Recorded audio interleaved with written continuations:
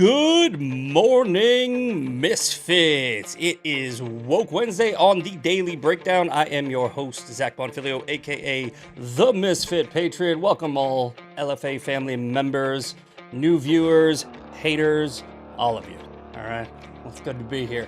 All right, so we got Funmon, Portland refugee. That's funny. Ms. Mocha Powered, P Year Out, Will Johnson, Bomba, Eden, Great Guy, Gary, JJNSAEX. Alrighty, let's go. So, today's show is called Autocratic Socialist Stupidity, right? because they really are just showing their ass.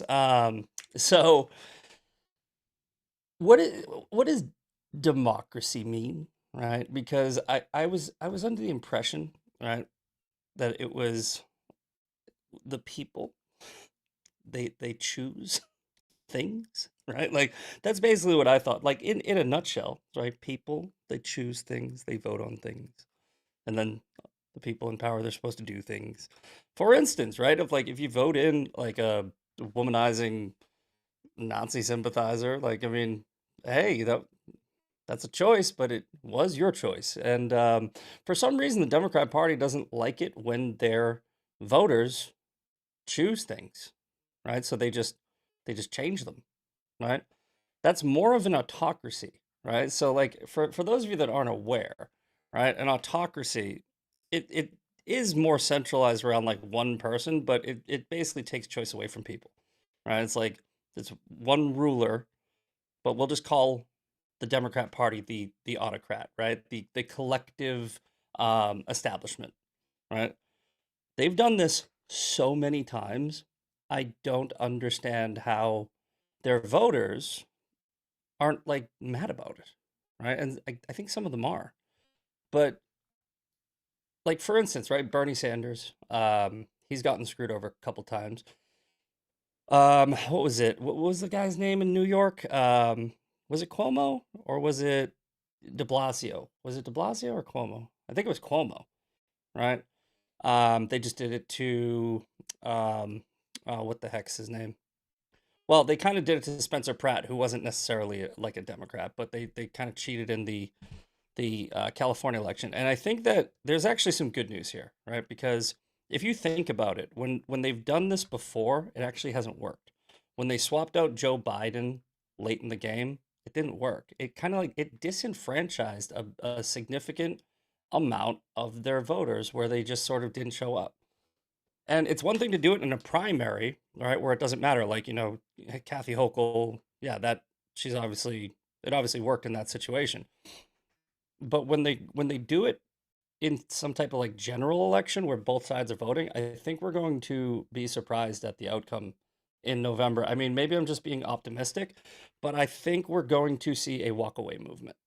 Right? Like I hope we are, but I also really think we are. I'm not just this isn't just wishful thinking. If you look at the turnout for these like DSA, the Democratic Socialists of America, like primaries, right? There was the demographics that were voting for the DSA candidates aren't who you think they are, right? It wasn't like minority. It wasn't the base. It wasn't um, the usual base for the Democrats, right? Like minority voters and low income, et cetera, et cetera. It was liberal white women essentially. It was high income liberal like trust fund people who are just these entitled, social justice warriors.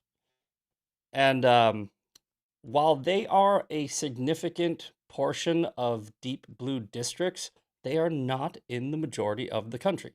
They are not in the majority of like all districts. They really are consolidated in these blue sanctuary cities. And with those alone, I don't think they have enough to win. I maybe I'm wrong, but and I'm not saying don't be worried about it. I'm saying, this is just information that you can, add into your overall just like we need to understand exactly what's going to happen so we can figure out how we're going to address November, right? So, I'm very excited to show you guys this. I worked on the midterm cheat sheet website for like 4 hours yesterday, right? and it is looking pretty good. Okay, so this is updated, right? The homepage is pretty much the same, except I added the big red button here. So this is the what I'm trying to do to help us win in November, right? I think that we should all be doing something, right? If you can join a campaign, if you can door knock. Remember, we do the MAGA pack strategy, right? So the motivate, assemble, what is it? Grind and achieve, right? And then the pack is post. Um, what is it? Post. Shoot, now I can't remember. Anyway, and then call and door knock, right? So what was the other A? We'll figure it out. But part of this strategy is I wanted to make a website where it is just the crucial winnable races for the midterms, right? Very consolidated, right? 18 to 25-ish races. So here's the midterm cheat sheet updated so far. I put up all the toss-ups. So this is 18 races that are toss-up districts. So these are winnable, right? So you go to the race page. Here's Jay Feely, Arizona 1. Short description. I just pulled it offline. It's not that important. We're really just trying to make a cheat sheet so people know which are the races that we have to win, because then you can message them, right? Like you can say, all right, this is obviously an important race. It's on the cheat sheet website. But you go to learn more, it will take you to each candidate's website, right? So that's good. Got Arizona 6, we got California 22, Colorado 8, Florida 25, Iowa 1. You don't have to like all of these candidates, by the way. Just vote for them, right? This is about winning. This isn't about, feelings. This is about winning. Because while I am optimistic about November, if I'm wrong and the left gets power back, they have pretty much let everyone in this country know that they're going to destroy America, right? It's not a maybe. They're going to do it, right? The radical wing of their party has taken over the party. They are pandering to them. They are, I mean, look at them they're getting out Graham Plattner for a reason, right? They're like, yeah, he's radical, but he's not who they want. And I'll show you that in a second. But also on here, I have join Sway, right? I've told you guys about Sway. I made a little tab here. So this is button to join Sway. It's on the midterm cheat sheet. And if you guys haven't seen me hammer this on the show, Sway is essentially it's just a group. It's just like it's a group that everybody can join, and it'll show me where you are on the map, where what your district is, what your state is. That way I can send out targeted messaging. Okay, so yesterday I sent out some messages to 3 people in the group to Arizona, because Arizona has the primary election coming up on August 4th, and I think you only have a couple days left to register for early voting. So that's how Sway works. In fact, let me see if I can go to my dashboard and show you. Yes, here you go. So look, sent messages, right? This is what I sent out to 3 people. The bigger we grow this group, the more people I'll be able to message, obviously, right? But election season is in full swing. Primary election set for July 21st. Early ballots have been sent out, and early voting starts June 24th. Or wait, July. Oh, early voting started. Okay. Oh, Friday, July 10th is the last day to request an early ballot. So if you didn't know that and you join my Sway, you're going to get a text message from me or an email, depending on what you sign up with. It's a really good tool where I can essentially become like a Scott Pressler type, where I can message and get out information to anybody that's in my group. So I really highly recommend you join this. It's sway.co/misfits. There's a tab under my beacons link. It's up at the top. It's on the website, Misfits Midterm Cheat Sheet. I'm trying to make this super accessible for you. In just a couple weeks, we got 70 voters. And we're going to keep growing this after the midterms, by the way. We're just going to change the name of the page to 2028, right? We're going to do this every time. We're going to build a coalition of ground game, just misfit army. And you can join. And it's going to be how we win elections. We're going to win them together instead of just typing on the internet. So you're in the middle of scrolling and you're like, okay, yeah, he said something. This is going to be very direct communication right to you. So check that out. Check out Midterm Cheat Sheet. Active Vote, we already talked about that before. This is an app that you can get so that you can know where the races are in your district, and you can fill out ballots and print them out. So when you go on election day, you can actually have all of your picks that you've done the research on. Another good tool. But yeah, this isn't like a crazy thing that I'm doing. This is, I mean, I pay for the website. I spend some time putting together the website. It's really not like it's not hard to get involved, right? And I'm doing more than most. So all you got to do, join Sway right here. Click this button. All right, let's get to the show. Okay, so we have the daily breakdown on top of Woke Wednesday. Woke Wednesday is just going to be pretty much a theme. Obviously, we're talking about the left, which is woke.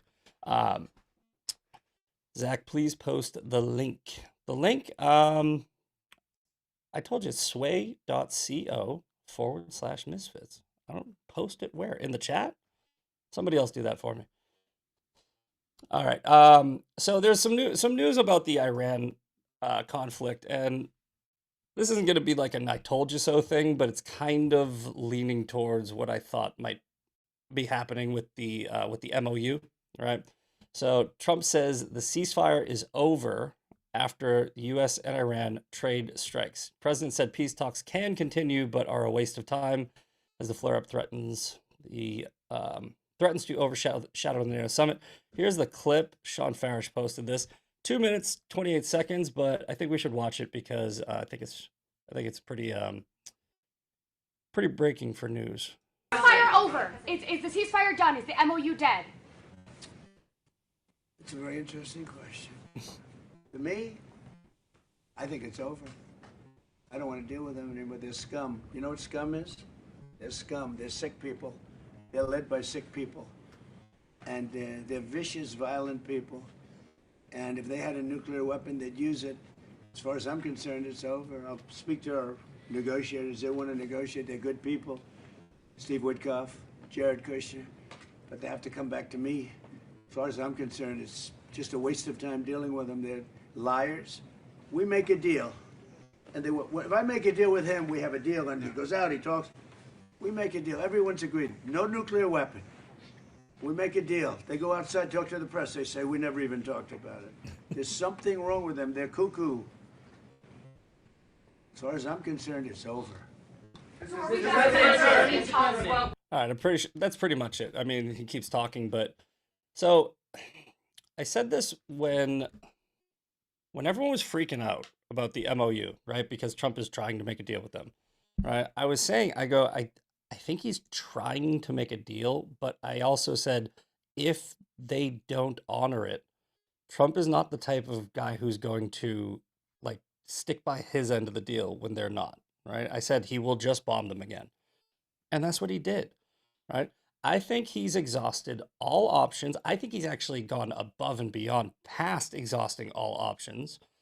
And I don't know. I don't really want to, say that he's like done and like because we've seen this over and over again. He uses it as a negotiating tactic, but the tone seems a little different this time where I think he might just be like, okay, that's it, right? It's going to be bridge and power plant day. The reason why he doesn't want to do that, obviously, is because if he goes full send, then it's going to either lead to a boots on the ground or higher gas prices or, just more of the woke right, woke left, both of them screaming like, oh, no new wars, right? But at this point, you gotta make the crappy decision or the crappier decision. And I think Trump might just go, hey, you know what? We'll just keep a presence there for the next 4 or 5 months until the midterms are over, and then go full send. That could be a good idea, but it's a long time. It's a long time to hold them off, and they know it because they think they have leverage because of the midterms. Trump has proven time and time again he will make a decision that doesn't look like it's politically advantageous and surprise everybody. So we'll see what happens. But back to this story, it looks like this is from CNN. As you just heard, right? President Trump said it's over, but the negotiators can keep talking. Surge of attacks. The IRGC basically, they they were firing on ships in the Strait of Hormuz, right? And because they wanted them to like turn around, and the ships were following the orders from the U.S. and I believe Oman. And so the IRGC, like this is what I'm saying, like the IRGC, they can't just keep firing on people and bombing their allies and neighbors and then say we're the ones violating when we respond, right? This is how they do it over and over again. This is how they did it in the Gaza Israel conflict, where it was like Hamas would like fire rockets into Israel. Israel would fire back, and they'd be like, "Look at you, you're committing a genocide." It's like this is how they do it. It's a strategy. It's an intentional strategy because they don't care whether or not people, like regular people, know who started it. They just need enough people to believe their side, right? It's a propaganda tactic. So the only I think, and I've said this before, and people don't like hearing it, right? People really don't like hearing this, but I think the best way to handle it is to just one and done, right? Just a massive, like, I'm not saying nuke, but I'm saying like nuke-ish, right? Like you gotta just go, okay, no, you're done. I'd rather ask for forgiveness than permission, right? That's I don't think you can do that before the midterms though, because that will I think that would be bad. So it's a tough situation. This is what it's like being a world leader. You know, you got to deal with these tough decisions, and we'll see how Trump handles it. Honestly, I just don't care. I mean, whatever he does, I'm gonna be like, yeah, all right. I mean, unless he like literally like gives them everything they want, which he won't do. I trust him. I voted for him. I trust him. He's got a good track record. So see what happens. All right. Next up, we're gonna pick up where we left off yesterday. Okay. So this is from the Washington Post. They're not gonna let us read it. Okay. You that's fine because we have tabs for this. Okay. Ex-girlfriend of Graham Plattner says he removed condoms without consent during sex. Jeez. The campaign for the Democratic Senate Maine candidate called the allegation categorically false and politically motivated. Okay, so we left off yesterday with the Graham Plattner thing, right? And how they're going to like swap him out. He's got new allegations. Here's why I think the allegations are true, right? Because not only are they backed up with a lot of evidence, right? But this woman just posted, Lindsay Fifield. She writes, I understand why Democrat leaders didn't take our stories seriously when the Times reported them in June, but are taking them seriously now. It was by design. The line most shared from the piece was the claim that the Times could not corroborate my story despite talking to two of my friends. So this is the New York Times. She talked to the New York Times and she's saying that this is all the information she gave them. I gave them contact information for 5 friends. They called 2 who I clarified would not know about the abuse, but would be able to affirm our relationship timeline. They simply did not call the other 3. I also gave them the names of all my former roommates who remembered him stalking our row house and waiting for me to return. I gave them screenshots of the messages between the roommates and I discussing it. I gave them the names of the other men I dated who might have remembered him following us around. I gave them emails to my landlord urgently ending my lease and moving to an apartment across town, all time stamped. I told them that during the premarital counseling, I had spoken to my ex fiance about the abuse. They said, oh no, we don't need to bother him because I had written about it in my diary in detail. As the weeks dragged on, I stopped trying to give them evidence because the amount I had already given them, the New York Times, seemed to overwhelm them and thought they clearly had more than enough to verify my claim. My friends may not have known the details of the abuse, but they affirmed that yes, I had told them he was abusive. Besides, New York Times, they assured my part in their reporting would be small, though my details would only serve to affirm Jenny and the other anonymous women. Jenny and I have never spoken, both shared these reports. Terrifyingly similar details of intimate partner violence, coercive control, cycles of abuse, love bombing. Third unnamed woman is in the story as well. But tell me again how they could not corroborate. Like New York Times said they could not corroborate all of this information that this woman gave them. Now, here's another woman. I was one of the friends. The Times never contacted me. Other reporters now have. I'm not hard to get a hold of. So, essentially, right? And I talked about this yesterday. Sean talked about this yesterday. This is how the I don't. It probably works on the Republican side too, but this is how the swampy, gross little political blackmail system works, right? You could have a real victim from this guy, a real victim, and the Democrats and the New York Times and everybody in this little political little bubble, right? They know it. They know about it. They have the evidence for it. Just like Eric Swalwell's video of him like making out with that prostitute on the bed. You think they didn't have that lined up? The sitting in like in a hard drive? Of course they did, right? And they have all this dirt. They have this dirt on as many people as possible, right? And they don't do anything with it until it's politically advantageous, right? That's insane, right? It's like they literally knew, like the New York Times knew that this woman had like all sorts of evidence, but they reported on this weeks ago as uncorroborated and Plattner denies these claims. It's like, dude, what? And now she's coming out and she's like, yeah, like I finally realize it. This was on purpose. Like a lot of people will dismiss it as incompetence. It's not. It's all intentional, right? So if they have dirt on somebody and that somebody becomes a problem, they get rid of that somebody, right? That's how it works. I mean, you got the I think it was Andrew Cuomo thing. You got the Eric Swalwell thing. You got there's a couple others, and it's like you see this happen, right? That's why they call it October surprise. The reason why they can always predict an October surprise is because they know the way the system works. There's probably a file of Oppo research that they have, and they can do it to their own party. And the Democrats do it all the time. I'm not saying the Republicans are perfect. I'm not saying that there aren't scumbags in the GOP who have dirt.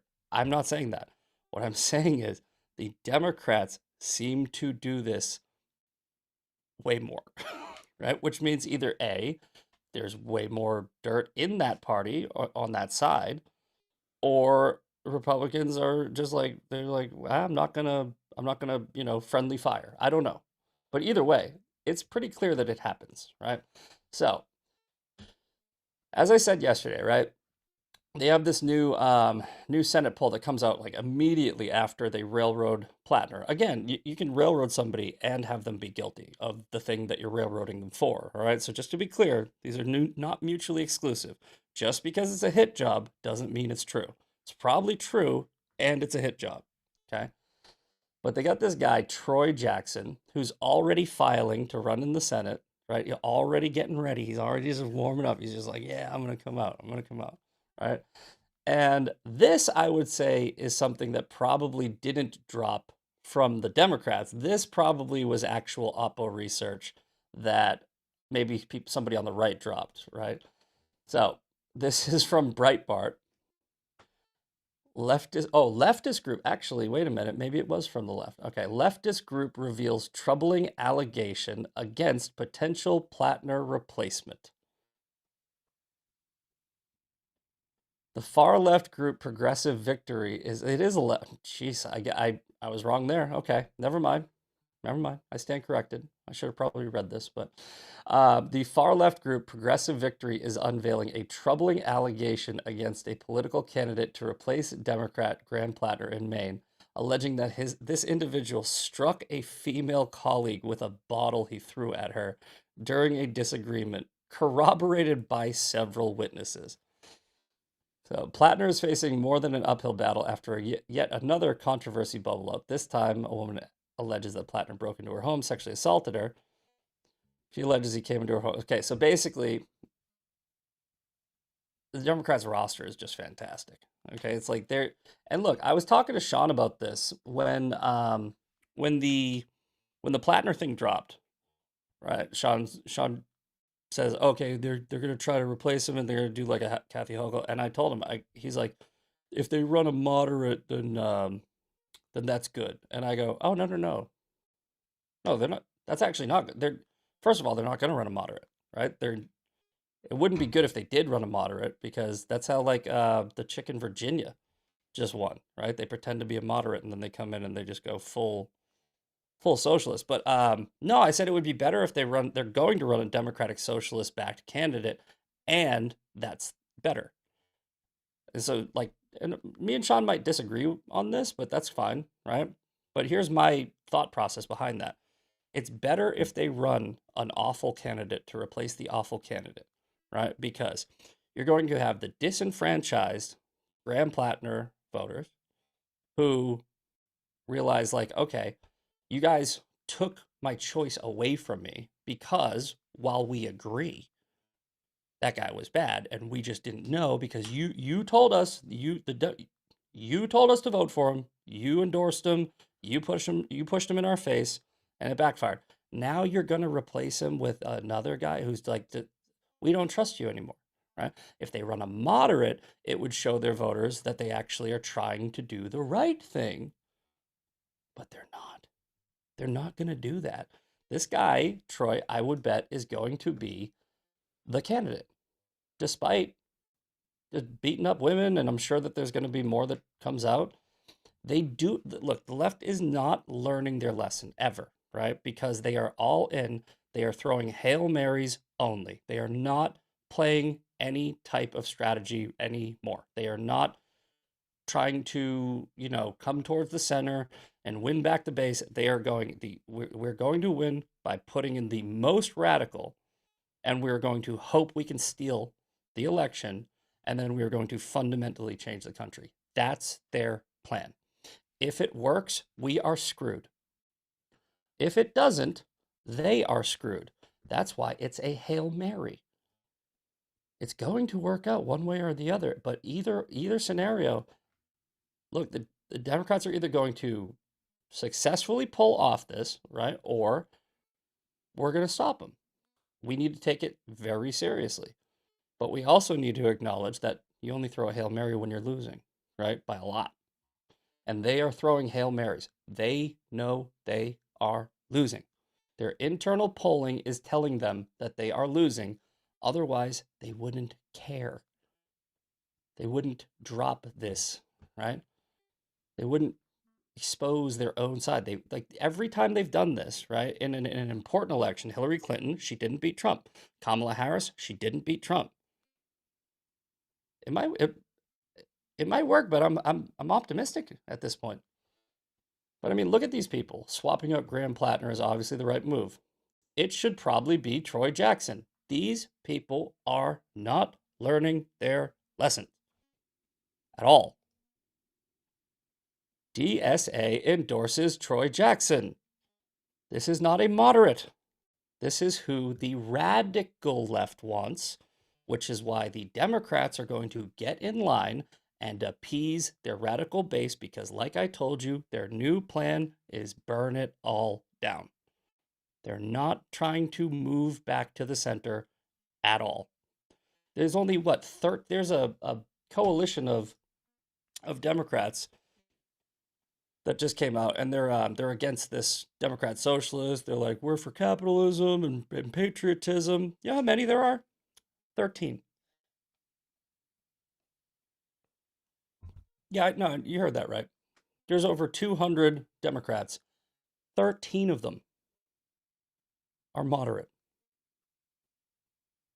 You think that you think that they're gonna you think they're gonna give power back? You think that they're going to, if they ever do get in power, you think that they're gonna go, okay, we got a little crazy, but don't worry, we're actually not that bad. No, they are. They are that bad. They have pushed all of their chips into the center of the table, and they are all in, right? We need to call, and we need to be holding pocket rockets or something because this is high stakes. It's going to be very, very high stakes. All right, let's get back to the news. We'll jump into that story in a minute. All right, so Trump at this at the NATO, is it the NATO conference? I think I can't remember. So he's saying that Spain is not contributing enough to NATO, and says that he wants to cut them off, cut off all trade with Spain. I agree. I think we should cut off a lot of quote partners. We're we produce enough to self-sustain. We are basically we're getting the crappy end of the deal with almost like all of these long-term trade negotiations and trade deals. And Trump is coming in and he's going, okay, fine, we're just done. We don't need you. Okay, so it's at a conference in Turkey. That's right. Okay.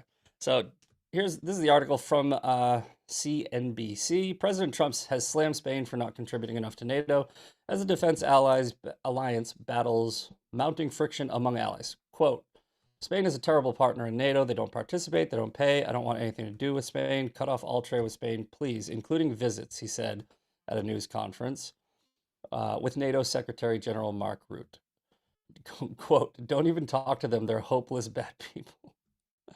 I wish he would clarify, right? He's like, because it sounds like he's saying like people of Spain are bad. He means that the people he's negotiating with. The president said there are a couple others, but in particular Spain, he added, referring to other NATO members that he says should be spending more money on military capabilities. Okay. So we spend, I think it's like 80% of, we cover like 80% of NATO, right? Here's Poland. Poland, 4.5%. Then you have Latvia, Estonia, and it all just keeps going down. But let's go to, okay, so the US, 3.12, UK, 2.35.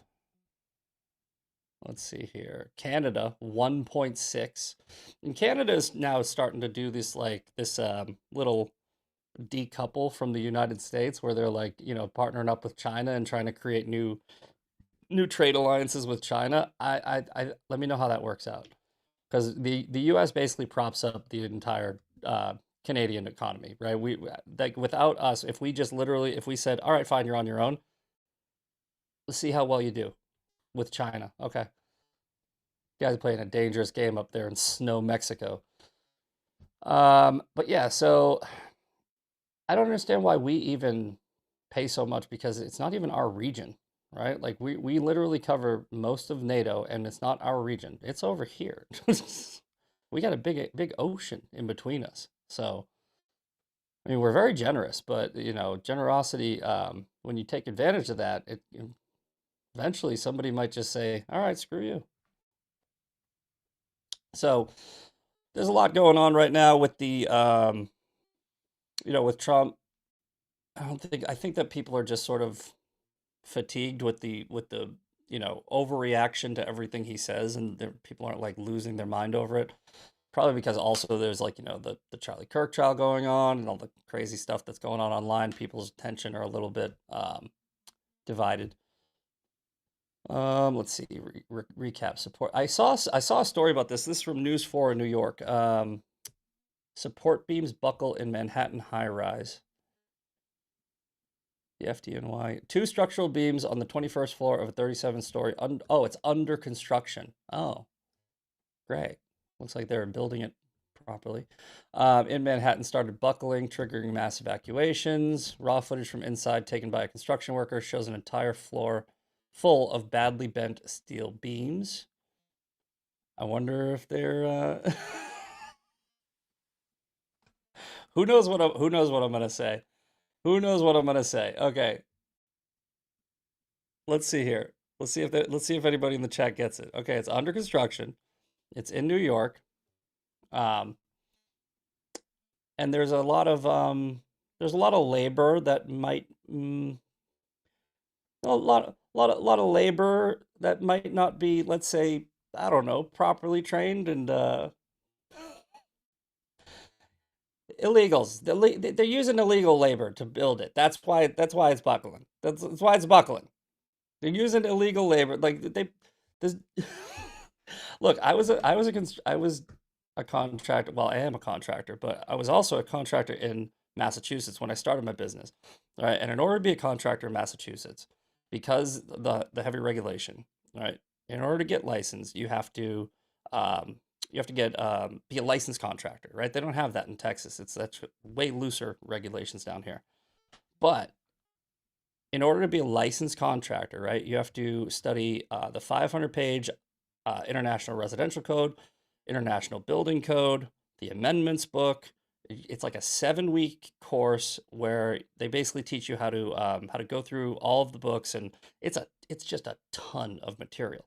And the the way that they essentially um, structure the course, because they understand that people aren't going to read like, two 500-page books and an amendment book and retain all of that information.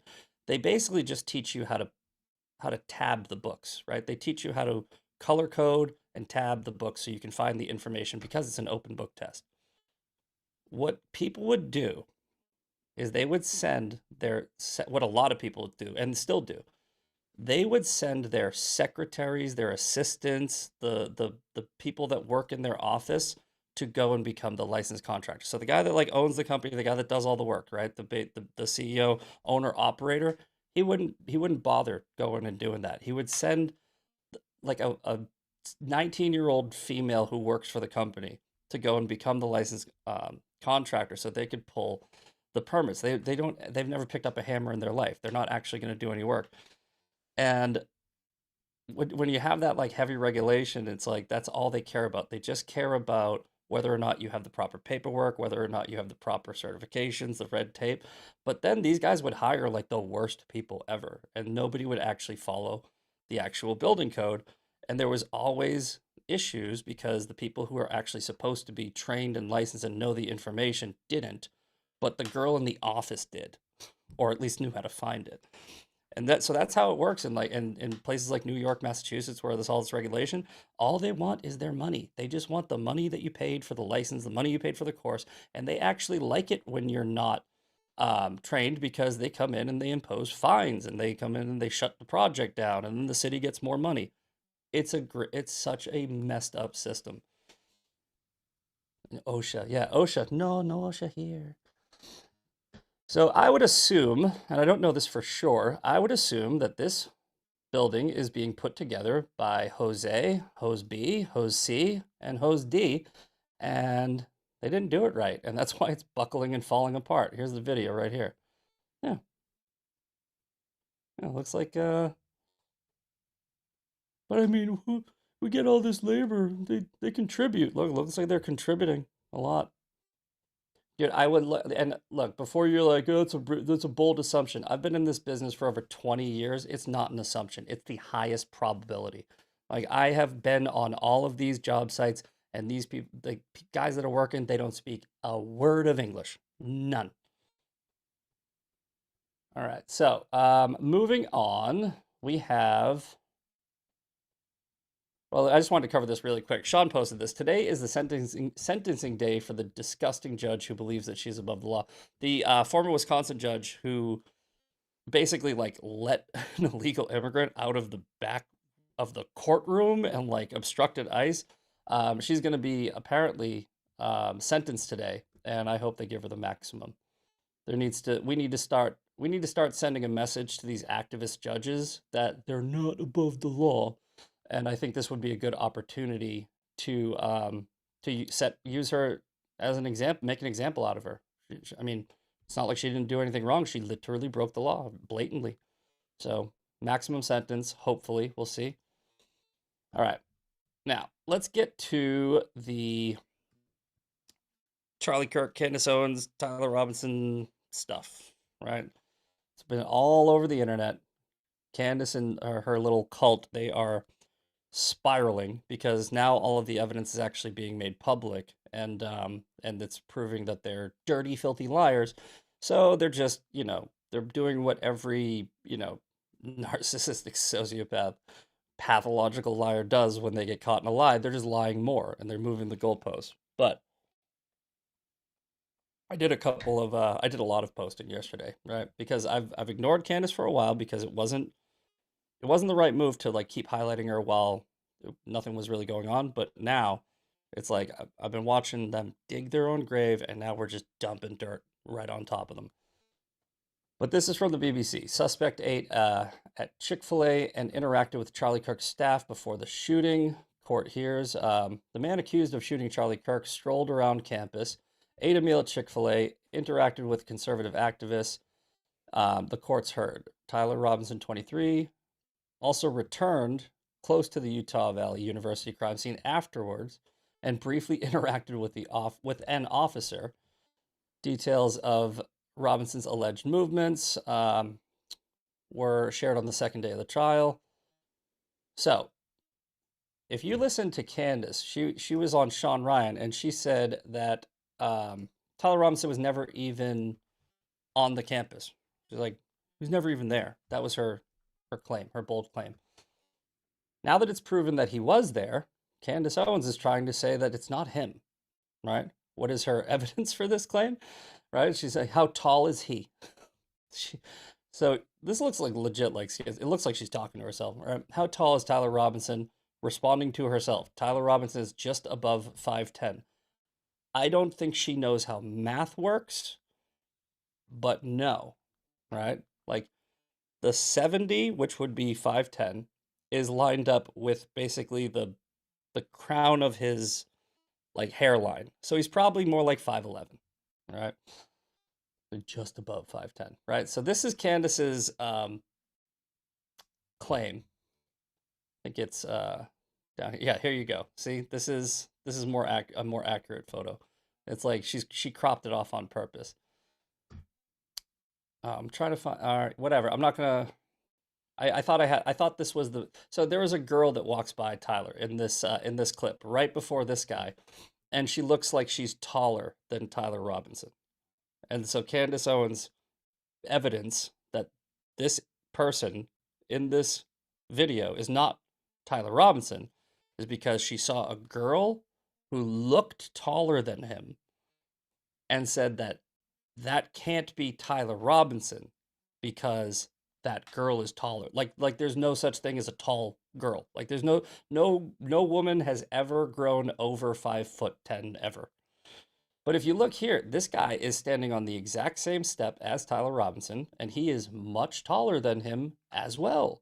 So unless this dude is like 75 feet tall, yeah, Tyler Robinson's probably 5'10", 5'11"-ish. And what are we talking about? Right? So Candace, and this is, I don't like to highlight Candace like because she's doing this on purpose to get attention usually. But when she's spiraling out and explaining herself, that's when you highlight her, right? When she's explaining, she's losing, right? When she's theorizing, she's winning. When you're explaining why her theory is wrong, you're usually losing unless she's spiraling, in which case it's kind of like the scene from Braveheart. Hold, hold, hold. Now. So this is the now moment. All right, so this is Candace. Sorry, I refuse to obey the party's final instructions not to believe your own eyes. The video, the video is showing a man that looks to me to be 6'2", minimally, possibly 6'3". Tyler Robinson is about 5'11". Okay, she added the inch finally after being called out. If you count his hair according to his mugshot, I do not believe that is Tyler Robinson walking up the staircase. Okay, so again, if Tyler Robinson, if Candace Owens thinks that Tyler Robinson is 6'2", how tall is this guy? He's like a foot taller than Tyler Robinson, right? There's also a better video of Tyler Robinson actually next to the female, and she wasn't even that tall. It's just the way the camera angle works. It's called shoot, what is it called? Perception. Like this is you can't judge a person's height by a video of a staircase, right? It's Tyler Robinson, you moron. It's not even the only video of him. He's also walking through the parking lot. He's walking all over the place. It's him. She's crazy. I think what we're gonna do tomorrow is we're gonna really go in depth and debunk for 2A Thursday. We're gonna debunk all of the firearm conspiracies, right? Um, but and I'm gonna try to get back Gary. If I can get back Gary from Paramount Tactical, that would be great. If not, I'll do it myself. But the amount of new theories, because they have to move the goalposts because they're being exposed because they lied this whole time, like the grifters, the sensationalists, the conspiracy theorists. Now it's there's no footage of the shot that killed Charlie Kirk. So that means, well, you can't prove it, right? Unless you literally have a video of of Tyler Robinson taking the shot, then that's proof that he didn't take the shot, right? Or or maybe the reason why he went up to the roof where there was no cameras and laid in a prone position where the crowd couldn't see him was so people wouldn't film him taking the shot. That's kind of how it works. He cased the place 4 different times. You think he was going to like lay down under a security camera? What is wrong with you people? Right? This is insane. This is where they're at. They can only move the goalpost so far. And that's the thing. This is why you need to keep pressuring them now. Right? Now that it's front page news, now that it's in the cycle, keep hammering them, and then when it's over, go back to ignoring them. But the more they keep moving the goalposts, the more people are going to look at them and go, wow, these people really are crazy. I was on board for a while, but now I realize that all those other people are actually right. That's the strategy. Right? I do believe somebody in the chat. I do believe there's, oh gosh, I'm going to try to be nice to you. I do believe there's a second shooter too from behind. Why? Why? Why do you believe that? Well, do you believe it just because you want to believe it? Because I believe that there was a second shooter in the Butler um, assassination attempt on Donald Trump. Why? Because I heard 2 different guns. That's my reasoning. Did you hear 2 different guns? Do you have any reason to believe that other than you want to? I don't understand why I don't understand why it's so hard for people to go, okay, here's the evidence that we have. Okay? It points to Tyler Robinson. Okay? Is it possible that there's some crazy conspiracy? Sure. It's possible. Can your theory just be based on evidence? I'll give you a good one, right? Tower 7. Tower 7 blew up on its own after 9/11. There is no effing way that Tower 7 was hit by a plane or debris or it caught on fire and it fell down like that. That was a controlled demolition. That is, I'm fine with you saying that. That is a theory based on evidence, right? Why did they blow up Tower 7? Because I saw Tower 7 blow up. That's a theory based on evidence, right? It's a conspiracy theory based on evidence. Can you prove it? No. That's what makes it a theory. But saying that there was a second shooter at the Charlie Kirk assassination, why? What do you have? Why did you say that? Why did your brain do that? Why did you type that? What's wrong with you? There's none, nothing, not one thing, nothing, other than I want it to be true. Maybe it's just you guys got to start using your brain, critical thinking, deductive reasoning. Look, conspiracy theories are like brain rot too. It's like they really do. Like the more you go down rabbit holes, the more you get lost in them.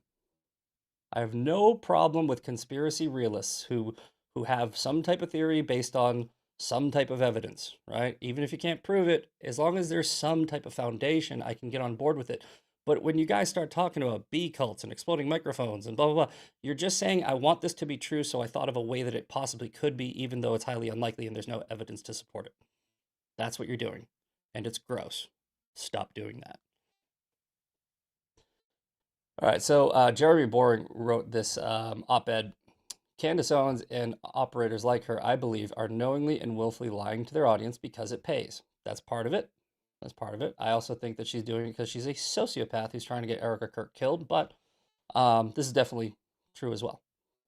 All right. Oh, can you not read it? Never mind. I'm not doing that.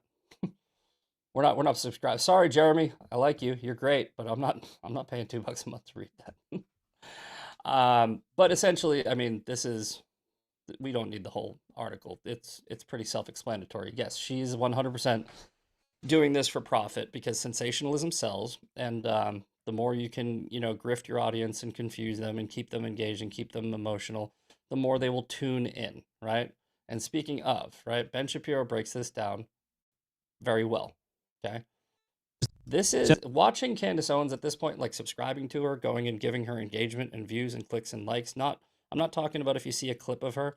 I'm talking about if you actually go to her page and you contribute to her monetization.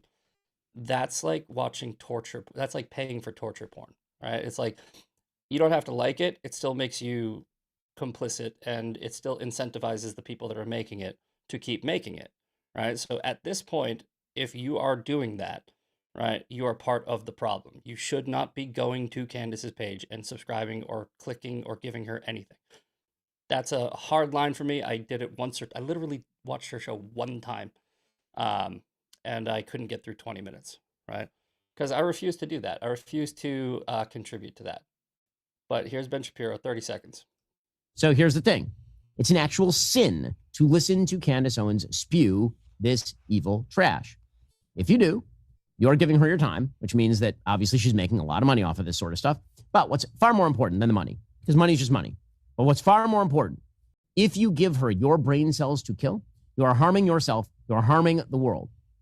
Stop pretending that you're subscribing to ideological pornography just because it's entertaining. It's soul destroying, not just for Erica Kirk or her children or the people at TPUSA, but for you and then for the country. So here's the thing. Yeah, I agree. I agree completely. It's just like porn. It's just like, doing. I mean, look, dismissing it as a guilty pleasure is like that's okay, but is it really, right? Is it a guilty pleasure, or is it some type of um fetish kink? I don't know, right? Where it's like my dad used to love watching Jerry Springer, right? It's a guilty pleasure. It's kind of, it's like there's no value in it. He's not getting smarter by watching it. But I would make the argument that it was entertaining, and while it was a little bit silly, I don't think it's really hurting anybody. What she's doing is like Ben just said, ideological pornography. It's porn. It's a form of pornography. It's gross, disgusting behavior that actually does harm people. Like I said, she's actually weaponizing her followers against other people. So not only that, but like even when you're watching porn, you're really the only people that are getting hurt are a chick with daddy issues, I think. But at this point, any eyeballs you put on her page, you're part of the problem. All right. All right, we're going to cover this in depth tomorrow. I'm going to give you a warning. There is naughty language in this video, but this is going a little viral, 199,000 views. This is me debunking the Tyler Robinson didn't have a gun, and it's pretty fun. 2 minutes. We got 6 minutes left in the show. Perfect. All right. Fair warning. I guess we're gonna Language. do this one again. Oh my God! Tyler Robinson bent his leg. Okay, what do you think that proves? It's not what it proves. It's what it disproves. You couldn't have had a gun in there. Really? Okay, Buttercup. Which one? That one. Now, there are two ways this could have been done. All right. Number one, stick the whole damn rifle down your pant leg, which would probably make it a little bit difficult to bend said knee. But let's try it anyway, because the second one is way more believable, and it's actually what fucking happened. There is now a rifle in my fucking pants. Watch. Just to be very clear, we'll go into this more tomorrow. I understand that this looks ridiculous, and it's not what he did. That's why I said we'll do it anyway, but this isn't what happened. This isn't what Tyler Robinson did, just to be clear. But I can still bend my leg.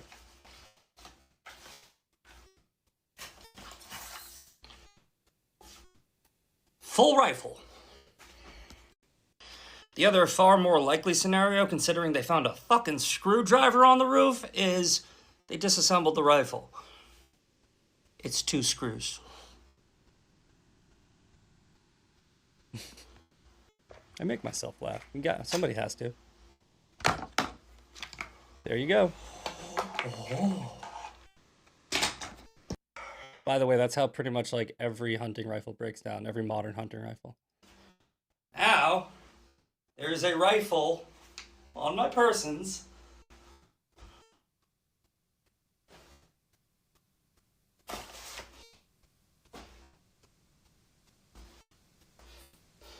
Watch this. To put it back together, you literally just do this. And then this.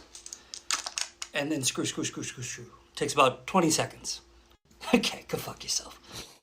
All right, so look, when I debunk people, I'm not doing it for them. I'm doing it to make an entertaining video that's educational for you, and that's what that was.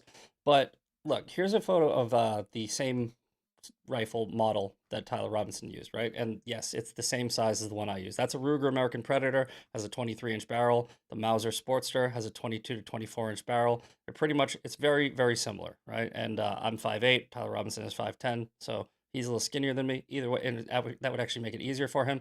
But look here, what are those? Those are two screws, flatheads. They found a screwdriver on the roof. So one could probably make a reasonable assumption that Tyler Robinson was walking around with the lower assembly, the chassis, and the upper assembly on both sides. That's why he was walking funny, but he was still able to bend his legs, still able to move around. And when he got to the roof, he just clicked, put two screws in, which would have taken about 20 seconds, and then he took the shot. And then when he ran away, the gun was assembled. That's clear in the video. Like debunking these, it's not for them. I'm not trying to do any type of validation on them, but it's important that you guys know because you probably just were like, I didn't know that. Some of you might have just been like, I didn't know that. Now you are more informed. They're not going to be informed, right? When you debunk them, they don't care. They just move the goalposts. All right, 8:58. Oh, you know what? Real quick. I got one more slide. The recap for yesterday. Um, Again, Tyler Robinson spotted on campus 4 times. The unspent bullet found on the rooftops. DNA analysis, jury pool questions, and more. 2 minutes. We don't have time to watch it, but go check this video out. It's on Andrew Colvit's page. And yeah, so we'll get into a lot of this tomorrow for 2A Thursday because I think it's important that people understand how ballistics work, terminal ballistics, bullets, etc. We've already covered this, but we're going to cover it again because now it's in the news. And yes, there's all I can debunk literally every one of your crazy theories, every single one of them. All right. So let's do some shout outs. All right, we got Kittenhead, Carver Jerry, AV 1965, CC Jackson, Miss Mocha Powered. Thank you, Miss Mocha Powered. Little Patriot, Funmon, got Deb Pollen. Yep, Sean's coming up next with Ungoverned. Everybody, make sure you like, share, subscribe, all that good stuff. Join the beacons, join the sway. The sway is super important. That's how we're going to win elections. Jump in, be part of the Misfit Army. We are going to crush every election moving forward if we build a coalition big enough to affect change and create ground game. And I will be the one behind the curtain, just moving all of you around the country like go here, go there, go here. I actually really do. I like that app Sway. It's a very good, useful tool. I was skeptical at first, but it's proven that it's actually something that I think is going to have a lot of effect. Okay, there it is. 9 a.m. Central. Sean Farish is up next. Enjoy Ungoverned. I will see you tomorrow for 2A Thursday. Peace.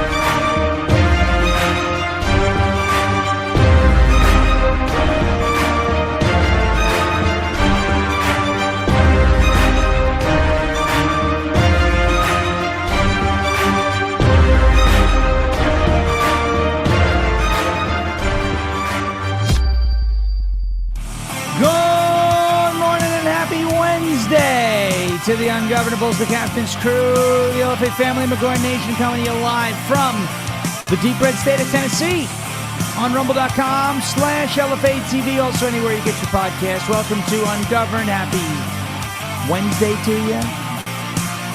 I'll be damned if I tell you I know what day it is. It is Wednesday. Yeah, it is Wednesday. Allegedly. All right.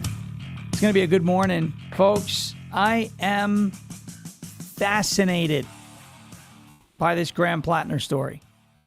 Fascinated. And now I'm taking crap from the woke right. Well, so you support women getting raped? When did I say that? What is it with these idiots online and having to make up things that I said? Never once, not ever, did I say I support women getting raped. Now, what is one of the guiding principles of the American legal system? Let me ask the live chat. There are many guiding principles, so there's not necessarily one right answer, but there is one answer that I'm looking for. What is one of the guiding principles, arguably the most important guiding principle, of the American legal system? And I'm going to wait and see if the live chat can kind of catch on to what I'm trying to say here. Do I know it? Bad Moon says evidence. Evidence is a Winky's got it. Winky wins. Innocent until proven guilty. Correct. Innocent until proven guilty. All defendants, and Graham Plattner is technically not even a defendant because he has not been charged with a crime, but all defendants are innocent until proven guilty. This is what the left, remember, they talk about this, the due process. Yes. Innocent until proven guilty. All defendants, all accused are innocent until proven guilty beyond a reasonable doubt in a court of law, by a jury, in front of a jury of your peers, right? Now, Graham Plattner has not been charged with a crime. Graham Plattner has not had his day in court. He probably won't, okay? Graham Plattner has not been proven guilty. I say, are you really defending the Nazi tattoo guy? Well, I'm not defending him as a person. I don't think he's a good person. And I think it's more likely than not that these allegations are legitimate and credible. I think so. But folks, allegations are just that. They are allegations. Just because somebody accuses Graham Plattner of sexual assault, rape, etc., does not mean he actually did it. That's the truth. It also doesn't mean that it's BS and that he didn't do it. But an allegation is just that, an allegation. There are allegations against Donald Trump. There are allegations against Brett Kavanaugh. There are allegations against, I'm sure, many, many other people who we respect in the political ecosystem. Allegations are just that. They are allegations. And when you weaponize allegations, you are trying to subvert an individual's right to due process. I like to look at the Duke lacrosse case. I like to look at Brett Kavanaugh. I like to look at Trevor Bauer. A lot of these hoaxes. And I'm not saying that the allegations against Graham Plattner are a hoax. I'm saying they have weaponized the allegation to achieve a political objective. And that's the truth. Whether or not the allegation is credible, notwithstanding, that doesn't matter. They are weaponizing the mere allegation here. Now, I think it's very interesting. Again, I'm not saying that he didn't do it. I think it's more likely than not that Graham Plattner did the things that he's been accused of doing, because you can look at the pattern of behavior, the Nazi tattoo, the statements that he's made, the fact that his wife even shared,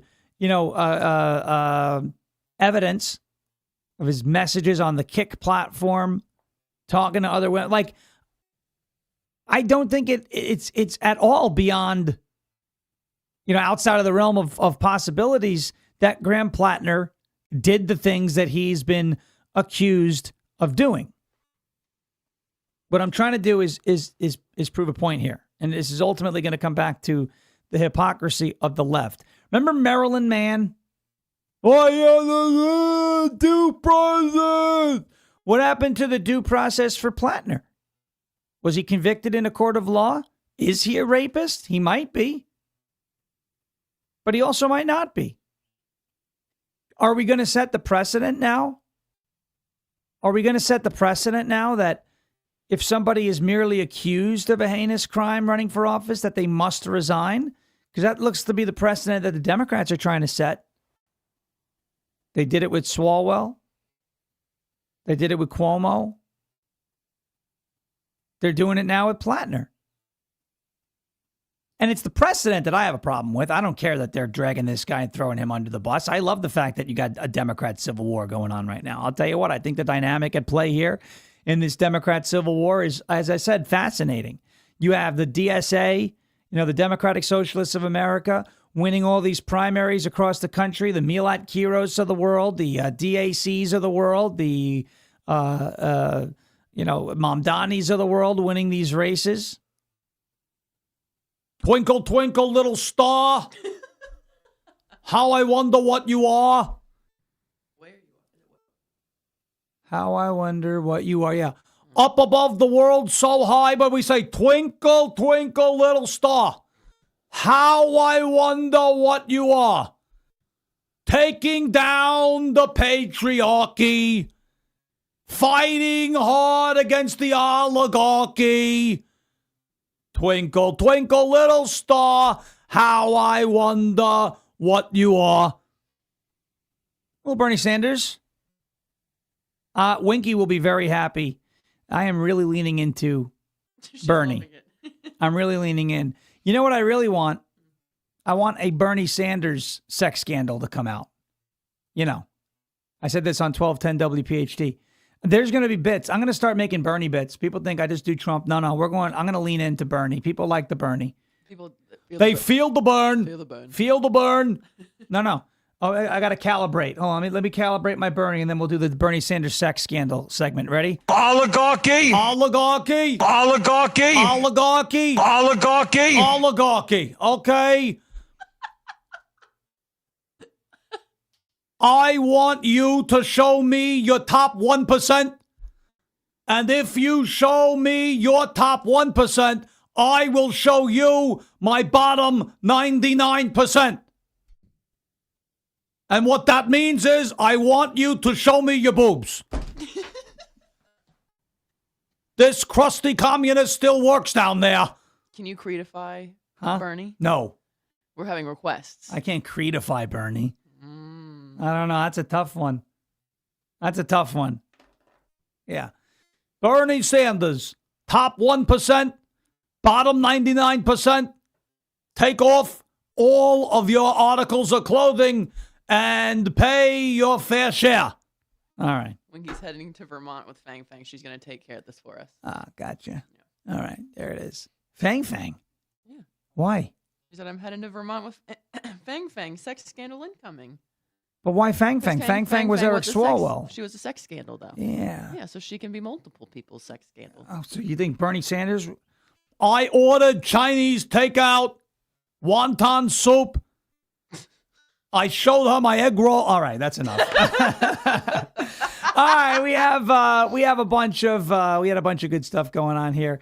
The theme of the show, obviously title of the show, Graham Plattner is holding the Democrats hostage. And I love it.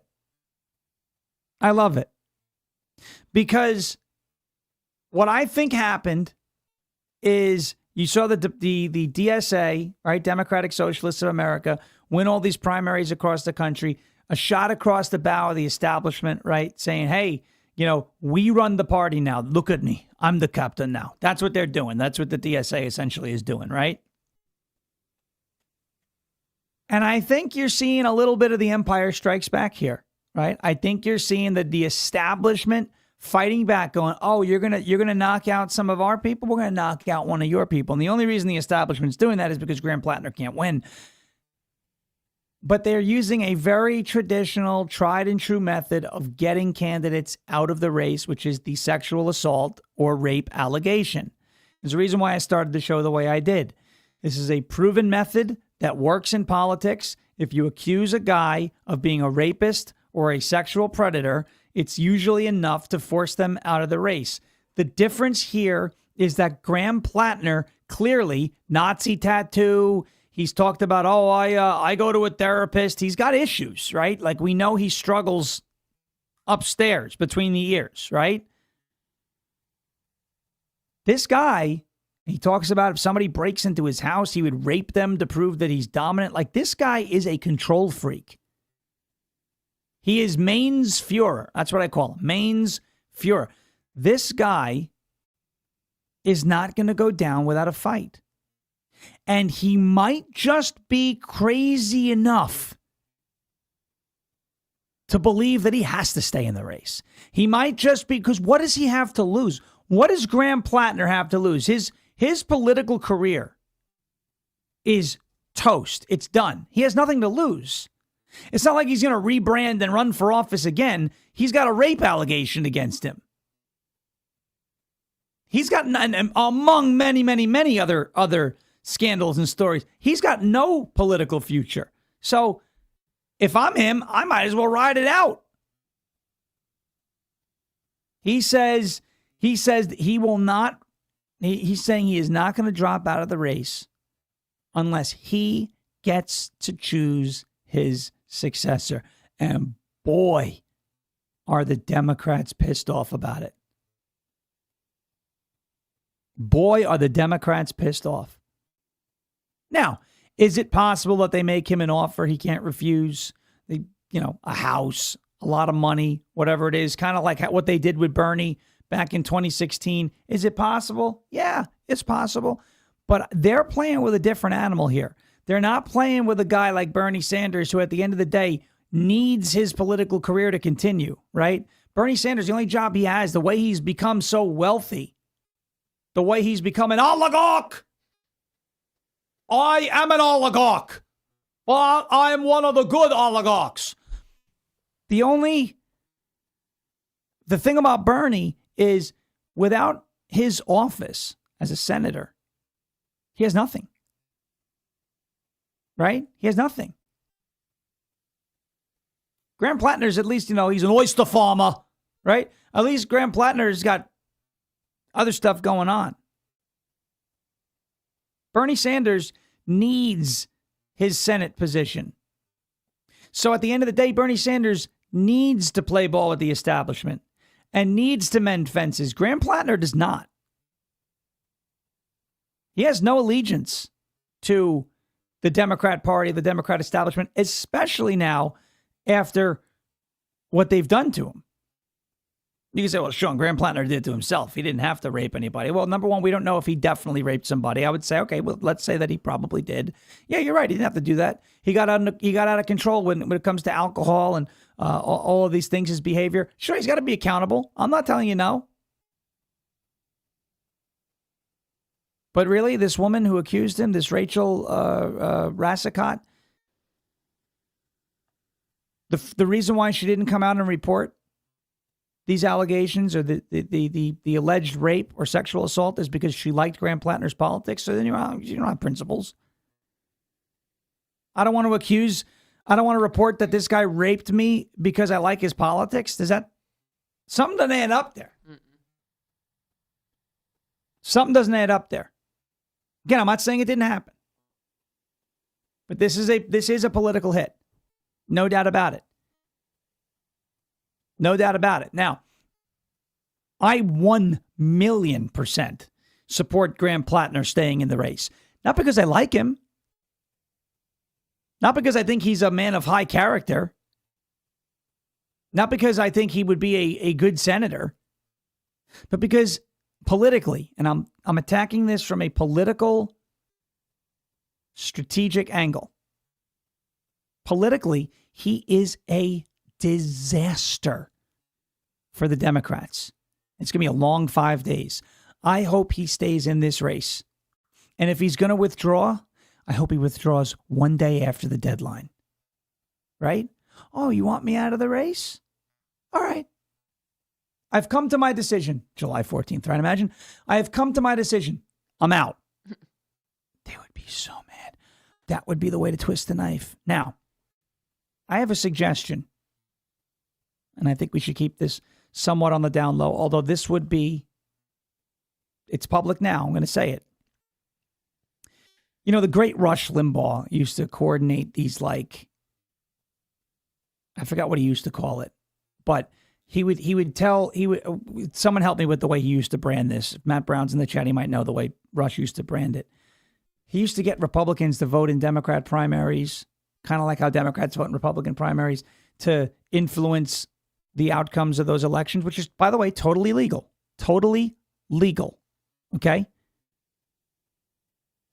I think Graham Plattner could use a little encouragement. I think Graham Plattner needs to know that there are people who support him staying in the race because Maine voters chose him. I think all of us, how many people we have in here? Almost 1,800 people that are watching right now. And that number will most likely swell as this show continues. I think all of us today should make a fake email address. Turn on a VPN out of Maine. And send the Graham Plattner campaign an encouraging email. Is that legal?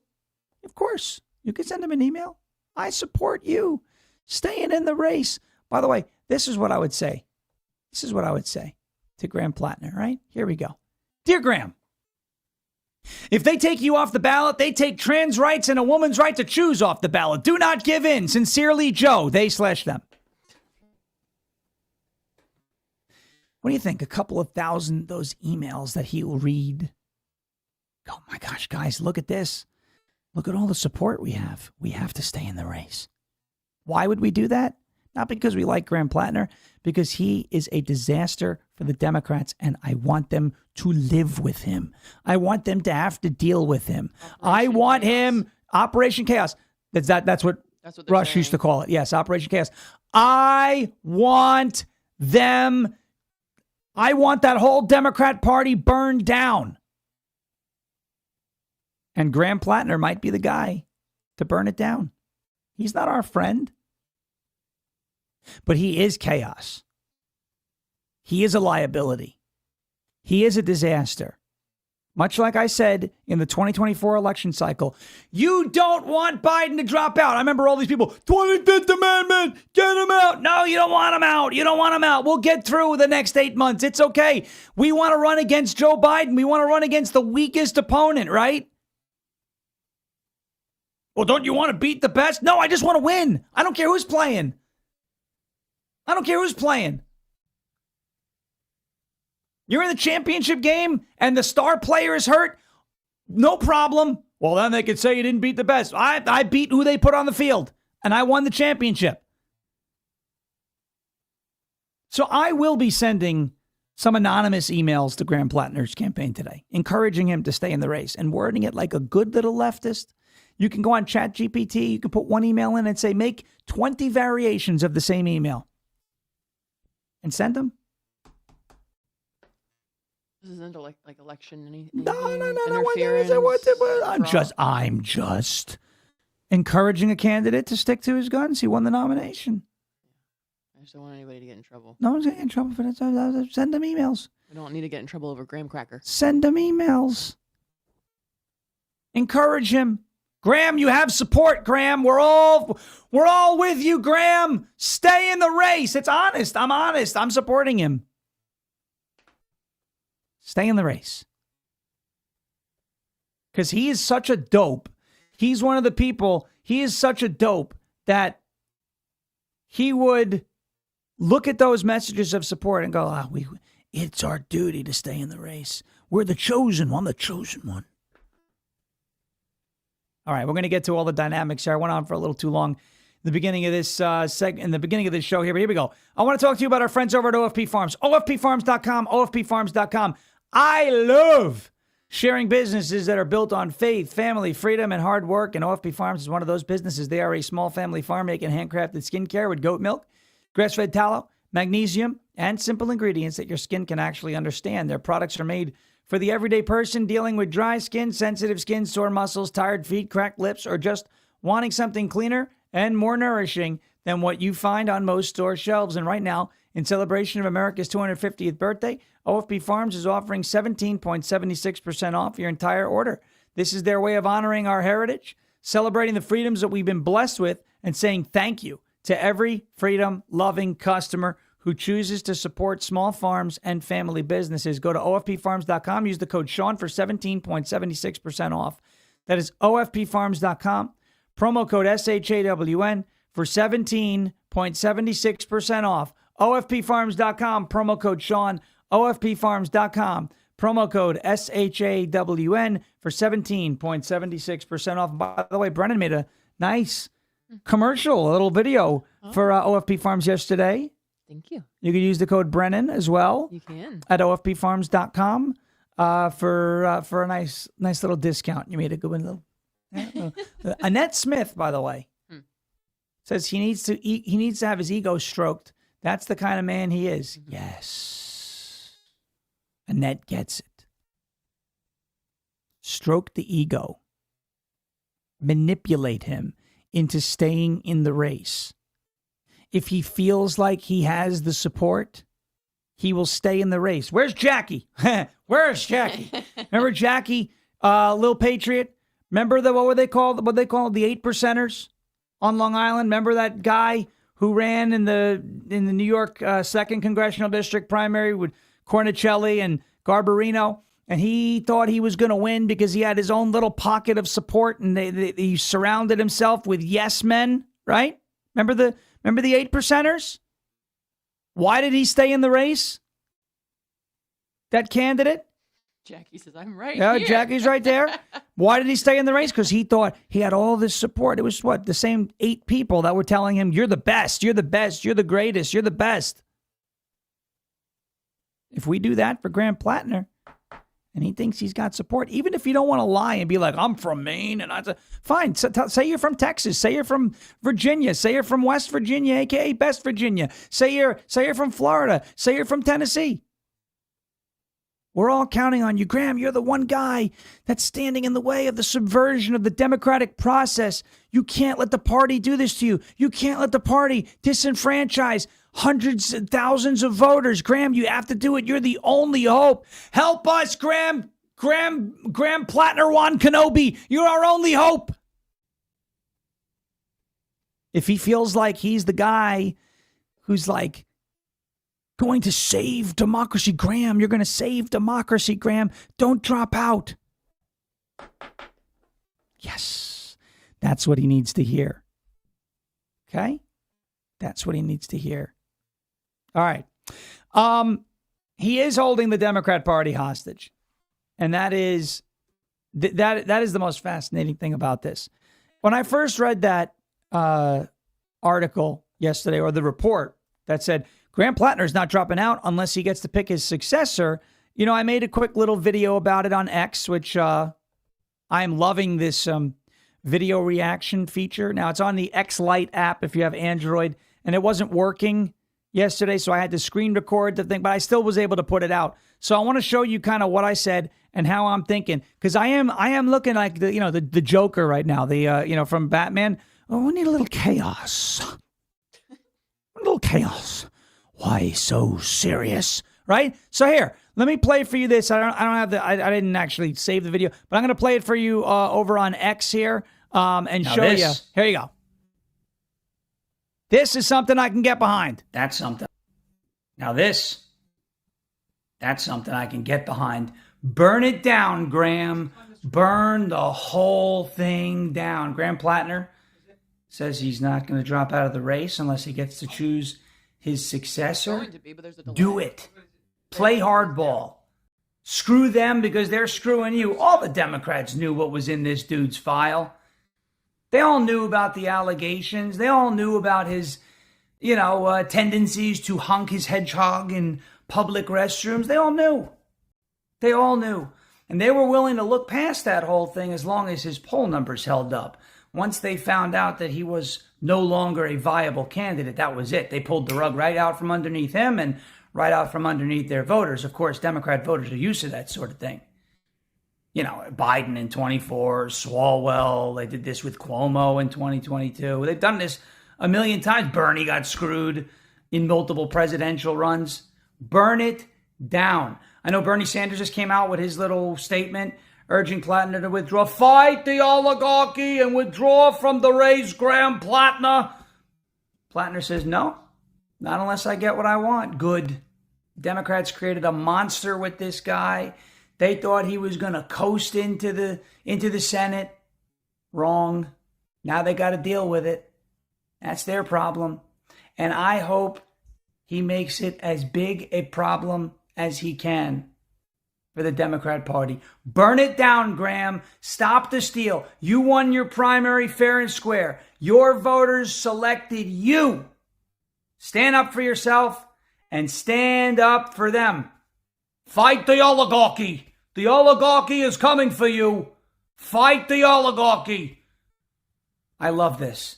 Burn it down. Attaboy. Graham Plattner, burn it down, baby. Burn it down. Feel the burn. I was going to say it's a funny play on words. We're going to burn it down. Yeah. So, folks, this is why I'm loving it, because this is evidence right now of the actual civil war in the Democrat Party. DSA, establishment. Is this the establishment striking back against Graham Plattner? I don't know if it's that deep, because I'm of the opinion that if Plattner's polling numbers were solid, none of this happens. Right? None of this happens. But I almost wonder if this is the Democrat establishment saying, you see what we're doing to Plattner? DSA candidates, we know you're all dirty. And if you step out of line, we'll do it to you too. Unless, of course, Graham Plattner doesn't let them get away with it. I hope Graham Plattner stays in this race. I hope he continues to hold this party hostage. I hope he continues to create a very tough situation for the Democrat Party, because I don't like the Democrat Party. I want to see them fail. I want to see Maine stay, quote unquote, red. You may go, oh, Susan Collins, she's not, she's not a great Republican senator. You know what the best utility about Susan Collins is? You know what the best utility is? Her most attractive feature is the fact that there's an R next to her name. She's quite literally a Republican in name only, but she counts as a Republican in the Senate, and that can decide, her seat can decide who maintains control of that chamber of Congress, which is majority leader and then committeeships and all. It's important. It's very important. Graham Plattner is holding the Democrat Party hostage, and I fully support it, because what do we always see with the Dems, right? I always hear this. Oh, they always stick together and they always unite and they never have infighting. Oh, they got infighting now. They've got plenty of infighting now. The Maine Democrats are furious. And again, yesterday, I didn't necessarily believe it. When I first saw it, I was like, here we go. Maybe this is a bluff. It's not a bluff. The Maine Democrats are actually admitting that Graham Plattner is digging in and making a list of demands for his withdrawal and resignation from the race. This is one of their spokespeople, one of the Maine Democrats' spokespeople, yesterday talking about it and voicing her displeasure about Graham Plattner now holding the party hostage. Watch. Hi, everyone. I wanted to provide you all an update on the U.S. Senate race here in Maine. As you know, the Maine Democratic Party has been working around the clock to develop a process to replace our U.S. Senate nominee that is open, inclusive, transparent, and fair. The integrity of this process is just as important as the outcome, and we are committed to ensuring that Democrats across our state can have confidence in both. Unfortunately, Graham Plattner's team has repeatedly reached out to us in an attempt to put their thumb on the scale of what this process looks like. We have repeatedly reiterated to Graham Plattner's team that they have no role in determining our next Democratic nominee for the U.S. Senate, nor in determining what this process looks like. We have also reiterated that Graham Plattner must drop out of this race so that Democrats in Maine can focus on defeating Susan Collins this November. We look forward to making this process public as soon as Graham Plattner formally withdraws from this race. You know what's ironic about that? She's talking about, oh, the Plattner team wants to put their thumb on the scale on how this process works. The irony. Over 150,000 people voted for Graham Plattner to be the nominee. 73% of the vote went to Graham Plattner, despite his Nazi tattoo, despite the hedgehog honking rumors about the porta potty, despite the other scandals involving women and the messages and the cheating on the wife and all of this, despite all of that, 73% of the vote went to Graham Plattner. And now it is the Maine Democrat Party and the National Democrat Party that's putting their thumb on the scale, trying to change the results, trying to once again subvert the will of their own voters and destroy their own democratic process. They always say it. This is what democracy looks like. Is this what democracy looks like? Your voters overwhelmingly select the guy? You don't like the guy? The guy isn't guilty of rape. He's guilty of bad poll numbers. That's the real crime. He's guilty of the potential of losing to Susan Collins. That's all the Democrats care about here. Putting your thumb, the Plattner campaign putting their thumb on the scale. No. Voters put their thumb on the scale. They selected him, and now you're trying to undo what nearly 3/4 of your electorate did in Maine. You got to dance with the girl you brought. And in this case, you brought a grenade with you that's blowing up in your face. That's nobody's problem but yours. Graham Plattner has no obligation to drop out of this race. I want to be very clear. No obligation to drop out of this race. And he shouldn't drop out of the race. And I love to see him holding the Democrat Party hostage. And I love to see the infighting. And I love to see the Civil War. And I want to revive Rush Limbaugh's Operation Chaos. And we should encourage Graham Plattner to hold, dig in, do not flee. Hold the line. No retreat, Graham. No retreat. Stay strong. Don't be a little bitch like Bernie Sanders when they stole the primary nomination from him 2 election cycles in a row. And he said, okay, I will play ball with you because I need my political career, right? No, don't be like Bernie. Don't fold. Pick up the torch. Continue to fight, Graham Plattner. Fight. Fight the oligarchy. The oligarchy is trying to steal this nomination from you, Graham. Fight. Till the very end. Fight. Obviously, I don't like Graham Plattner. But it's called Operation Chaos for a reason. This is why Rush Limbaugh was brilliant. Because he knew how to incite chaos on the other side. Let's do it. You need a little chaos. A little Heath Ledger. Hold the line, Plattner. Sir, the line is faltering. Remember in The Patriot? No retreat. No retreat, Mel Gibson. No retreat. All right. We're going to take a quick break. We're going to do a little more Plattner. That was really good, by the way. What? It was a nice show. Was it? It was good. Yeah. Was it good? Yeah. You enjoyed that? Yeah. All right. That was good. All right, I like that. There it is. It was Hold on. very enthusiastic. Yeah. Oh, yeah. Oh, yeah. Yes! You're trying to steal this from Graham Plattner? I have a question. Who do you think you are? Yeah! Steal an election. There you go. Operation Chaos, baby. Let's do it. Rush Limbaugh knew what he was doing. Guy's one of the best activists of his time. Probably one of the best activists of all time, let alone his time. All right. All right, let's do a quick break. Let's do a quick. People are going to be, oh, you support the Nazi tattoo? No, you support the Nazi tattoo. 73% of voters in Maine support the Nazi tattoo. I support 73% of the voters in Maine. Don't be an election denier. Oh. All right. Let's get to a word from our friends at Cove Pure. COVEPURE.com/SHAWN. CovePure.com/Sean. Happy America 250, ladies and gentlemen. America has turned 250 years old. You got to love it. All right. I love, and listen, the 4th of July was a little rough here with the cats, but I'm happy to see that a lot of people did celebrate America 250. I watched 1776 like for the 15 millionth time. I love that documentary. But America turned 250 years old. However, despite the fact that America is 250 years old, 250 years later, we're still drinking some pretty crummy water, ladies and gentlemen.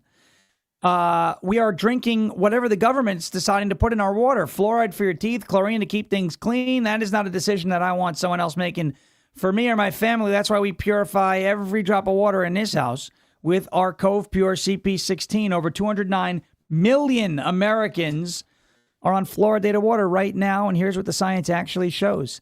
A recent study confirmed that fluoride exposure is linked to lower IQ scores in children. It's not a fringe study. That's from JAMA Pediatrics, one of the most respected medical journals in the world. And chlorine. It's not even the worst part that the chlorine's in there. It's what happens when it reacts with natural particles in the water. That's the issue. It reacts with natural particles in the water from plants and soil. It creates chemical byproducts called THMs, which the government itself calls probable human carcinogens, links to disruption of your gut and cancer. Now, there are some states who have banned fluoride in the water. Utah and Florida have done so, but that process takes years to fully implement. And in the meantime, before it's fully implemented, your kids, your family, they're drinking all this crazy water today. You need something that works right now. That is exactly what Cove Pure is. They are certified to remove up to 99.9% of contaminants, fluoride, THMs, pharmaceuticals, PFAs, anything that is not water gets filtered right on out. Now, I like the fact, I heard they all reverse osmosis, but now you're drinking empty water. There's nothing in it. The Cove Pure CP16 puts calcium and magnesium back into the water before it comes out of your pitcher. Just go to covepure.com/Sean. Don't wait for the government to catch up. Take back control of your water. In honor of America's 250th birthday, Cove Pure is giving you, this audience, $250 off if you use my link. Cove Pure, COVEPURE.com/Sean. Don't wait. That is COVEPURE.com/Sean for $250 off of the CP16. No plumbing, no drilling, $250 off. CovePure.com/Sean, COVEPURE.com/SHAWN. All right.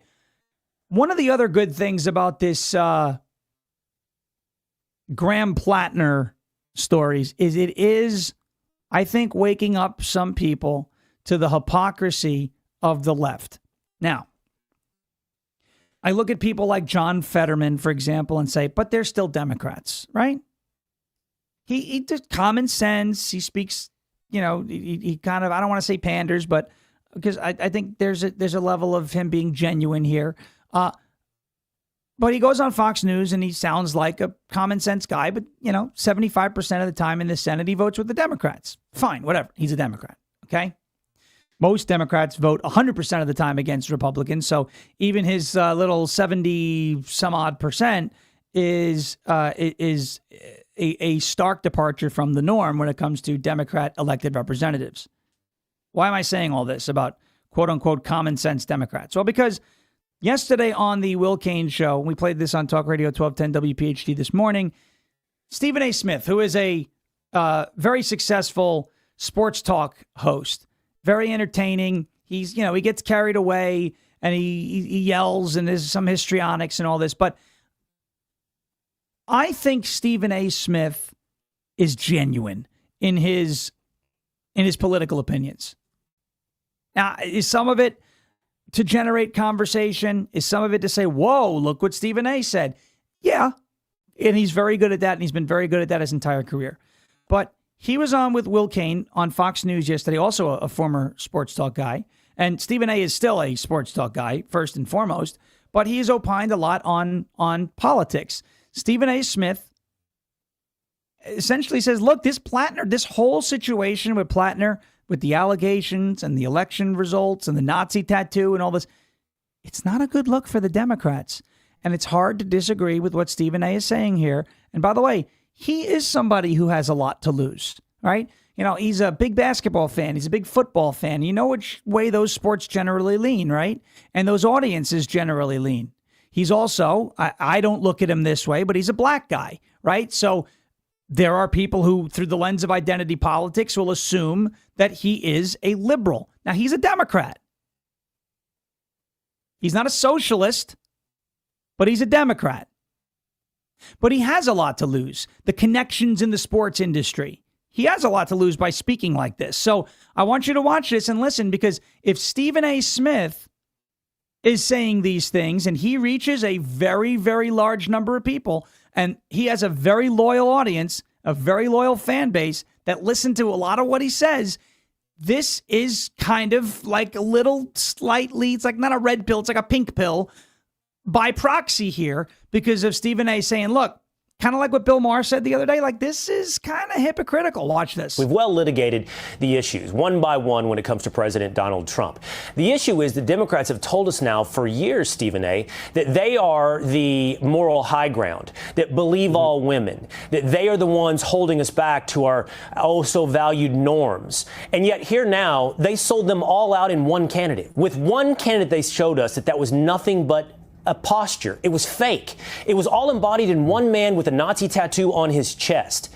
And yes, politics is about power, but what we learned here with the Democrats is they're perfectly willing to be absolute frauds in pursuit of that power. Wow, Will. I mean, my goodness, you gonna fall out your chair with shock? I mean, this is how they do. I mean, there's no question about it. You're right. I'm just saying the same things that you could say about them, you could say about the other side. I'm not getting into the veracity of the accusations and allegations that have been thrown at our president or anybody else. I'm simply pointing to what this story is about. This story is about allegations, accusations, him categorically denying it, but us saying those allegations alone are serious enough for Bernie Sanders and Elizabeth Warren and others to have reached the conclusion that he should step aside. And I think the point, though, Stephen A., is they should have gotten there sooner. That's all I'm saying. That's right. That's what I'm saying. That's right. He agrees with him. See, to me, it's not even the allegations of rape. It shouldn't have even taken this long. He has a Nazi tattoo on his chest. This comes after years, decades of Democrats branding everybody they don't like a Nazi, a fascist, the second coming of Hitler, an anti-Semite. More on that in a second. He has a Nazi tattoo. He's Maine's Fuhrer for a reason. Because he has a Nazi tat. That should have been like, hey, all right, you know what? All right, we want to do a progressive guy. We want to do a socialist. You want to put him up. Can you find somebody without a past like this? Now, again, more accusations have come out. Not about Plattner, but there's this guy, Troy Jackson, who looks like he would be Plattner's successor. The Democratic Socialists of America and Maine have endorsed him as like the replacement for Plattner. Well, there's allegations against him, too. What is it with Democrats and socialists in general and like being a creep? What is it with them? It's like the party of perverts, right? I think so. Democrats? That is why I want a Bernie Sanders sex scandal to break. Show me your boobs. Take off your shirt, take off your clothes, and I will pay you your fair share. That's funny. prostitute. This is a good word to say. You know what's a good word to say as Sanders too? Whore. That's a good one. Yeah, because Maybe he say skank. skank. That's a good one. Whore. By the way, you see Elizabeth Warren? She withdrew his endorsement after calling him. She withdrew her endorsement of him after calling him, that's my kind of man. You know what that means? Elizabeth Warren, she just found out that Graham Plattner's not a part of her tribe. She found out that Graham Plattner's a part of the Smackahoe tribe. Bah! I should not make light of domestic violence, but Maroon. it is I don't know why that just made me think of Maroon. Yeah. She's out here Americanizing it. Maroon.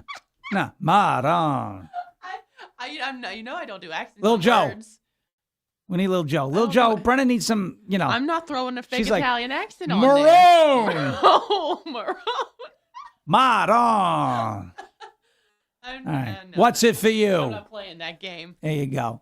Yes, Jeremy says if she pulls her endorsement, then she's an Indian giver. That would be Elizabeth Warren. Woo! The Smackahoe tribe. That's right. All right.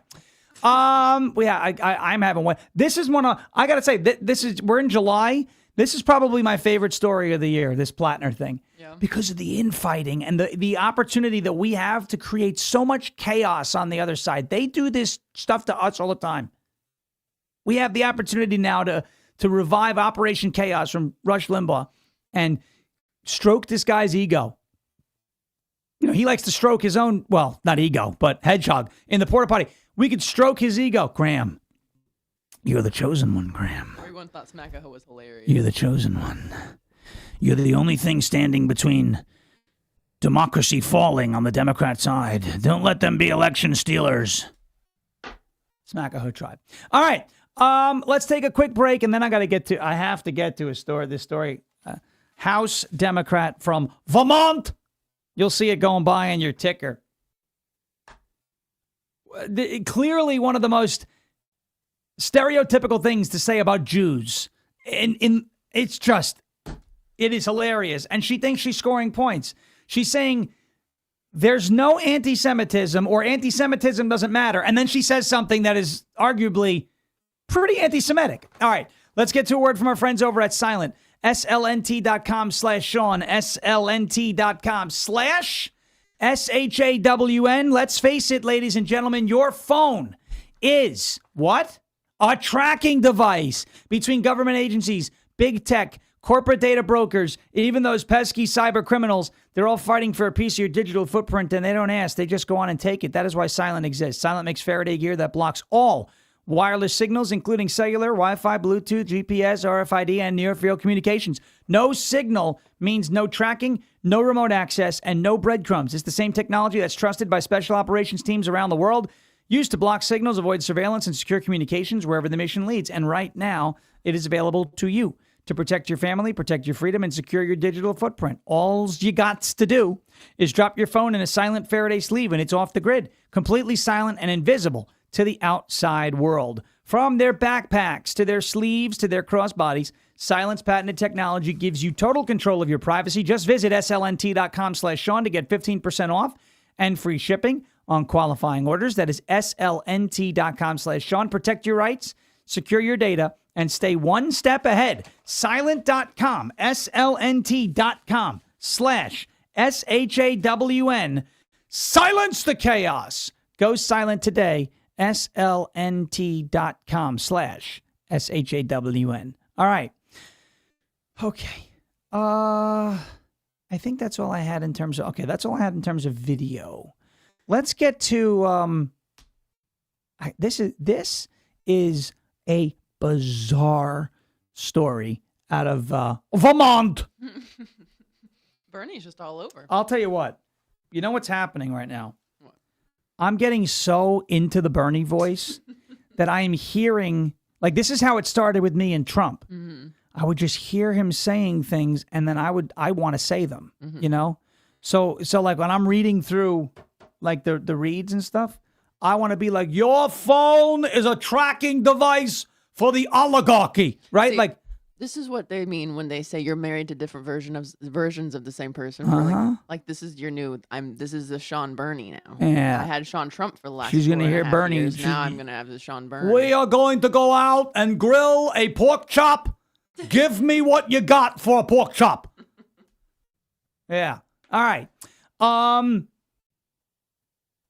This is know about the Judge Dugan sentencing. Oh yes, Judge Dugan is being sentenced today. I don't know if the sentencing already happened. Did it happen? Today is sentencing day for the hog. Judge Dugan. She's the hog judge. Remember we called her because she's huge. She is a hog.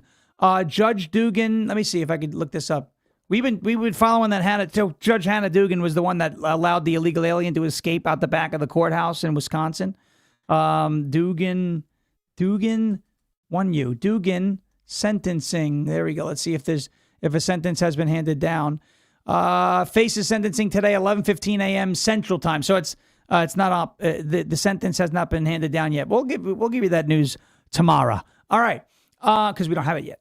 Right? I can't travel through time, but I hope she gets jail time. Somehow I think she's gonna. Well, she might not avoid it because she didn't plead guilty. She kept trying to get everything overturned. So I would say maybe jail time for the hog. Maybe. I don't know. This little piggy went to market, and that little piggy went to what? Go play it. Man. Wait. Right to jail, right away. Okay. Did it play? Yeah, it was quiet. Oh. Yeah, because that's just you got to raise the volume on your thing. Did I not? No, you know. It has been. Oh, but I had to. You got to go all the way. Play it again. Right to jail, right There away. you go. First time. All right. Apparently. Here's this story out of Vermont. House Democrat dismisses anti-Semitism in modern times because all the Jews are rich. That's what she said. Isn't that crazy? Now, you could say, how is it anti-Semitic to say that all Jews are rich? Well, Not all Jews are rich. I guess that's not anti-Semitic, right? Unless you look at being rich as a bad thing, which the Democrats do, right? Billionaires, millionaires have to pay their fair shares, right? So here it is. This woman from Vermont said, her name is Becca Ballant, said a fellow House Democrat dismissed concerns about anti-Semitism by claiming it is no longer a problem because all the Jews are rich. Speaking to CNN, Ballant said that the unnamed lawmaker, so it wasn't the woman out of Vermont who said it. She said that someone else said it. Said the unnamed lawmaker made the remark during a bipartisan House anti-Semitism task force meeting. She recalled the incident after watching footage of California State Senator Scott Wiener being forced out of a transgender rights event. That's just so funny. So a guy with the last name of Wieners at a pride event. And this is why a lot of people think we're in a movie, like a simulation. It's just ridiculous. So the guy's last name is Wiener at a pride event, and he's like pro-trans. You can't make it up. You can't write a better joke. She recalled the incident after watching footage of California State Senator Scott Wiener being forced out of a transgender rights event by protesters angry over his support for Israel, saying it reminded her of other examples of anti-Semitism she encountered. Ballant said the moment felt similar. She compared it to people who dismiss homophobia before questioning her identity as a lesbian, people who accuse Jewish politicians of having dual loyalty, and the unnamed Democrat colleague who allegedly remarked, I didn't really think there was any anti-Semitism anymore because all the Jews are rich. That is on the Democrat side of things, by the way. I don't know how anybody, if you consider yourself, whether you're a religious Jew or an ethnic Jew, how could you keep voting for the Democrats? How do you do this? Like, what is running through your head? I know Jews are stubborn people. Okay, I get it. Sean, that's anti-Semitic. Come on, Jews are stubborn people. It's all right. I get it. They're very stubborn in the Bible. The Jews are very stubborn in the Bible, aren't they? Right? Gosh. Right? Oh, yeah. Right? Oh, man. So they were always turning away from God. Always. But we love the Jews. We love the Jews. But, yeah, they don't have a good record. Right. But, like, really, just because you voted Democrat all this time, you got to keep doing it? They think you're all rich. Now, some may say that's a compliment. That means they've been successful. But no, they look at being rich as a bad thing. Remember, hoarding wealth, oligarchy, patriarchy, all this other stuff. Now they think, this. Of course, now, if you're a Jew with money, it's AIPAC, it's Israel, it's all this other stuff that surrounds it. All the Jews are rich. I find that one to be very, very interesting. Speaking of Democrat policy and just overall lunacy on the Democrat side of things, I've been meaning to get to this one for a while. Okay. Brennan. Yep. If you applied for an internship, an unpaid internship, okay, to work in anywhere, radio station, a political office, in this case, New York City Council, it's an unpaid. What does unpaid mean? You don't get paid. Okay. So if you were to receive a paycheck as an unpaid intern, what would the paycheck's value be? Zero. So, of course, this fired NYC Council unpaid intern is demanding $32 an hour livable wage in an unpaid position. How could it be an unpaid position, yet you're being paid $32 an hour? How? $32 an hour. $32 an hour. The unpaid intern has been identified as Bernie Sanders. I am an unpaid intern on the New York City Council, and I demand $32 an hour, minimum wage, unpaid salary. How could you be so stupid? These socialists are the dumbest people I have ever encountered in my life. You go into this position knowing it is an unpaid position. You cannot then demand that you're paid for serving in a role that's unpaid. As Winky said, get a job. No, Eva Braun says, my husband is paid $35 an hour as a legout tech. I don't know what that is, but that's nice. $35 an hour. Is that gout? $35 an hour minimum wage. It's called a job. All right. Someone said, I request you answer questions in Scott Stapp's Creed song voice. Okay. Oh, I don't think they meant right now. Well, It's I okay. give it for free. Sir. Brennan, if you were, do it. Ready? If you were applying for an unpaid internship position, how much is your salary? Wait, I can't do it. Zero. That was not Creed. I was laughing. That was not. Can you pay me higher? Zero. $0 and Hard zero to do cents. when you're laughing. All right, we got. It's 10 o'clock. Jeremy Herrell is coming up next. It's 11 o'clock Eastern time. Jeremy Herrell coming up next here on rumble.com/LFA-TV. Please subscribe to us anywhere you get your podcast by searching for Ungoverned on Apple Podcasts and Spotify. Hit the subscribe button. It's all you got to do. Thank you so much for watching and listening. Tomorrow, Chase Bowes joins us with an update on midterm projections, the Graham Plattner story, the flippable and swing house districts. The great Chase Bowes joins us tomorrow morning.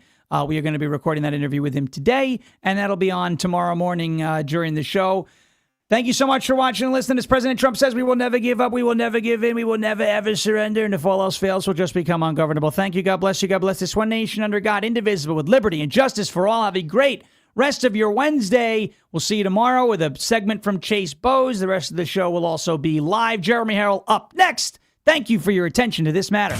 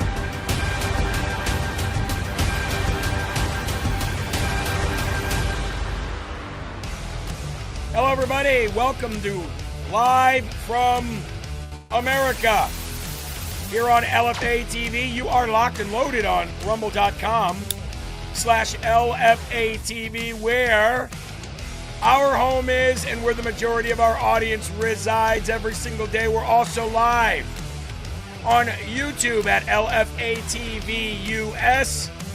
My name is Jeremy Herrell, the Hip Hop Patriot, and I am broadcasting, as always, from the Hawkeye Red state of Iowa, where we're fighting hard to preserve our culture and our traditions here in America as Americans. And I don't know anybody else who's more American than the guy I'm about ready to bring on. His name is Producer Eli. Let's give him a big round of applause for our producer. How we doing? Producer Eli, Mr. Damn Skippy himself. That's what's going on, baby. Hit that rumble button, hit that share button. Lots of news to get to. We're usually only a short time to get to it, so what are we wasting time talking to me for? Let's go. Coral Reef is in the building. Kit Kat Mars, CC Jack is here today. Nick, Wheezy, Dane's X, Fun Mom, B.A. Palumbo, J.A. Fish, Kristen Donovan, Antlob, Sonia, Miguel Ortiz, Deb Pollen, 12GG, Bad Moon, Leslie Berry. We've got Mama Rhett. We've got 111177. Kikalo is in the building. Erica Falkenberry. Jennifer, good morning. C. Michaels. G.R. Messick, good to see you. Thank you for being here. We've got Pat in the building. We've got Carl here. How you doing, Carl? Blessed Singer. Barb Naylor. We've got Kevin58. We've got, let's see, Sean Maga in the building. How are you? Angel Grandmother. Good to see you. C. Ward, how are you? Thank you very much. LJ Sin PA is here. How are you? Dolly Diva. We've got TD Hodges. DBGGS is here. And we'll give it one more. How about Mr. Shy here on the Rumble chat? But let's go over and say hello to our YouTube folk over there. We've got Mud Butters. Brandy. Molesky is here. Captain Howdy. How you doing? Good to see you. Tammy in the building. We've got Cynthia. I don't know if that's supposed to be Cynthia, but good to see you. Thank you for being here. DD is here. And I think it's Cynthia. Benjamin, how you doing? And Jason in the building over on YouTube. So, as we get started here today on this Wednesday, year of our Lord, July 8, 2026, I want to say yesterday afternoon, let me speak directly to you here. Yesterday afternoon at 3:30, left work a little early and picked up my son and took my son to see young George Washington. If I were to give you a spoiler-free review of that movie, Young George Washington, that was just released by Angel Studios, what I would say is, whatever your plans are for the rest of this week, from now until next Monday, please, if you can, if you are in the position to, or if you have a movie theater near you, take 2 hours out of your life and go watch Young George Washington. I mean, I just got to tell you, as of right now, Angel Studios, every movie that they put out, they're making profit on. Why? Because they're making profit, or they're making movies that Americans want to see. They're making movies that Christians want to see. And every movie they put out, they're just absolutely killing it. Their last movie they put out was the David and Goliath cartoon animated movie. And I think it pulled 3 times what it cost, 3 or 4 times what it cost to make it. Young George Washington had a budget of around $20 million to make. Now, I don't know how much money they ended up putting into marketing and advertising or anything like that, but I will say this. With a budget of $20 million to produce, they made $21 million back in their first weekend, of which that weekend was our 250th birthday. So clearly, Angel Studios, when they started making this movie, said, we're doing this for the 250th birthday. We're putting this out July 4th weekend, and it's going to smash at the box office. And it did. Very first weekend, $21 million. I pray they get 3-4 times what they put into it, especially when it comes out on streaming, because that's a big portion of your profits for, producing movies as well. So, absolutely phenomenal movie, and it couldn't have come out at a better time. The brand of America is really on high right now. The World Cup definitely brought a lot of awareness to the brand of America. And when I say the brand of America, I'm just saying who we are, what people look at America as, and people around the world are starting to see that it's exactly what we tout it to be. So the brand of America is amazing right now. And dropping this movie when they did, I got to tell you, the theater at 3:30 in the afternoon was packed. It was packed at 3:30 in the afternoon. And do you know who it was packed with? This is what made me so happy when I walked in to go look for my seat. Every single person in there was older than me except for my son. I took a good look around before and when we left. Everybody that was in there was about 50 years old plus. There was 50, 60, 70, 80-year-olds in there. There was buses outside that brought handicapped individuals, handicapped elderly there in wheelchairs. The place was packed. And it was good to see that generation, that older Gen X and Boomer generation. It was good to see them out at the cinema watching that. Now, I'll say again, spoiler-free review, it did have a few big names in there. It had Andy Serkis in there. He was one of the British officers. And it had, Kelsey Grammer in there as well. They did a phenomenal job. And at the end of the film, if you stay, there's a special message about how you can pay it forward. Because Angel Studios does this thing where when you get done a film, you can pay it forward and you can pay for a ticket of a person who can't afford it. Or maybe they're coming there and they just randomly get, a free ticket to go watch a movie.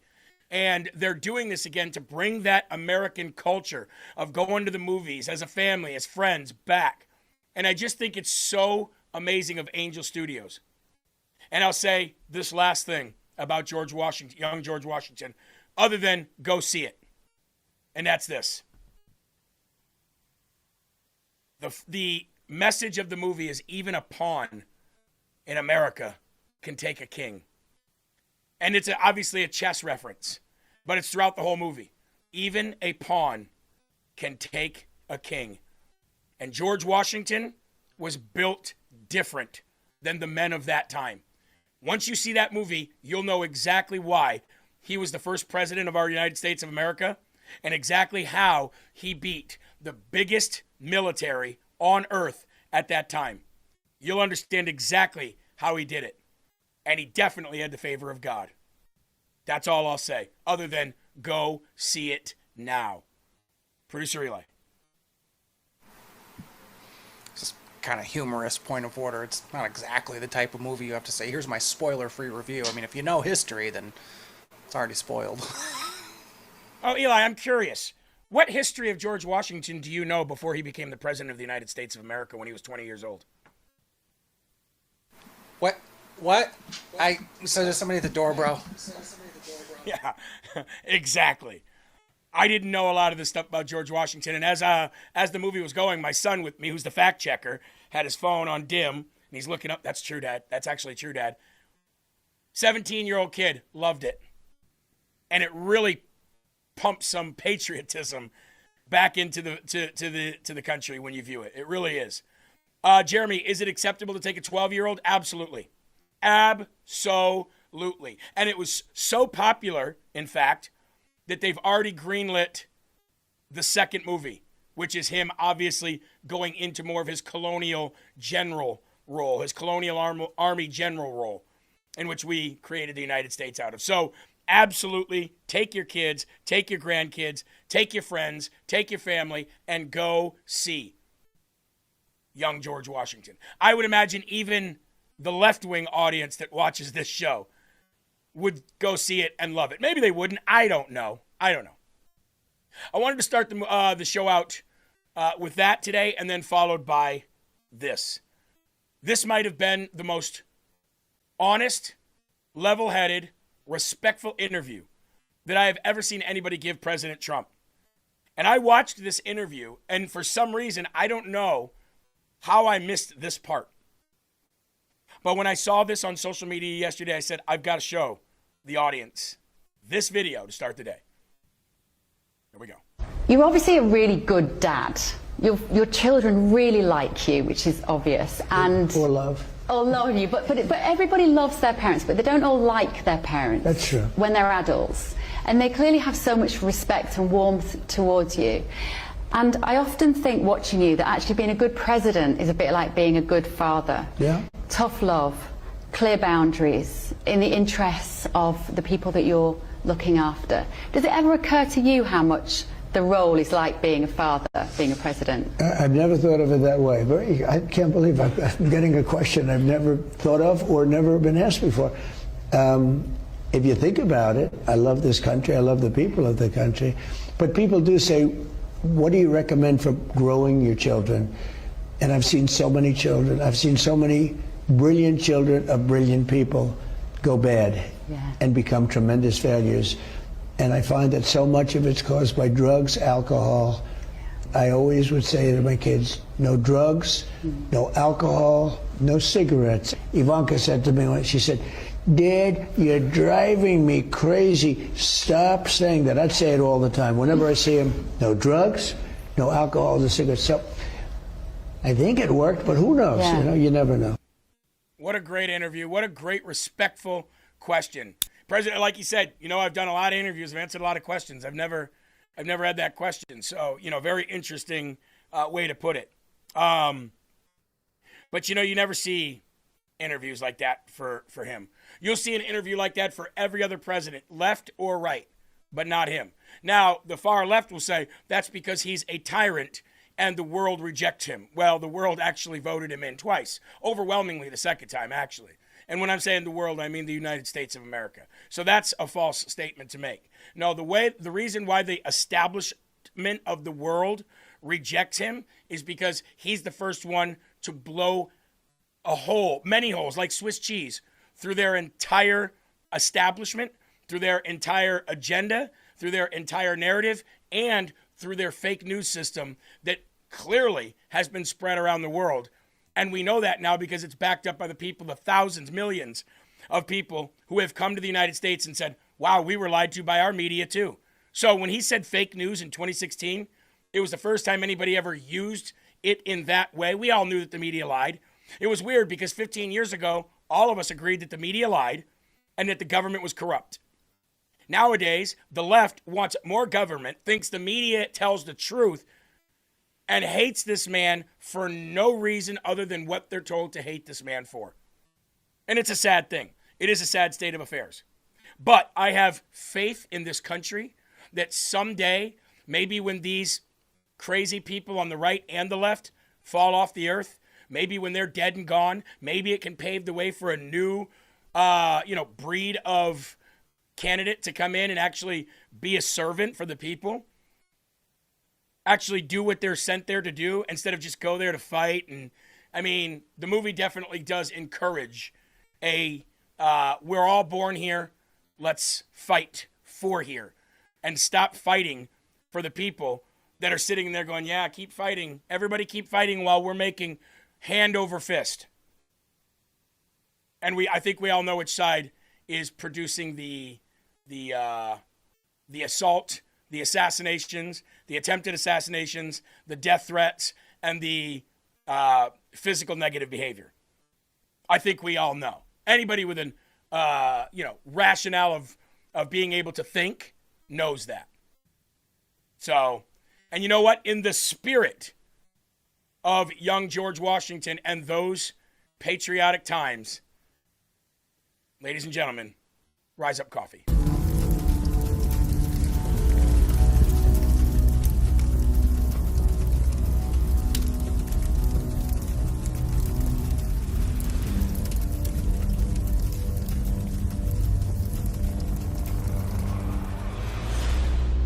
In the long history of the world, the struggle to survive has been a constant. The human spirit has been frequently tested. Every man has had his own struggle. Every man has made sacrifices. And every man has been pushed beyond their limits. Survival is crucial. The desire to be prepared has never wavered. Generations that came before us realized the importance of gaining every advantage. How you face adversity could change your life. Success depends on it. History is defined by it. Our spirit is fueled by it. Our strength comes in many forms. The strength to fight, the strength to overcome, the strength to believe, the strength to win, the strength to rise. Rise Up Coffee. Rise up to meet your challenge. JeremyHerrell.com or LFATV.us. Again, LFATV.us. That's where you can go and get you some of that American Pecan or dark roast Sumatra Gold coffee. That is also where you can watch current and past shows, watch our short clips, sign up for our newsletter, read updated and current news, such as right there, or even shop on our store. There's some big news coming out about Seth Rich, obviously, that we're going to talk about today, finally. But if you go to our store and scroll down, you'll see the American 250. There it is right there, the American 250 shirt, along with the brand new I Am a Real American tank top. There that is right there. And the Jesus Splatter Paint tank top and shorts set. Get those all today over at LFATV.us. One more time, that is LFATV.us. If you want to follow LFA TV on our Facebook channel. We started the Facebook channel again after being, banned for 5 years. Definitely go over there and give that a follow as well. If you want to know what it looks like, here it is right here. LFA TV on Facebook. And one of the videos that I just posted right there. So make sure you check that out. And if you, in any way, shape, or form, do the podcast, the audio podcast, there's Live from America with Jeremy Herrell, which you get Rise Up and the Live from America news show every single day. That is Live from America with Jeremy Herrell. All right, let's go to the Lord in prayer. And then, ladies and gentlemen, we'll get to the news. And actually, we've got a lot of news to break down today. Not so many videos today. A lot more discussion into election stuff, obviously Graham Plattner stuff, California stuff. We've got some 2 illegal aliens just got shot. One trying to run over ICE agents again. So we've got all that and much more today. So please join with me, bow your head, and let's go to the Lord in prayer. Our Father who art in heaven, hallowed be thy name. Thy kingdom come, thy will be done, on earth as it is in heaven. Give us this day our daily bread, and forgive us our trespasses, as we forgive those who trespass against us. And lead us not into temptation, but deliver us from evil. For thine is the kingdom, and the power, and the glory forever. In Jesus' name we pray, amen. Been doing that for years together. And by the way, can I just do something real quick here? Look, clearly we have the same people watching us pretty much every day. We're a top 10 channel over on Rumble. We get anywhere from 3,000 to 5,000 live viewers at a time. Over on YouTube, we've just started. Obviously, because YouTube is such more of a built system and it's got such better searchability. I knew that going over there, we were going to bring in a bunch of people watching the live chat who don't agree with our opinions on the news that we put out. But I have to say this before we get started. One thing you can't accuse us of doing is putting out false stories. We put out news reports as we get them. And once we put out those news reports, then we give our personal and, yes, biased opinion about that news story. But after watching that movie last night, I just got to ask one thing. And if this isn't the case, it isn't the case. It is what it is. But for those people that are watching us that are consider themselves on the left, whether you're on Rumble or whether you're on YouTube, and also the people that consider themselves on the right, or supporters of this administration or the ideas of the Republican Party, even though they've changed and, kind of morphed into this new MAGA Republican. Can we all just say the one thing that we do have in common is that we were born on this land and this is our land together, and that sooner or later we're going to have to unite again over something?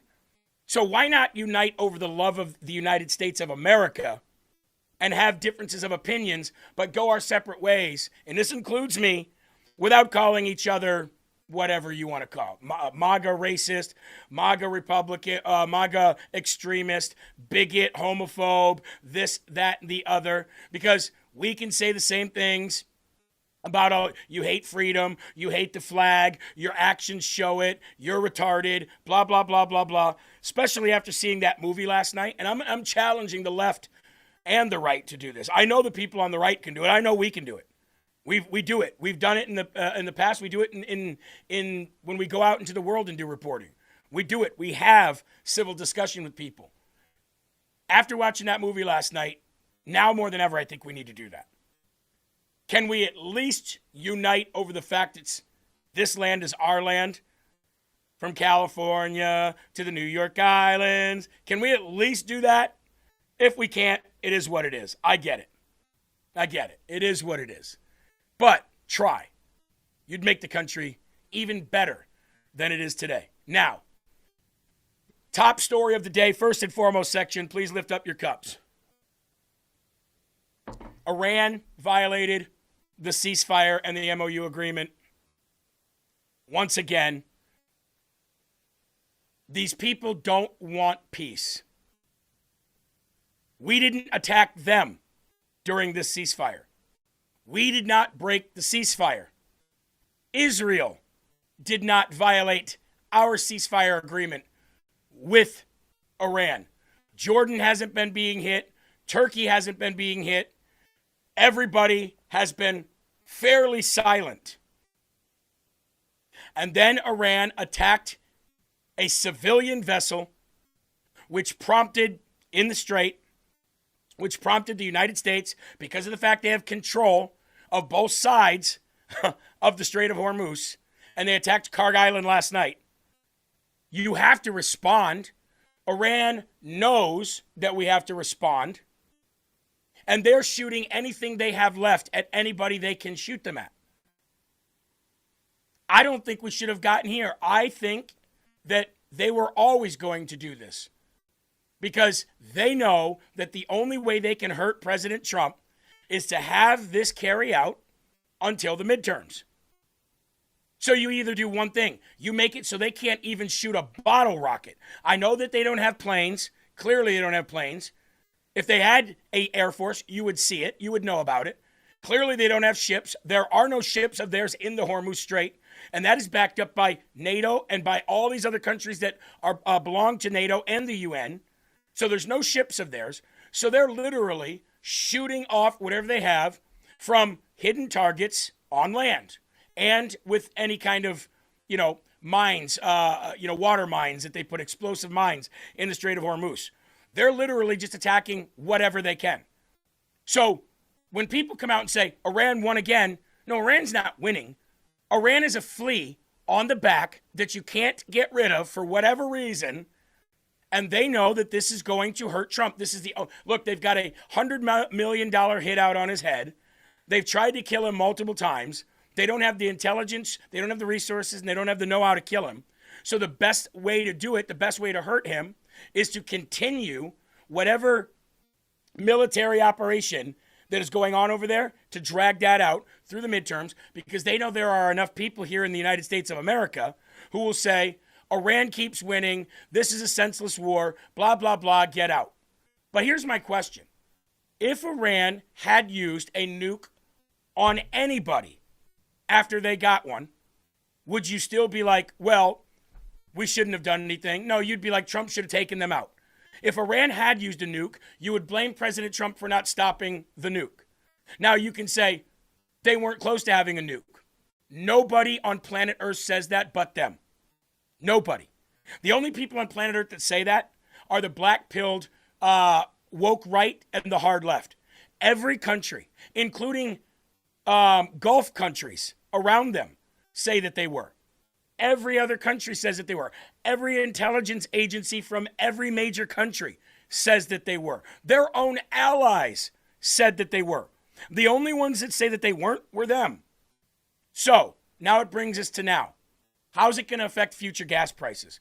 It depends on how President Trump handles this. From the way it sounds, he's done with them. He's called them scum. They will never come around. But President Trump, you're listening to your generals on the ground. You're listening to your people who are running this operation. You're listening to Pete Hegseth, and you're doing what they're saying should be done next. I think President Trump needs to override them all and say, bury these people where they stand. Decimate them. Decimate every city that they have. Destroy every road to every city. Blow up all their water, all their infrastructure. Blow up all their power lines. Destroy every energy sector they have. Wipe them off the face of the earth. You'd be doing the world a favor. And if you think you wouldn't be doing a world a favor, ask any country, including people surrounding them. Their own Muslims don't want them around. Egypt won't even allow the people that live in the Gaza Strip that they call Palestinians, they won't even allow them to come there for safety. Nobody in the world wants to deal with the Iranian people and the Hezbollah and Hamas and the people that are funded by them. Nobody wants it, period. And if I was President Trump, which I'm not, and if I had control of this, which I'm not, but if I did, I would say, that's enough. Everybody in the world knows that the 4 biggest countries behind us militarily combined couldn't stand up to us militarily. So anybody out there who thinks that the United States military doesn't have the firepower to wipe out Iran and stop playing with them, then they're just lying to you. They don't know the facts. They haven't even researched the might of our military power that we have. They haven't even researched the fact that we've got like dozens of nuclear submarines that literally just that operate around the world at all times. Submarines with nukes on them and many other missiles on them that can just operate anywhere and strike anywhere in the world at any time. And their job is to solely stay underwater. Those are things that nobody even, talks about. They just talk about how many missiles we have, how much munitions do we have, how many tanks do we have. We have this world on such a lockdown militarily that we could kill an entire country if we wanted to within a week. And you guys are all mad at President Trump for what? Being humble enough to not do it? Having self-control enough to not wipe them out? But you see where that gets you, don't you? You see where that gets you, don't you? It gets you nowhere with these people because they're used to doing 2,000-year wars. Let's show them the full might of America. Let's wipe them out so that they can't even swim, let alone set mines or shoot off any rockets that they have. It's about time. They don't want peace. They don't want an agreement. They've been saying it since the MOU was signed. They just had no choice at that moment.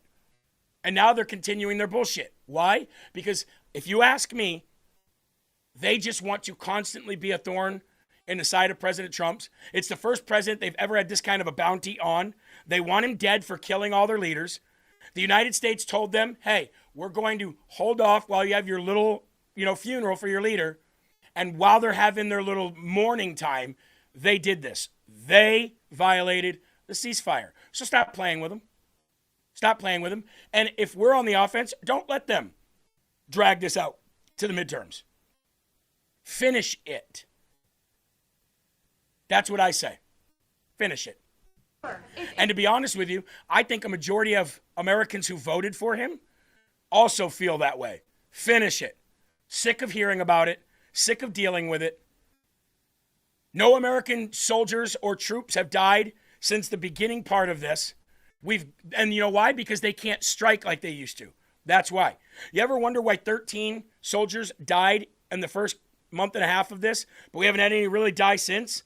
It's because they don't have the ability to strike, not like they used to. So our foot is on their neck. Squash it. It's unbelievable to me why anybody would say anything otherwise. But here's President Trump on that over the evening and then part of this morning. Is the ceasefire done? Is the MOU dead? It's a very interesting question.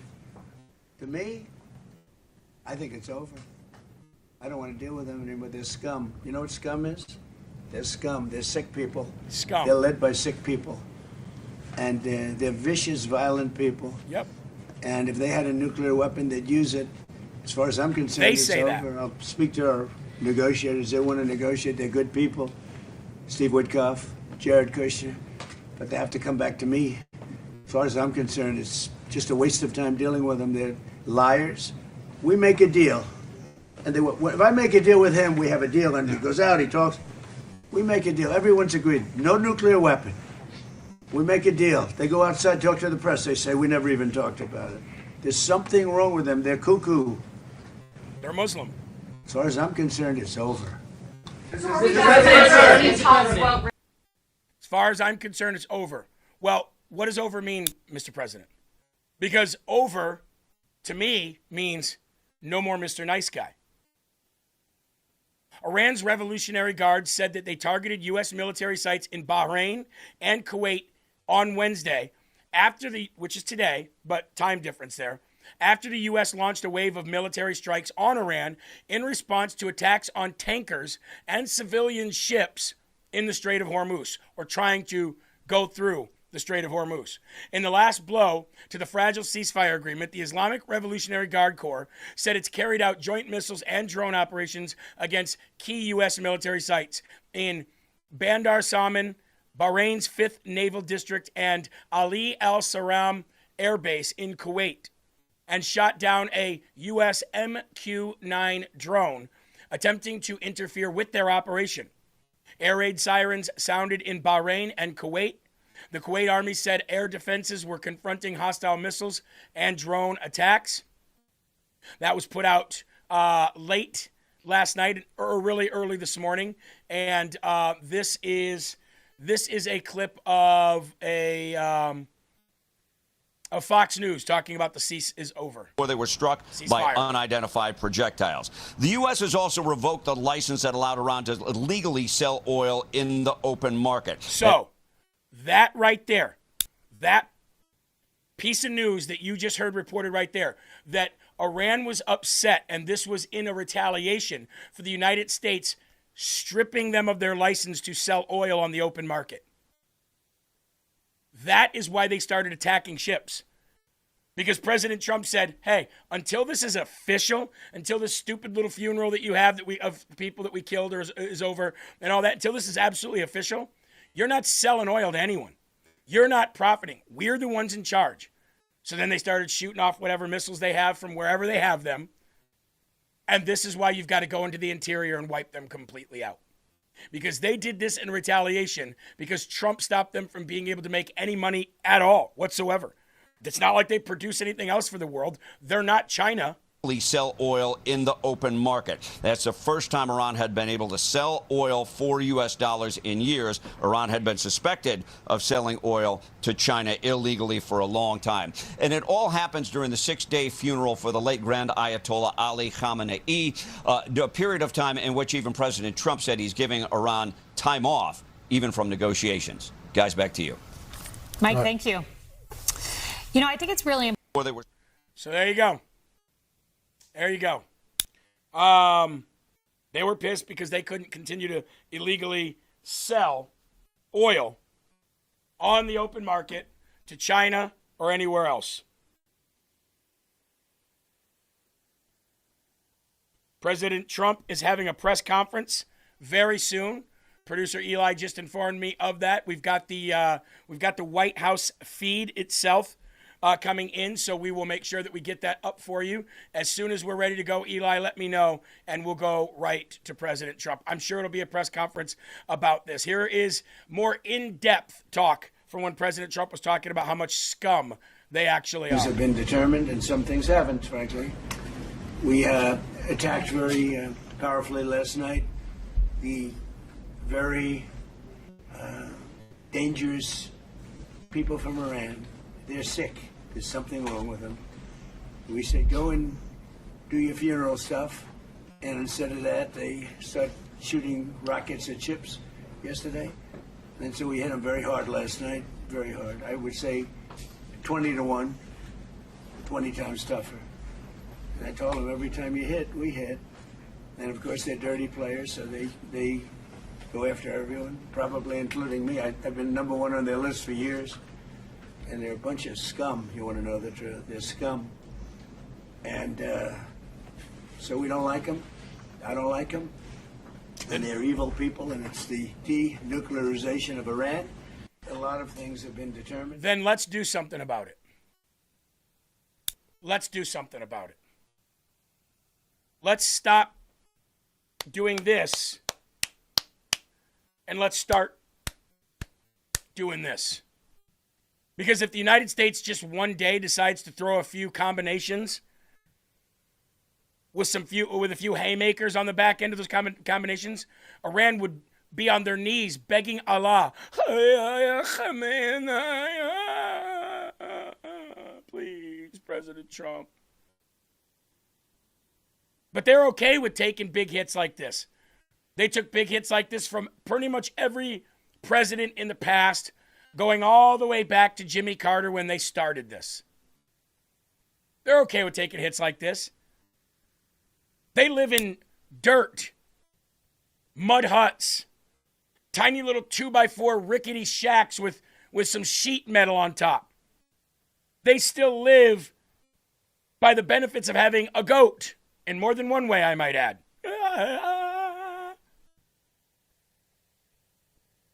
They're okay with causing world turmoil as long as it means that in the end, they'll be given a plane full of cash or some great sweetheart deal. You've had your chance to have your great sweetheart deal. It's time to put our money where our military is. And it's time to start cracking skulls.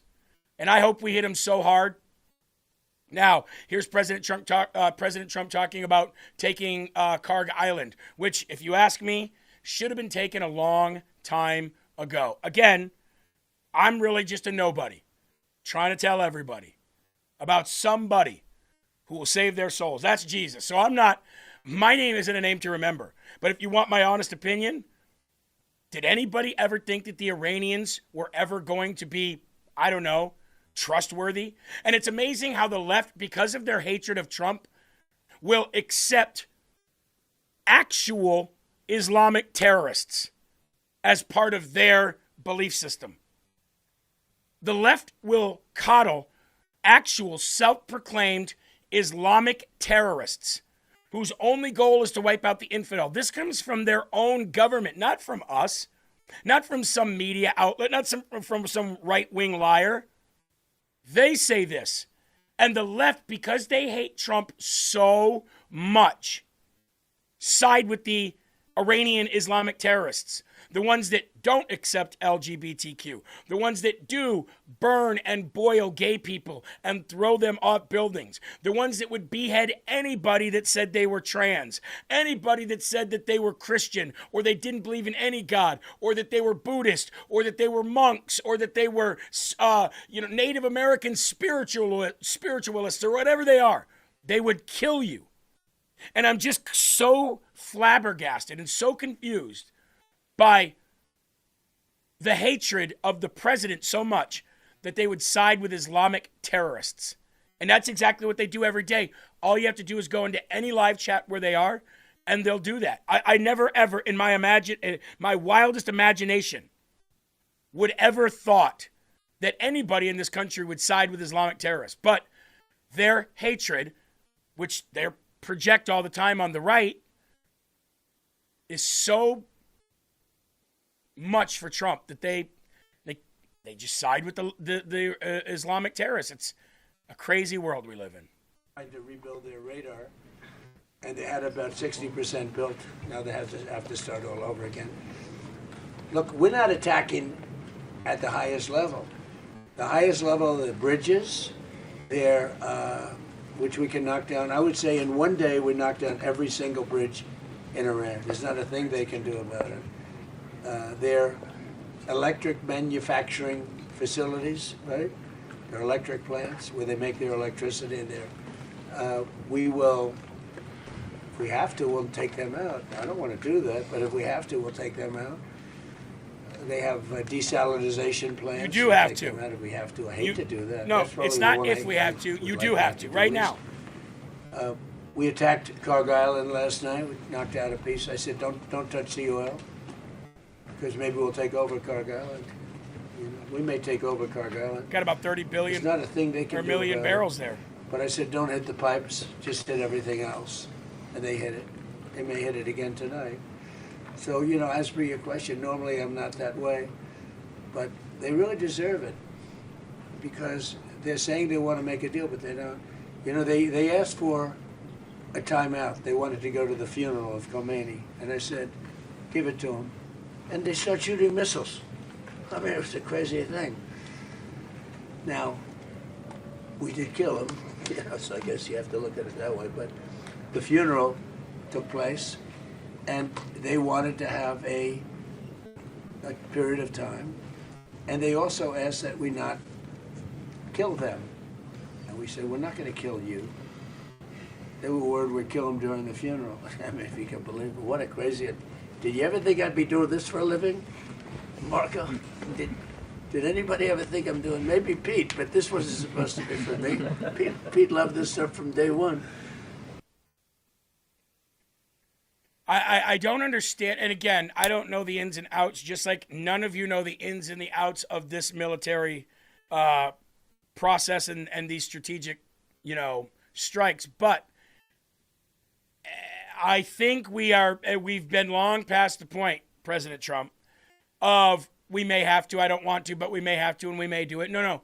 I think in order for you to get what you wanted out of this when you started this, you have to do what you don't want to do. Now look, here we are. People on the left, if you're watching on YouTube, here we are being critical of our president.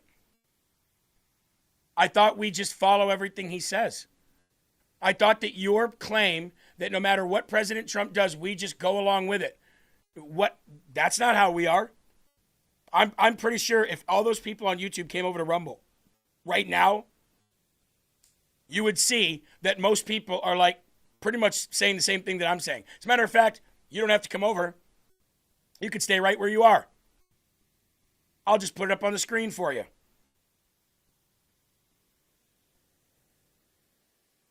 Let's see what people say. Trump, there may be a big attack tonight on Iran and it will knock the hell out of a lot of stuff. Let's hope so. TRW, we spoke the truth. Absolutely. Deal making was apparently a all political show. You don't punish people of country. You have to remove the corrupt government. They have been killing our military for decades. Finish it and call it a day. Get the job done finally. Enough is enough. No more patience left. Exactly. Stop dicking around. Wipe them out. We the people have had enough. You see that left? You see how we are completely opposite of what President Trump at least says when it comes to this? We want it done. So I just do that to show you that we don't always just agree with what the president says or does. We think that they should go. We think that J.D. Vance should go in and take over the Senate. We think that J.D. Vance should go and get enough senators on his side to abolish the Senate Majority Leader seat because it's not in the Constitution. It is a Senate rule that's been there for, decades, if not 100 years. Time to get rid of the Senate Majority seat as well. The Senate can still be a separate governing body of the government, the legislative part of the government. It can still be that. Can absolutely still be that. And it doesn't need a Senate Majority seat. We think that he should be harder on him on that. So there are a lot of things that and I'm not going to put everybody in this Rumble group into my thought process, but a majority of them are. I mean, I'm reading, it's past time, bomb them, time for World War III. Trump should have bombed that funeral. Absolutely. Killed him twice. Right? Now, Eli, we still good? President Trump's not speaking at the press conference yet, is he? Not yet. Do we know what this press conference is in reference to? Is he still in Turkey? Does it say anything about that, or is it say what is it? Is it going to be about Iran, or does it not say? Just says President Trump participates in press conference. His schedule site says Bestepi, I don't know if that's how you pronounce it, Bestepi Presidential Compound, Ankara, Turkey. So I guess, yeah, he is still there. Okay. It's supposed to start at 11:15, but Mr. Fashionably late. Well, it'll probably be pertaining to the relationship between us and Turkey, and how yesterday President Trump rescinded all tariffs against Turkey. No more tariffs against Turkey, because obviously we've come up with some kind of a deal where we don't need to. But he did go off on NATO countries yesterday, or this morning, depending on where you are. He did go off on NATO countries while he was at this summit in Turkey. We're going to get to that here in a second. But when asked during a bilateral meeting with Turkish President Erdogan whether he was considering reducing the U.S. presence, the troop presence in Europe, as part of our protecting the entire EU, and whether he was satisfied with NATO allies, Trump suggested he might draw down the military presence, describing himself as very disappointed in NATO. Here's another thing that we've talked about, guys. People over there on the left, let me just tell you, we think that NATO should be completely disbanded. We think that the United States should pull ourselves and all of our funding out of the United Nations. This is something that we said before Trump. We are so glad we're not in the WHO anymore. We don't want to be part of these world organizations that literally eat our lunch all day long. If it wasn't for us, Europe would be speaking Chinese or Russian right now. If it wasn't for us, the world wouldn't be as secure as it is right now. You guys hate the fact that the United States is the police of the world, and you think that we shouldn't be getting involved in this, that, or the other thing. But after we won World War II, it is our duty. It is our responsibility. It is our job. And if we were to pull any of our funding or pull out of any of these things, these countries would be on their knees begging the United States to come back and help them again. All of you would. I don't care what country you're in, because you don't have the military yourselves. You don't have the money. You don't have the resources. You don't have the country pride where your countrymen would go and die for your country. That's why they all become refugees. That's why they all become asylum seekers.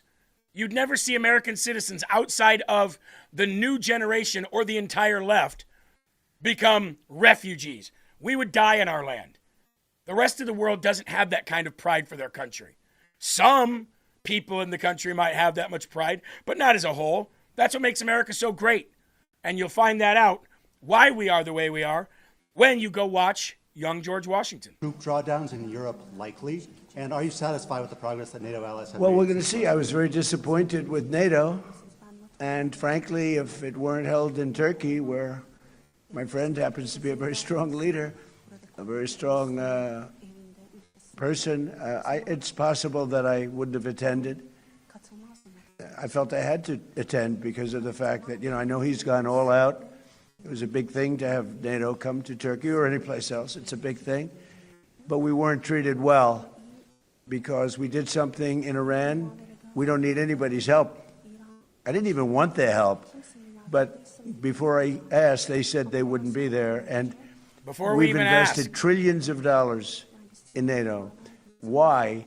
To protect European countries and others, Canada, etc., but to protect people, countries from, generally speaking, it used to be the Soviet Union, now it's Russia. And I say that's fine, but you would think that they'd be very willing to do something to help us, and they really weren't. In the case of the United Kingdom, the Prime Minister, I guess he's no longer there, maybe because of this. It was a very unpopular thing he did. He said, no, we'll help after the war is over. I said, I don't need that kind of help.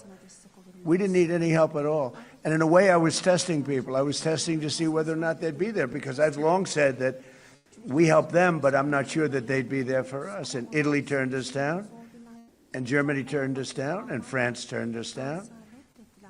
And it's okay. But, why are we spending hundreds of billions of dollars and they're not there for us? We've always been there for them. Why have we spent hundreds of billions, if not trillions of dollars, when we've always been there for them? Somebody in the chat, Easy Money, and I think it's a good question. I don't think it's a stupid question at all. I think it's a question that's worth answering.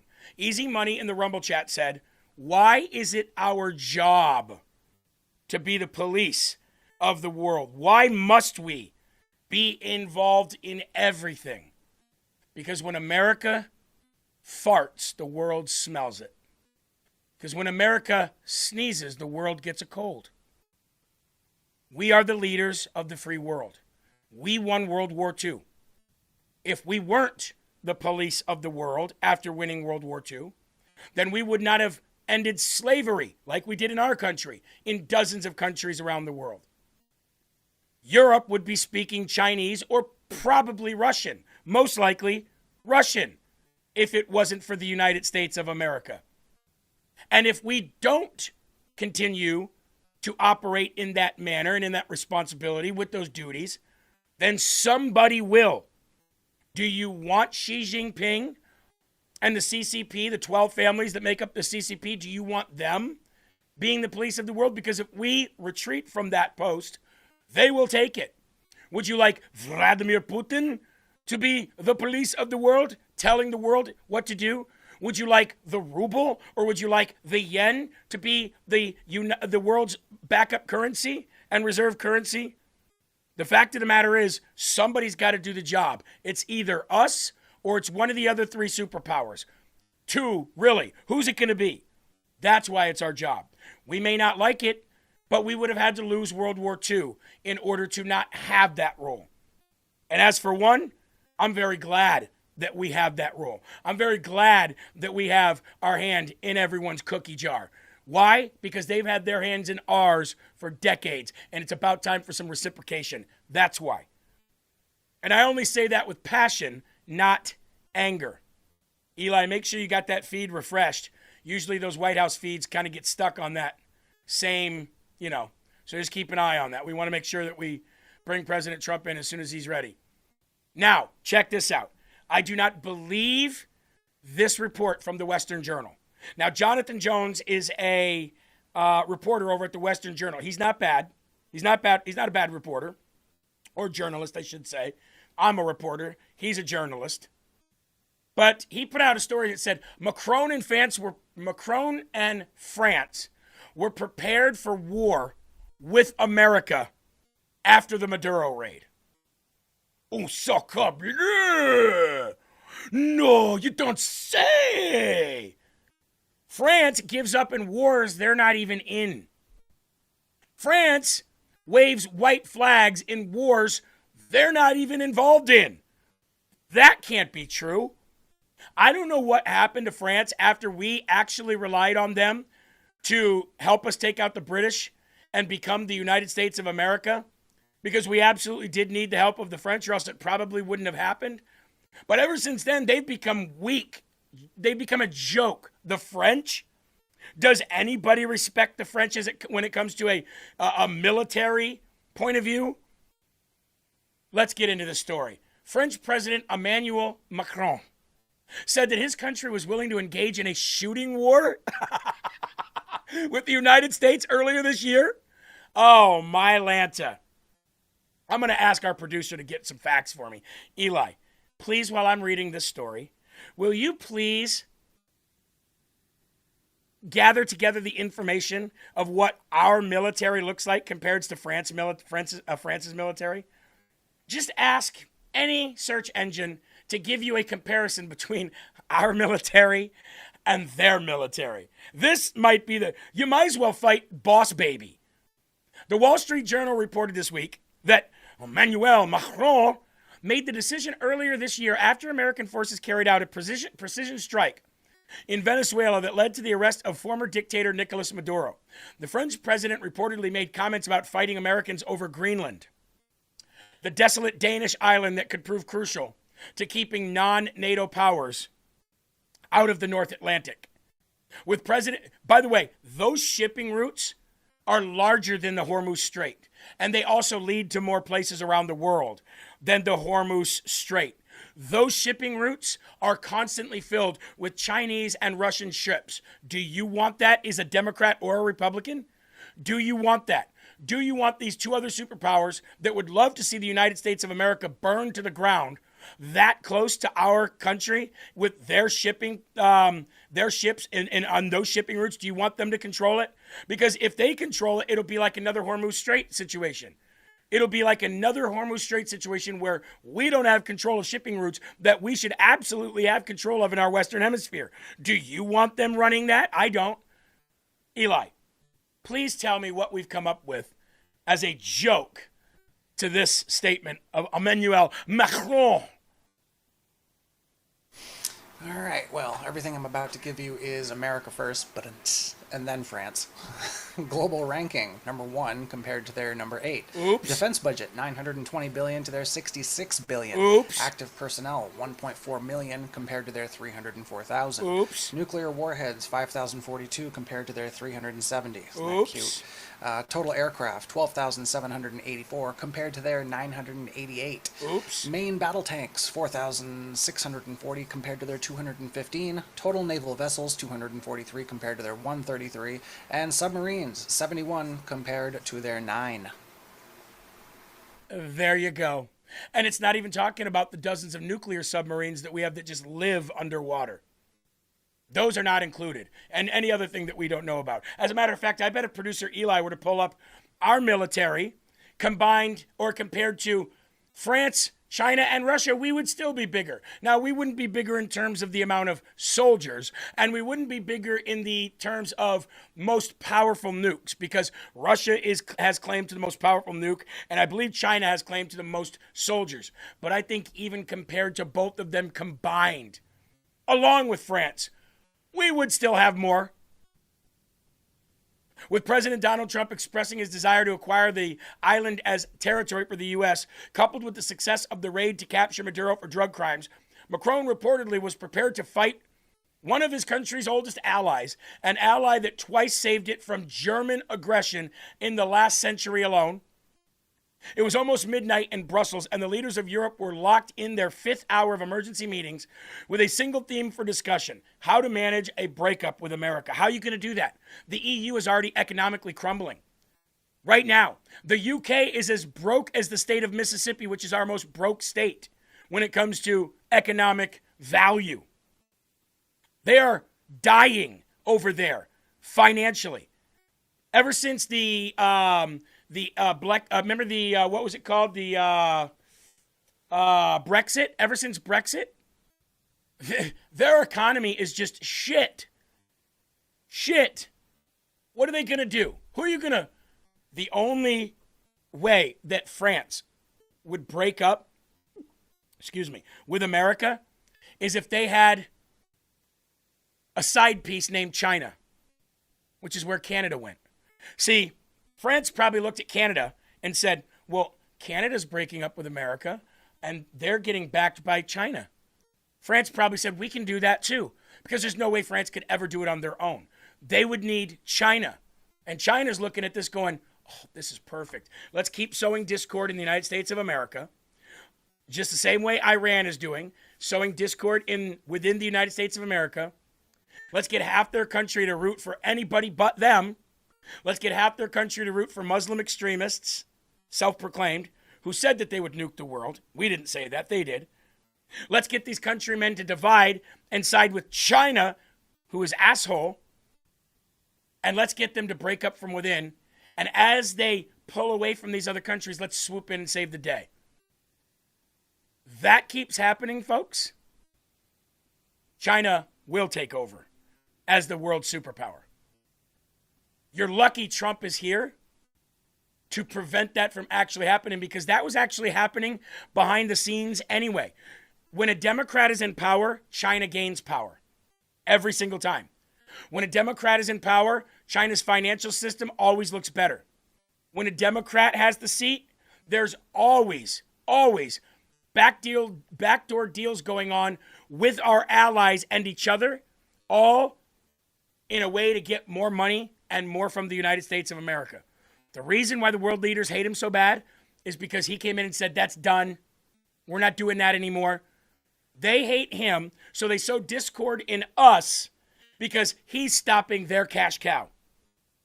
Period. And those are the facts, Jack. Still waiting for President Trump's press conference here. Before we get into the Navy SEAL that killed Osama bin Laden, we'll take you on a quick break. I'm going to grab a drink, and we will be right back. MyPillow's second annual mega sale is finally here. Get our patented premium MyPillows that adjust to your exact individual needs to give you the best sleep of your life. When I got MyPillow, I'm asleep almost immediately. I stay asleep at night and I wake up more well-rested in the morning. Now for the lowest price ever. Kings, $19.98. Queens, only $18.98. And Giza Dream bed sheets, the best sheets in history, for as low as $29.98. Lux Pure 6-piece towel sets, towels that actually dry you. What a concept. Now only $39.98. And our made in the USA mattresses and mattress toppers as low as $99.98. So go to mypillow.com or call the number on your screen. Use your promo code to take advantage of our second annual mega sale. But that's not all. Order right now and we'll ship your order absolutely free. That's right, ladies and gentlemen, mypillow.com. Promo code LFA. I do want to address something, Michael, on YouTube. You said world leaders hate Trump because he's grossly incompetent. No. They would love him if he was grossly incompetent. That is why they loved Biden. That's why they loved Biden. They love the presidents that are... Think about what you're saying. If these countries could take from the United States anything they want, then why would they not love Trump if he was incompetent? That's all they ever do. Their countries... Their number one goal is to get as much as they can for their country. So when we have an incompetent president, they get it all. That's why they loved Biden. And I've already seen you guys on the left say that you already don't think Biden was as sharp as a tack, that you did think that it was time for him to go. But they loved him. They loved him because they got everything from you. They loved him because they got your taxpayer dollars. Instead of your taxpayer dollars going to things here in America or to secure our station and our dominance in the world, it's going to prop theirs up. That's why. Tolkien says MAGA is a disease. Well, a majority of the country doesn't seem to think so. You are in the minority of that thought process. A majority of the country voted President Trump in, both popular and electoral. Why can't you accept and respect that? That's my question. And as we're getting ready here for this press conference, I see it starting. Why can't you accept and respect that more of your countrymen and women voted for this guy than didn't vote for him? What is so hard about that?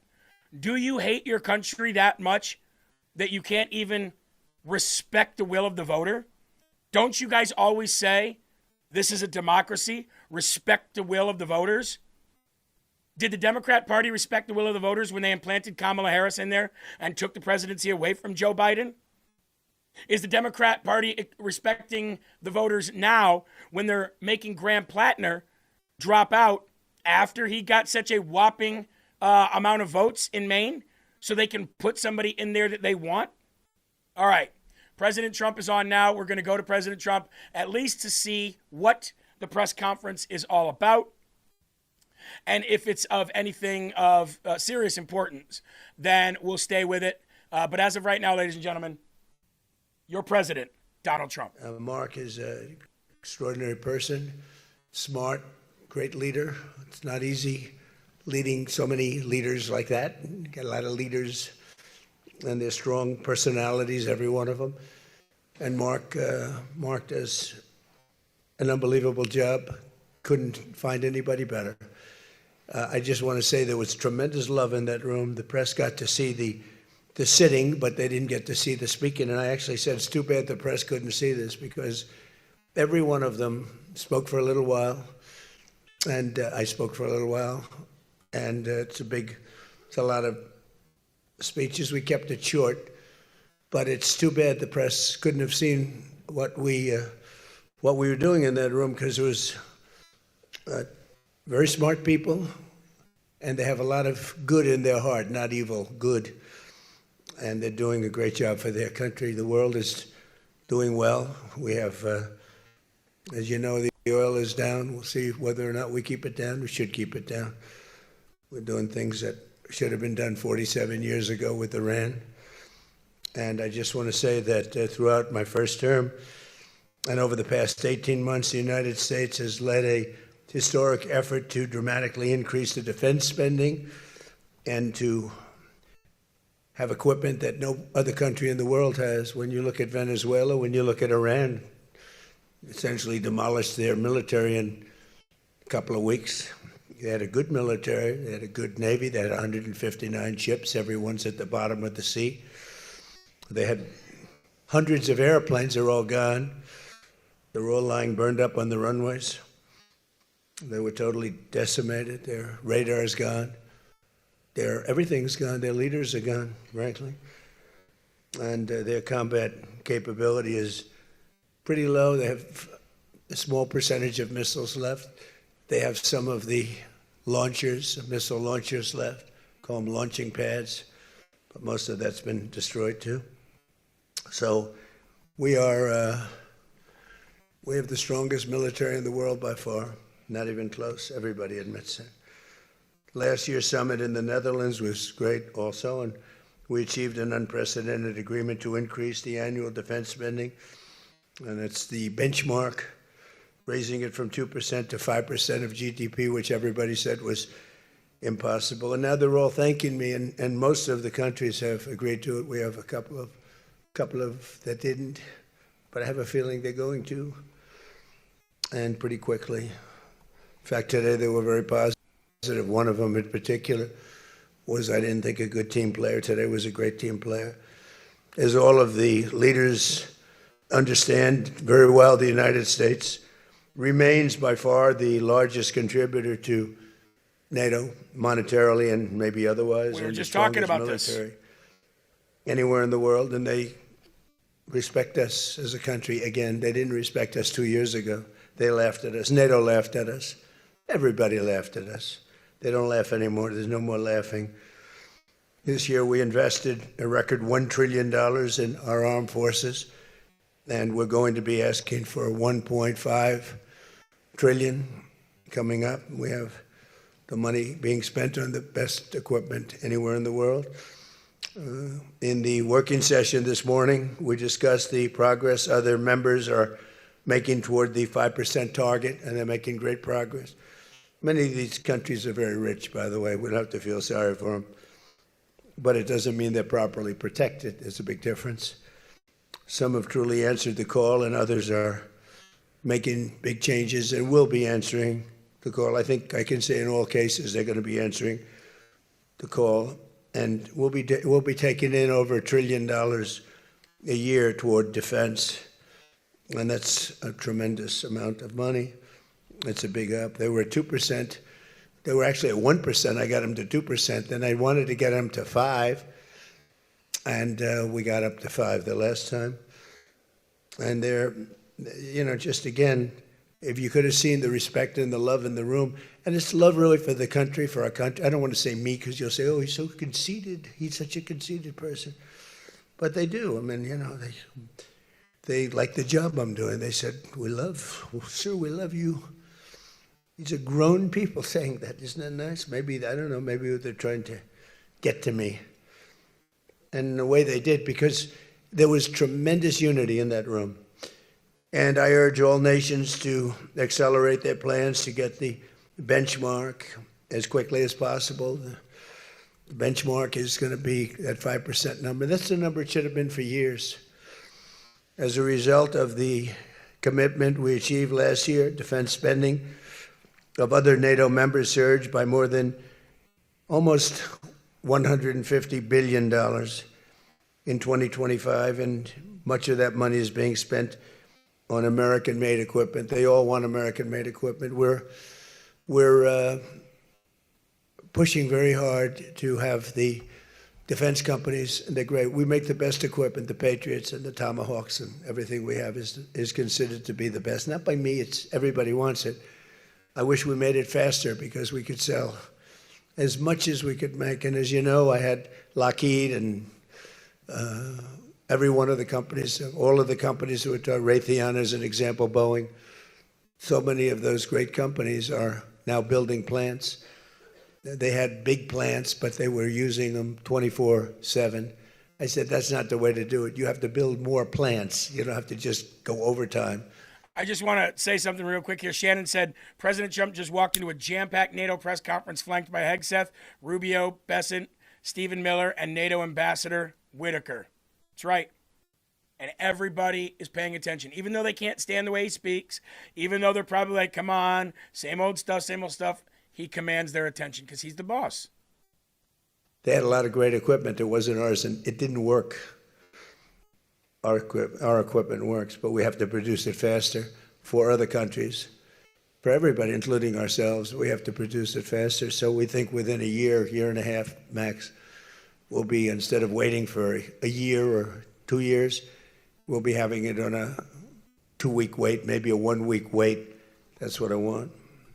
And it'll do really well. A lot of people are, just waiting. They're waiting. They want to get this defensive equipment, maybe in particular the defensive equipment, but offensive and defense. As much of that money is being spent on American-made equipment. That's the money that the European and Canada are spending, European countries mostly, and Canada. And they're spending that with the United States, largely. And it's American-made, made in the USA, as we say.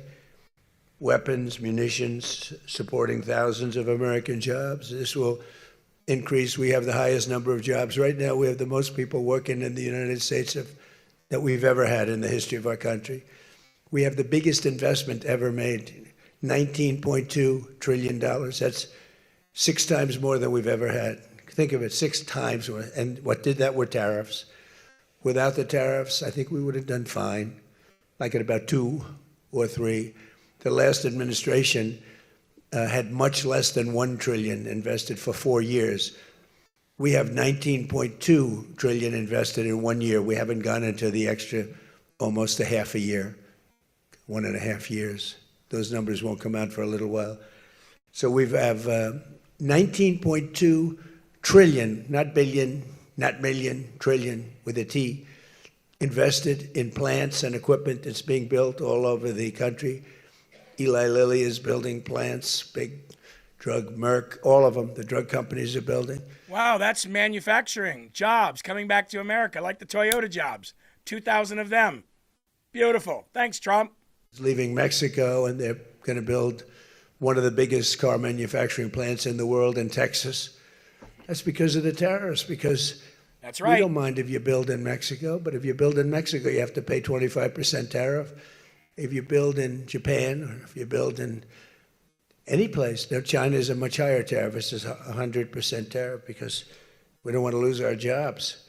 We don't want to have our workers lose their jobs. We have the largest number of plants being built for the most money ever in the history of our country. Car plants, AI plants, and all other plants, pharmaceutical plants, chips. We're not giving anything. All we're saying is, if you don't start, we'll give them 1.5 to 2 years to build their plant. If they don't have that, they have to pay 100%, 200%, That's even how you get jobs back. and 50%. If they make a chip, or if they make a car, or if they make pharmaceuticals. So the pharmaceutical companies are moving in at record levels. There's never been anything like what's happening. Let me put it a different way, put it to you in a more broad fashion. There has never been anything like has happened with this country or any other country in the history of the world. There has never been growth. There's never been manufacturing plants being built. We have so many being built. And in the big ones, like AI, some of the AI, we let them build their own electric plants. We force them to build. We don't want it because the old grid that we have wouldn't be able to supply it. They need, just as an industry, more energy than the entire country produces right now, when you think about it, which is incredible. So take all of the energy that the United States produces, and that one industry, which is so big, so powerful, it needs more than that. In fact, some people say almost double. So, I got to just chime in here. I'm seeing some people over on YouTube just saying stuff like, I can't stand this guy, I can't take this guy, he's a moron, blah, blah, blah. He just told you about all the manufacturing jobs that are coming back, that are building right now. The announcement from these companies are from them, not from Trump. Dozens and dozens, if not over 100 major corporations building or about ready to complete building and start the hiring processes. And that's what you say. That just goes to show how much you hate this guy. You can't even be happy that over 100 major corporations came back to build or to manufacture here in America because of his tariffs. They put out those statements. He's just reiterating it. And you can't even cheer for that. That is the hatred that you have. And I'd like to ask My Music X, if he's such a moron, how was he able to do that and the last 10 presidents weren't? Just curious. How was he able to do that and the last 10 presidents weren't? Those are facts. You may not like it because you hate the guy, but it's amazing that you can't even acknowledge and respect that. Bitch-ass crybabies. That's exactly what those people are. But they don't have it. And I think they'll fade fast. And it's not social democrats. This is not a social These are communists that are running. And they don't want God. Nope. They don't want successful things to happen for our country. They don't want to have a successful country. I think they're sort of crazy.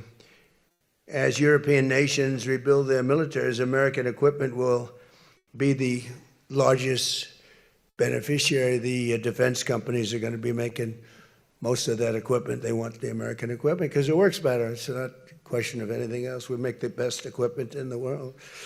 And to that end, I provided other leaders with an update on the steps we're taking to rapidly scale up production in the United States. And they wanted to hear that because they don't really want to get it in 4 years, 5 years. They want to get it like in a week. And we'll actually be at a point like that in the not too distant future with the plants that are being built. The defense plants, it's incredible. Lockheed is building, I think, 5. Some of them are building 3, 4, or 5, and they're big ones. It's going to quadruple the output we have with the munitions and the basic equipment itself, whether it's a Patriot or Tomahawk missile or any of the missiles that we make many missiles, different types, for different occasions. And just today at the summit, we announced $3 billion of new defense investments with U.S. companies.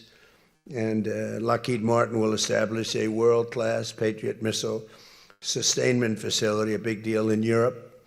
They're given a tremendous incentive by Europe to do that. All goes to the benefit of us and Europe because they're getting the best equipment. Northrop Grumman is moving forward with the sale of advanced American drone technology. We're actually the leader in drone tech. A lot of people don't know that. We have the most sophisticated drones in the world. And we're a real, I guess we're the leader, but we'll soon be the leader by many times over. And Lockheed and Rheinmetall are announcing a partnership to build the Army Tactical Missile Systems, which is a big deal. And Anduril is announcing a deal to build their new Barracuda missiles, which is a very highly sophisticated, fast missile, and we're doing that for Poland. Poland's doing very well, by the way, with a very, very good president, great president, I think. All of these agreements directly benefit the U.S. defense industry base, and what it really does is it means jobs. And again, I have to just say that when Toyota announced yesterday, I wasn't that surprised, but everybody wanted to get that. That's the largest, I think it's going to be the largest plant in the world, car plant, and they're moving into the United States. And again, they're doing that to avoid paying the tariff, because if you build your product here, you pay no tariff. If you don't, you pay a 25% tariff, depending, 35% sometimes 100%, 200%, depending on what the product is. As an example, we're doing great on steel because we charge tariffs. So now all of a sudden the steel industry, which was absolutely dead a few years ago, I revived it in my first term, pretty good. And then they blew it in the Biden term. What a shame. They just blew it right out the window. They had no idea what they were doing. And I quickly revived it at the beginning of my of this term, year and a half. And the steel business is through the roof. We don't even make aluminum anymore. Now we're going to have the largest aluminum plant in the world being built in Oklahoma. I love Oklahoma. 77 out of 77 counties, 3 times. And it's great. It's a great state. They're going to be building the largest aluminum plant in the entire world in Oklahoma. It's starting very soon. Over the course of the past 2 days, I had a number of excellent discussions with other leaders at the summit and held productive bilateral meetings with essentially all of them. We had dinner last night, just about all of them were there. President Erdogan of Turkey, as well as President Zelensky, and he just came in, as you probably saw, had a little press conference, and also President al-Shara of Syria, who's doing an unbelievable job in unifying Syria. What a job he's doing. Syria was a mess with what happened with the previous government, you know that? Very dangerous place, and now it's just come together. He's done a fantastic job. People are talking about it. In every conversation, it was clear that America is back, and we're stronger and bigger and better than ever before. We have more jobs, as I said, than ever before. And we're respected again like maybe never before. We are so respected as a country. That's why I wish I told the Secretary General, Mark, I said, it's too bad the press could not see what's happening in this room. You saw the big round circle with all of the leaders of all of those countries. And I don't know, I think they should allow it. The theory is that they won't be speaking quite as freely and it won't be quite as good, but who knows? It was amazing, actually. The unity in that room was incredible. Really a love. It was sort of pretty wild. There was a love in that room that was great. So this was a tremendously successful summit. And again, I want to thank President Erdogan, Turkey, and so many of the presidents, prime ministers. They were all here from NATO, the NATO countries. And in particular, we have to thank the Secretary General Mark Rutte for doing a fantastic job. He really put on a tremendous, his was just something, he's a unifier. He's a tremendous unifier. So I could take a few questions. We've done a few of these already today, so I don't think we should take too many. No, just a couple. I don't think we should take. Just a couple, we're going to keep it a little bit short, and I know a lot of you are going home. Some are going with me. So go ahead, please. Sir, yes. Yes. No. The gentleman right here. The very tall gentleman who's very insecure. He doesn't want to ask the question. He's a handsome guy, but he's very insecure. Go ahead. Do you want to shout it out? Give him a mic. How about giving him a mic? You shout it out.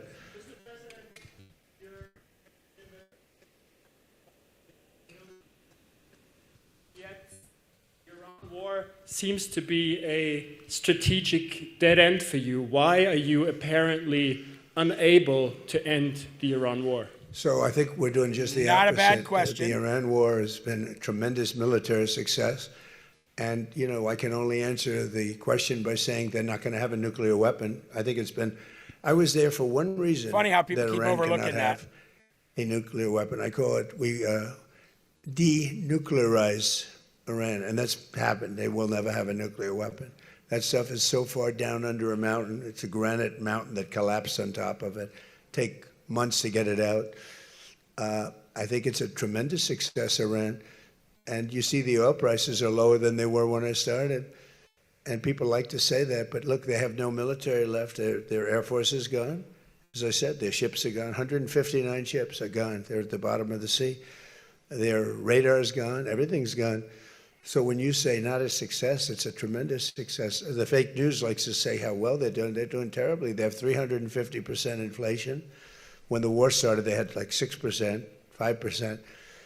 They want to make a deal, but they don't know how to make a deal, and then they go around shooting ships at night. I don't like that. You know, they're dealing with very fine people.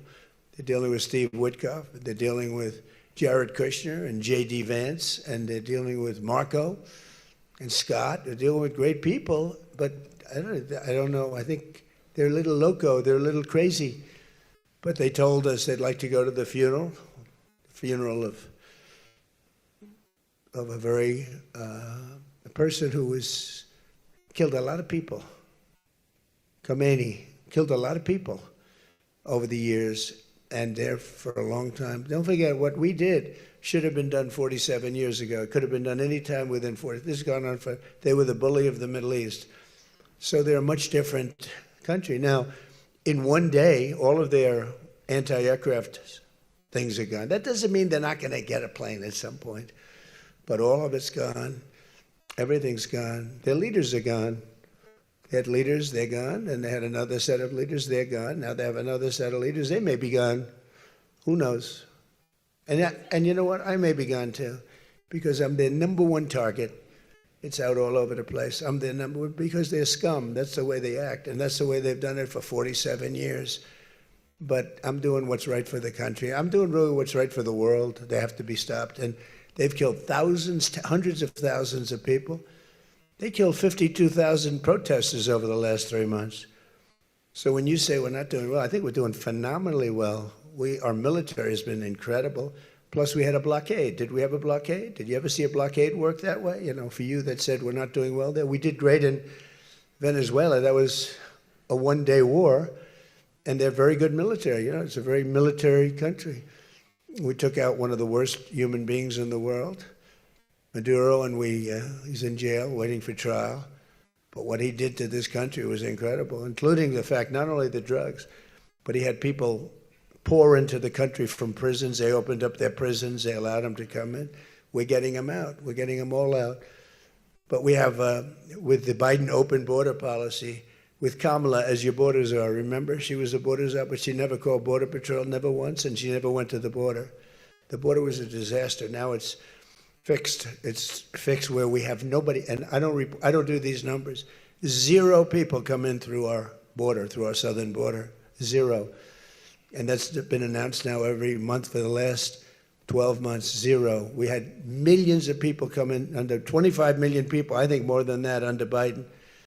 And they weren't people that you want, and for the most part, they were drug dealers. They were escaped from, think of it, all the prisons, and I'm not just talking about from South America, I'm talking about from the Congo, I'm talking about from all over the world. The prisons were emptied out. They were emptied out into our country. But they had the worst murderers. We had people allowed in our country that should never, and they walked in through an open border policy. And all I'm saying is that you're lucky we won this election. Yeah, please. Go ahead. Go ahead. No, yes, go ahead. Who you with? Why don't you say your name and who you're with? It's always helpful. Thank you, Mr. President, for doing this. Iris Tao with NTD, with a sister media with the Epoch Times. Okay. On communism, you've been issuing a wake-up call to Americans at home about the dangers of communism. And now you're speaking on the world stage. What's your message to people both living under communist and socialist regimes, but also people living under democracies like in Europe and America who might not have realized how close communism has come to home? Yeah, that's a great question, actually. But great question. Look, I want to get the word out because what's forming is communism in the country. And communism's easy to sell. I would be the greatest communist in history. I'd be right up there with Lenin. I'd be as good as anybody. You've got free rent for the rest of your life. What they don't say is that you'll be living in squalor in 12 months. You've got a free house. Would anybody like to have a free house? We'll take it away from somebody. We'll give it to you. You'll have murders all over the place. Communism's a disaster. It's been proven to be for thousands of years under different names, but same thing. It's very important. And, you know, it's funny. One of the reasons I do so well with Hispanic people, I set a record, Republicans. I get great numbers for the election, helped me get elected in a landslide. The Hispanics, because a lot of them came from countries that were essentially communist. You know, whether you call them radical socialist or communist is not that much, but there's a little difference. When they say social democrats, we're social democrats, it sounds so nice. Yeah, it's not nice, it's a very dangerous term. So I do talk about it, and I talk about it on TikTok, and I talk about it everywhere. I talk about it here. And you're right, it has become international, but it's never worked, and it's not going to work. What is working is the United States. I mean, think of it, we have more jobs than we've ever had. People are making more money than they've ever made. I'm talking about workers now. I'm talking about workers. They're making higher salaries than they've ever made before. It's just the best system, and it's got flaws, but everything's going to have a little flaw, but it's been amazing. And when I watch what's happening, and I see these lowlifes getting, I mean, they're lowlifes. I watch them. I know good people. I know quality people. These are essentially lowlifes. And when I see what they're talking, I think they're very dangerous in many ways. And I've said it, and then I said, boy, that's a pretty big statement. Then I realized, a couple of people said, I think you're probably right. I think this country, with this thing that's going around, is in more danger than it was during World War I, World War II. If you talk about September 11th, if you talk about Pearl Harbor, that was big danger. I think the concept of us going communist, because one thing that happens when you go communist, you never come back, never comes back. You die in squalor. You die a horrible death. You die in squalor. And it gets very evil and very nasty. Yeah, please, go ahead. Mr. President, Tyler Pager with the New York Times. Last month you said Iranian leaders were very rational people, nice people to deal with, strong people, smart people. Today you said they were scum, sick people, and being led by sick people. What changed, and do you think they're... I got to know them. So I've said that about a lot. Now, when you say rational, I think they're much more rational than level 1, level 2. Level 1 is gone, level 2 is gone. This is level 3. I think they are more rational, but based on their actions over the last week or two, they're not doing a service to the people. And I think more than anything else is I got to know them. And I'm not sure I want to make a deal with them. We can play games, but I'm not sure I want to make a deal. Let's just finish the job. Yeah, please, go ahead. Go ahead. Go ahead. Go ahead. Thank you, Mr. President. Steve Sedgwick from CNBC. The oil markets are up today, around about 7% for WTI and Brent as well. The world is taking you at your word, sir, that the MOU is over, that the ceasefire is over. What happens next, sir? Are we on the cusp of a full-scale return to full conflict? I'll tell you what happens next. We're never going to see Iran have a nuclear weapon, because that's much more important than the numbers you're talking about. The prices of oil are dropping like a rock. Now they'll be up a little bit, and this will end very quickly. We have an oil glut right now because we got all those boats out of the strait, and it's going to drop, and I've predicted everything. I've been right about everything, and I have been for a long time. Absolutely. That's how I got to be president 3 times. Absolutely. I won 3 elections. I did very well in the second one, won it. Fight those facts. It's a rigged election. But I've been right, and oil's coming down. Now, I have to make sure of one thing, that we don't have lunatics having control over nuclear weapons. So we have that now. There's no way they have a nuclear weapon. We have cameras, as an example, on the site that those beautiful B-2s at 1 o'clock in the morning 10 months ago blew up. They blew it up. We have cameras, that's called Space Force, if they're in space. But we have cameras that can read the badge of the person going over to a site. Mohammed something. We say it's Mohammed something is there with shovels. Well, shovels won't get you there. The biggest machinery in the world probably won't get you there, if you want to know the truth. It's way, way below. But we're watching that. And if anybody goes there, they get blown up. So nobody's going to touch that. Eventually, we'll take it. But what we do have is we have that. That's gone. If we wouldn't have had that, they would have had a nuclear weapon, and they would have wiped out Israel. All right. We are going to now move on from this because he's just in his question and answering stage, and it's pretty much always the same question, same answers over again. I do like the victory lap that he took on NATO, though. Oh, look, NATO, look at all the countries that want to do business with us. Oh, look, NATO, look at all the countries that are literally building manufacturing plants in America. Yeah, you're lucky we won the election. You're lucky we'll keep protecting you. Hey, let me ask you a question, Dee and ASW and all the lefties over on YouTube. Would you like us to pull out all of our money and all of our protection for all of these NATO countries? Would you like that? I'd like that. Everybody in the Rumble chat would like that. Would you like that? I want to see. Give me an honest answer. I'm going to pull up the YouTube. feed so everybody can see your answers. I want to know if you would like us to pull all of our money, all of our protection, and everything that we give to these European countries. Would you like us to pull that? Let's see. Let's go over there and find out. You see they won't answer this, by the way. Watch Rumble. They won't answer this. They can't answer straight up questions. Let's see. So NATO doesn't agree and the United Nations do not agree with Trump? Okay, not an answer. Let's see. Nuclear is good. Jeremy has never shared us wrong.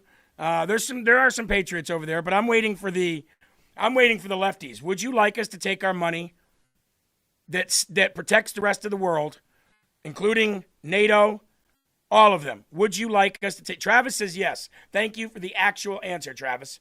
Thank you for actually being able to speak like a normal person. I would, Jeremy, and I'm not even a libtard, said Kathy. Yes, there you go. Me too. I'd love to see us pull all our money away from them. They can't answer because they're communist bums. That is not wrong. That's not wrong. Let's see here. Yes. Still president. Yep, that's clearly not it. All right. We're still waiting here. Still waiting. Copy, paste, repeat. Yeah, that's most of the lefties over there. You notice they can't answer that question? Because it's a rock and a hard place question for them to answer. They won't answer it. Waffle says, I wouldn't mind if the U.S. pulled out of NATO. European nations would have to find money and pay for it, so encourage more jobs. There you go. Wacky had said, NATO doesn't have a line item in the budget. It's not an answer to the question. Reed says, yes, because they've been ripping us off. There we go. Laura says, get out of NATO. I just want to see one of the lefties say, no, I want to keep our money over there. I want to continue to help them. I want to continue to protect them. Mr. Good Citizen says F NATO and the UN. ASW said, I did answer you, Spud Farmer. Well, you're from Australia, but I didn't see your answer, so please put it in again. Missy says, get out. Gabriel says, I would like for them to do so, but who's going to listen to us on this channel? Who knows? You never know who's watching. We've been invited to the White House because people from the White House watch this. We've covered things at the White House, so you never know who's watching. You never know. And by the way, I'm not asking you to run the nation. I'm asking you for your opinion. Take your shit and go. I don't live there. Well, you get money from us too in Australia, ASW.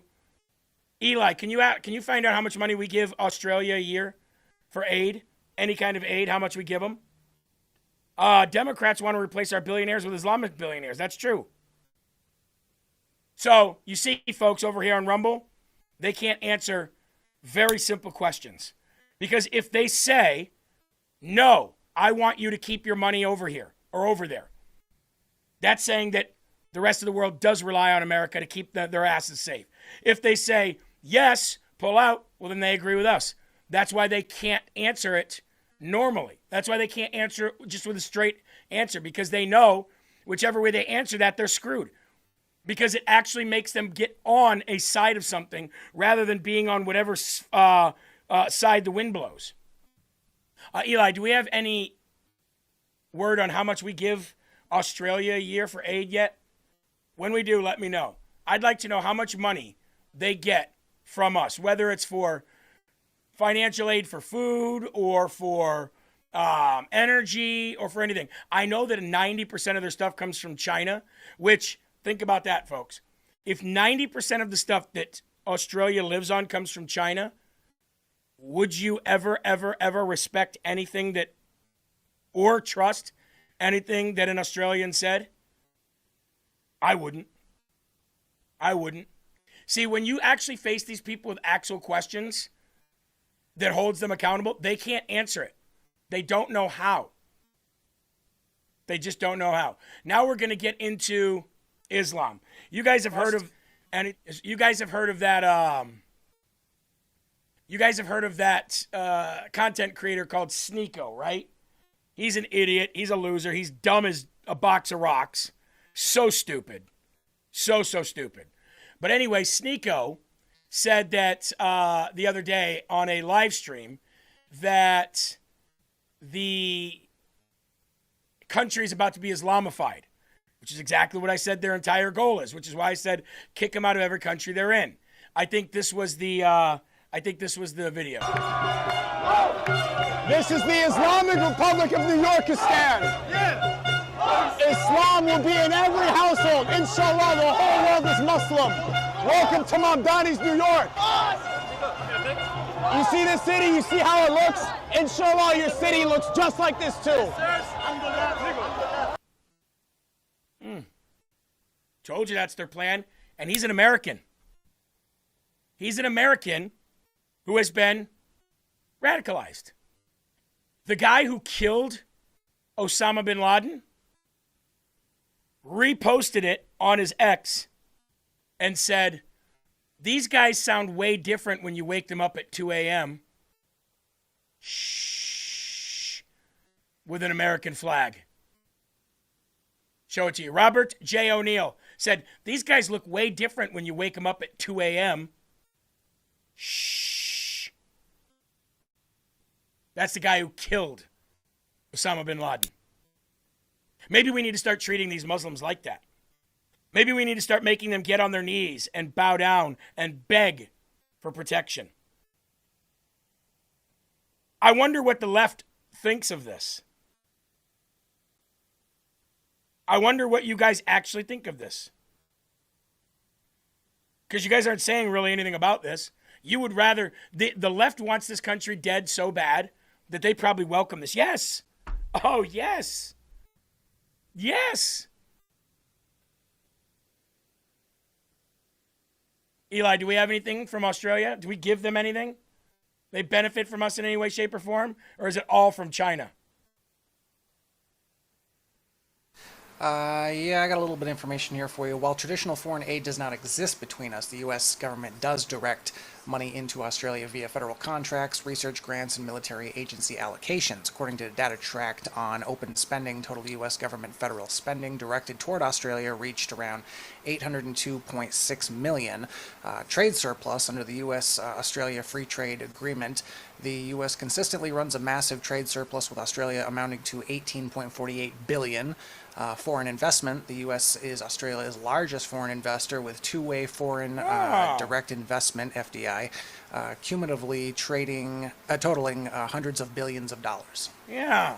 I wonder what ASW would do if the United States decided to say, you just have to get the rest of your stuff from China. The only reason that Australia is allowed to exist is because China says so.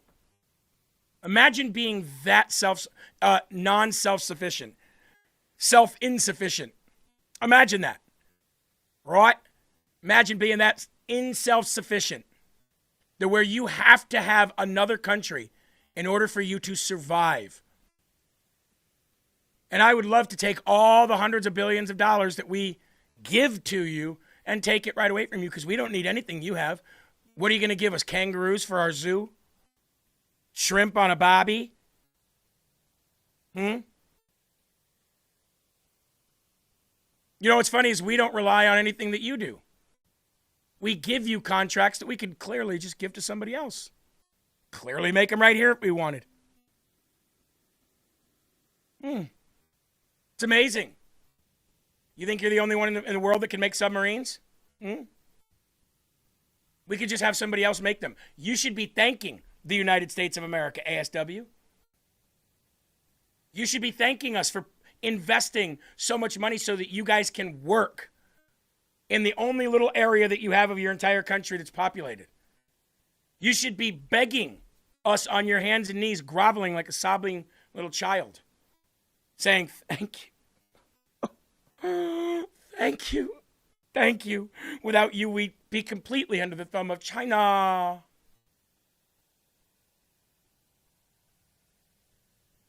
Anyway, we're going to move on.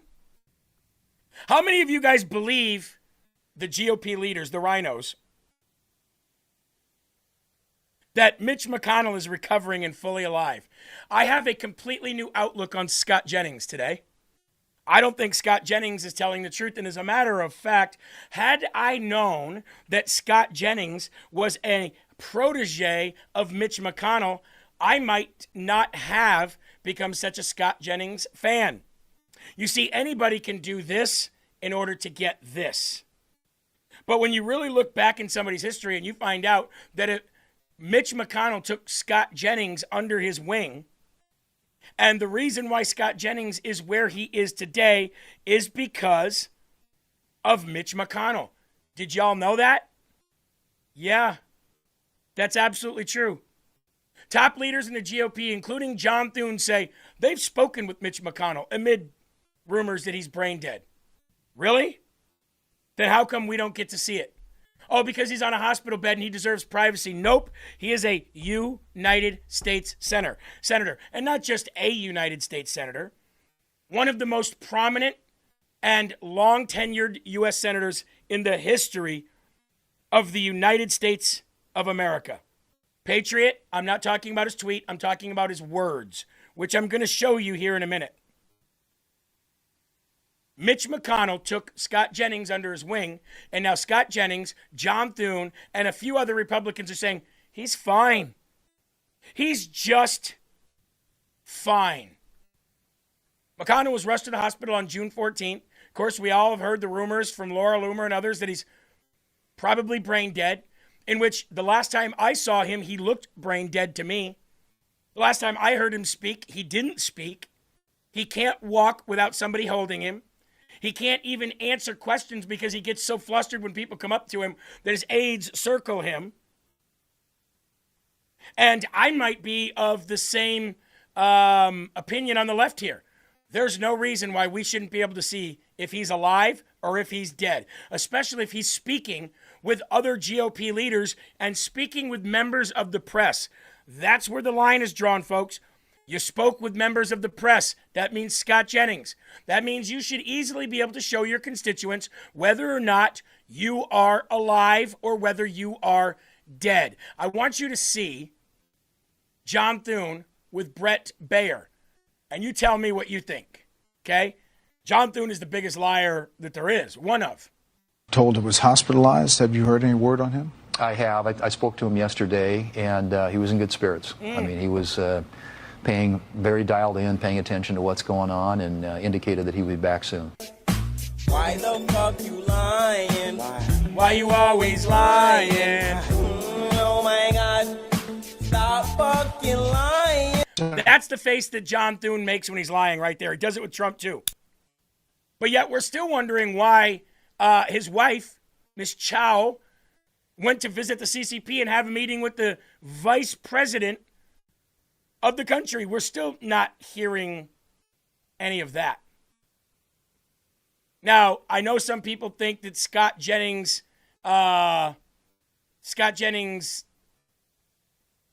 tweet was parody, but he actually said it too. Here's the tweet that people are talking about. I spoke with my old friend Mitch McConnell this morning. The senior senator was from Kentucky. He's still recovering in the hospital. We talked just shy of 20 minutes. If you're talking to members of the press for 20 minutes, then you should easily be able to show whether or not you can or can't function as a human being. About Iran, about Ukraine, and the unfolding situation in Maine. My visit to the Teddy Roosevelt Presidential Library, I'm not even going to go into the rest, but so you expect us to believe that, like Biden, Mitch McConnell is sharp as a tack, so sharp, even though, by the way, I haven't seen him sharp in years, that you guys were having in-depth conversation about Iran, Ukraine, and the unfolding situation in Maine? Wow, Scott. Really?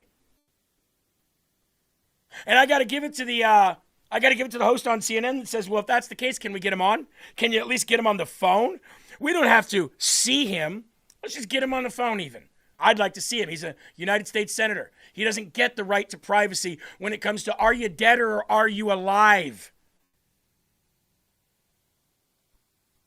Do you think he'd be willing to call into the show? Could we get him on the phone now? You know, I wasn't really expecting him to call this morning, to be honest. Stop right there. Did you see that laugh? Play it again. Do you think he'd be willing to call into the show? Could we get him on the phone now? I wasn't That's not really very expecting him to confident. call this morning, to be honest. So when the phone rang and I was able to talk to him, I was frankly pretty grateful. I mean, as I said, I've known him since I was a teenager.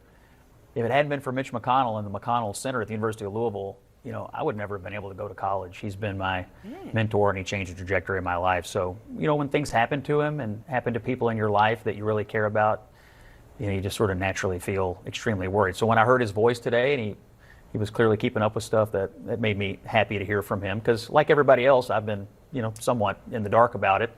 But to hear him talking and to know that he's also talking to the Senate leadership, it made me pretty happy. The MAGA media ecosphere, shall we say, has been driving a lot of the questions about where Mitch McConnell has been and what has happened to him. You, of course, are in tune with that in the role you have on your radio show. Do you think they should put out a picture of Mitch McConnell, that he should release more to the public to quiet this noise? I agree, CNN. Yeah, I think Al had a good point about McConnell's general disposition towards privacy. I sometimes wonder, like, if I were laying in a hospital bed, would I want a bunch of people around photographing me? Probably not, particularly if I were an 80. Hold up. What about if you're a constituent, a voter, especially in a high-profile Senate seat like Mitch McConnell's, who was the majority leader, still right now somewhat in the leadership role in the minority, or was anyway when he could speak. Don't you think that we should have the right to know if he's alive? Well, he has a right to privacy. I don't believe Scott. And for the first time, I am agreeing with CNN and disagreeing with Scott Jennings. Why is that, lefties? Because we're not a cult. I don't believe him at all. And now I have my reservations about Scott, which sucks, because I like the guy. 84-year-old person who's normally private about his health? Probably not. But I take the criticism. I think it's a fair question about transparency. I think it's a fair question about whether they've done enough. But ultimately, these office holders, they're in charge of their own operations. And maybe somebody around him says, let's put out a picture, and he doesn't want to do it. I think that's a fair observation from Al. But all I can tell you today is all the rumors about him being dead or brain dead or his body's being hidden somewhere. I've seen all kinds of crazy things on the internet. That's obviously not true, because he picked up the phone and called me, and that was a good thing. All right. Well, let him know. Our phone lines are open here at the arena. Should he Long-time listener, should he first-time wish caller. to call in, as someone who covered many of his Senate campaigns, not as many, of course, as Al Cross, but a couple. Al, thank you very much. Well, it's not my job to say whether somebody's lying or whether somebody's telling the truth, but it is my job to tell you what I think. And I think Scott Jennings is lying. I honestly do. This might be the one thing that I and the leftover on YouTube agree on. He should show some proof of life, whether that be a quick video. I mean, AI today, you can pretty much do anything. How do you even know, Scott, that you were talking to him? Because the last time we saw, he couldn't speak. The last 3 times we saw him, he couldn't speak, and it was getting noticeably worse. Let me ask the Rumble and the YouTube audience, do you think that an elected official, especially a senator, should have to show that they're alive or dead if they are active in this U.S. Senate seat? That's the question. We'll go to Rumble first. Eli, I'll ask you first. What do you think?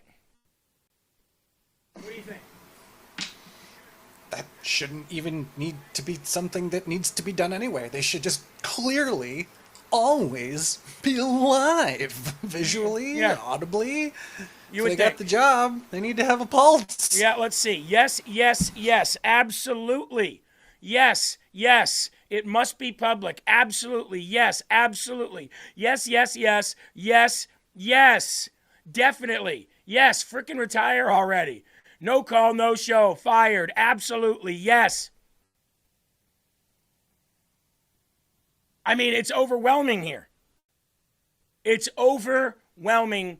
The people on Rumble are saying absolutely, hell yes. I don't think I've seen a no yet. Very simple question. It gets a very simple answer. Now, if you say no, that's fine. I'm not going to call you anything. But because I'm asking for your opinion, I'm actively asking for your opinion. Let's go over to YouTube. Yes. Heck yes. 100% transparency. He works for us. Anyone paying taxpayer money should, says our friend Down Under, who probably wouldn't call us his friend, but it's okay. We're here every day together. Sooner or later, we'll be a dysfunctional family. Yes. Jason says absolutely 100%.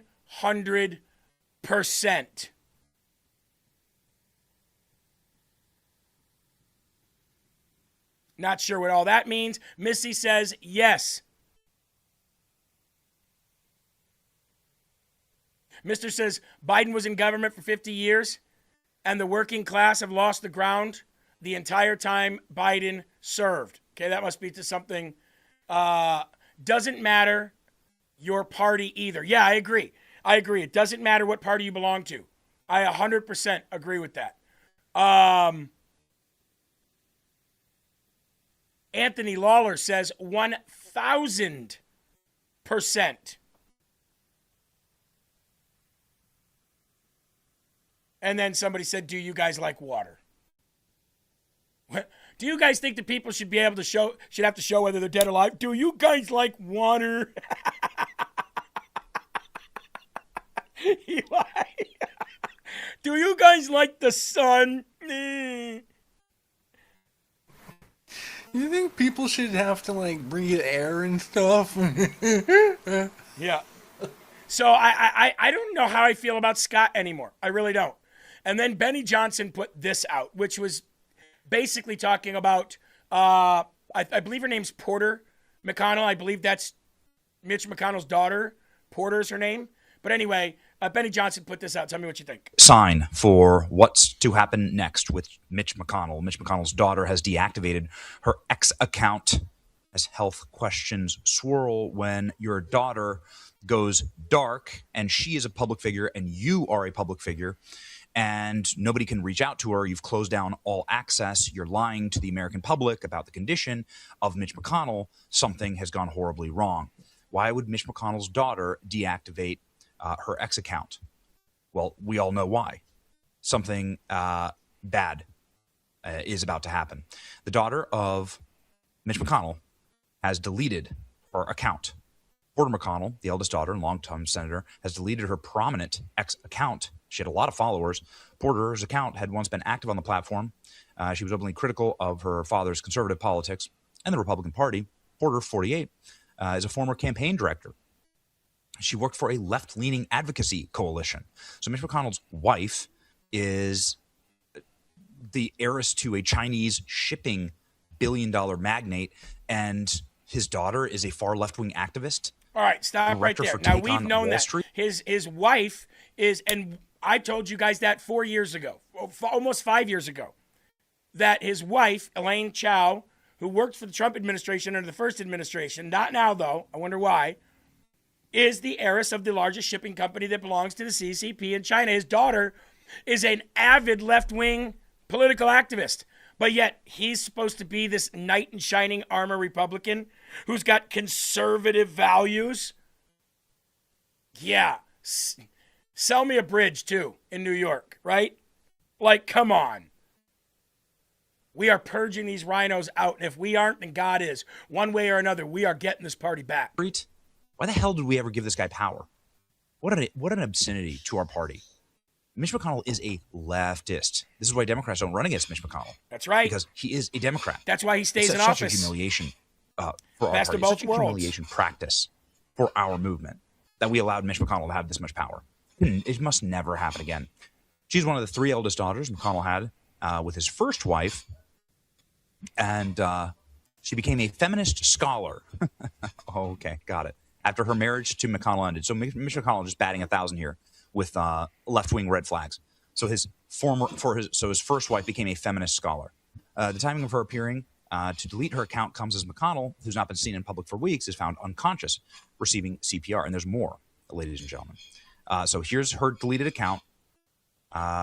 She is, again, prominent, and it makes you wonder, was she asked to stay quiet while health is being kept under wrap so that nobody can get a hold of her.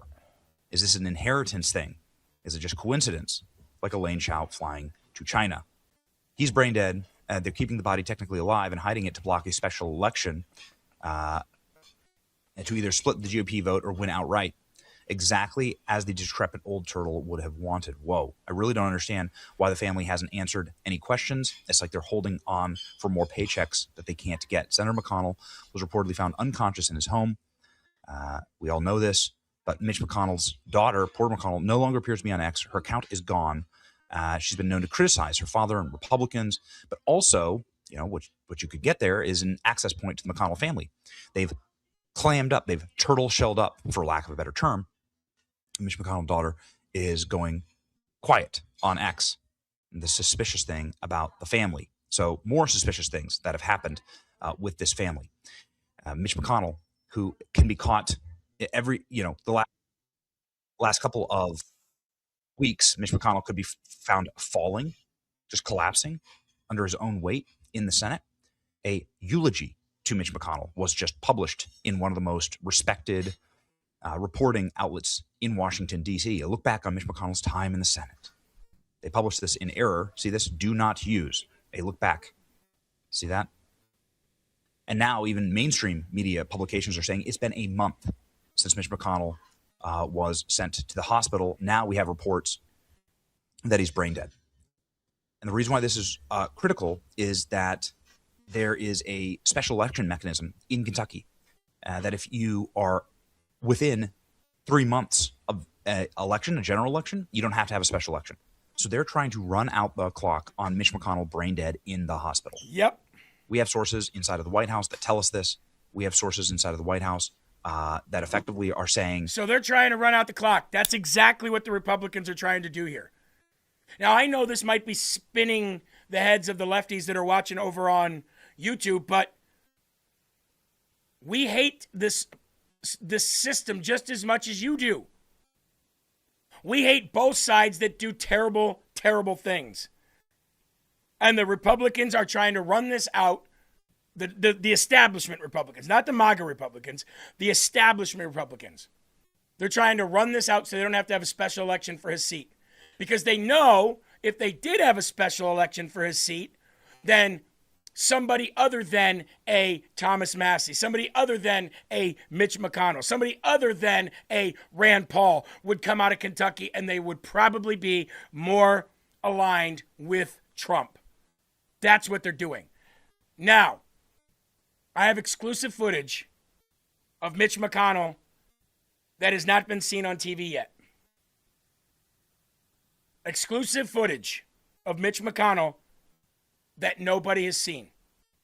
Now, when you see this and you go talk about it, I want you to tell the world that you saw it here first, okay? This is hopefully they don't come after me for this. Hopefully I don't die because I'm exposing this, but ladies and gentlemen, I think he's dead and I think he's come back as a zombie.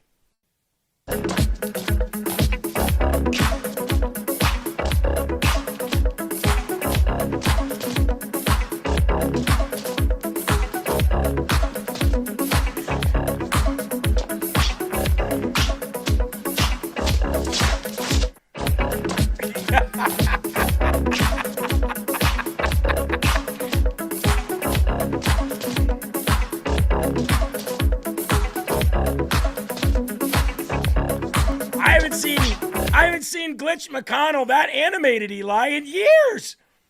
Who knew? Who knew that Mitch McConnell had so much life in him?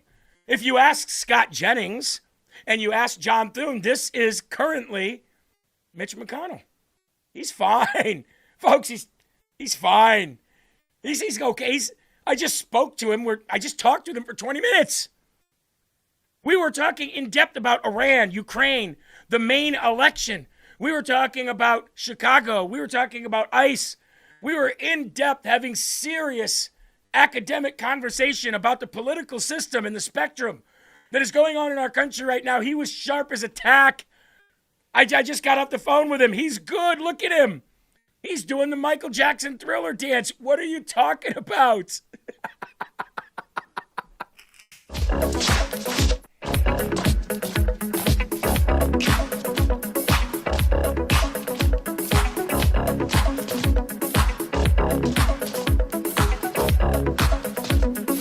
I gotta say, man, he looks good, Eli. He looks good. That boy is good. He's all right. Come on, damn. He's got good another decade in him, I'd say. He just had to top off his levels. He's doing good now. ASW said, what did ASW say over on YouTube? Hold on, ready for this? Only a lowlife would mock the dead. Oh, so you think he's dead too? You think he's dead too? You agree with me? You agree with me down from down under? You think that he's dead, right, mate? He's dead. He's dead as a doornail. Just dead. Right? He's dead, Eli. I agree. He's dead. I agree. Oh, I also mock John McCain. He's dead too. Huh? I mock Dianne Feinstein. Oh, I remember when they invented chocolate. She's dead. Yeah, I mock the people that try to destroy our country. You don't? That's like saying, how dare you mock Hitler? Augen bei Volksen stricken from Teigformen Schnauch nur wängst du Sabayaka Simsalabim-bamba Saladu Saladimba. Don't mock the dead, Eli. How dare you? Mm-hmm. I'm curious, and I'll give you the benefit of the doubt, ASW, but what did you say when Charlie Kirk got shot? Just curious. Did you praise it? Did you share all kinds of funny pictures of the spurt into the neck? Or did you say, I hope nobody mocks this because it's wrong on either side, right? And by the way, since when did Australia become so gay? They gave us people like Heath Ledger. They gave us people like Chris Hemsworth. They gave us people like Mel Gibson. And now all you have is that. Let's make Down Under great again. Huh? Looks like he says your accent's pretty effing horrendous over there, Jeremy. How about me? You like mine, ASW? Yeah, we don't really spend time trying to perfect an Australian accent. It's never needed for anything ever. You know what is needed, though? Armor colostrum. That is what's needed. Whether you're down under or whether you're right here in the good old red, white, and blue US of A, whether you're in China or whether you're in Mother Russia, Armor colostrum will do wonders for your body. And it might be the only superfood that you ever need to stop bloating, for gut health, for acid reflux. I know a lot of people hate that. And all of your digestive reasons. Oh, by the way, and hair regrowth. Armor colostrum, ladies and gentlemen. So good that it even works for Australians, by the way.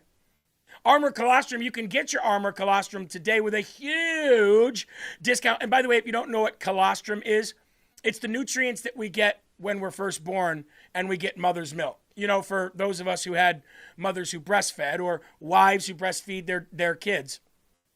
It's those nutrients that set you up to be strong. And armor.com/LFATV is where you go. Armor.com/LFATV. Armor.com/LFATV. Big shout out to Armor, and thank you for being a consistent sponsor of LFATV. And they only hear you guys go and order from them. So I urge you to go order today. Eli, I don't think somebody on Rumble knew that Mel Gibson was Australian. Oh, he's Australian, all right. All you had to watch his early movies and you'll really get the accent. Like, he had a very hard time having an American accent when he first started coming into movies, but it was there. He's pretty good now, though. He's pretty good now. Yep. It's mainly the Mad Max movies you can really hear his deep accent in those, but, I've always wondered if that story about him from Australia is true, how he... Oh, hold on. Hold on. We got to refresh producer Eli here. He was talking about the story from Mad Max, or the story from Australia. Go ahead, Eli. ASW would know. Maybe ask him.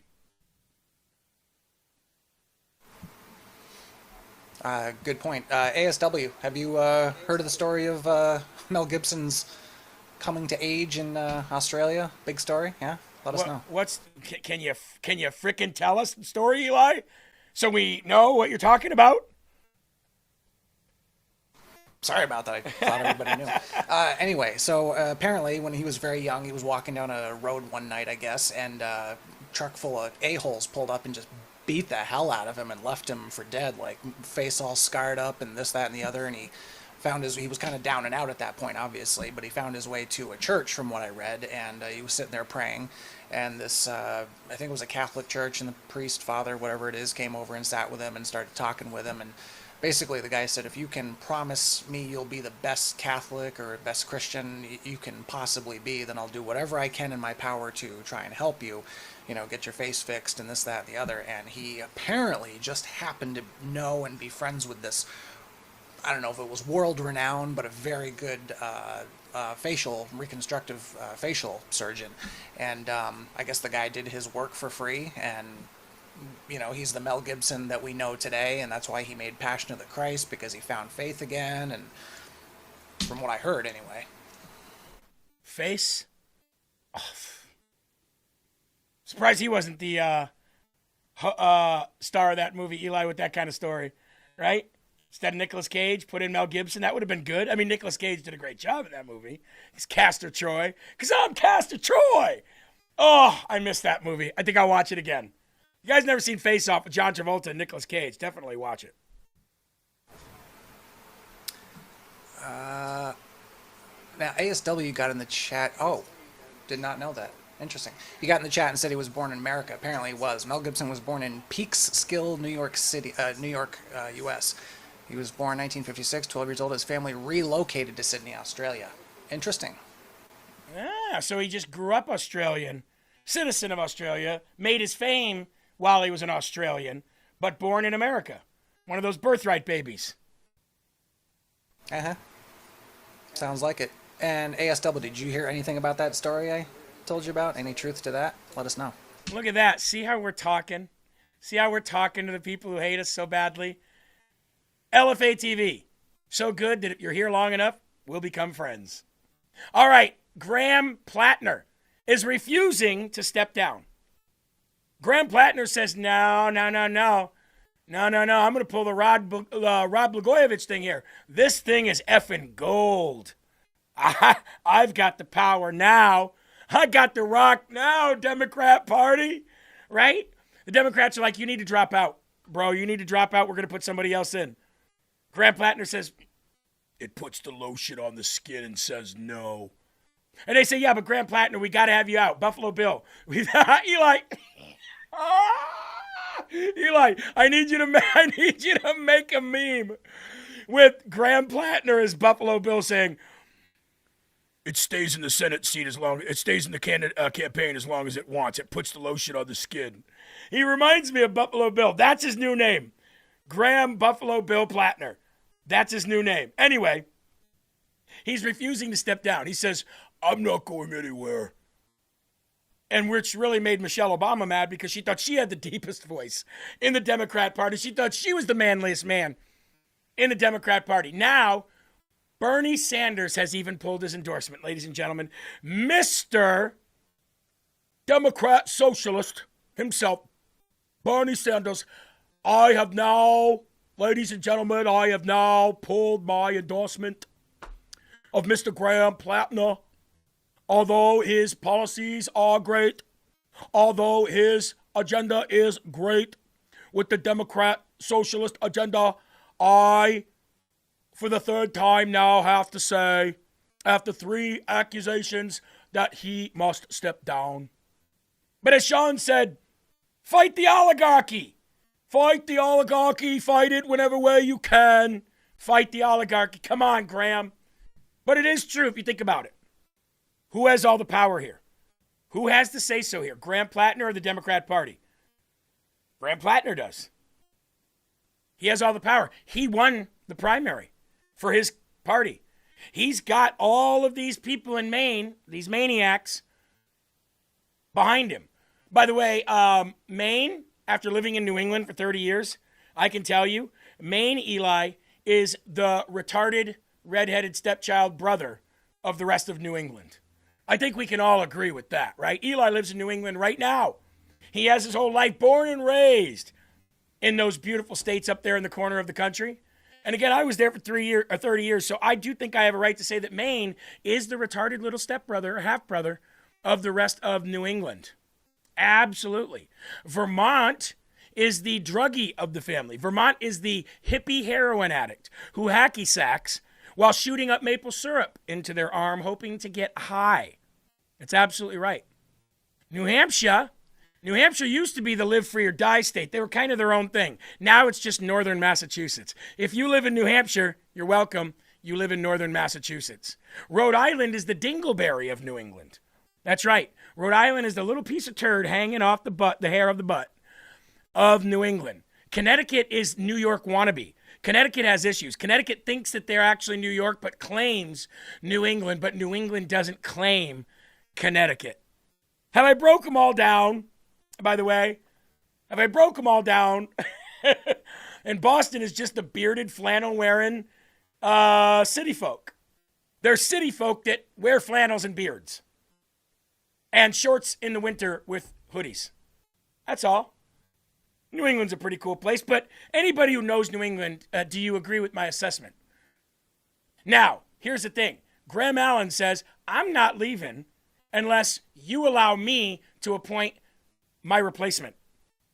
And the Democrat Party's like, yeah, no. The whole reason of us Kamala Harrising you, meaning that they just put in whoever they want regardless of the Democrat vote.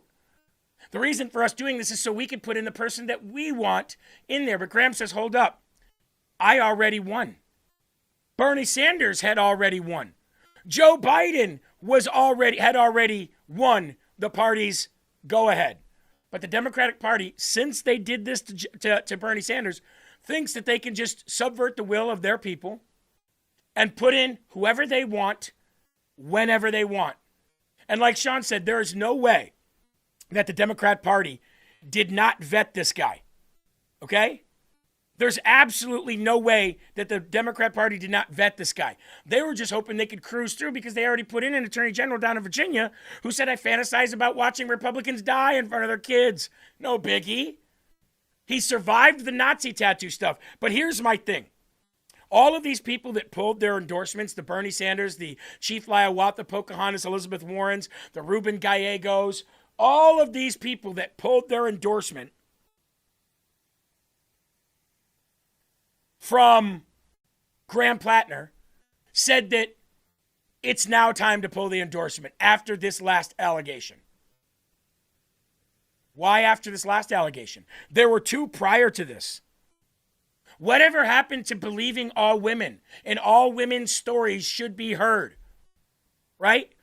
I mean, you guys were just saying that on the left just a couple months ago about the Epstein when you couldn't get Epstein out your mouth. All of these victims, their stories should be heard. Well, you didn't want to hear the first victim's story. You didn't want to hear the second victim's story.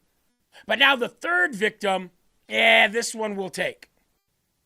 Boy, so not only are you subverting the will of your voters in a democracy that you claim that you want to keep, and you're stomping all over that democracy all the time by pulling people out at the last minute and putting people in who did not go through the democratic process, but you're also willing to overlook 2 of the 3 women who said that they were sexually approached by this guy. Boy, your party's in free for all. You don't stand for anything on the left. If you call yourself a Democrat, you stand for absolutely nothing. You stand for absolutely nothing that you advocate for, and that right there is proof. I don't have to prove it for you beyond that right there. You don't allow the people that voted certain people in to stay in. Or I mean, the people that won the vote, you don't allow them to stay in. You put whoever you want in, and you don't believe any of the women who are coming forward. Pretty sad, huh? Now, producer Eli made us the picture. That quick. Let's see if we can get it up. Ladies and gentlemen, this is Graham Allen. Eli, you got to send this to Sean Farish, too. You got to put this in our group chat and get them to share this around. Oh, you also should be branding it first before it goes out. Here it is, folks. It stays in the running as long as it can. There he is. Buffalo Bill Graham Plattner, folks. There he is. It stays in the running as long as it can. It puts the lotion on the feet. I shoot guns. I hunt.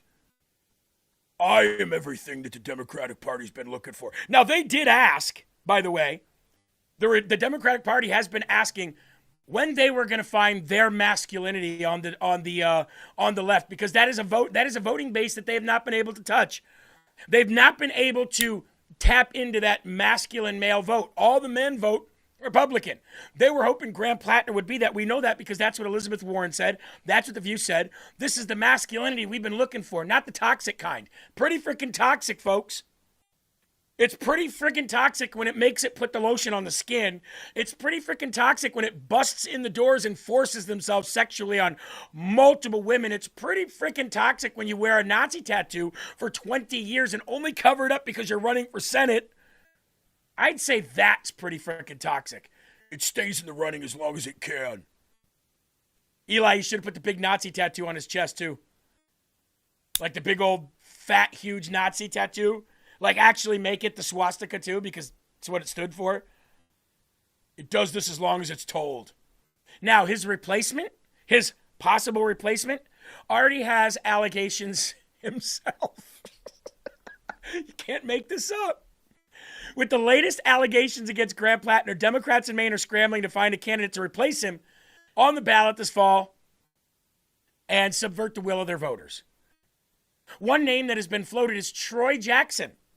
I'm sure you heard Sonny on The View, this going around yesterday. Oh, this Troy Jackson, a far left Maine Democrat who also ran for governor of the state. There's just one problem, though. There are sexual allegations, sexual assault allegations on this guy as well. Democrat Party, can you produce anybody who doesn't have fraud or sexual allegation charges against them? Is the state of Maine so lost that you can't find one decent person to even get the world to believe their lies? You can't make it up. It's poetic.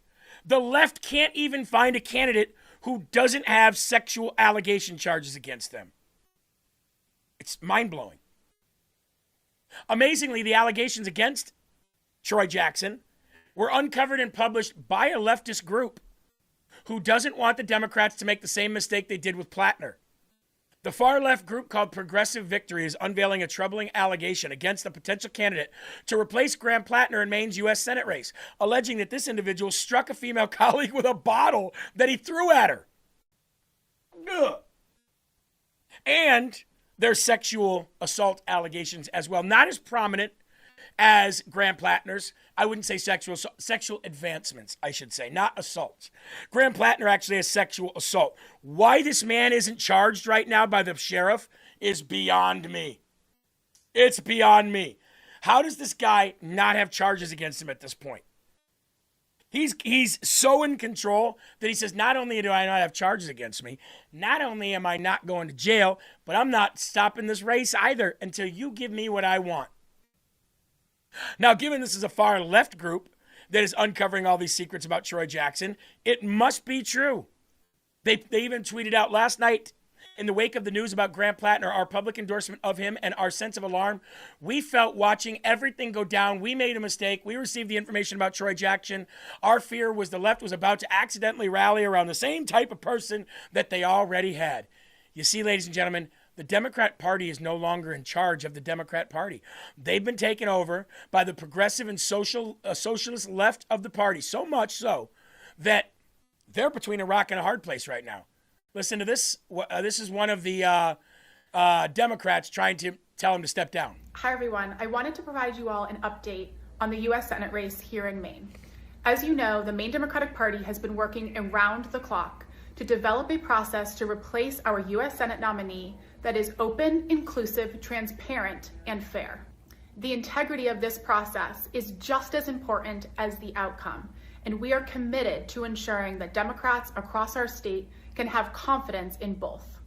Unfortunately, Graham Plattner's team has repeatedly reached out to us in an attempt to put their thumb on the scale of what this process looks like. We have repeatedly reiterated to Graham Plattner's team that they have no role in determining our next Democratic nominee for the US Senate, nor in determining what this process looks like. We have also reiterated that Graham Plattner must drop out of this race so that Democrats in Maine can focus on defeating Susan Collins this November. We look forward to making this process public as soon as Graham Plattner formally withdraws from this race. Let's take a poll. Will he or will he not withdraw? Will he or will he not withdraw? Will the Democrats be able to put so much pressure on him that he withdraws? I'm going to say yes.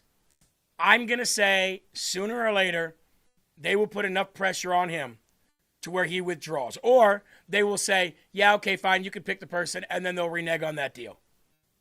I am under the impression that he will end up withdrawing. Bernie Sanders won the entire primary, and they made him withdraw. He won the literal primary for president of the United States, and they were able to make him withdraw.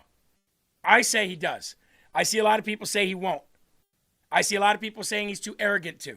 I like the divide in this. I don't think that he can stand up to the power of the Democrat machine. Like I said, if you won't do what they say, I'm sure they have more information they'll put out about you. Information that will probably get you locked up if this one doesn't. They are some sneaky sons of bitches. They even got rid of Eric Swalwell. They made him step down, and he was a sitting active U.S. congressman. Like, the Democrat Party don't play games. Will says, I have something that says he might not. And Will Johnson is on next, so you're not going to want to miss that. But listen to this crazy far-left Democrat about this situation. I'm singularly focused on this district, the message of what's important to people here in Virginia's 2nd congressional district. And they're always going to try to find a boogeyman and tie, the Democrat to whatever shiny new thing is going to scare people. Stop. Who is they? And are you saying that these rape allegations are a shiny new thing? It's your own party, sweetheart. It's not us. It's not the Republicans. We want Graham to stay in. They're always going to try to find the next boogeyman, and they're always going to try to find the next shiny thing. Who's they? It's your party that is doing this to their candidate, not us. What kind of a statement is that? And rape is just a shiny thing? Well, I guess she must agree with E. Jean Carroll that says rape is fascinating, and you're fascinating to talk to. District, and they're always going to try to find a boogeyman and tie, the Democrat to whatever shiny new thing is going to scare people. But the truth is I have a proven record in Congress, and I'm focused on listening to, supporting, and then representing those people across this district. Yeah, absolutely. 10 Coin said, the people chose that effing Nazi shithead. Give them what they want. Dirty communist rapist. I agree. That's what the people wanted. Who are you to subvert the will of your own voters? Sunny Hostin. She said she still says vote for him. I don't ever want to hear Sunny Hostin's stupid, half-white, half-black, retarded ass ever say anything about rape allegations ever again. You've forfeited that right, you low IQ, stupid broad. And I said it, if I lived in Maine, I would have, plugged my nose and I would have voted for him anyway. I think that we are in a time of existential crisis in this country. I think Republicans fall in line. They don't fall in love. Democrats want to fall in love and not fall in line.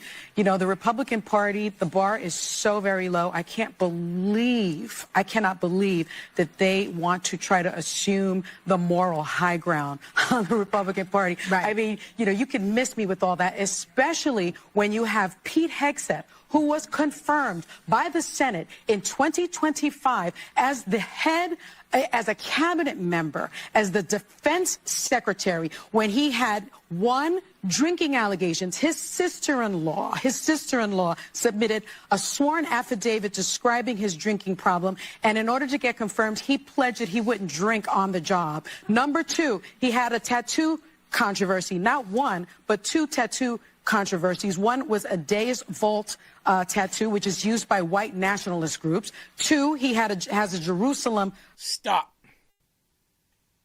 He wore a tattoo that is used by some white nationalist groups. Well, that tattoo has nothing to do with white nationalist groups. Nothing to do with it. It would be like accusing people who wear a cross of being pedophiles because of what the Pope did. See what I'm saying?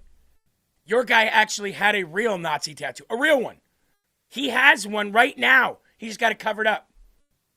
And you're talking about somebody's alleged drinking when this guy raped somebody? That's the comparison where that's the bar here? Cross tattoo, which has been interpreted as an extremist symbol. And finally, in 2017, a woman claimed he had sexually assaulted her after a conference. She reported that assault immediately. She had a sexual assault examination. And in 2020, and he says it was a consensual encounter. And in 2020, he paid her $50,000 to settle the claim. Yet why not condemn them all? Yes, I condemn them all. Well, but the Republicans didn't do that. Matt Gaetz, the Republicans confirmed right. him, and well, he I'm a Republican right here condemning anyone who's been credibly accused of sexual abuse. I'm talking about the Republican Party as a whole. So would you be comfortable? They are the Epstein file protection party. You'd be comfortable still voting for Graham Plattner if you lived in Maine? Can I just say one thing about this? Take the moral high ground. I really think that this is good time. There's Sonny Hostin right there. After she asked her, so you would still vote for Plattner if you were in Maine? Yes. Yes. Yes. Now, I have this clip of Scott Jennings up because Scott Jennings is talking some facts here, and he's right. But again, I'm taking a second look at Scott. I really am. After that whole stuff with Mitch McConnell, I don't know, man. But again, it's neither here nor there. That's my personal opinion of him. It doesn't take away from him being on the air and saying what he says. Amazed at just how breezily Democrats are out there publicly discussing subverting the will of the people of Maine. Graham Plattner overwhelmingly won a primary. 98% of what we know about Graham Plattner, we already knew. The voters knew, the Democrats knew, the activists knew, the donors knew. Everybody knew. There's a reason why they voted for him. Summer of 24 right now. They voted for him anyway. Graham Plattner hasn't dropped out of this race But if yet. Graham Plattner does drop out, that does open the you have all these opportunity. Democrats and even some of the, well, I guess we'll have to get somebody else. You had a vote. This is a democracy. The Democrats voted. And now the party of democracy is apparently going to subvert the will of the people. What you're hearing from Scott, though, but what you're hearing from Scott, though, is that obviously the Republicans at this point would love to run against Graham Plattner. I mean, this would be a gift. I mean, that would be a gift for them. And to Dave's point, every hour that goes by, Look, Lulu, it's not a gift that someone like this was allowed to make it this far in this process, but he did make it this far, and I think the Democrats sometimes. What's the old saying? You know, you made your bed, now you got to lie in it. Well, at least the Democrats process came out and here spoke would out dictate against that him. Democrats ought to have to lie in this. I'm amazed at 100%. Democrats should have to lie in this bed. 100%. They voted for it. Let them have what they wanted. Just like what's going on in New York right now. They voted for it. Let New York fall down the shithole. Take all government funding away from them. Help them out in zero ways. Let them do what they want. When you vote for this, you should have to live in the squalor that you voted for. But yet, people that are behind Mamdani saying, yay, Mamdani won. I bet you'd be mad if Trump pulled federal funding from you, wouldn't you? I bet you'd be mad if you weren't getting the rest of the country's taxpayer money, wouldn't you? Every state gets some sort of federal funding. You want to vote for communists? I think you should do it on your own. I think the president should take every single dollar from your state. If you want to vote a communist or a socialist, whatever you want, then you should lose all federal funding. Absolutely. 100%. Here's another Democrat, well, former, Andrew Gillum. Remember him? He faced Ron DeSantis for governor. Only lost by like a 0.5 percentage point in Florida. Well, that was before Florida finally became so solid red. It's going to take years for the Democrats to ever get it back, but they almost got it. They were a 0.5 percentage point from this guy right here being the governor Now he's facing multiple drug charges again. Today we have breaking news out of Baldwin County. Former Florida gubernatorial candidate Andrew Gillum was arrested in Daphne last week. Daphne police say they pulled the car he was driving over for erratic driving near North Main Street on July 2nd around 10:45 p.m. Police say while searching his car, they found a glass pipe on the center console, several rolled marijuana cigarettes, and 3 packages of substance that tested positive for meth. Gillum is charged with unlawful possession of a controlled substance, second-degree possession of marijuana. We will keep you updated on this story. There you go. So the Democratic Party is full of self-proclaimed socialists, some communists, Muslims, anti-Semites, rapists, and meth heads. Did I miss anything? That's the Democrat Party today. Oh, and frauds. We just had some people convicted of that a couple weeks ago. And sanctuary shitholes. Is there anything good that comes out of the Democratic Party? Anything? Here's Senator Kennedy talking about the crazy beliefs of the socialist wing of the left party. Bernie Sanders, Congresswoman Ocasio-Cortez, Mayor Mamdani, and Mayor of New York, Mr. Graham Plattner is running for Senate in Maine. They are socialists. They believe in a government-run economy. They believe that, my words, not theirs, you should send all your money and all of your freedom to them, and they can make decisions for you. I don't believe that. Yeah. I believe in free enterprise. I think free enterprise has done more to lift people out of poverty than all the social programs put together. They believe in defunding the police. They were behind all of that. They believe that cops are a bigger problem than criminals. They believe in defunding ICE. They believe that, I know some of them that they think all white people are racist. I know some of them that they think Thomas Jefferson and George Washington and Abraham Lincoln and Dr. Seuss and Mr. Potato Head are all racist. Oh, and so is chocolate milk.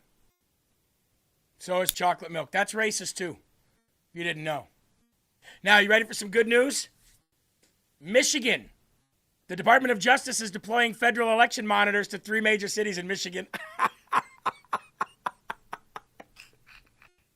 Let's give a drum roll here. Let's give a drum roll to the Department of Justice for the Smarty Award of the day, shall we?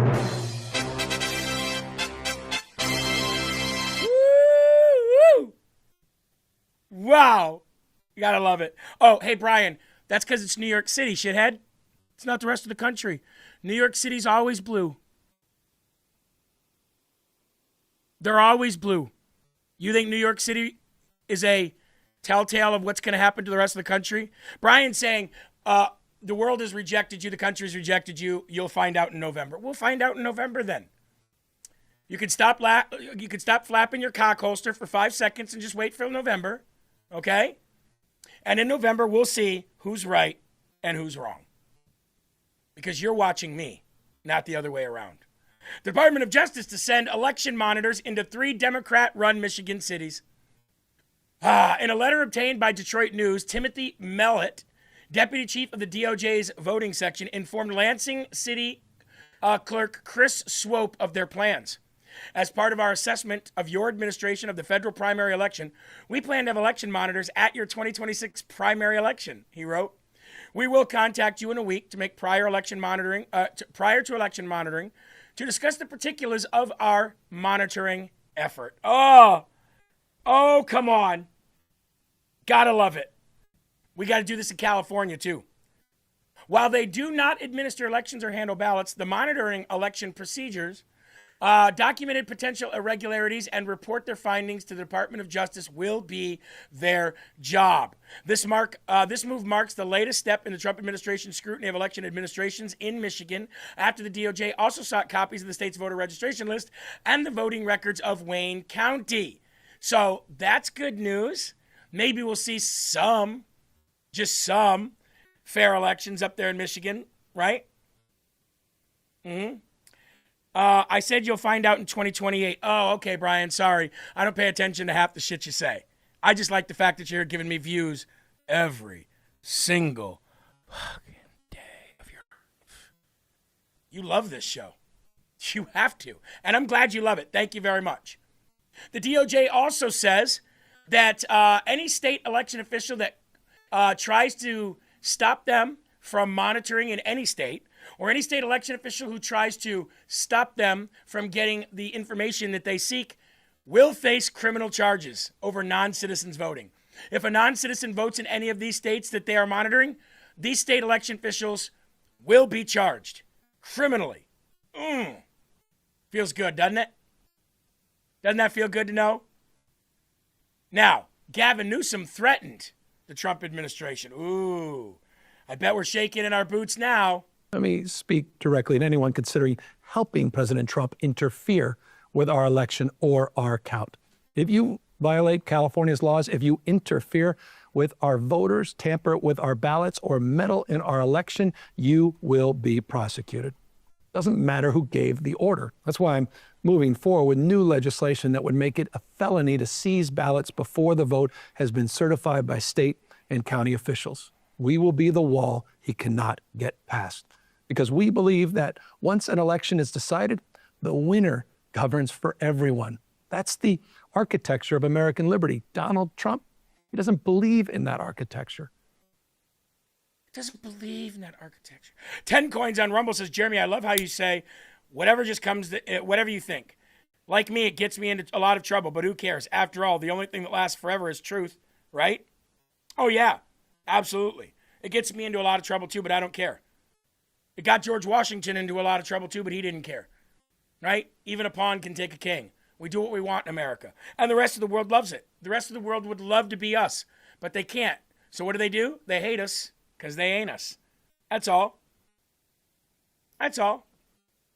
And we are continuing to dominate them on YouTube, in elections, with redistricting, with every lawsuit they bring against us. We just keep on winning. Speaking of California and the fraudulent stuff that's going on over there, let's stay on that, shall we? More than $512 million in fraudulent unemployment claims related to the CARES Act back to the Treasury Department. This is the second major recovery from the Maryland Division of Unemployment Insurance, now totaling more than $1 billion. Inspector, tell us more about this. How did this happen? Yeah, listen, it's great work. Again, I am blessed to be able to work with amazing people, auditors, investigators, administrators who have been working night and day and have been all in on this effort to root out fraud that President Trump has put forth. And this was a huge undertaking. And I think what's critical about this is not just the identification of the money, but the fact that because of Vice President J.D. Vance's fraud task force, we were able to work together with the U.S. Treasury and claw this money back into the Treasury for the American people. I mean, there is so much money out there when it comes to fraud. And again, and guess what? His wife is going to be on the hook for a lot of it. And that's why he's lashing out so bad lately. Ladies and gentlemen, we do have some breaking news here on LFA TV. Let's get it.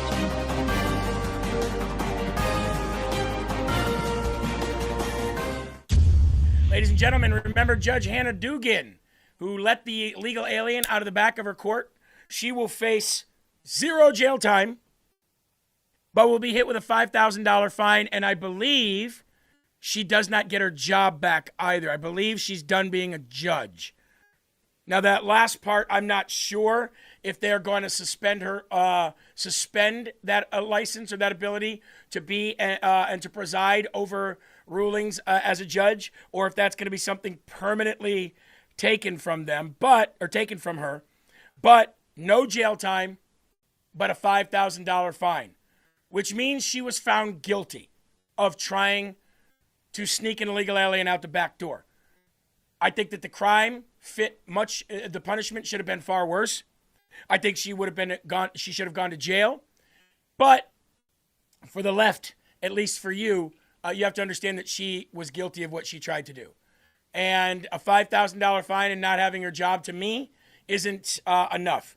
I think she needs to be in jail. I think she absolutely needs to be in jail. But that's the news, and I am reporting on it. She'd be disbarred permanently. I agree. She should be disbarred absolutely permanently. If she's guilty, she's guilty, right? I don't know whether it's going to be permanent or temporary. I don't know that part yet. I guess we'll find out. But as of right now, no jail time and $5,000 fine. She should be in jail. We have so many stories left. I don't know where to get to, so I'm just going to try to go through these as fast as I can. Trump-appointed judge smashes a ruling by the foreign-born activist judge, reinstates the critical voter system to root out illegal alien voters. This is big news, so let me just hit this real quick, and we will kind of quickly move through the rest of these stories because we only got about 11 minutes left. The Trump-appointed federal judge in Florida has overruled a highly controversial order by a far-left foreign-born judge activist in Washington, D.C. that happened not too long ago, officially reinstating President Trump's powerhouse election security system. The Systematic Alien Verification for Entitlements, or the SAVE system, which allows Patriot states to instantly screen voter rolls and purge illegal aliens, is now back online and will stay online. Last March, President Trump signed an executive order aimed at preserving and protecting the integrity of U.S. elections. And now, ladies and gentlemen, a judge has overruled a lower judge who has no authority and no jurisdiction there now. And those states will be able to actively remove people from their voting rolls. Now, in honor of the late, great, and awesome, I miss him, Rush Limbaugh, let's go hear what he had to say about birthright citizenship. And before we go there, after watching that Young Washington movie yesterday, you know that the left is always sticking up for Native Americans, even though they just got rid of the latest Indian on the Land O'Lakes butter and kept the land and got rid of the Indian, even though they got rid of the Redskins and made them the commanders, even though they got rid of the Indians and made them the guardians, even though they continue their racism to this day, they're constantly trying to culturally appropriate the Native Americans by saying, give them back their land, you colonizer, you stole their land. Well, do you know who the first people on this earth, in this country, in this nation that we have today, do you know the first people that were against birthright citizenship? I'll give you a hint.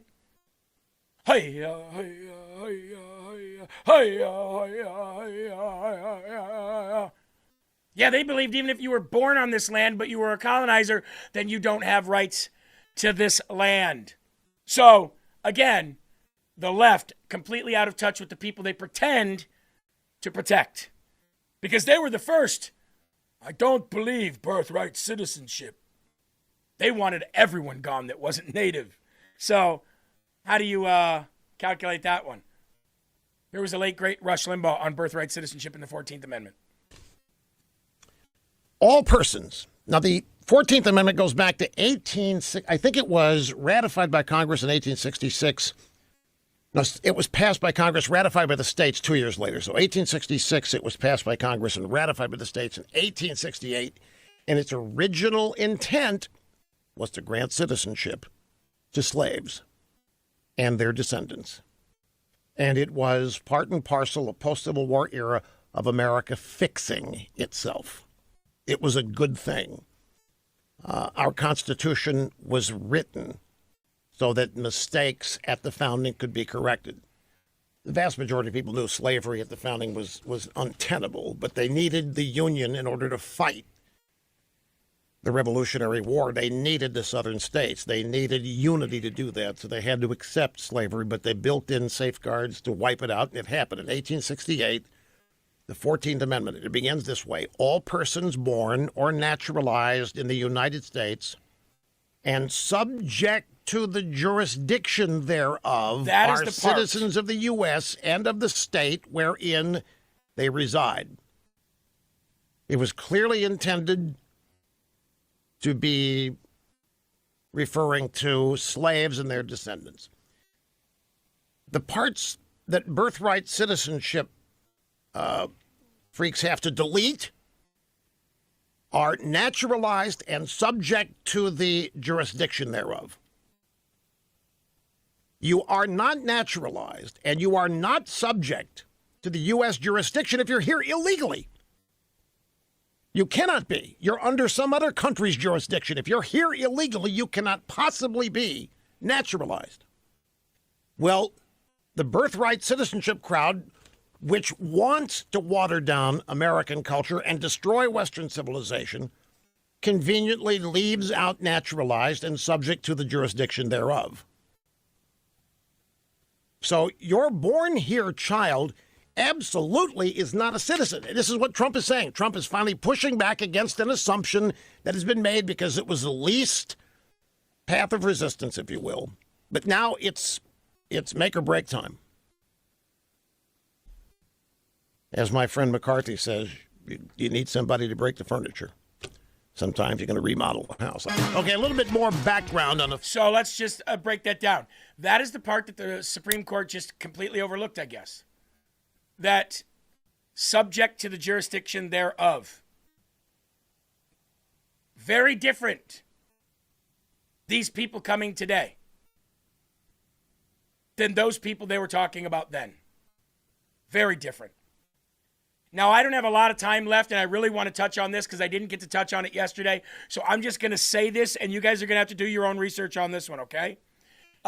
Yesterday, I was going to tell you these two stories. Number one, police officer reveals that 350 FBI agents were ready to deploy on January 6th in a newly released body cam footage. If you follow my newsletter, maybe I'll get this out to you in a newsletter. But the Judicial Watch announced that Washington, D.C. Metropolitan Police Department released over 1,000 hours of body-worn camera footage in 1,630 videos from January 6th at the Capitol event. And they say that we've already have major findings. January 6th defendant investigation journalist Tommy Tatum discovered police officers discussing the FBI agents in the crowd that day, pushing the number up to 350 from what we originally thought was 250. So you're going to want to go check that out. Just the News, Tom Fenton put that out. Make sure you guys check that out. Also, a judge says that the alleged January 6 pipe bomber, Brian Cole, is not covered under Trump's sweeping January 6 pardons. Good. We didn't want him to be. Put that piece of trash in jail for the rest of his life and bury him underneath the building he tried to blow up. Also, a federal judge rejects the DOJ's attempt to subpoena the 2020 Fulton County election workers' information about the workers themselves, who they are, where they, what their background is, and all of that. Another big story. A lot of information about Seth Rich and his murder was found by the FBI. They found more burn bags about Seth Rich and the information surrounding his murder, of which we still don't have a suspect named. Real weird, huh? Tim Burchett has issued a letter to the FBI requesting the release of all records related to Seth Rich. Okay? Now, Marjorie Taylor Nutjob Green. I want you to see some of the stuff that happened when she went on The View yesterday. It's clear what she's trying to do. We were talking before you came out about Graham Plattner and the very serious allegation that he sexually assaulted a woman back in 2021, an allegation he denies. More and more prominent Democrats are calling on him to end his campaign. Should he? You know, I don't know anything about his policies. I just started learning about him yesterday when I saw this blow up. However, I do know what establishment political hit jobs look like. And I really wish women, when a woman is raped, it's extremely serious. And I stand behind women that are raped. And I ended my political career on that, by the way. You did. And I wish women would come forward. The most important thing a woman can do is come forward and report a rape, not report report it years later when someone is running for office. In a now deleted post, you accuse Plattner's accuser of doing, quote, rape for politics, end quote, stating that she had consensual sex with him years ago. Yeah, so how about that, Marjorie? Two different things you say there. Okay, that's nothing, right? That's nothing big. But let's get into this about Israel. Watch her and Alyssa Farah go back and forth on Israel. Hold on. Allegations of sexual assault by Graham Plattner. Tell Well, them what criticism AIPAC of AIPAC Can you is tell them what AIPAC the stands for? American Israel Public Affairs Committee. Okay. Well, criticism of AIPAC is perfectly legitimate political discourse. Do you not understand that this plays into anti-Semitic tropes about Jews controlling things, about Jews and money and power and politics? What do you even mean by that? Well, what I mean by that is it's unfortunate that rich donors that put Israel first are playing in American politics. Well, just like my AIPAC friend is Thomas American Massey. donors, to be clear. It's Americans who care about the U.S. No. They care about Israel first. Israel's committing genocide. You do know that under murdering federal children. law, only American citizens can contribute to AIPAC. Let me tell you, the future of this country is Americans are sick and tired of funding Israel's genocidal wars that are killing children. Millions of Americans, in Gaza including me, support and Lebanon. Israel, for the record. That may be your I don't position. support the government of Israel. I support people. And I support Americans, and I support our tax dollars being used for our purposes. Do you see how this However, AIPAC took out one of my good friends, Thomas Massey. Okay, and Thomas Massey worked for his district. Thomas AIPAC Massey also lost worked because against Donald Trump me. endorsed against Thomas Massey. Thomas to be clear, Massey you're going to lost blame because AIPAC Miriam now? Adelson. Because it feels like blaming Miriam the Jews. Adelson put It feels like you're blaming the Jews. No, I'm blaming donors that put Israel first. Thomas Massey lost because Thomas Massey's a piece of shit and his own state rejected him. Now, how about this little number right here? This is how she ended it. You're going to love this. I thought it was fantastic, and I think it's absolutely absurd for the 80-year-old president of the United States to attack one of the most popular musicians and talented women who's so generous to her staff and takes care of them. But he thinks he's more popular than her. Didn't he say that this weekend? Yeah, something like that. Yeah, I think that's why he's always picking on her, because he would like to be. But let's talk about her. The green-eyed monster. Well, and her concerts turn out masses amount of people, a lot more than, tragically, the State Fair. And I think that says a lot because, you know, the whole deal that I campaigned for and... Who's that? Oh, that's just mean, guys. Yeah. But I campaigned in 2024 to lower inflation, lower gas prices. Which went down. And really make life great for Americans. And that's what it was supposed to be about. Well, you see how she does that? She's talking about Taylor Swift and how Donald Trump is scared of her and how nobody went to the National Mall for the State Fair for the 4th of July. 500,000 people in one night came in. 500,000. Has Taylor Swift ever got a 500,000 person crowd before? I don't know. Maybe. I doubt it. But that, you see what she's doing, right? Anyway, Will Johnson coming up next here. I want to say goodbye to everybody on Rumble. I want to say goodbye to everybody over on YouTube. You know what? You people over on YouTube, you lefties over there, you come in every day and you come in swinging for the fence, and I got to respect that at least. I got to respect that you come in swinging for the fence every single day. And maybe, just maybe, one day we'll become one big, beautiful, happy, dysfunctional family. There are right ways and there are wrong ways, but there's only one Yahweh. Stand up tall, keep your shoulders back, keep your chest out, keep your head up high, because you are a child of God, and no weapon formed against you will ever, ever prosper. We got Will Johnson coming up next to tell you why he doesn't think Graham Plattner will step down. Can't wait to hear it. Love you guys all. Keep your family, your friends, and your pets close. Keep a smile on your face, and whatever you do, never stop fighting for this amazing constitutional republic. Always, always spread the gospel. Help out anybody that you can, and go see young George Washington. Prop that movie up, baby. Have a great day. God bless you. Peace.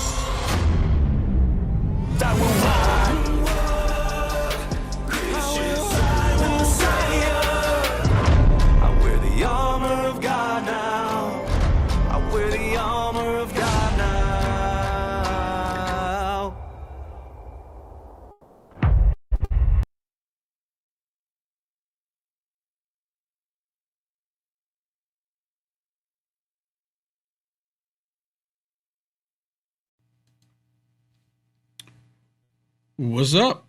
What's up? We're going to get into this. And yes, I do think I know the reason why Graham Plattner possibly is not going to step down. We're going to get into that and so much more in the Culture Wars. Let's go.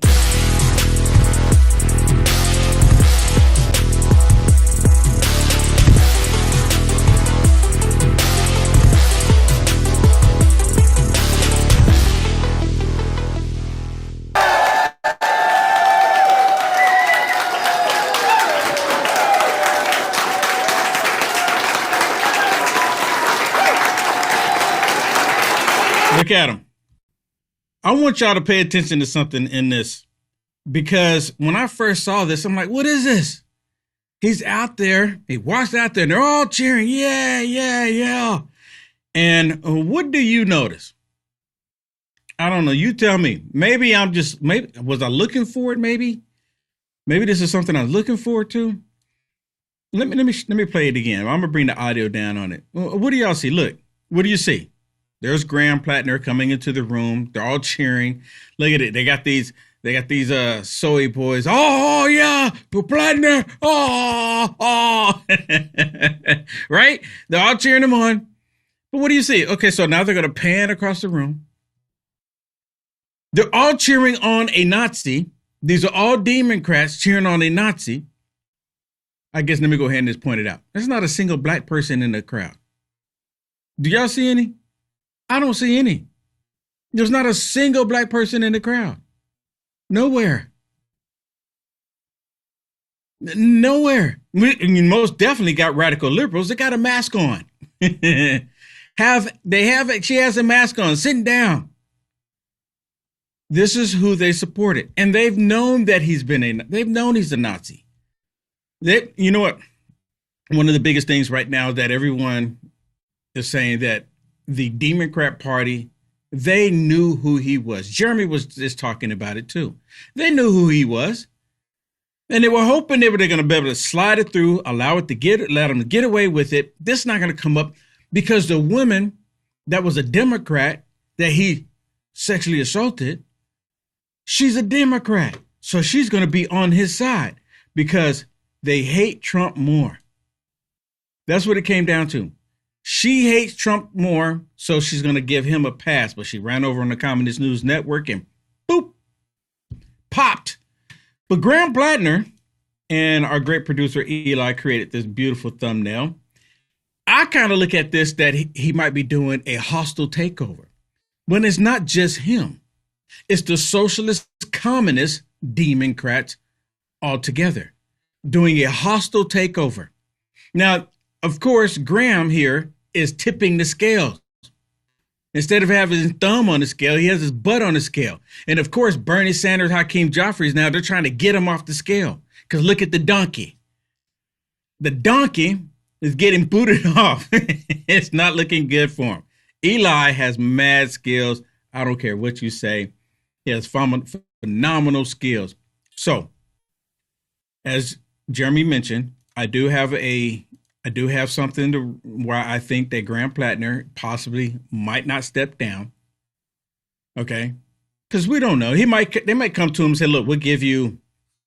I think it was rumored that they gave Bernie Sanders some millions of dollars and tell him to go away, right?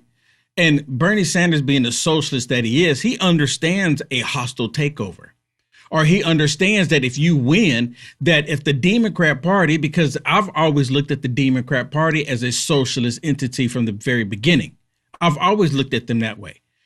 That's how they acted. So when they did that very thing to Bernie Sanders in 2016, Bernie Sanders I know he was mad because they did to him what he supports. Go through the primary. Bernie Sanders was it. He was the guy. And then they just took it from him. That is socialism. And that's part of the reason why Bernie Sanders caved in, because it's straight up socialism.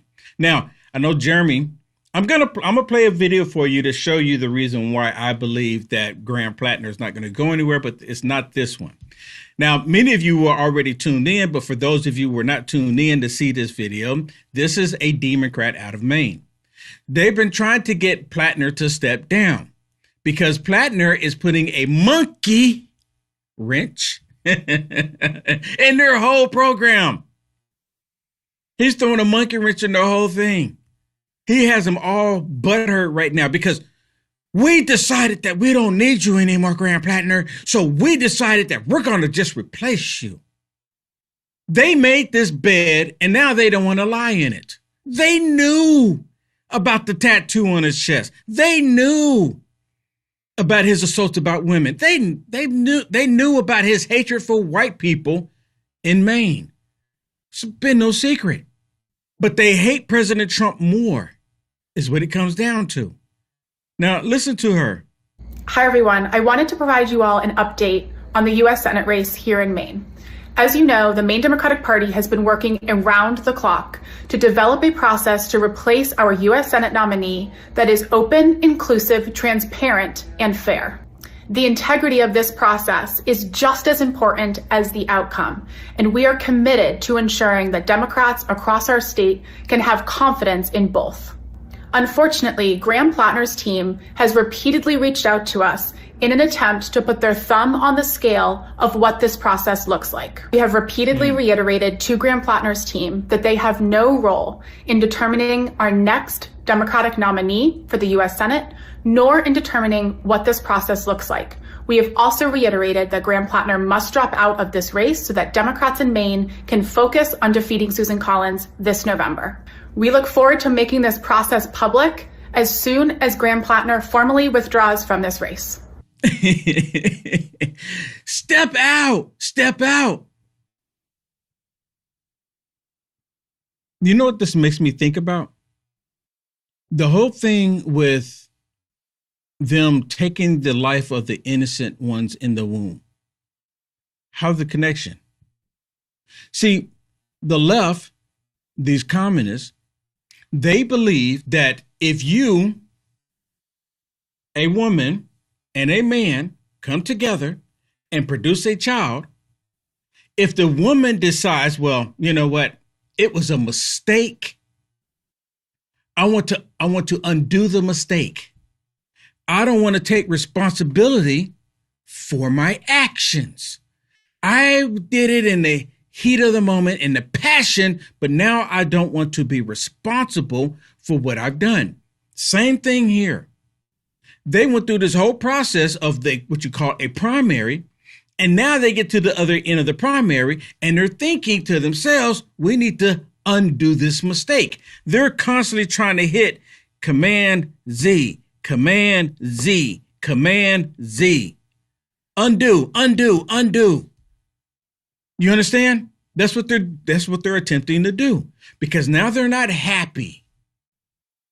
They did it to Bernie Sanders. They did it to Kamala Harris, or in this case, Joe Biden, because Joe Biden won the primary. Hello, did he not? Jeremy was just talking about it. Joe Biden won the primary. No one is arguing that point. And there was no opportunity for the people to say, well, we want to select who we want. No opportunity for that. When it came to Joe Biden and Kamala Harris, they said, well, Kamala Harris is there. We're just going to throw her in there. And they said, well, she made the most sense to doing it. When they're constantly screaming about democracy, constantly screaming about it, and yet they just threw Kamala Harris in there. In this case, they have Graham, and Graham, you know, it's all over social media. Graham is saying, well, if you're going to give me the boot, I get to decide who we're going to bring in there. And Misfit, you ever watch Misfit? Really excellent show. Comes on right after Rise Up. He put a post out there, and on his post, he was saying, and look, it's just a meme. I'm pretty sure it's just a meme, just the same. I don't know. But he goes, this is Graham Plattner's wife. He says, or she says in this, I want a divorce. And Graham Plattner comes back and says, only if I get to pick the next husband to make sure he's exactly like me. Right. They get it. That's the synopsis of all this. So I'm guessing that they're going to have to pay him off to get rid of him. I mean, he's going to have to give me something, right? He's going to be like, give me something. It's going to be payday for him. Other than that, he's not going anywhere. And I'll be honest with you, I don't want him to go anywhere. I want him to stay there so the Democrats can suffer the consequences for what they've done. Now, the reason why they went with Graham Plattner, even with all this baggage with him, major baggage, is because he's white. Yeah, I said it. Graham Plattner was selected by the Democrats, the Socialist Communist Democrats, because he's white. They're looking for an alpha male because it works so well with President Trump. So now they're looking for an alpha male, one that is white, to be strong, to look strong, to sound strong, to present himself to the people like he cares in a strong way. That's the reason why they went with Graham Plattner, because he looked like he was a farmer. He toted guns.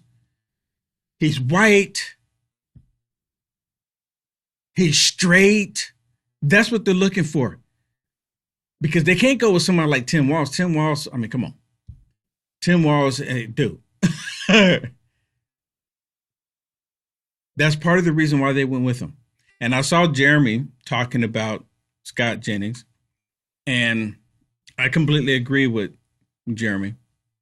I mean, you know, Mitch McConnell, but you know, Scott Jennings, he has his own views on stuff, right? He's entitled to it. And I don't think Jeremy is saying that he's not. Just don't agree with him on it. But he does make really good points. This is all about them trying to eliminate President Trump and his agenda. That's all that they care about. Listen what Scott Jennings has to say here. I got to tell you, I find this attitude, though, from the Democrats about picking the nominee and telling Graham Plattner what he has to do a little strange for the party of democracy. They seem to have forgotten that he won the Democratic Party primary. He got the most votes. And other than this latest allegation, all these other things that we know about Graham Plattner were known at the time, and nobody seemed to have a problem with it.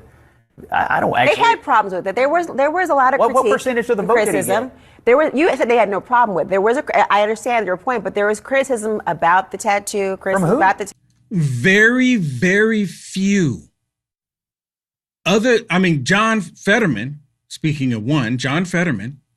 But they're going to give John Fetterman the boot as soon as they can. Come on.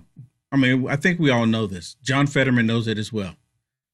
They're going to give him the boot. And there's been a few other ones that don't have a name recognition, but there's been a couple of them that said that, you know, the Nazi tattoo, we shouldn't go with it. We shouldn't do it.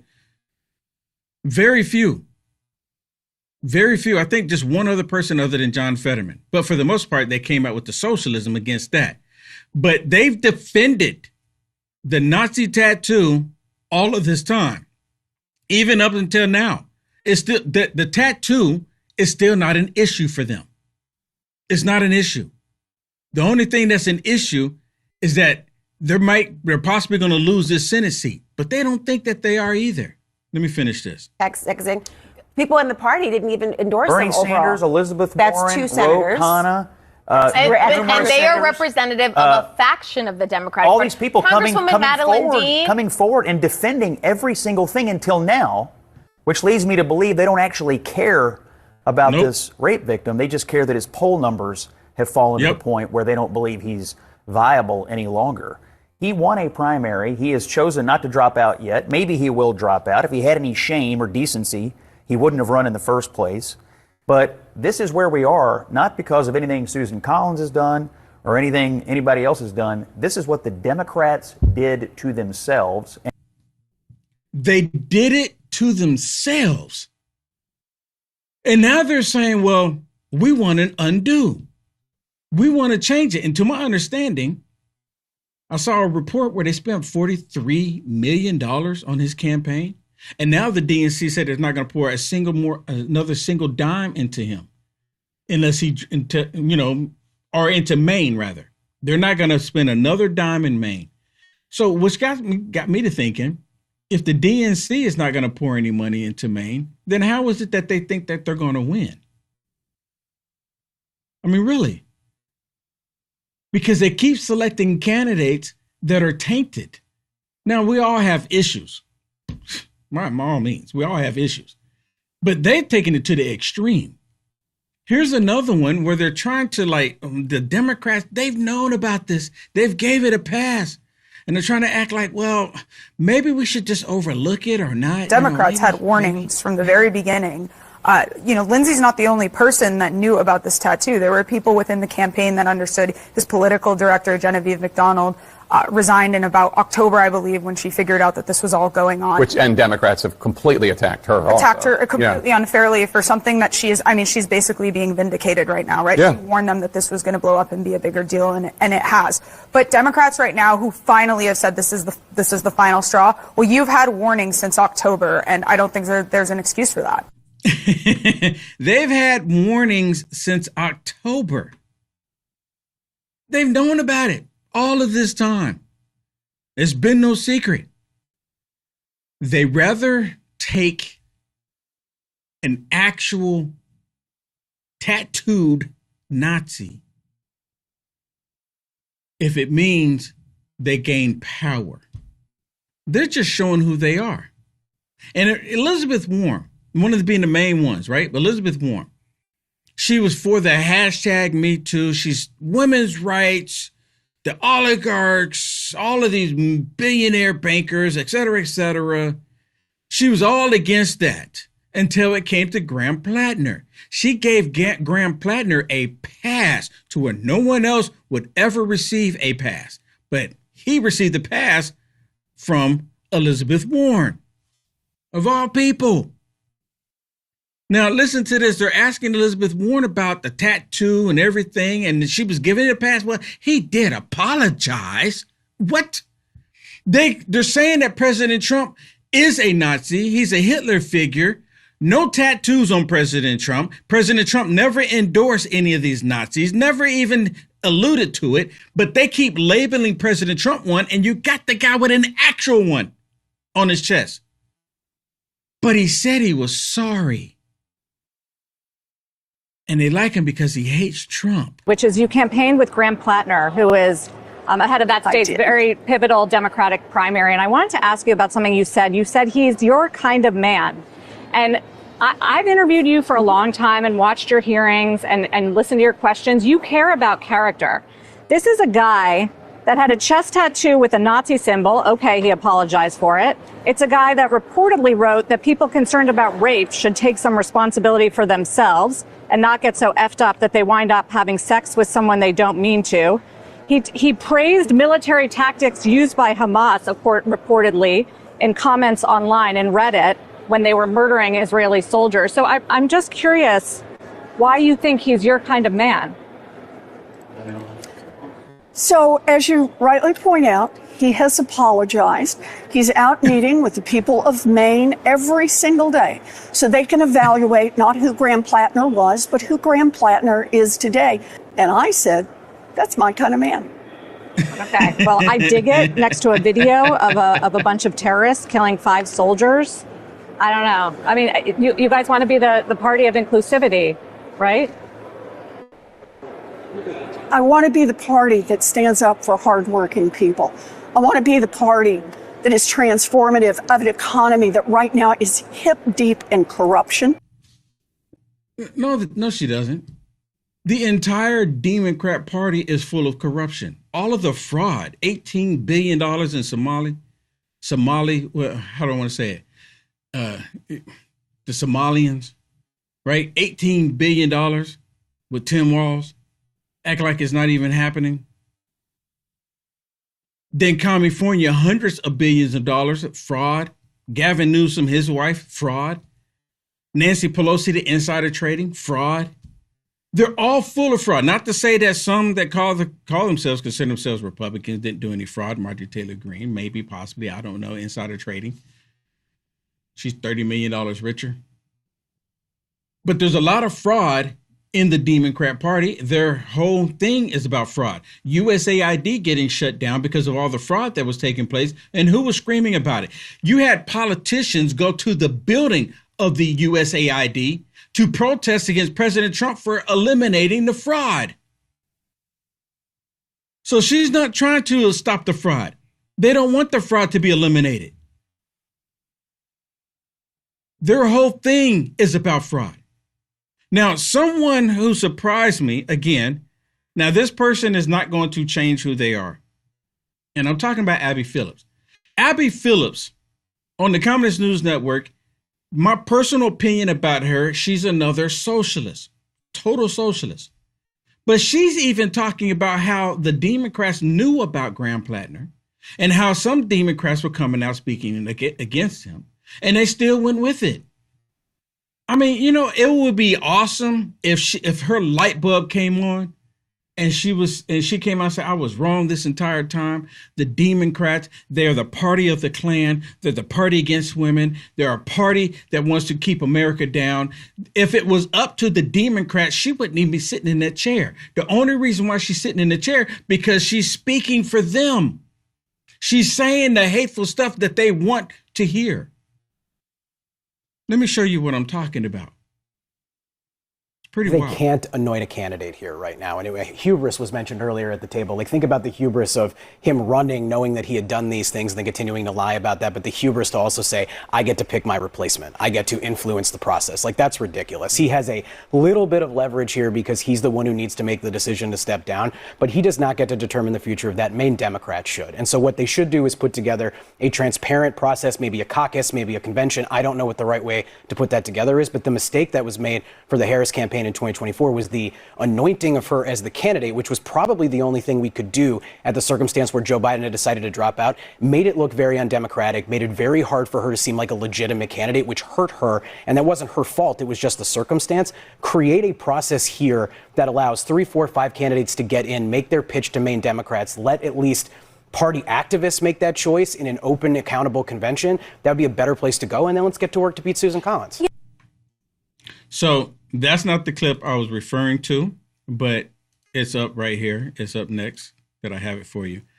But that was a good one. I didn't want to stop it because it was talking about what I just mentioned a second ago and what Jeremy was talking about earlier, how they did it with Kamala Harris and brought her in, and now Graham Plattner. And they all want to beat the Republicans. They need to get the Senate. So see, last time when they impeached President Trump in the House, it failed in the Senate because they didn't have control over the Senate.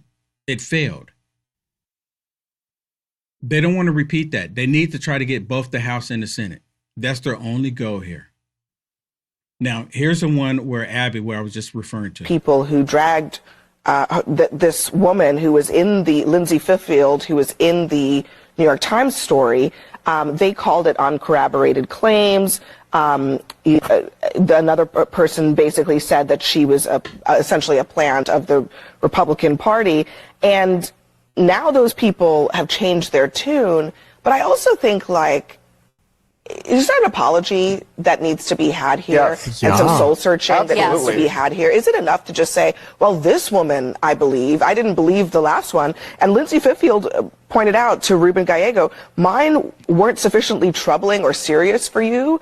After that first allegation, it is fair to ask, what's up with people who have to look at the partisan identification next to your name before they decide whether or not they're going to listen to you? People who You remember yesterday, for those of you that were watching, I said that they didn't have an issue when it was a Republican woman, and Abby is talking about it. See, this is what I'm talking about. They didn't have an issue. She's actually bringing it to the surface. Was she watching yesterday? It wasn't an issue when Graham Plattner was assaulting a Republican woman, but now it's a Democrat woman, and now it's an issue. Like, you got to go. So I guess if Eric Swalwell had been assaulting Republican women all of this time, he would still be there. Is that what, I mean, you tell me, am I to believe that? If it was Republican women, because that's what they did here with Graham Plattner. And because Graham Plattner did what he did to the Democrat woman, it was okay. They knew about it. They vetted him. They had to have known. They go through a vetting process. They have to have a checklist of things that they go through to find out everything, the dirt, so we can get ahead of it. Because see, look, if they would have found out about him, they would have never gone with him. Right? Technically, let me put it this way. If it was a Republican doing this, they would never go with him. because the Democrats would drill it to no tomorrow, saying, oh, look at this. You're inviting someone into the party that has all of this baggage, that did all of these terrible things, a.k.a. Brett Kavanaugh. Made it up. They made it up. And see, part of the problem now today is that with all of these women that they're finding coming out, and it makes it really difficult for women because it's disgusting. The left, they find women that don't even know President Trump, don't even know the politicians. I just need for you to say that this happened. Were you ever in a room with them? They look for people in the room. So have you ever take a picture with them? So they can turn around and say a lie. And see, most of us, we picked up on it. Most of us picked up on it. And because it was, this case, a Democrat woman, they didn't believe the Republican woman, but now they believe the Democrat woman. They believe her, but not the Republican. I thought it was always hashtag believe the woman, regardless. Did Graham Plattner rape you? By definition, yes. Absolutely. Because by definition, that woman there, that woman there is the reason why Graham Plattner is done. The reason why he's gone. All right, I'm going to take a quick break. And when I come back from the break, I'm going to show you why I believe that Graham Plattner is possibly not going to step down. You're not going to want to miss it. Don't go anywhere.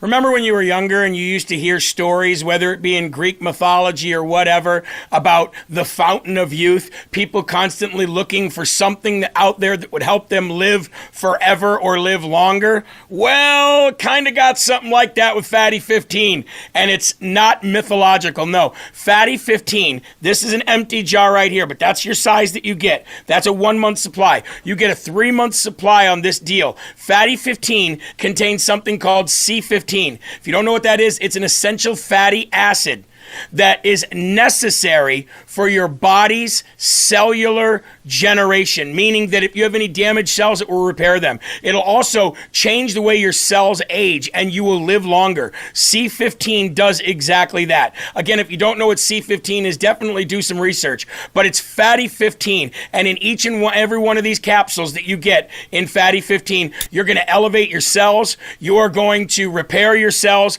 and you're going to live longer. That's what it does. It slows down your aging process for healthier hair, healthier skin, balanced metabolism, deeper sleep, and 3 times more cellular benefits than omega-3 fish oils. Fatty15.com/LFA, promo code LFA. Save 15% now. That's fatty15.com/LFA, promo code LFA. Thank you very much. Back to the program.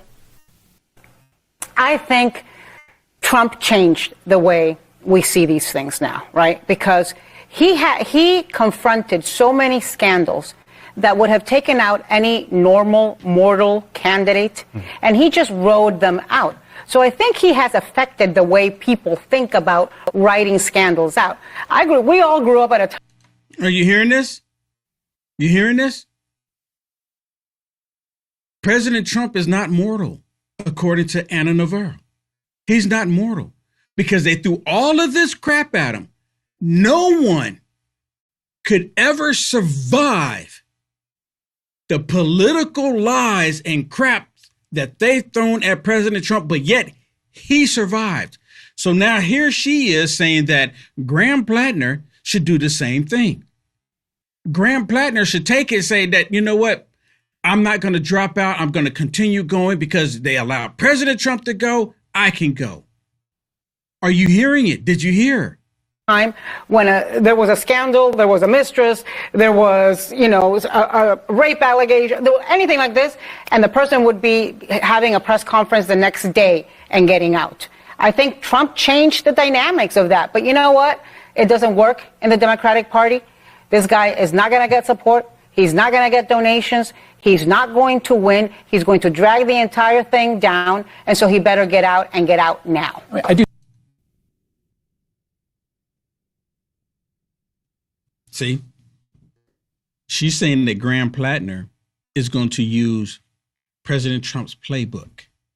But see, the difference is, and I talked about this yesterday, is that they lied about President Trump. E. Jean Carroll, she's in trouble for lying. And her whole story about supposedly President Trump doing what he supposedly did to her was the same skit that was in Law and Order. People. The same thing. They were looking at him and saying, oh, wait a minute, it's the same thing. Law and Order, same skit. Nothing different here. It's like she was telling exactly the way she saw it in Law and Order, and that's how President Trump did it. You can't make it up. But of course, the leftist lunatics, they overlooked that. They brought up, I remember the first time President Trump was in office, they brought up like 21, 22 different women. And then after the election, they all went away. If it was true, why be quiet about it? Marjorie Taylor Greene, President Trump refers to her, Marjorie Taylor Greene, was sitting there saying that, hey, these women, they should come out immediately. I agree with that. No one's disputing that. But all these women, when President Trump was running for office the first time, 20 plus women, and then they all went away. Every last one of them went away. I was like, what happened to all the women? And I was under the impression that they put out a Craigslist ad and say, hey, would you be willing to go up against President Trump and say that he did XYZ to you? And they just found these women and say, yeah, I'll do it. 20 plus different cases. They just don't go away. And then if that's the case, they say, well, he was president. They can't do anything.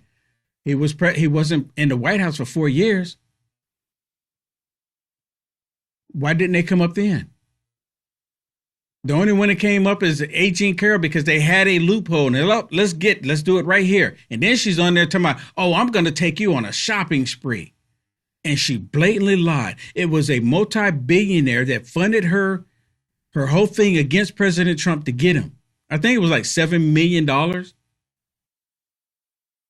million. She should go to prison for what she did. She lied because they were asking her, well, did you get any external funding? Did anybody assist you? And she straight up said no. If you or I did that, they would put us up under the jail cell. We wouldn't see the light of day. We would be absolutely done. But they purposely, in this case, when it comes to Graham Plattner, they purposely looked the other way with all of the stuff that he did.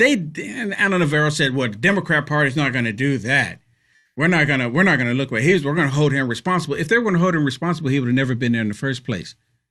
They just thought that they could go in and slide it in there because they can't find any men, actual men that like women to run on their campaign.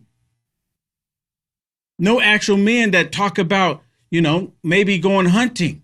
No actual men. Actual men. Listen to this young man here. And he's talking about Graham Plattner, and he's so spot on. Representative Brandon, listen. Democrats are going to go looking for another candidate that they think can make that or articulate that message, particularly white men. What happened here, remember, is that Democrats were looking for somebody who didn't just come out of nowhere from Maine. Party leaders looked for a candidate that they believed would resonate with young white men, and they found the biggest scumbag they possibly could, because Graham Plattner is the caricature of white men that Democrats have in their heads, and that's who they think can carry that message. I told you, they're looking for a white man that likes women, that they can convince other white men to support, to get behind. They want a Trump. That's what it is. They want a Trump. They want an alpha male like Trump. That's what they want. So in their minds, they're like, oh yeah, we got to get this alpha male. We got to get someone like Trump.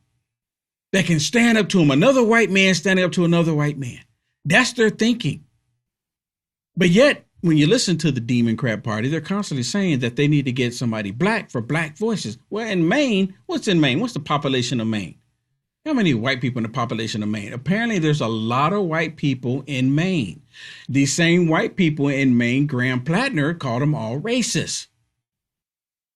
But that wasn't a problem because, you know, a white liberal calling white people racist, that's like the ongoing thing. That's not anything new. They're perfectly fine with him saying that. A white man with a Nazi tattoo on his chest because he hates Trump, that's fine. We'll overlook it. He apologized. He apologized for it. So there's nothing to see here. It's perfectly fine now. The Democrat Party did this to themselves. They brought it onto themselves, and now they don't want to take responsibility for their actions.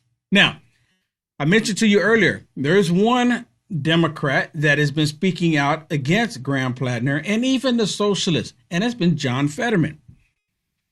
Can y'all tell me in the chat, would y'all welcome John Fetterman over to the Republican Party? Just yes or no. Just yes or no. I mean, he still have a couple of views that I don't agree with, but would you welcome John Fetterman? Let's say we could trade him for somebody, right? Who would you want to trade him for? If we could, right? And we're just hypothetically speaking here, not to say it's going to happen. So it's fine for you to participate. Look, just hypothetically, right? I think I would take John Fetterman over Mitch McConnell, right? I mean, come on, because John Fetterman, there's things I don't agree with, but talk common sense. Let's have common sense here. Let me show you what I'm talking about. Show you what we're working. He seems now he's entitled to be a part of this conversation to pick the next one. You know, many of these people that put someone like Plattner in this seat right now, sit it out and now allow the Maine Democrats to find out. They would have a much better idea on how to win in Maine. See, John Fetterman talking common sense. But they did it to themselves, and they're not listening to him because he's not against Israel. They want someone who's against America, against Trump, and against Israel. Heck, why don't they take Marjorie Taylor Greene? She's against Trump. She's against Israel. She sounds like a great candidate for Maine, does she not? I would say we trade her for him, but she's out. She did see that's something she did to herself too. She can't come up there and say, well, I want to do over, time out, because that's what they're doing with Graham. Time out.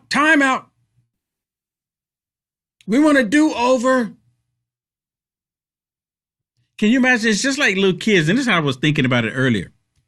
Just like little tyrant children, they go on there and it's like they're on a basketball court or, you know, the football for soccer field.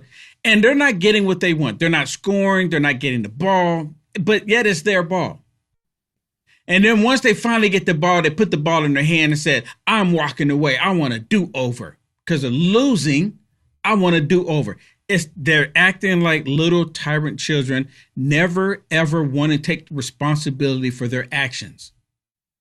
Like the 4 years President Trump was in office and all of the crap that they did to President Trump using the DOJ, the FBI, raiding President Trump's home, et cetera, they never want to take responsibility for their actions. And then President Trump, actually the DOJ, the FBI, looking to actual criminal activity. And now they're saying that President Trump is weaponizing the law against his political opponents. That's not the case at all. They did it to themselves. They never had to bring up the fake dossier. They never had to go down that path. Joe Biden, Obama, they never had to side with Hillary Clinton to say that was Russia collusion, delusion. They never had to do that. They brought it onto themselves. Bolton, he took documents home and he was on the television saying President Trump should go to jail forever because he took documents. And here's Bolton doing it. But he's being held responsible. But they knew he did it. He knew he did it when he was on television talking about it. And he wanted to say, well, he gets a pass because they're Democrats. Democrats get to break the law. Democrats get to do horrible things, but they get a pass. Why? Because they're Democrats. For them, they get a pass on it all. Here's another one with John Fetterman talking about Graham Plattner and all of this. Your party was willing, your party leaders, not you, was willing to look past all these other allegations against him, from the other woman who said he grabbed her to the tattoo, the Nazi tattoo. Now, remember, President Trump was talking about how it is to be a superstar, a multi-billionaire, millionaire, and how women respond to him. And he grabbed one, he would grab them. Not a single one of the women that President Trump grabbed said that he assaulted them. Not a single one. Not a one. Did you notice that? What is it, the Hollywood tape? Not a single one of them said, yep, I was the woman in the video that he was talking about. There's never been a woman to come up, because if there were, they would have had her all over the telly. Oh, so he was talking about you? Yes. Oh, he was talking about me. And it just brought up all of these memories. I'm surprised they didn't produce one. Just think about it. I bet you they're looking back at, oh, yeah, that's a missed opportunity. Right? They are. All the other Reddit posts that had been dug up. So they were willing to overlook all of that because he was their star. Yep. Yeah, I mean, I refuse to overlook that. But honestly, I would really call Bernie Sanders to apologize for pushing this kind of predator more than anyone he helped him elect, and now apologize to the victims, especially the woman that she claimed that he raped her. So I don't know why you want to keep pushing these kinds of people. Maybe he should consider set a few out and stop pushing these kind of communists and people. And now people, like P. Hustle, now he has been credibly accused of rape. And that's fairly recent, too. That was only less than 5 years ago. Only less than 5 years ago. Isn't it interesting that they say that they're against women getting abused and getting sexually assaulted, but the candidates that they're coming up with are the ones that's abusing and sexually assaulting women, the ones that they're coming up with. They want people to believe that they're champion for women. We're doing this because we care about women. Women should not be sexually assaulted. Unless you are a man pretending to be a woman and you go into a boxing ring or a wrestling ring, then you can assault that woman all day long and they will give you a pass. Do you understand? Something is not right in their minds. Something is not there. They're missing something. They actually think that way. That's why they never want to say anything about a man putting on a dress or a tutu with lipstick and want to get in there and fight and compete against women.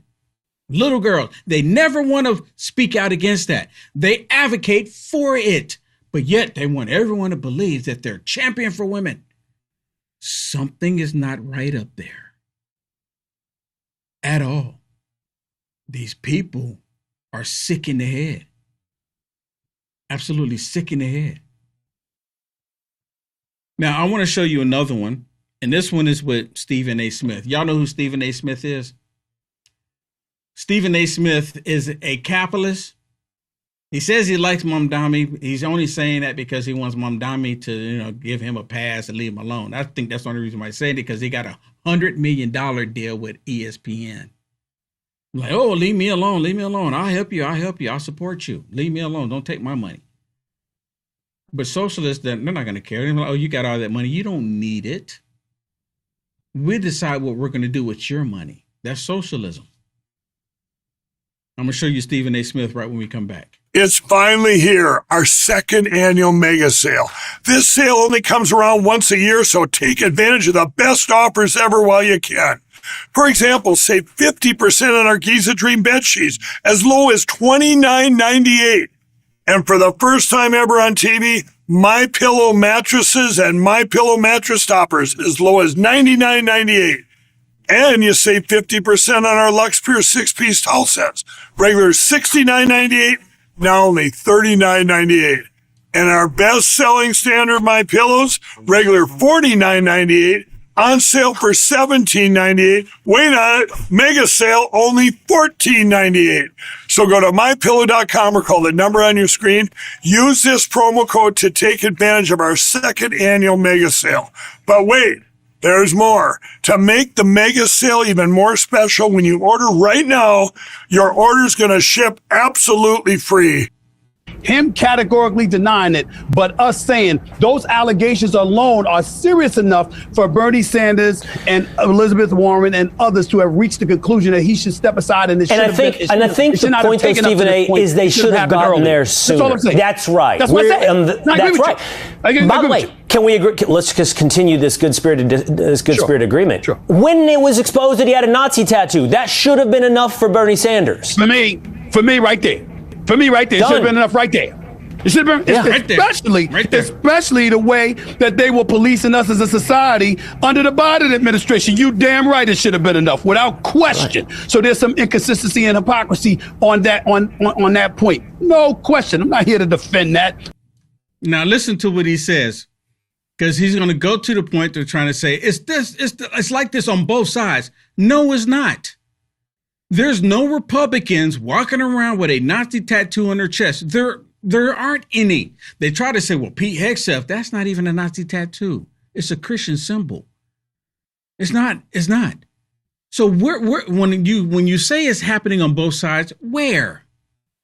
See, they say this because they have to have people believe that it is happening on both sides. You have to have that belief to make the excuse for them to continue doing what they're doing. That's what that's about. Again, I'm just saying, you're talking to me now. I know you. Don't think that you're going to come on the air at 3 o'clock, 4 o'clock in the afternoon and get away with trying to point to one side when I can point to the other doing the exact same damn thing. You know better. What? Give us examples, Stephen. Give us the example of how the Republican side is doing the exact same thing when they have someone that's going around with a tattoo on their chest or in their arm or their ankle or on the bottom of their foot. Show us. And then we're giving them a pass. If President Trump actually did anything like they allude to, because they lie all day long, like if President Trump was in the Epstein files like they would love for President Trump to be in there, we wouldn't accept it. I'm like, no, you know what, dude, that's just too much. But there's nothing there. There's nothing there. So you can't, there's not a both sides issue. That's like saying devils and angels have issues on both sides. No.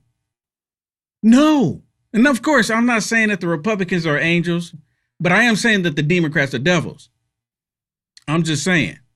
That's all I'm saying. I don't know about the exact same damn thing. I don't know about the exact same damn thing. Okay, since we're going to hold each other accountable. Yeah, it's not the same thing. Thank you, Will Kane. It's not the same thing. If we're going to be rational thinking here, Stephen A. Smith, it's not the same thing. We're going to admit it. You should admit it. There's not been a single time where MAGA Republicans or Republicans, period, gone out and destroyed half the country, burning up vehicles, attacking buildings. Oh, January the 6th. You mean the Fed insurrection? There's not been the case of $2 billion of damages done in insurance claims by MAGA Republicans or Republicans at all.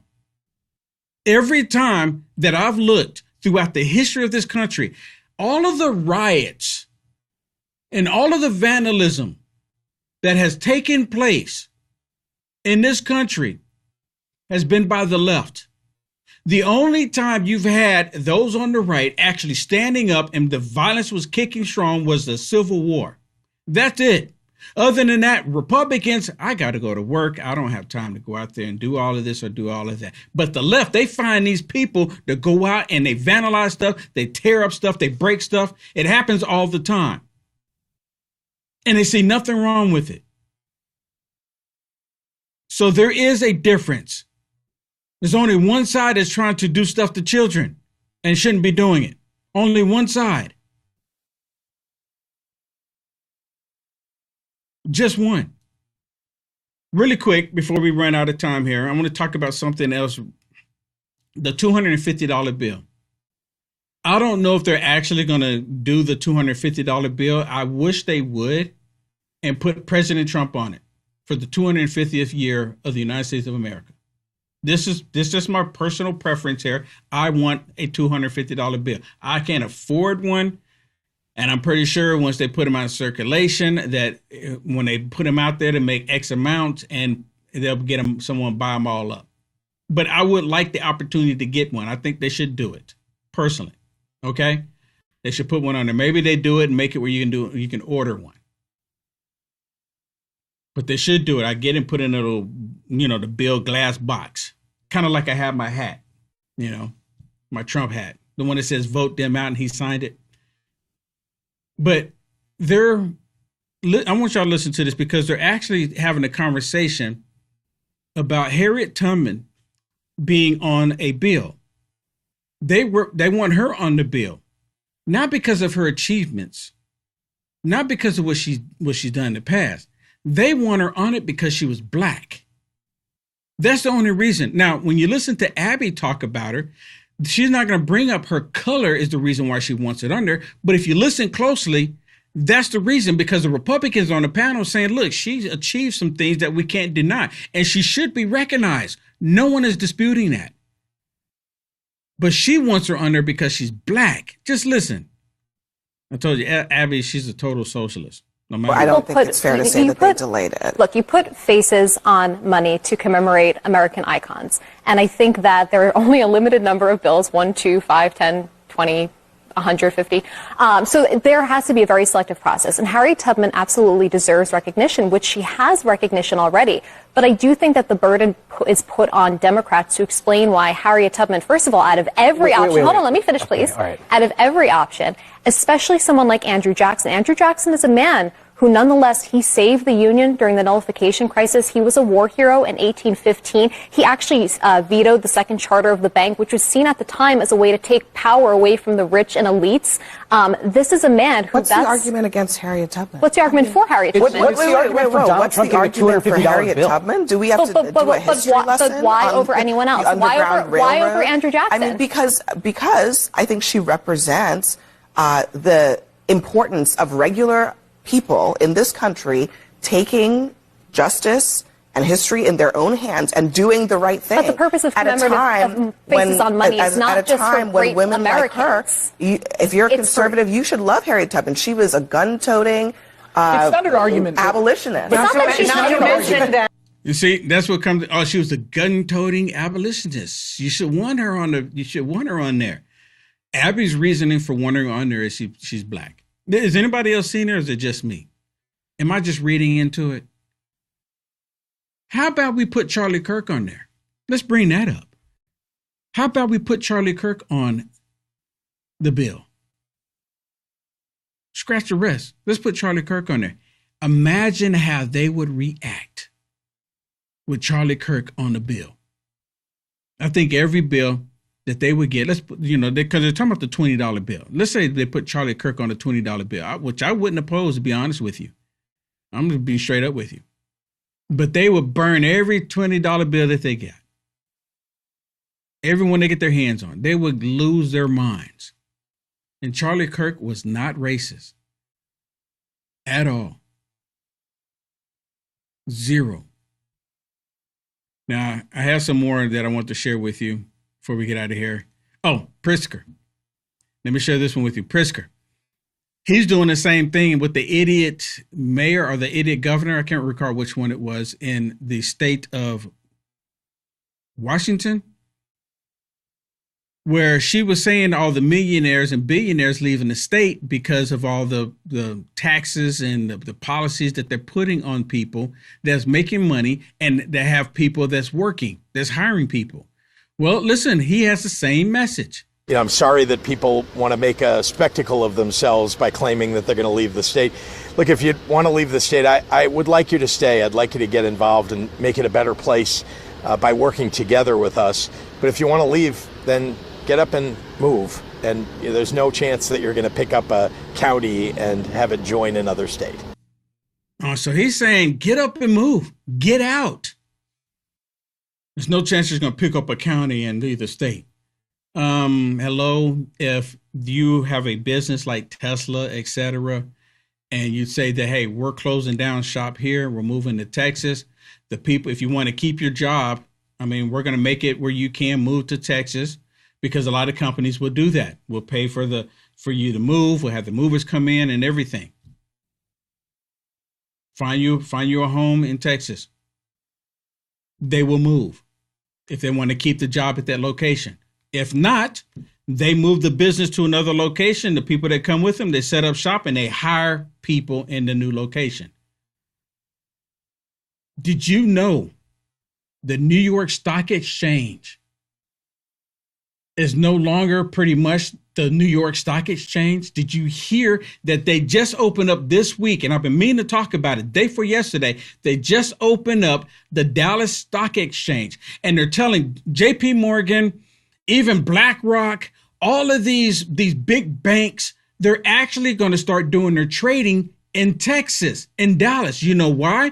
Because Mamdani and the rest of the Democrats have put all of these rules and regulations on them in New York. So they're moving the stock exchange to Dallas. Have you heard about this? It's huge. I encourage everybody. I don't know if I believe Will Johnson. I'm going to have to go look this up. Please go look it up. Go look it up. It just opened up, the day for yesterday? This is huge news, because I was actually having a conversation with a guy when I'm going to the gym in the morning, and I was having a conversation with him. He talked about stocks. That's all he ever talked about, because that's all he ever looked at. I look at politics. He looks at stocks. And I was telling him about the possibly open up the stock exchange here in Texas, and he hadn't heard about it. I'm like, how are you in all these stocks and you haven't heard about it? And he was telling me, because he's so heavily into stock trading, day trader, when he makes any trades or sells anything and it just so happens is trading in New York, he has to pay those taxes in New York. But now it's in Dallas? That's not going to have to happen.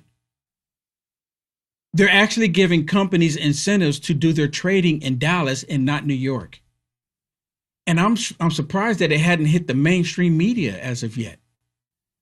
Probably because they don't realize how damaging this is going to be to the socialists. You pull out the money, and the socialists don't have nothing to operate because they can't take your money and do whatever it is that they want to do with it. That's how it works. Hey, everybody. Thank you so much for tuning in. My name is Will Johnson. I'm live from Texas, and coming up next right here on LFA TV is Kevin Smith. So don't go anywhere. Stay right there, and I'll see you tomorrow in the Culture Wars. God bless.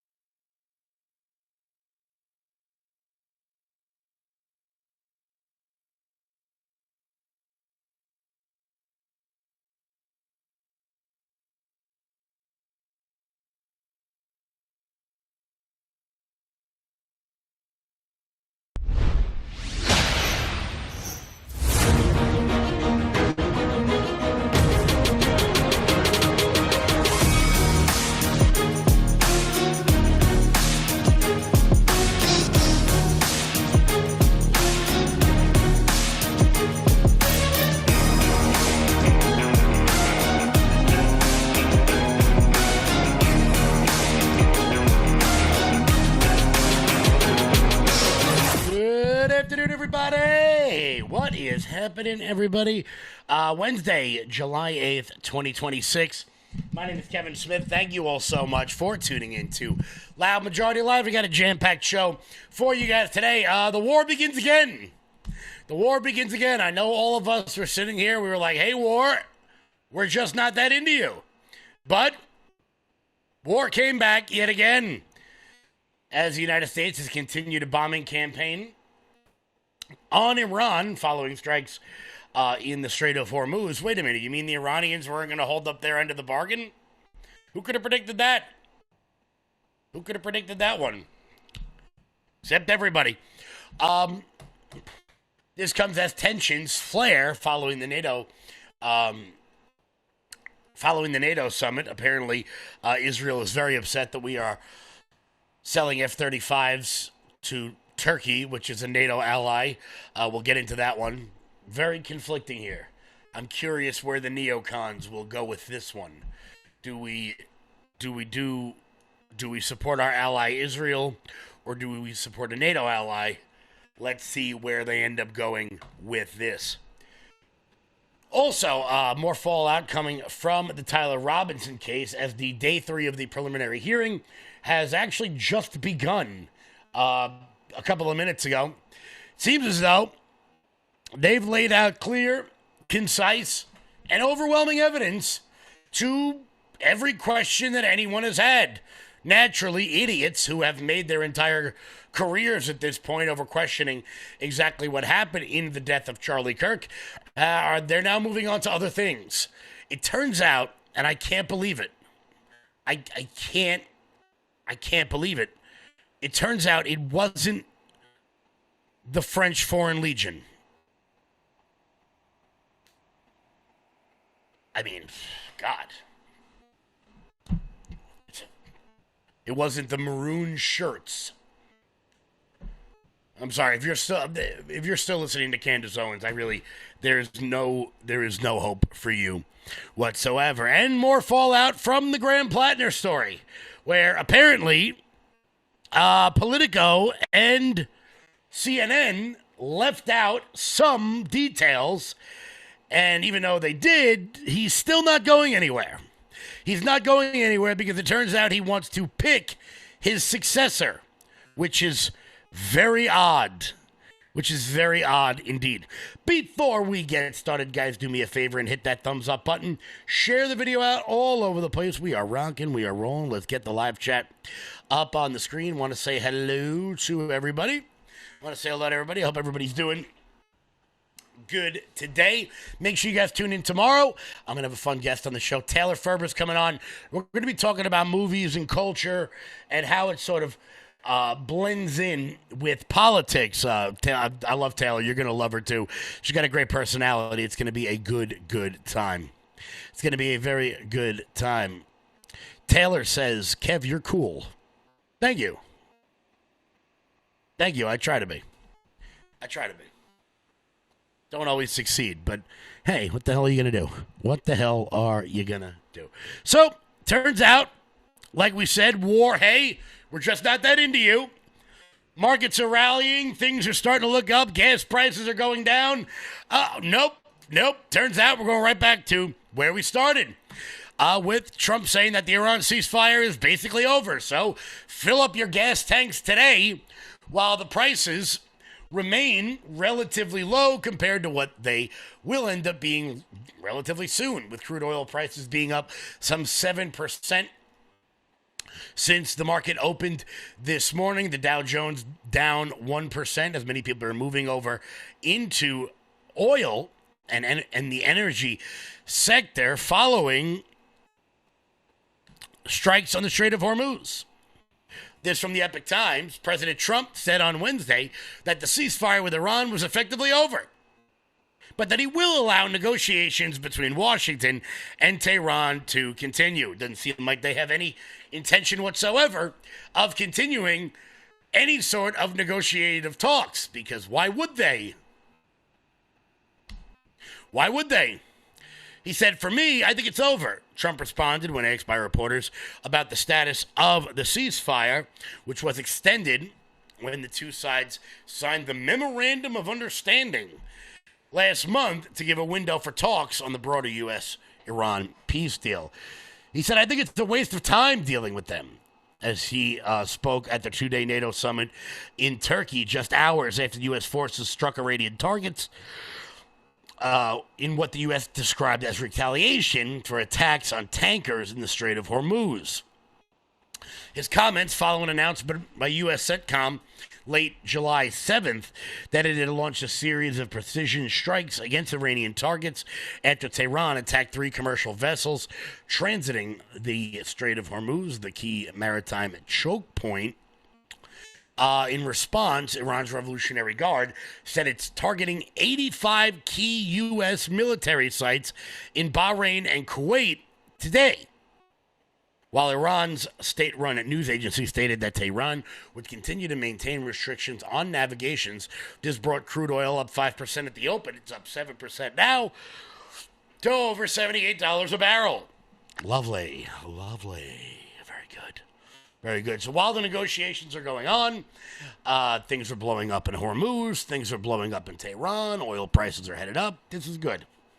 Yeah, but hey, guys, remember, Iran can't have a nuclear weapon.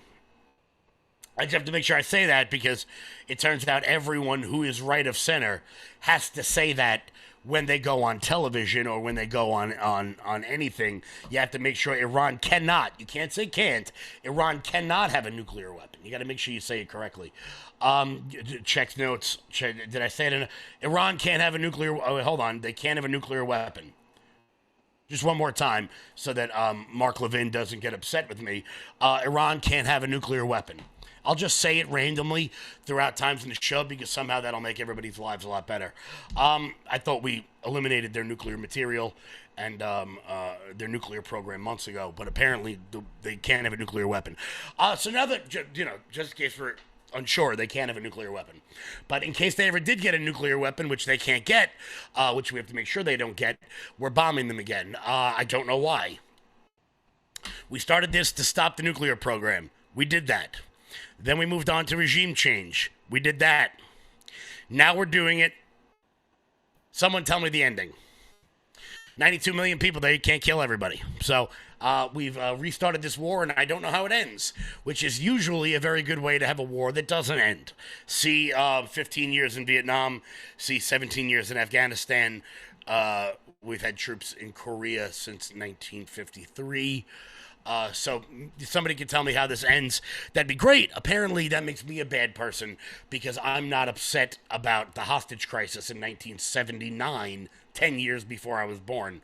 That's a lot like, beating up the guy your high school girlfriend got with when you're 50. So, I don't know. We'll see how it ends. We shall see how this ends. I don't really know how it ends. I just wish we would focus a little bit more on domestic policy. This comes also as Trump went after a key NATO ally at the NATO summit, which was kind of funny, if I'm being totally honest with you. He basically called Spain a waste of time and said that he would block all trade because Spain wouldn't allow us to use their military bases, which, look, good. Let's leave NATO. I don't care. I would prefer it if we left NATO, but while we're in it, I would think NATO allies would allow us to, be the partner that they so desperately need, but apparently not. President Trump threatened on Wednesday to end all U.S. trade with Spain after criticizing the NATO ally for refusing to commit to the allegiance's new defense spending target. Speaking at the NATO summit, Trump repeatedly singled out Spain, saying that the country was a wasted cause and urging an end to trade with one of America's European allies. I don't know why Spain is our ally. Apparently they are because they happen to be in Western Europe. I don't know. Are we going to run out of Madeira? Let's see. What do we get from Spain? U.S. top imports from Spain. Let's see. Are we going to be missing out on anything good? Olive oil. Okay, that could be a problem. We'll just get it from Italy, but, I guess Spanish olive oil is pretty good. cosmetics, because believe me, we don't have enough of those in America, and pharmaceutical products. Not sure why we're going to Spain to get that, but, you know, what the hell? What the hell? We're going to miss out on some wine, too, but, you know.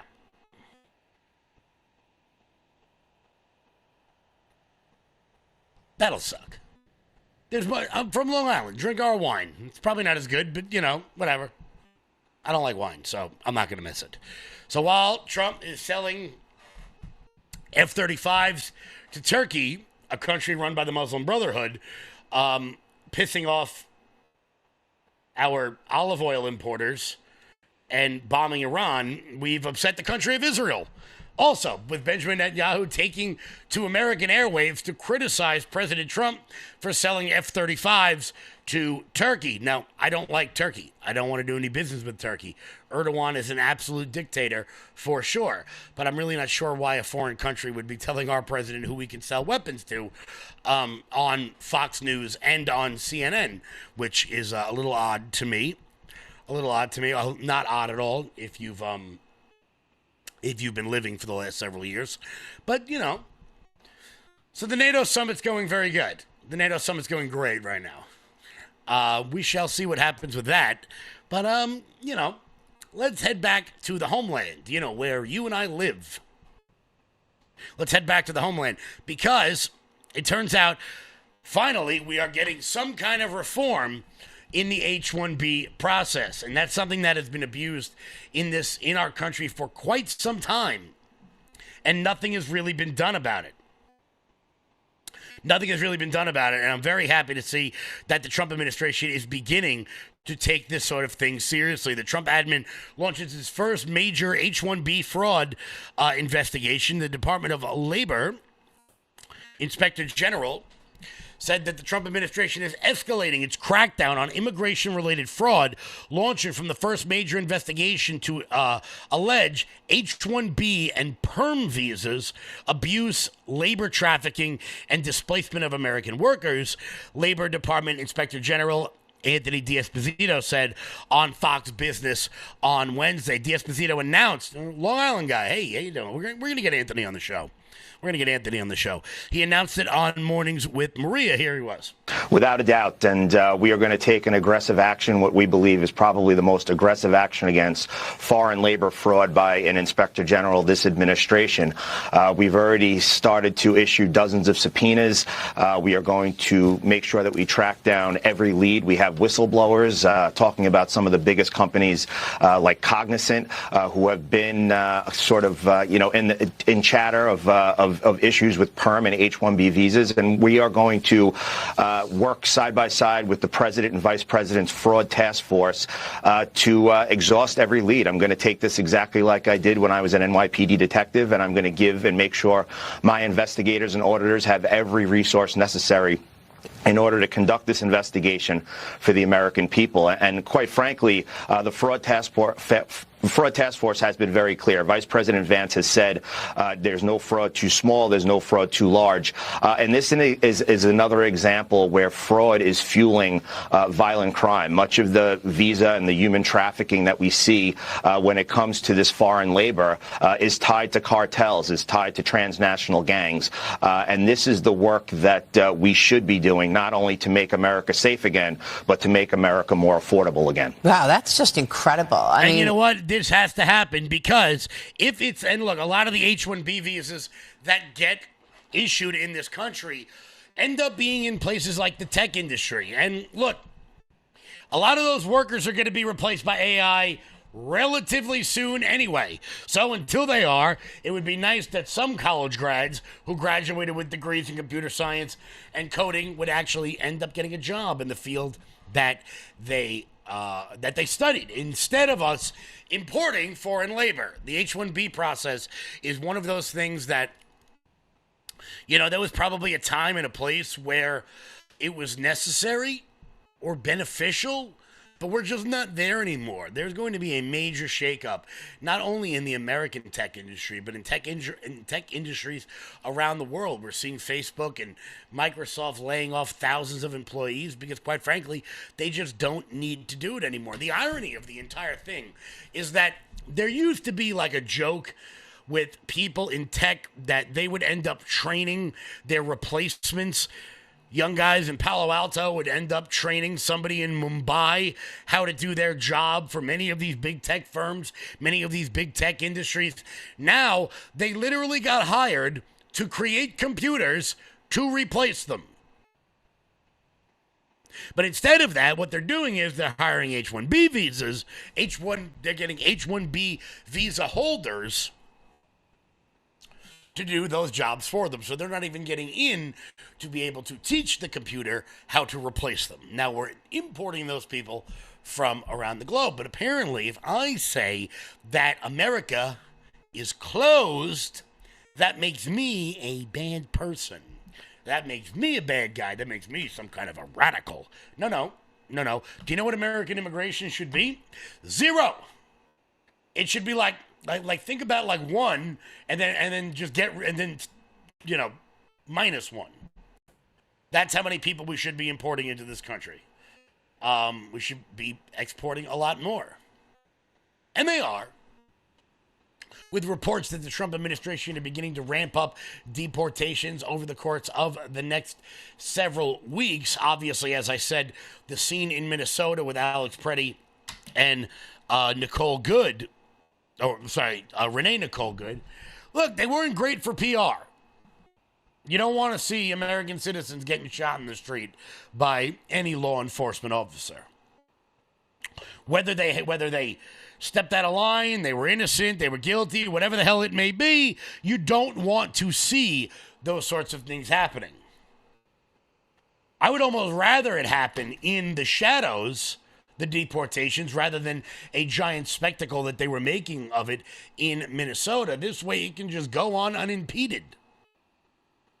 With Congressman Ro Khanna saying that we should abolish ICE because they've arrested 10,000 people in the last week. And I gotta say, 10,000. Man, those sound like rookie numbers. Gotta bump those numbers up. The Biden administration had no problem allowing 10,000 people to flood into the country every single week. Probably more, if we're being honest. I mean, nobody has any idea. Democrats don't even pretend to, invent a number at this point. So, keep deporting them all. Shoo-shoo. Shoo-shoo. Because it turns out the best way to put a hampering on these illegal immigrants, on illegal immigration, would have been to not let them in the first place. But since we have, the second best way would be, to arrest the criminals. Even some Democrats will say they agree with that. But then, when they do arrest criminals, people like Abigail Spanberger let them go. ICE says just a few days ago, Fairfax County police arrested Juan Arevalo for rape and kidnapping. Arevalo has a long rap sheet, which includes 2 convictions of aggravated assault, 2 for property damage, as well as attempted maiming, failure to... Attempted maiming! Oh, boy. If we didn't let this guy into the country, we might as well just give the Statue of Liberty back to the French. He attempted to maim somebody. And then once he did, what happened next? Here, aggravated assault with a weapon, assault twice, drug possession, illegal reentry, making a false report, and obstructing justice. He was also previously arrested for assault, abduction, identity theft, drug possession, and larceny. Sean Kennedy with Virginians for Safe Communities tells us some of those crimes might never have happened had Fairfax County Commonwealth's Attorney Steve Toscano not dropped previous charges against Arevalo, or if he had notified ICE he was in custody so they could deport him. He's accused of rape 1, which is the most serious crime in Virginia short of murder. He's eligible for life in prison, and previously was arrested after a very dangerous high-speed chase where he put not only officers' lives in danger, but a number of people on 495. So this individual is very dangerous and has proven himself a threat to the community. and was yet again released by Steve Descano. In January, Fairfax County Police arrested Ari Vallo after a high-speed chase on 495. Ari Vallo bailed out of the car and ran, but police caught up to him and arrested him on outstanding warrants in Fairfax County for crimes including abduction and assaulting a family member. Descano's office dropped those charges along with the fleeing law enforcement charge. Oh, so you mean even when we do arrest them, we still don't turn them over to ICE? Show that to your Democrat friends. Well, what about this one? He said he was going after the worst of the worst. Okay, well, when they capture a rapist and an apparent attempted maiming, they still don't turn them over. So you're just not being helpful at all. You're just not being helpful in the slightest bit, which of course shouldn't come as a shock to anybody when they know they're dealing with these left-wing Democrats, the people who try to run as moderates, but like Abigail Spanberger, who got into office and about 2 seconds later decided to tax your dog walker, along with a myriad of other things. But, you know, those are the Democrats for you. Those are the Democrats for you. We've got updates from the Tyler Robinson case, which apparently continues to be what looks like a fairly open and shut case, which everyone would have known if they had just waited a little while instead of listening to Candace Owens. But some people, some like, you know, some like ID channel wine moms out there, just like they just can't help themselves. They cannot help themselves at all. Before we get to that, here's Jeremy. Hey, everybody, if you're not familiar with, then let me introduce to you Armor Colostrum. Now, I didn't know what colostrum was up until a few years ago. I'd never even really heard of it. And then my wife turned me on to Armor Colostrum. And what colostrum does is it helps regrow your hair. Not going to lie, that's the reason that I started looking into it. But then I started noticing some other things that I could benefit from. I used to get acid reflux very badly. I used to bloat very badly. It felt like I was 10 or 15 pounds heavier than I was until I made Armor Colostrum a part of my everyday schedule. And now things have changed so very much. Let me introduce to you what Armor Colostrum actually does and what it looks like. In a study measuring immune cell response to toxin, Armor Colostrum performed 32% stronger and faster than other colostrum companies. 400 plus bionutrients activated in your life, in your body, to help regrow hair, strengthen your gut health, regrow your nails, toenails, and fingernails healthy, get rid of fungus, stop bloating, and more. And now you can get yours right now for up to $18 off each and every purchase at tryarmra.com. Promo code LFATV. Click the apply button once you've entered the code and watch your discount fall off. That is tryarmra.com/LFATV. Order now. Guys, head on over to tryarmra.com and use promo code LFATV. That is tryarmra.com and use promo code LFATV. So, we entered day 3 of the preliminary hearing in the Tyler Robinson case. No, this is not a trial.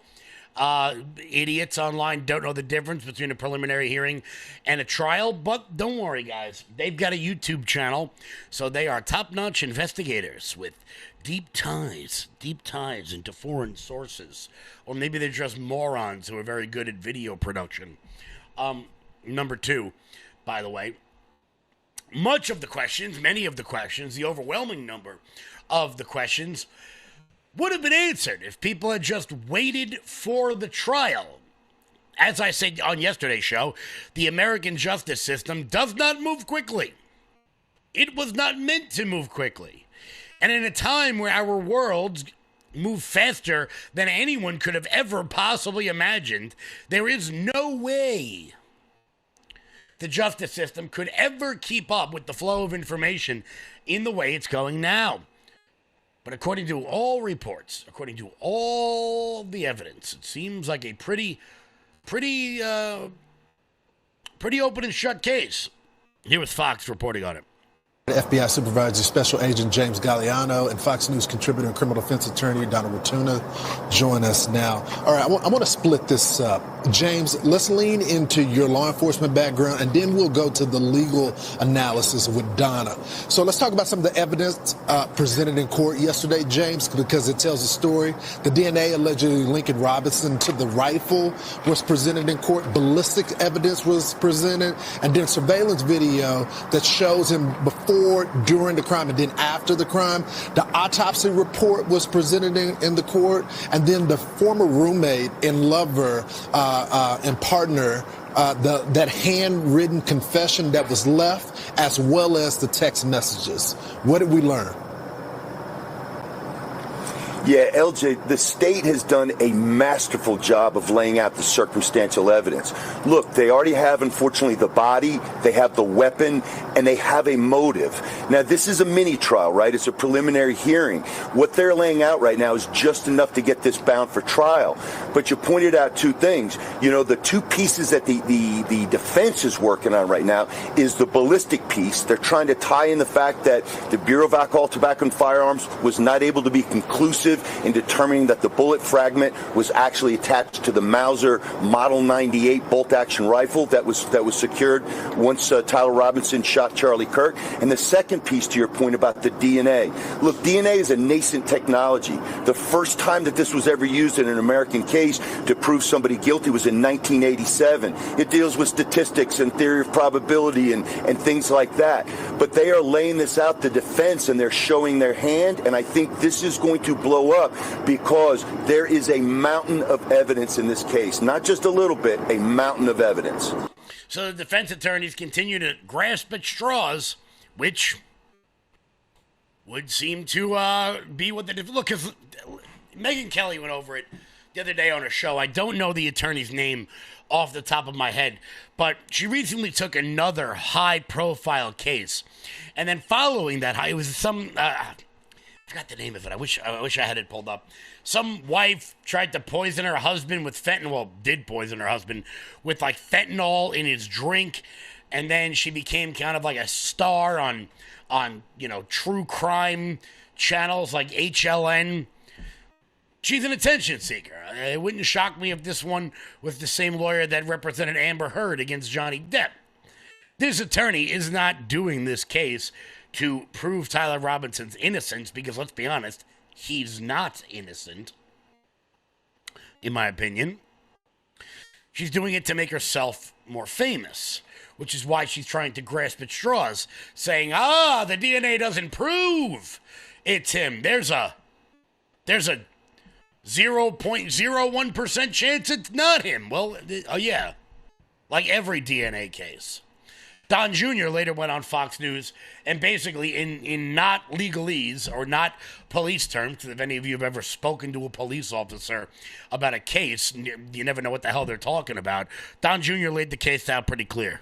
Donald Trump Jr. joins us now. I was in the courtroom this week for a couple days, and thank you for your time today. You were a friend of Charlie Kirk's. He was close to you. You were close to him. I can't imagine this was easy to be there. Why did you think it was important to be there? 100%. I'm there to not only honor Charlie's legacy, to support Erica, his parents who were there, seated all in the row with us. It was just important to be there. It's a legacy that really needs to be preserved. The impact that Charlie had on so many Americans, on so many youth, is, frankly, generational. It could have been so much more. But it was important to be there and to see the actual facts laid out, Bill, because there was so much stuff that, amidst the noise and the internet chatter that was laid out that, I had never heard and makes this case very cut and dry to me. So I want to ask you about that. Based on, I'm listening to all the legal analysts who were in court as well, and they're suggesting the evidence is overwhelming. And how did the prosecution's case sound to you in court? Very strong, and the defense sounded very weak. The defense's only real tactic was seemingly to either stall or try to not admit essentially any evidence whatsoever, because I guess it would be too damning to their client. It was truly crazy, but you see the video. This is someone who lived 4.5 hours south who importantly, and most people didn't know this, was not a student at Utah Valley University. He came up 4.5 hours away, very distinctly. I guess it was a Dodge Challenger in a car with very distinct rims. So they're able to identify the vehicle. They see him coming in early. He interacts with some Turning Point people, apparently asking them, what was happening here, who were the speakers, what was the timing, whatever that may have been, it seems.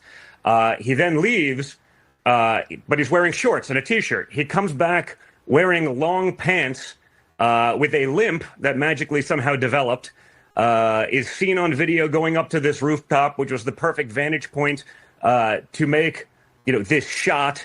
Then jumps off the building carrying a long object that looked like the shape of a gun, according to one of the witnesses, wrapped up in something. And there was a screwdriver left, which to me, leads me to believe that he walked up there with a limp and had disassembled the gun, put both the stock and the barreled action, I guess, down his pants, walked up there, put the gun together. That takes 30 seconds, made his shot. They saw evidence of the indents of where, there would have been a sniper's hide, the indents from his knees and elbows where he would have lain prone to make this shot. The shot happens, and within seconds, he's seen the limp has disappeared, and he's seen, jumping off the building and running into the nearby woods. Then there's ring cam footage of him pulling up again in this very distinct car at 12:30 a.m., again, on a university campus that he does not go to, lives 4 hours away. To me, that seems like he's there to retrieve the weapon that was stashed earlier in the day. Other minor details like, he turned himself in and these kinds of things. But it's just been very tough to watch. I haven't, frankly, opined, and I've taken a lot of heat from people because I haven't opined on a lot of the stuff that's been out there because I didn't know that any of it had any basis in fact. But once this hard evidence was laid out to me in a courtroom before my very eyes, and seeing the reaction of the defense, this thing is much more cut and dry than I would have ever even imagined. So let's just move on from the fact that he admitted it. Let's just move on from that. He shows up at a school he doesn't go to. He talks to the people from Turning Point about when it's going to take place. He leaves, changes his clothes. He walks up with a limp like there's something in his pants. He climbs up onto the roof. The shot happens. There's an indent from where he was laying. There's a screwdriver with his DNA and the DNA of his lover on the screwdriver. Don't ask me how that got there, of both of them. I don't think I want to know. Finding out the guy's a furry. He then jumps off the roof and runs away.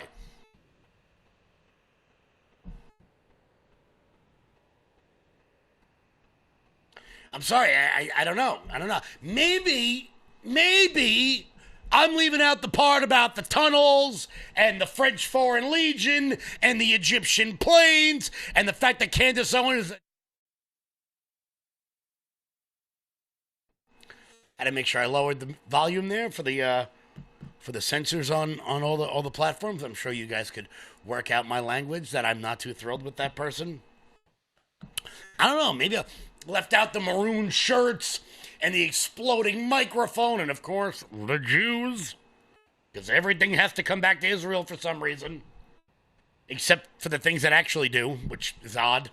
I don't know. Seems pretty cut and dry to me. But, hey, I don't know. Maybe I'm missing something, guys. Maybe I'm missing a part of this. Let me know in the chat what you think. I don't know. Was it the French Foreign Legion? I don't know. I think why some people have a difficult time accepting this is because of, like, the idea of security. We have this idea of security, and it's so funny. This is really funny, actually. I lost 500 followers yesterday because I went after Candace Owens, and I don't give a shit. Don't follow me anymore. I don't care. If you want to, support somebody who's so intelligent that she thought we celebrated the Boston Tea Party on July 4th, 1776, feel free. That just means you're dumb. You know, I think people have this idea of security, like because you feel safe, that means you are safe. You know, you see Secret Service around the president and everything like that. Look, somebody wants you, they're going to get you. And that's just a reality that every person has to deal with. I once had a college professor in a criminal justice class. He was like a commander or so. He was high up in the NYPD. And I'll never forget what he told us once. He said that if you walk down the street and you shoot somebody and no one sees it, no cameras, you're probably going to get away with it. He tells a story all the time that it's not like Law and Order where, like, you know, a homeless guy just happens to, like, see something. That doesn't happen in real life.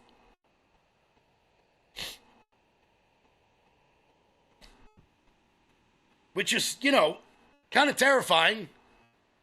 If you think about that just in the context of your own life, never mind in the context of somebody as big as Charlie Kirk, as loved and as hated as he was, you know, people, there's like a veneer of security out there that I think we believe exists that doesn't really exist, which is actually pretty terrifying. But, you know, it's just, it's kind of part of the game. As I said right now,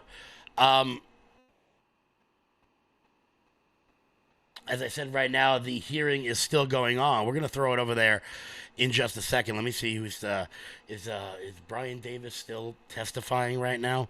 Let's see here. Is that room equipped with video recording? Yeah, he's talking about, you know what? Yeah, let's throw the title. You know what? Let's throw it over there for a little bit. Let's see what's going on.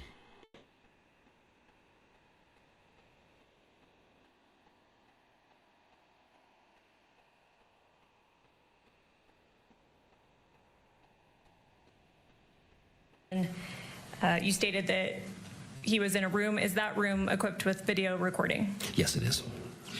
Is that standard practice for a facility like that to have video recording in such a room? Yes, very, very common. Have you reviewed that video? I have. And in your review of that video, does it fairly and accurately depict Mr. Robinson at that time? It does. You see on your screen what's been marked as State's Exhibit 15. Do you recognize that? I do. What is that? That's the interview in which Mr. Robinson was seated and waiting.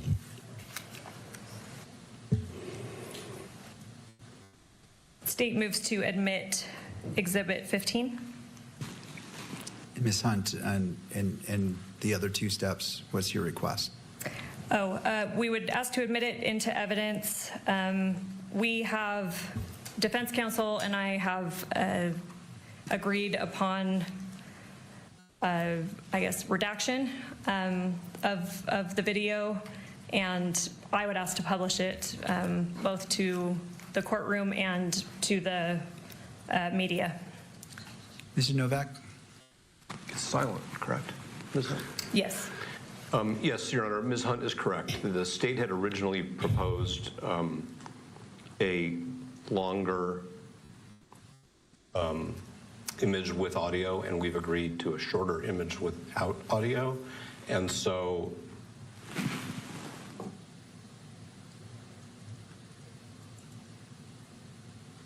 that's correct. Yeah. So we're fine with all three steps as to this exhibit. All right. Does the state wish to review this to make sure that what's queued up comports with what you believe? If not, we can move forward. I just want to allow all parties the opportunity to double check. Let me just confer with my paralegal.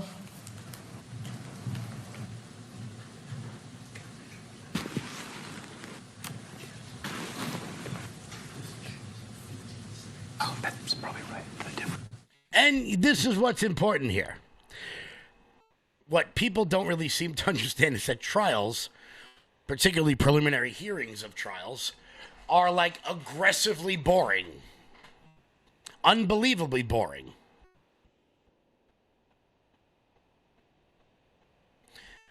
It's not like it's not like watching an episode of Law and Order. It turns out most lawyers actually have no idea what the hell they're doing while they're doing it. Right now, they're queuing up a video of literally, I mean this, right now, they are pulling up a video of an empty, all right, let's see, what's going on here? Although we are watching it on video, what is he wearing at this time? He's wearing a dark colored baseball cap with has like I believe it's like maybe the Herrell symbol on it, like a white symbol on front. It's a burgundy short sleeve shirt with no graphics. It's blue jeans and gray and white tennis shoes. I believe they're Converse style tennis shoes. Thank you. Was Mr. Robinson, you stated that he was arrested in the early hours of September 12th, is that right? Yes, that's correct. Did he remain in Washington County Sheriff's Office, or was he taken somewhere else? No, he was transported from there to the Utah County Jail. Prior to being transported to the Utah County Jail, was any, I guess, personal property taken from him, clothing, anything like that? The only thing that was, so prior to like our arriving to the St. George, to the Washington County Sheriff's Office, his cell phone was seized and taken from his person, but that was the only thing that was taken from at that time. After he was transported to Utah County Jail, were any personal items taken from him? Yes, they were. And what were those? After a search warrant was granted, his clothing was recovered, along with buccal swabs to collect his DNA and major case prints, which is fingerprints, palm prints, pretty much the entire hand. Those are all collected from him. And sorry, you may have already stated when did he arrive in Utah County? We arrived at the Utah County Jail about 7 a.m. on the 12th, September 12th, and he was formally booked in at about 8 a.m. of that morning, and then I was the booking officer. What does it mean to be the booking officer? Like I said, this is what trials and hearings look like. So it's pretty boring stuff. We'll bring you guys anything. I've got it queued up in case anything breaks. This preliminary hearings will be going on for up to what is it? Today, what is it? Today, tomorrow, and Friday. It'll be a 5-day preliminary hearing, but the judge can stop it at any time if he feels there is enough evidence to bring this case to trial. Normally, they kind of just let it play out so that defense and prosecution can get as much time as they want. Like I said, it's going to keep stupid people in the news for a hell of a lot longer, which is pretty frustrating, if I'm being totally honest. Speaking of stupid people, let's move on to Graham Plattner, because it turns out this story with Graham Plattner is heating up in a very serious way. Before we get to that, Mike Lindell. I'm excited to announce that we're having our first ever mega sale on overstock clearance and brand new products. For example, save over 50% on this season's flannel sheets. Queen size only $59.98. Kings only $69.98. They sell out fast every year, so order now. Save 20% on our brand new My Crosses. They're designed in the likeness of the one I've worn every day for over 20 years. They come in men's and women's, and they're made right here in the USA. Get our 2025 6-piece My Towel sets for only $29.98. Our initial quantities are extremely low, so get them now before they go. And our best-selling standard My Pillows, just $14.98. So go to MyPillow.com or call the number on your screen. Use this promo code to take advantage of our first ever mega sale. But wait, remember that $75 free shipping rule? Well, that ship is sailed, because right now, every order ships absolutely free. Guys, head on over to MyPillow.com and use promo code LOUD. That's MyPillow.com and use promo code LOUD for up to 80% off everything on the website. That's MyPillow.com, promo code LOUD. So this is pretty wild. Graham Plattner. Graham Plattner apparently is holding the main Democratic Party hostage, which is pretty wild, the amount of gall that takes. we've got this from the New York Post. Graham Plattner is trying to put his thumb on the scale as Maine Democrats look to replace the Senate candidate, state party claims. This is some wild stuff. So Graham Plattner seems like he's not taking no for an answer because he still hasn't dropped out of the race. Despite the allegations that he's a rapist, which, you know, look at him.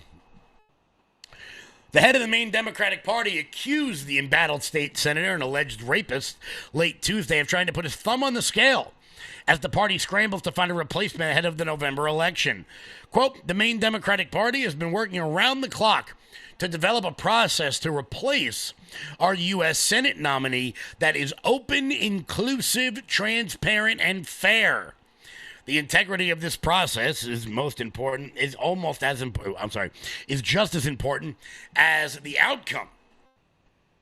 And they are committed that Democrats across the state can have confidence in both, said Devin Murphy Anderson, the head of the Maine Democratic Party, in a statement on X. Unfortunately, Graham Plattner's team has repeatedly reached out to us in an attempt to put their thumb on the scale, said Murphy Anderson.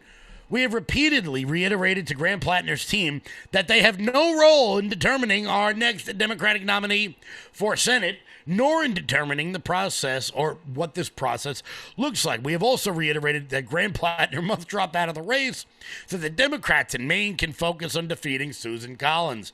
We look forward to making the process public as soon as Plattner withdraws from the race. So there's like 10 Democrats putting their name forward, or at least in the talks to become the Democratic nominee for Maine, which I found interesting because I didn't know Maine had 10 people in it. So the fact that there's 10 Senate nominees is actually quite illuminating for me. I thought the state was populated mostly by elk or moose. Do they have elk over there, or are they moose? Moose. Plattner's campaign rebuked the head of the party's claim, with the spokesperson saying the Plattner campaign has reached out to the party to try to understand what the process is going to look like. At no point has the campaign tried to put its finger on the scale, but of course, that's not true. They've been pushing a guy who I mentioned yesterday. What the hell is his name? Troy Jackson? Troy Jackson, another progressive. Another name being floated is Janet Mills, the current governor. She's the one who ended up coming in second.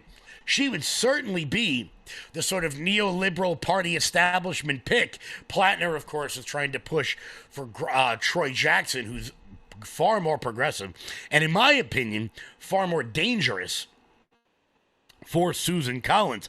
Personally, I got to tell you, I think that if Democrats want to respect the democratic process and respect democracy and the will of the voters, I think they should stick with Plattner. I think they should. The Democrats in Maine picked him. And I think for there to be any other process, any other way for them to end up picking a new candidate, that would be bad for democracy. That would undermine the rule of law and the will of the people and all the rest of the bullshit. They said the will of the people, democracy, one man, one vote, all their little one-liners that they like to throw around out there that actually doesn't mean anything to these people. Over 150,000 Mainers. There's no way people from Maine are called Mainers. Come on. Voted for this movement, and over 15,000 Mainers, I can't take that seriously, volunteered their time and put energy behind it. While Graham wouldn't want to be part of that process, he would want to make sure that the voters and volunteers make this decision, not the political establishment. This is really funny. It's really funny to watch because Maine Democrats don't have any idea. They have no idea how to walk themselves out of the hole in which they have found themselves. And, they did it to themselves by electing a person that they didn't vet. They didn't care. This is what the people want. This is what they wanted. And they're going to get it. And they are going to get it.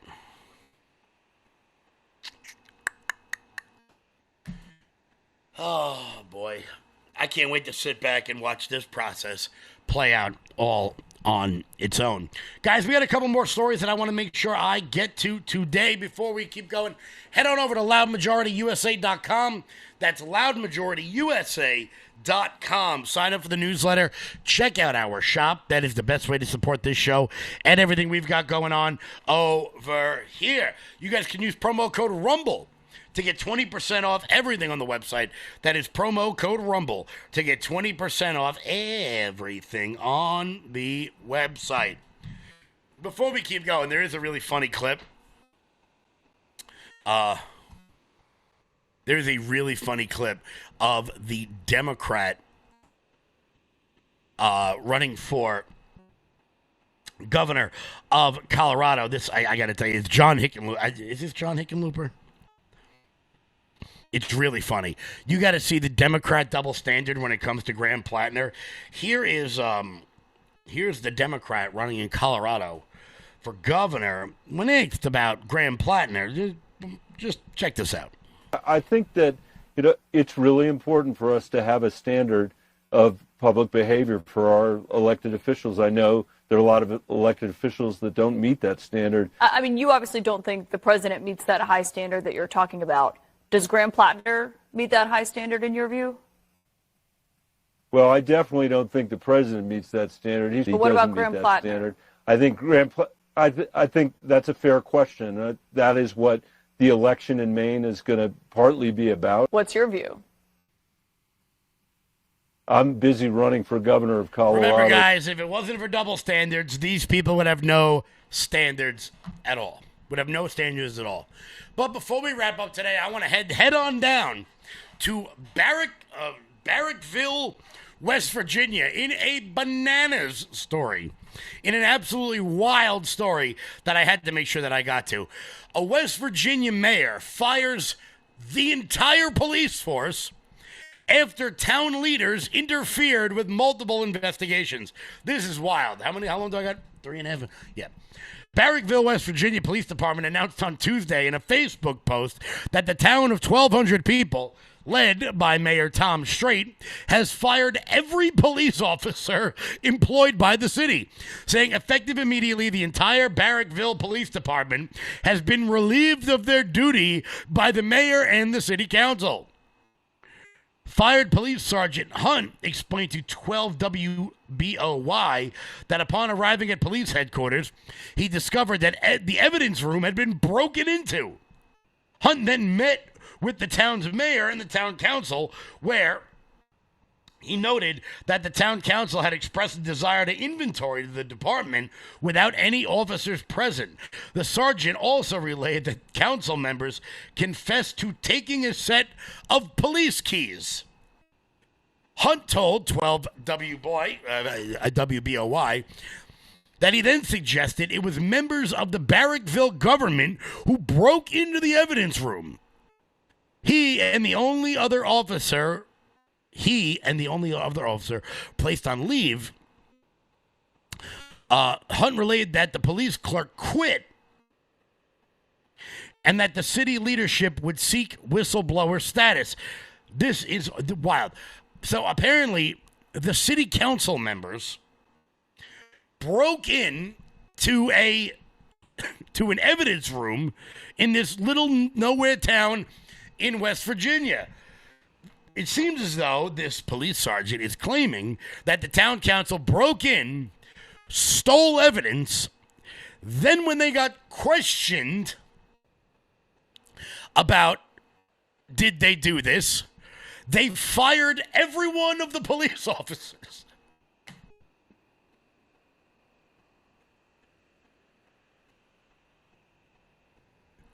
I got to tell you, this town seems like a real good time. I don't know if anybody lives over there, but if you do, let me know. I'll come down for the weekend, because apparently you don't have any cops. So we can just run amok. We can just run amok all about town, and then there's nobody there to There's nobody there to stop us. There's nobody here to stop us, which is pretty funny, I think, if you ask me. But, guys, it's 4 p.m. I want to thank everybody so much for tuning in. Guys, head on over to lfatv.us. That's lfatv.us. That is your home base, your mothership, your landing pad for all things LFATV related. I will catch you guys back live tomorrow with Taylor Farber. Make sure you guys tune in. Until then, everybody, stay loud.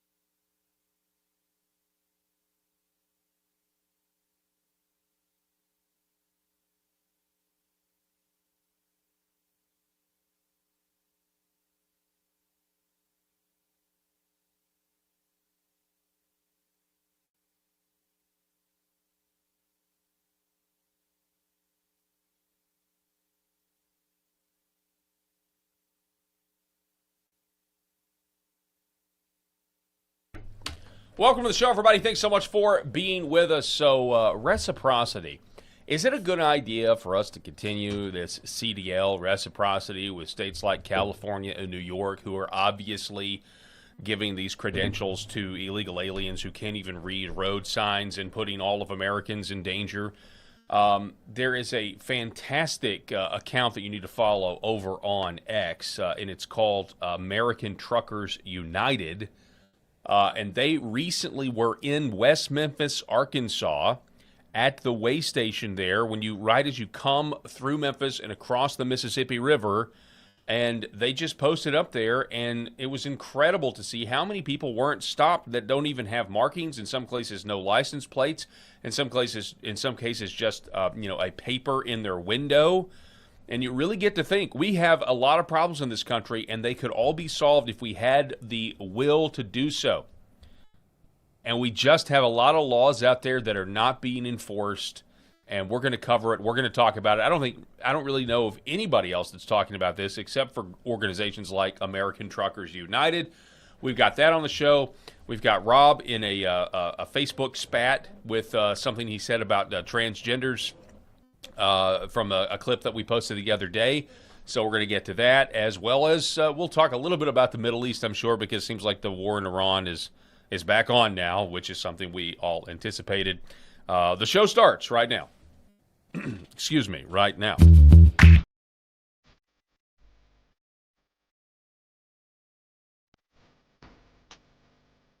The Paul Herrell Program. All right, folks, welcome back. This is the Wednesday edition of the Paul Herrell program. As always, we're broadcasting on LFA TV on Rumble, as well as the Paul Herrell program YouTube page, Ex-American News, also Hometown TV, North Central Arkansas. And we're broadcasting it live from the great state of Arkansas. My co-host, Rob Spencer, is with me. Rob. Paul, it's an honor to be in studio whenever I can. Glad to be here. It's just incredible to me that this is even an issue. I have a CDL. I have a Class A CDL. I don't use it. But this is something to me that when you think about the amount of regulation, so I'm going to disclose something personally about me. I have high blood pressure, and it is getting better. I've already gotten rid of one of my medications, and so it's just doing well. It's not an unhealthy lifestyle sort of thing. It's just one of those things like I'm disposed to have, sort of this issue with blood pressure. So anyway, I say all that to say that my blood pressure and potential heart issues are an issue especially if I want a hazmat, hazardous materials certification. And so there are huge issues with all of this. This is intensely regulated. You have to have health screenings. You can't even move your truck forward if you are at your time limit for that time. And it used to be truckers would drive 24 hours straight. They started regulating that stuff, and I believe at this point, over the road, I never drove over the road. I delivered soft drinks for Pepsi. But anyway, I believe that if you drive for 12 hours, you have to be parked for 12 hours. Like it has to match that. Unless you're a team. Again, don't quote me on all this stuff. I forget all of that. But I can tell you that I have seen videos where truck drivers were told to move forward by the police. And he would say, "You don't understand. I cannot move this truck right now. This is remote controlled by our home office. It will not let me move forward because if I do move forward, it's a violation because I'm supposed to be on my rest time." And that's how regulated it is. And then what do we have? We have California and other liberal blue states that are giving licenses to people that haven't taken the exam. They're just giving them the license. Because I'm pretty damn sure you can't take a CDL licensing exam in Arabic. Yeah, maybe you can in California now. I might not put it but, past them. But if they're going to give them this license anyway, they don't give a damn if they can pass this test, Paul. They don't care. They don't care about your ID. They don't care who you are, just that you vote blue.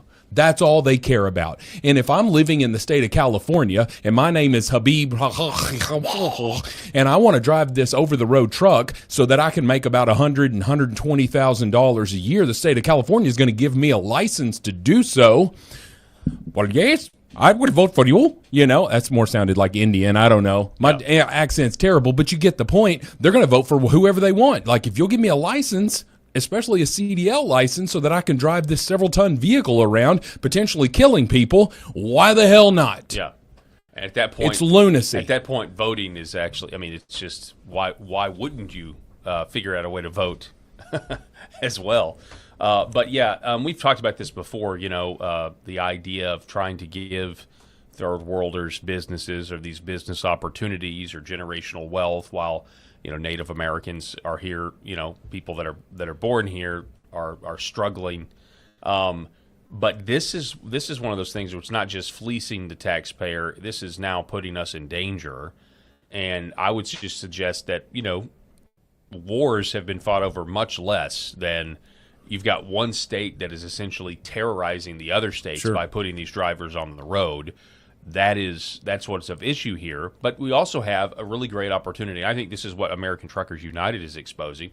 We also have a really great opportunity here to expose, or I guess police illegal immigration. Hang on one second. Yeah. I've got, we had Eric last time. So right, if you skip a way station, they'll chase you down. If there's like highway patrol, which is highway patrol here in the state of Arkansas. I don't know if that is everywhere else, but their main job is policing of truckers.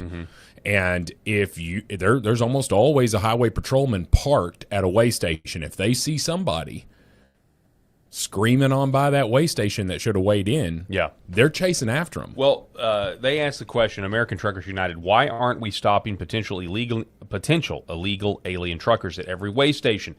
American Truckers United was in Arkansas last week filming operations at a West Memphis way station. Now, you and I are very familiar with this exact way station. No, it's extremely busy. Yeah, now, and really, this whole Memphis interchange, by the way, is one of the most busy intersections, especially when you get into Memphis, with the Jackson exits and everything else. I mean, it's a very, very it's a hub. It's just this place where you go this way and you're heading. There's just a huge hub. The roads are always terrible because so many trucks are there. And I'll say that though, this is why, because you and I were curious why they're putting a Buc-ee's in there. If you're in the South, you've heard of Buc-ee's. It's just an incredible gas station. It's just super. So it's just very American. It is an amazing place. And a lot of the foreigners that were coming in for the World Cup were just amazed by Buc-ee's, and I'm like, we live here and we're amazed by Buc-ee's. But anyway, but they're putting one in West Memphis, Arkansas. West Memphis, really the only thing famous about West Memphis was the West Memphis 3. A murder case. The murder of 3 fifth-grade boys. And then there's this fantastic casino there and all of that stuff. But it's a lot of crime in that area. I mean, West Memphis is just kind of known as a town that you accelerate through as fast as you can. You just get out of there. It literally and figuratively stinks. So, you just don't want to be in West Memphis. So you're like, Buc-ee's? Why would you go to West Memphis? Look at the traffic count. That's how crucial a place like West Memphis, Arkansas is.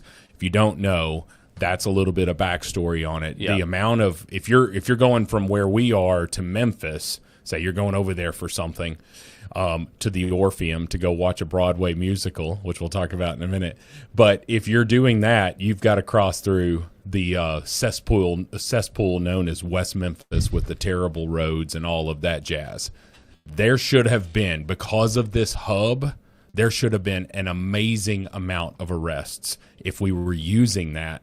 And there still can be, and I guess that's my point. American Truckers, they were in West Memphis, none targeted, none intercepted. They basically exposed zero enforcement. They say we must demand aggressive interior enforcement, especially against states issuing non-domicile CDLs to illegal aliens, California, New York, Illinois, Texas, Florida, and now Massachusetts after the death of Trooper Pahira. Florida's doing that too?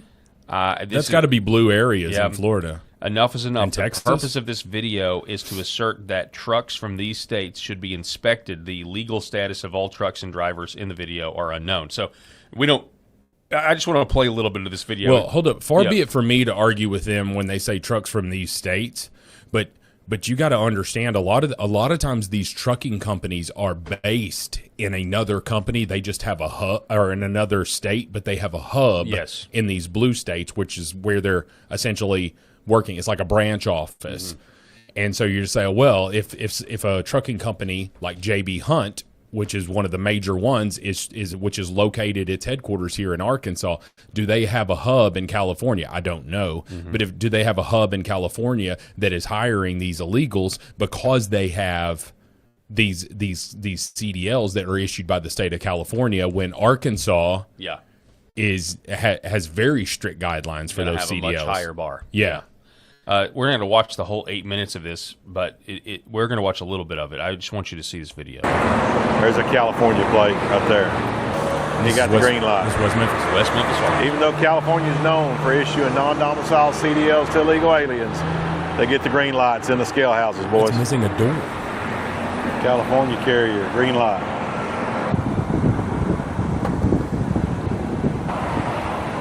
California plates. Got the green light. So I'm here at the Arkansas Interstate 40 westbound way station as you come in across the Mississippi River. Notice there are no CBP officers. There are no ICE agents. California plate. Rolling on through.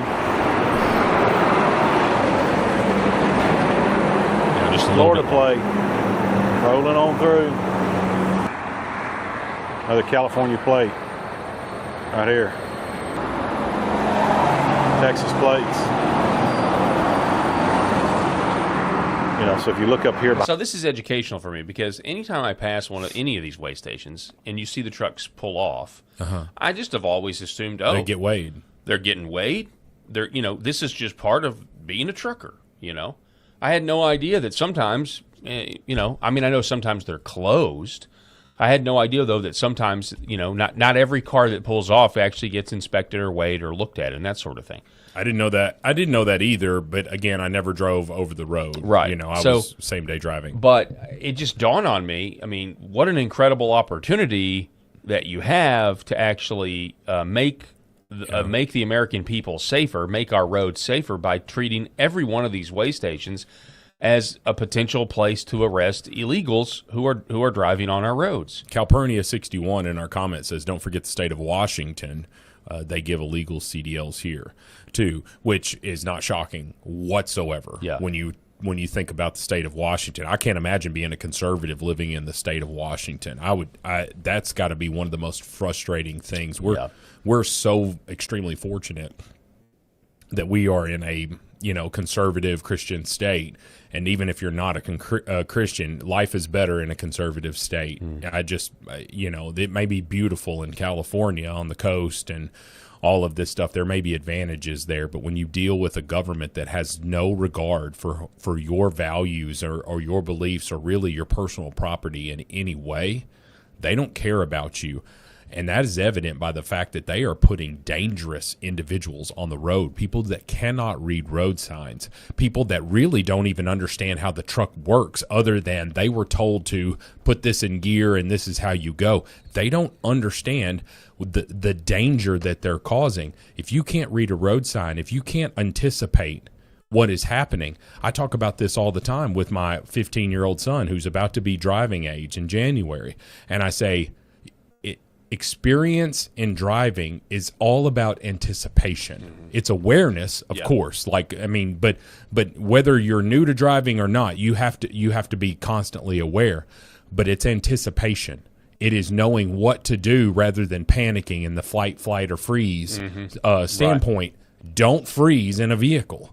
And these individuals, when they see trouble, danger, if they've been driving a truck for a week and they just got to the country 2 weeks ago and they were given a driver's license, how the hell do we expect to be safe on the road with these individuals? I was behind somebody in the Ozark Mountains, a couple of weeks ago, and it was a trailer that had no tags.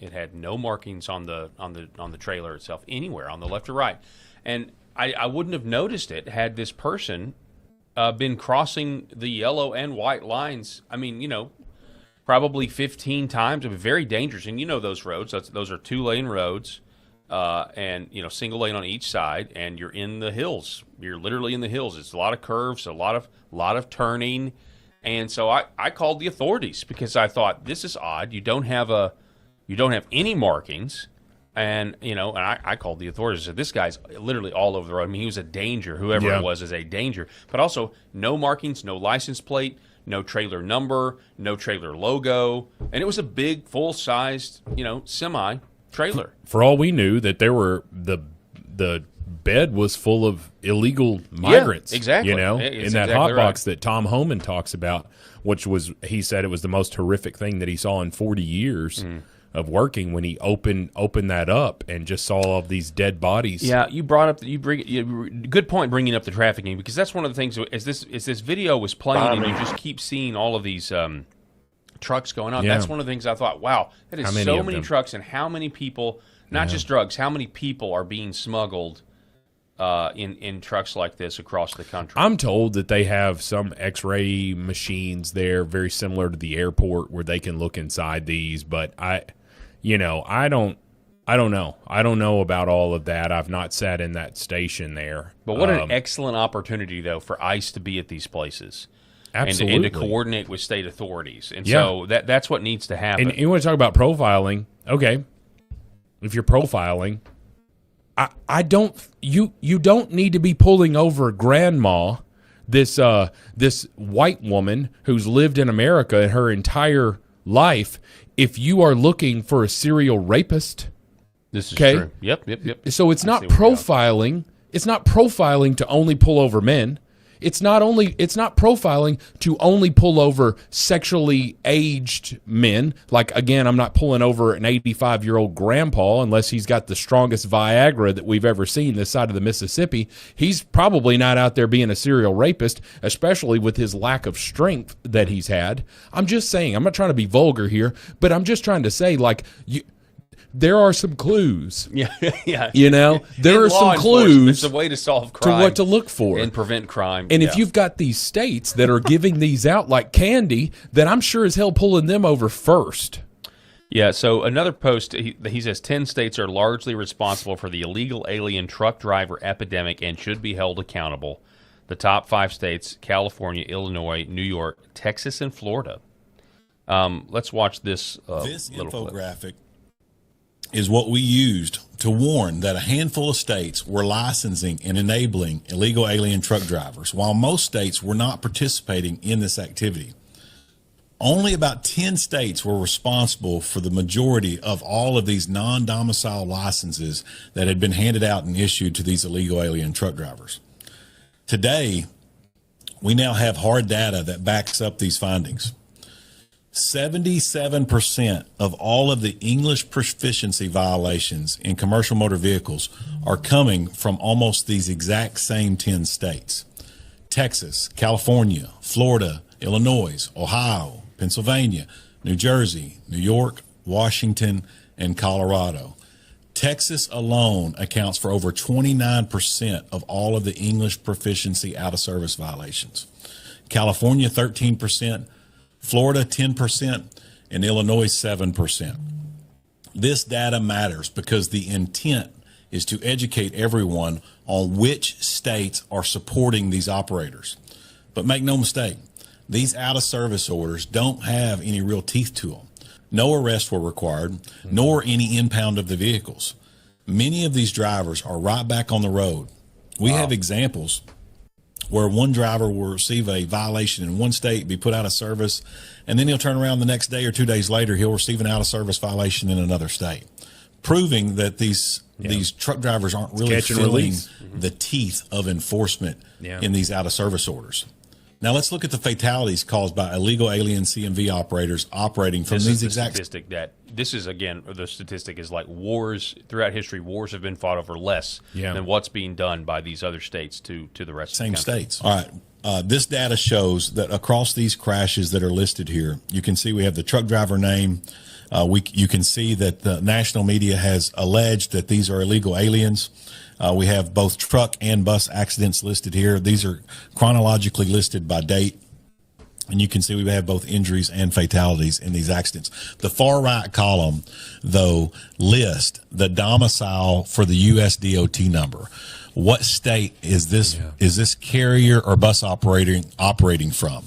And so by parsing that data, we found that 11 deaths have come out of the state of California. 6 deaths were caused by U.S. DOTs coming out of the state of Illinois. 6 additional deaths were caused by U.S. DOTs coming out of the state of New York. And 3 deaths were caused by U.S. DOTs coming out of the state of Ohio. Now, these are only the confirmed cases that the national media has come out and publicly stated that these were, in fact, illegal aliens. Let me read some of these names for you, Rob. Let's see. This California one, Partop Singh. Okay. And we've got Harjinder Singh. We've got Borko Stankovic. Yeah, sounds like a local. We've got Jing Dong. Jing Dong from that one's actually from Virginia. Oh, I'm sure he is. I'm sure Mr. Dong is from Virginia. Let me see here. Yeah, anyway, they're all names I really can't. But Sukhdeep Singh, just a lot of Singhs. Okay, a lot of those sound Asian, like the other side of Asia. Mm-hmm. You know, what do you got? You got Southeast Asian, and then you got the Southwest Asian. Southwest Asian. Yeah, man. I mean, what are we talking about? Like, we're making a joke of their name and stuff, but what is that? What are those stats pointing out? Lost lives. Exactly. right? We all understand that we're out there on the interstate, we're out on the roads, and it's, by traveling by car is far more, fatal than traveling by an airplane. We get all those statistics, everything. But what's next? Are we going to be issuing pilot's licenses to Yong Dong Prong, or are we going to be doing that? Who's going to be stopping? They're going to dip low if they're crossing over Mecca so that they can pray from the pilots. I mean, what's next? I don't know. It's insane though. Nobody's really talking about it, though. Folks, anybody that's ever driven a motor vehicle, especially on an interstate, knows the power that a semi-truck has. They have the power over the road versus someone in a pickup truck that might take one person out, could conceivably cause a multi-car pileup. But what are we seeing if a semi-truck causes it? We're talking about a mass casualty there because of the size, the weight, and the strength of those vehicles and the damage that they could easily do. And we're putting people who cannot even read a road sign in charge of it. Hell, we don't even know if that person can read at all. Mm-hmm. If they're coming from a third world country, how do we know that they've never even used toilet paper before they came? If they came from the country of Turkey, they may never ever even use toilet paper until they came to America. What do you expect them to be able to read this sign and know what the hell to do? They're savages. I mean, this kind of goes back when I first saw this story. It kind of goes back to what I think needs to happen. One of the ways you secure our elections, especially if they're not going to pass the SAVE Act, is, you actually do send ICE to polling locations. That would be one way to make sure, because there's going to be a lot of people that just are not going to show up in that way. Yeah. When it comes to, if it comes to ICE being at all these weighing stations, you're going to have illegal aliens all of a sudden quit even applying for the license. If they know that they're on the road, and then they're gonna get whether deported, it's there or not, the threat of it, right? Yeah. So, there's a lot of ways I think we can fix these problems, but we have to have the will to act, and we got to do more. We got to do more than what's going on. And this is an example of lives that are literally being lost. Our lives are at stake. We've seen the videos where there aren't fatalities, but you still have some immigrant behind the wheel of a semi driving down the wrong side of the road, for miles and miles and miles. I know Eric actually knows of that happening in Missouri, on a road he travels quite frequently. So I'd be remiss if I did not mention the fact that we have a hero in our chat. What do we got? MD, United States Marine Corps 77. I'm assuming MD is Maryland. That's abbreviation for Maryland? Yes. Maryland, United States Marine Corps 77. I just got off the USS Enterprise guarding the nukes on the ship for 2 years. So I'm assuming that's true. And if we are, thank you for your service. I'm assuming, I don't know if this is a man or a woman, but thank you for your service. Yeah. And you're in our chat. We appreciate. We have a Navy ship called the Enterprise. I don't know. I knew there was a space shuttle called the Enterprise, which is obviously appropriate. Wouldn't surprise me if we had a Navy ship called that. Or we probably do. Well, it's the United States Marine Corps, so is it a Marine ship? The Marines have. Forgive my ignorance, but do the Marines? I'm assuming the Marines have ships. I know the Army has ships, and of course the Navy has ships. And Will Smith was a Marine in Independence Day and was a pilot. And he was a pilot. Yeah. So again, we. Forgive us, MD USMC 77. Forgive us for our ignorance. So forgive us. We're not trying to besmirch at all. We're glad 100%. You're here. Yeah, and thank you for your service. Actually, speaking of, we're going to talk about what's going on with Iran. You mentioned Turkey. The president was in Turkey, and then he was talking to NATO at a NATO summit. Yeah. The shooting has started again in Iran, so we're going to briefly cover that, get to the president's comments as well as the vice president's comments. But before we do, I do want to tell you about the, I think, life-enhancing, in some cases saving, technology that is red light therapy from Red 5 Health, where you can save 35% off these life-saving red light panels. Photobiomodulation, it is a proven science. You've got the red light on these panels and the near-infrared light. The red light will stimulate the collagen in your cells, and it's where you can regrow your hair. increase your energy, all sorts of stuff. I mean, look at you can list it here. It's their anti-aging properties. You can improve your cognitive function. Anybody out there with brain fog from long COVID, or maybe you were duped and got the shot. Also weight loss, help regrow hair, all of these things. But it also has the near-infrared light, and that's the kicker. That's the biohack, in my opinion, where you have the mitochondria being stimulated by the near-infrared light because it penetrates deeper into your skin and gets your bones, your subcutaneous fat, your organs, stimulating the mitochondria, increasing blood flow, increasing performance, cellular energy, skin health, pain, inflammation. If you're thinking about surgery, you need to try this first. If you are going to get surgery and you want to heal faster, this is also very good for that. But I want you to check it out, redvivehealth.org/Paul. You can save 35% off with my name, Paul. 35% off, redvivehealth.org/Paul. We'll be back here in just a moment. For centuries, light has been used to heal.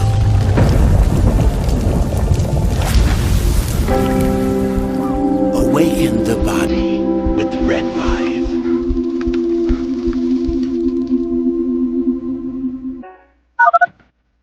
Why is Red Vibe different? What sets it apart? What sets us apart from the standard red light panels? This is a medical grade device, and what that means is the red light bulbs, the near infrared bulbs, have very specific wavelengths. If you think about the wavelength as the medicine, the 635, the 670, the 810, the 850, those were specifically chosen because those are the most powerful effectors of the cells. So those specific wavelengths, when they get into our body, when they affect our tissue, they spike energy production, they help with nerve pain control, they increase stem cell counts. There's very specific mechanisms that those specific wavelengths work at, and that's the medicine. So if you think of, say, medicine as an Advil or a specific steroid or a blood pressure medication, the wavelength is the medication. The other part of that, whenever you take a medication, is dose, right? So you have the medication. So if you take 1 milligram of Advil, and the average dose of an Advil is 200 milligrams to 800 milligrams, it's not going to work. That doesn't mean the medicine's bad. It just means you didn't take enough. Right? And so even if you have the right wavelengths, first you have to have the right medicine, and then you have to have the right dose. And to have the right dose, you have, in light therapy, you have to have enough energy. So you have to have a powerful bulb. The LED bulbs, or light emitting diodes, have a specific wavelength, and that wavelength is the medicine. And the wavelengths that have been studied and published on that are the most powerful in affecting healing and the changes that we want to see with our bodies and our health are the 635 wavelength, the 670, 810 nanometer wavelength, and 850 nanometer wavelength. Those are all going to affect the mitochondria, the cytochrome C oxidase, and affect those powerful long-term changes and affect that downstream pathways. And that's what you get with Red Vive devices. The highest efficacy, the best wavelengths, concentrated to help your health. This is our family dog, Bubba. He is a Shorty Jack Russell, and he brings a lot of love and laughter into our home. We just want to thank Pet Club for making healthy food and treats for our animals. Bubba has been on Pet Club food for a little over a year now. He really likes the Sequoia dry food. And then I put a scoop of the Sequoia wet dog food in there with some hot water and stir it up, and he absolutely loves it. And he likes the mush puppies, but his ultimate favorite is the antlers. Those keep him busy for a really long time, and he really likes them. It makes us feel really good that the food and treats that we give him have healthy ingredients in them because we want him to be around for a really long time. Our previous dog was a lab, and his name was Titus, and we fed him in bulk, and we would just get his food from the big box grocery stores. And unfortunately, that food wasn't very healthy for him, and he ended up getting cancer and passing away. So we didn't want to make that mistake with Bubba, so we were really fortunate to find Pet Club and find some really healthy food for him to eat. So we would just like to thank Pet Club, and we just really appreciate the healthy food that they make so we can keep this guy around as long as we can. MyPillow's second annual mega sale is finally here. Get our patented premium MyPillows that adjust to your exact individual needs to give you the best sleep of your life. When I got MyPillow, I'm asleep Almost immediately, I stay asleep at night and I wake up more well-rested in the morning. Now for the lowest price ever. Kings, $19.98. Queens, only $18.98.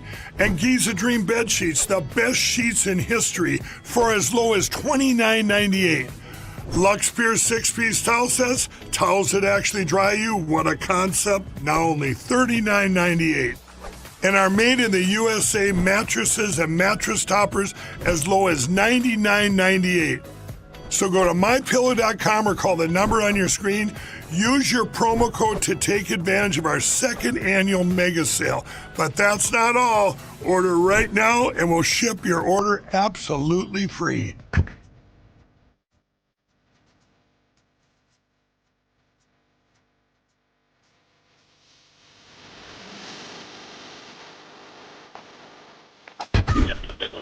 The Paul Herrell Program. All right, welcome back to the show, everybody. Thanks so much for being with us. Here we go. I kind of left out a few tabs of that segment when we ended a little early there, but we will get to the president's comments here in just a second. But I did want to point out a few reports about illegal immigration in general, and also I would just say just immigration, because H-1Bs are obviously a huge problem as well. Texas Attorney General Ken Paxton has shockingly revealed there are rows of houses for birthright tourism piled across the state. There are border billboards that have been taken down after they explicitly advocated for people to come across into America to have birth here to become a citizen. Quote, Paxton showed me pictures of houses in Texas that look residential. You go inside, there are rows of bassinets where Chinese women come, give birth, then go back to the CCP, educating their child there, and they have U.S. citizenship.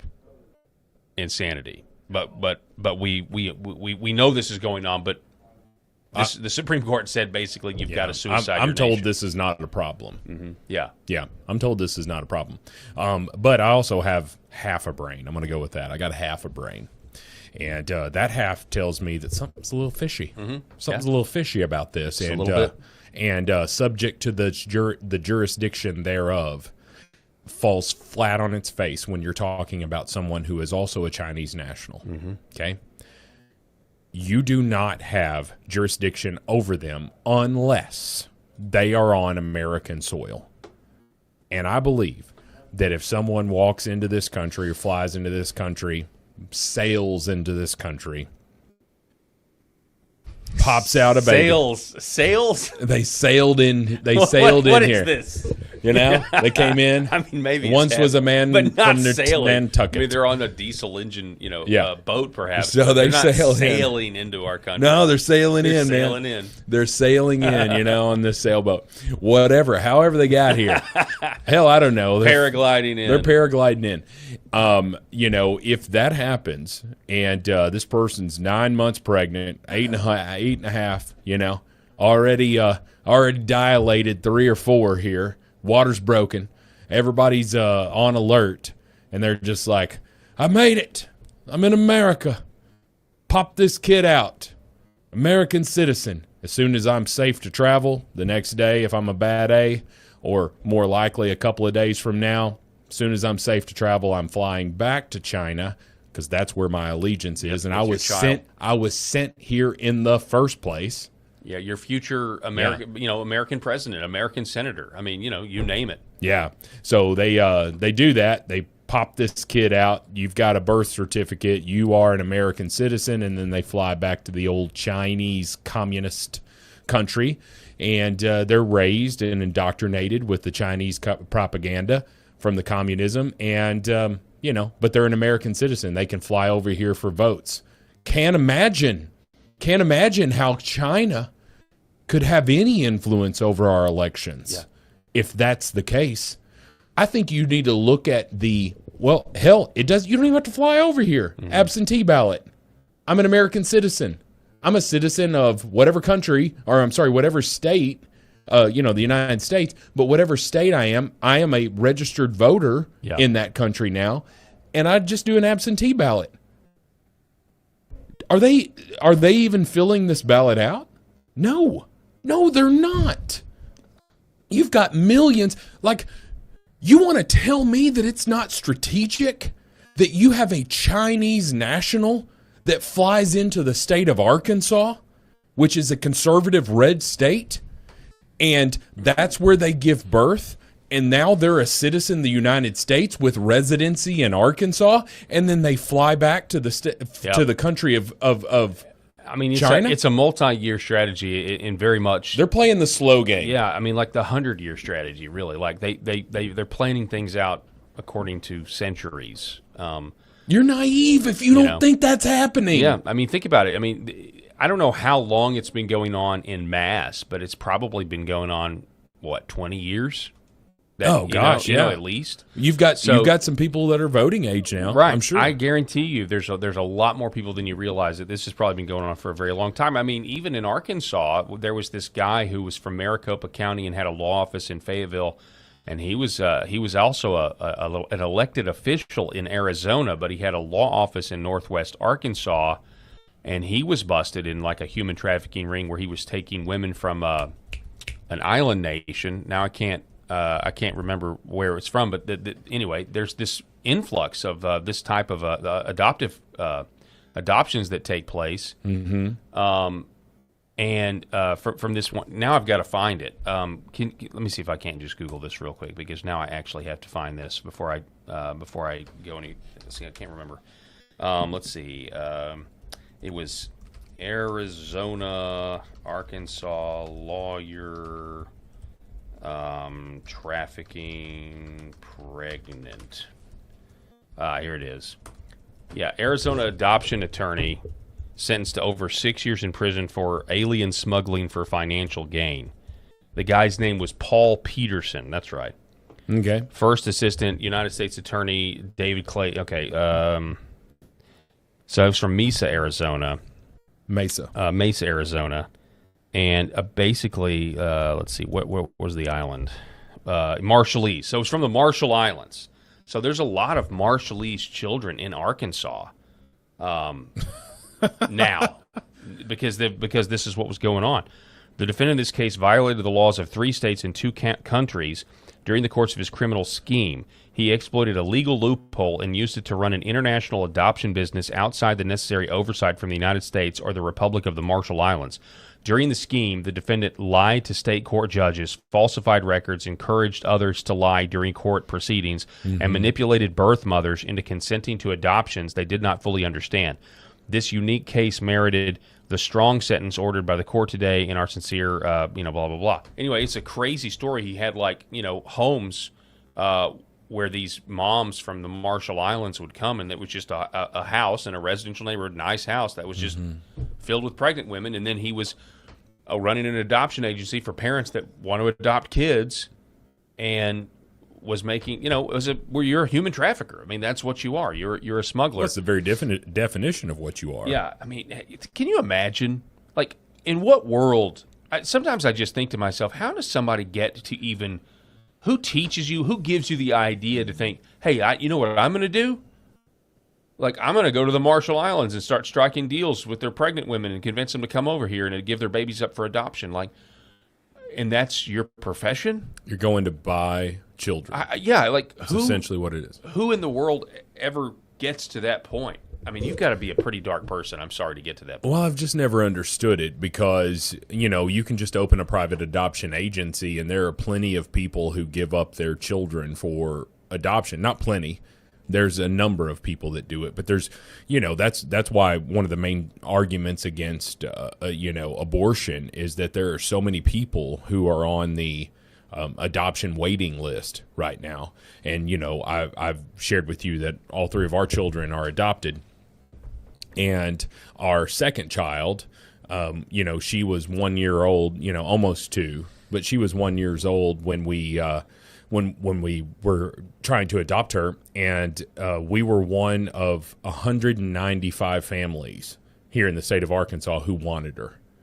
They called us, and they said, "Hey, you're one of 195 families. We're trying to narrow it down. Are you interested?" Mm-hmm. We said, "Well, of course." We were interested, and she met so many people's criteria. we found out that our adoption specialist just kept going back to us and never really considered the other ones because we fit her so perfectly. And I, of course, believe it was a God thing. You know, of course, yeah. You know, it's like, Amen. hey, she's supposed to be our daughter. She keeps ringing in the ear of, you know, like, hey, you need to give them to the, you know, Rob Spencer here and his wife. I won't say her name, but anyway, so that kind of thing happened. Well, we asked about it, like, hey, is that common for 200 people to be waiting for a child? She's like, oh yeah. Imagine if you wanted a newborn. It's way worse. It's over 500 families just in the small state of Arkansas. And how many abortions do we have every day? You know, I don't know. But if all of these babies were able to become available, I don't want to go off on a side tangent here, because no, I could it's talk okay. I mean, I think it's relevant. You Yeah. obviously know about this. Absolutely, and I could talk about adoption all day and the power of that. Like, it's very rare in life that you get a double blessing, right? And you adopt a kid out of foster care. This kid has the blessing of, now I have stability, I have permanence. I have a chance to be raised in a stable environment. And, you know, so it's a blessing to that child, but it's also a blessing to you, because you and your wife have tried to have children and you couldn't, or whatever, and all of that stuff. And now you're able to raise a family and give back as well. And so I talk to my son, who's sitting out in our lobby right now all the time. I talk to him all the time about what is the one thing that you are given in life. And he knows the answer. If I were to ask him, he would say, a name. You're given a name. Now, in his instance, he's been given 2 names. Okay, we kept his first name the same, but we changed the other stuff, obviously. I mean, his last name is our name, and we changed his middle name as well, just to make it less, make it easier, or make it harder to find him. You know, like we don't want his birth. Anyway, I'm going into too much detail, but I will say this: I say to him all the time, I said, you're given a name. Whether you add value to that name or subtract value from that name is your decision daily. Okay? So what you do on a daily basis either adds value to your name or subtracts value. I heard that from Brett Bielema, actually, former coach of the Arkansas Razorbacks. And it's just a great quote to live by. And I said, I have given you my name. And I hope that you will add value to your name, because now you have this new name. I hope you will add value to that. And I just wish, and again, I didn't mean to go off on this side tangent, but I just wish so many of these people that choose abortion would say, do you know what kind of blessing that child would be? To you, it's a burden. To you, that child is the end of your life. To you, that child is someone who is standing in the way of you doing what you want to do, or your financial abilities, all of that stuff. Do you know what kind of blessing that child would be to somebody else? Yeah. Will you please give that child a chance at life? Their life has value. Let them. You're like, well, I can't do it. I wouldn't be able to handle it if I knew that they were alive in the world. What are you talking about? What are you talking about? You're saying, I would rather kill my child than let them have a chance at life with a family who will love and protect them. Have you actually heard them say that? People say that before? I've heard people say that they don't think they would be able to give a child up for adoption emotionally. And I said, so you can kill them? That is kind of crazy. That they have said that multiple times. Messed up. Yeah, I mean, I can see like a twisted logic. And so going back, let me go full circle here. Going back to this guy, there is no need to go out of this country and buy all of these people that want to adopt. It's noble. You're wanting to adopt. But the fact that you'll go to such great lengths and spend thousands and thousands, it was free for us to adopt from the state of Arkansas. The only thing we had to pay for was their birth certificates. That was the only expense that we had. It was like $75 because, they reprint new birth certificates. Anyway, that was our only expense. And so, but these people will spend thousands and thousands of dollars to go adopt a little Asian baby, from China. It's noble, it's respectable, but I want to ask you what your motivation is. Why do you want to go to a different country, Well, because if it's a female in China, they're so what's the word, devalued and all of it. I get all that. I get what you're saying. But my God, man, you got kids in foster care in your state right now.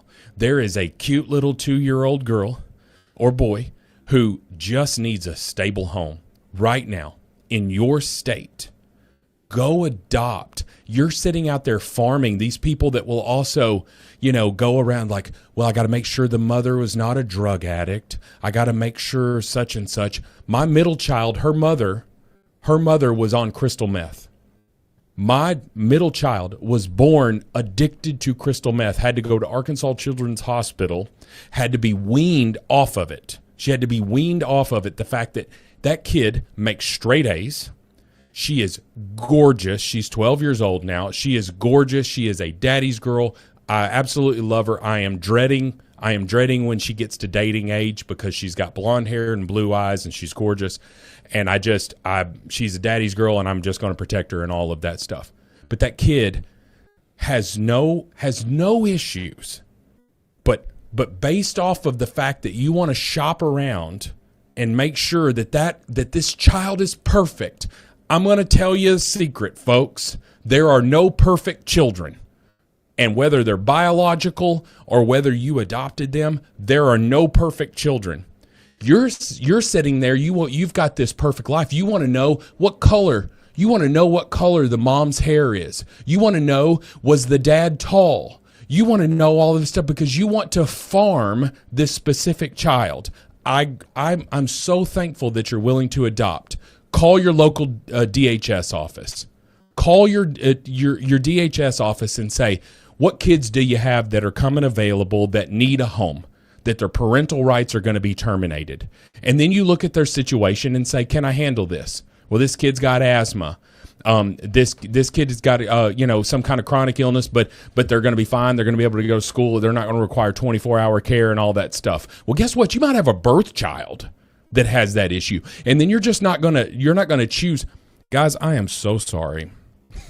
I just realized I just went on a 10-minute rant about something. I thought it was interesting. I hope you can understand my passion. Obviously. Understand my passion for these children. Because my wife is the president of this nonprofit organization called Together We Foster. And what they do is they work with DHS people who are absolutely overworked and underpaid to help them when a child comes into care. They help them and say, hey, we're going to take them to our visit center rather than having them sit on the floor of the DHS office, because at our visit center, we've got TVs, we've got toys, they can take a shower, they can do all of this stuff. We're going to give them a nice place to go to. And my wife is just a truly godly, amazing woman who leads up that organization. She's not the founder of it, but she's now the president of that board, and she does an incredible job. She has such a heart for these children because they didn't choose to come into care. And so I look at it and I just try to say all three of my children were abortion statistics. Had their mothers chose something else, had their mothers said, I can't bring another child into this world. I can't bring a child into this world. I'm going to just abort this child.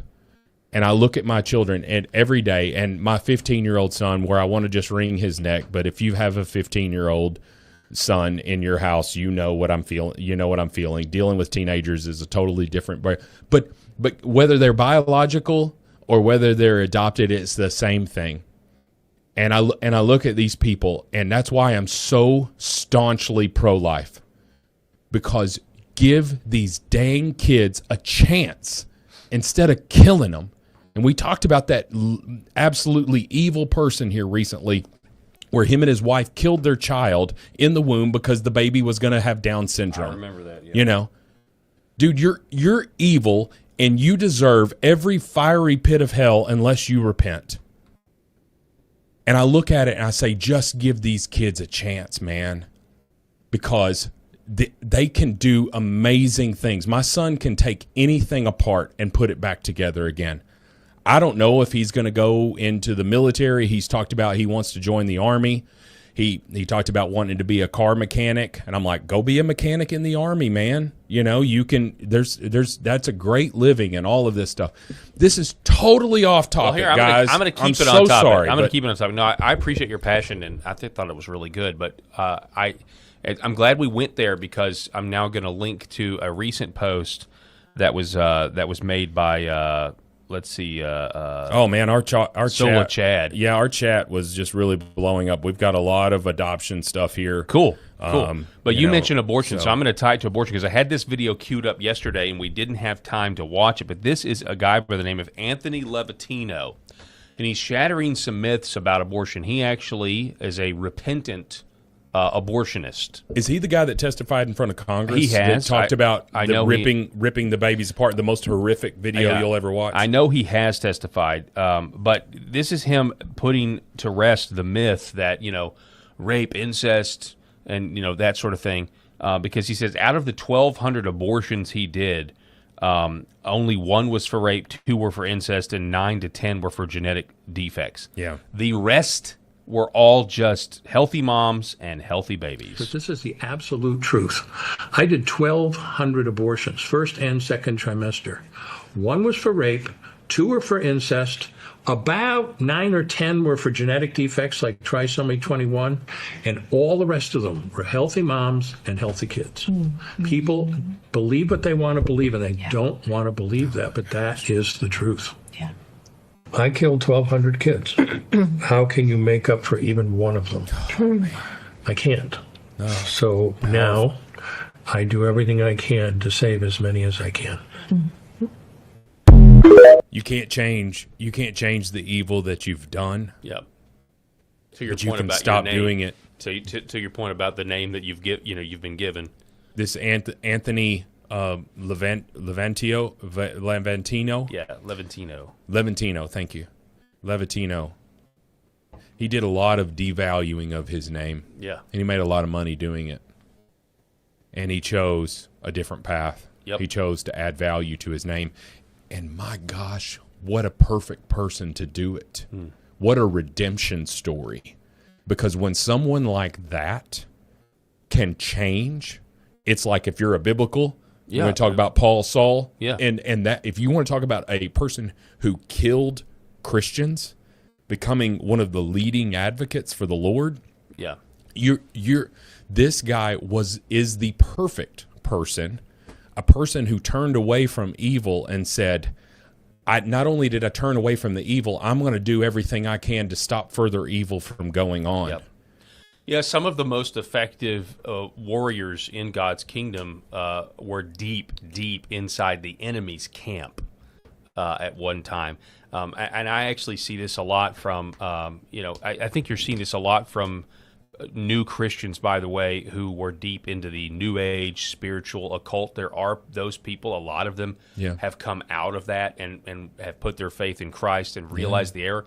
But now they know a lot about the unseen realm, the spiritual, the principalities that the Bible talks about, and they're actually warriors for the kingdom because they were so deep into the occult. And so this is an example of what can happen when. And I believe he is a professing Christian. I think he's a Catholic, but I believe he professes Christ. And you would. Yeah. And the answer is of course he does, because how else do you kill 1,200 people? Obviously, you've killed 1,200 babies. You don't think there's anything wrong. To somehow change your mind would take, after 1,200, would obviously take a supernatural conversion, for that to happen, for God to get involved. Yeah, and Darlene in our comments, it was talking about that her child they adopted was a drug baby. Adopted him at a year and a half years old, 1.5 years old, and kept his first name. I'll tell you this, just a little bit of an adoption thing. My wife and I decided when we were trying to adopt that, barring anything crazy, we were going to try, because our thing was we would accept any race. Up to, at that point in our lives, because we were still really young, we would accept up to a 7-year-old. And honestly, if somebody would have called us with an 8-year-old that just kind of fit, or a 9-year-old, we would have looked at it. But those were, they tell you to set some parameters on adoption, and that's what we did.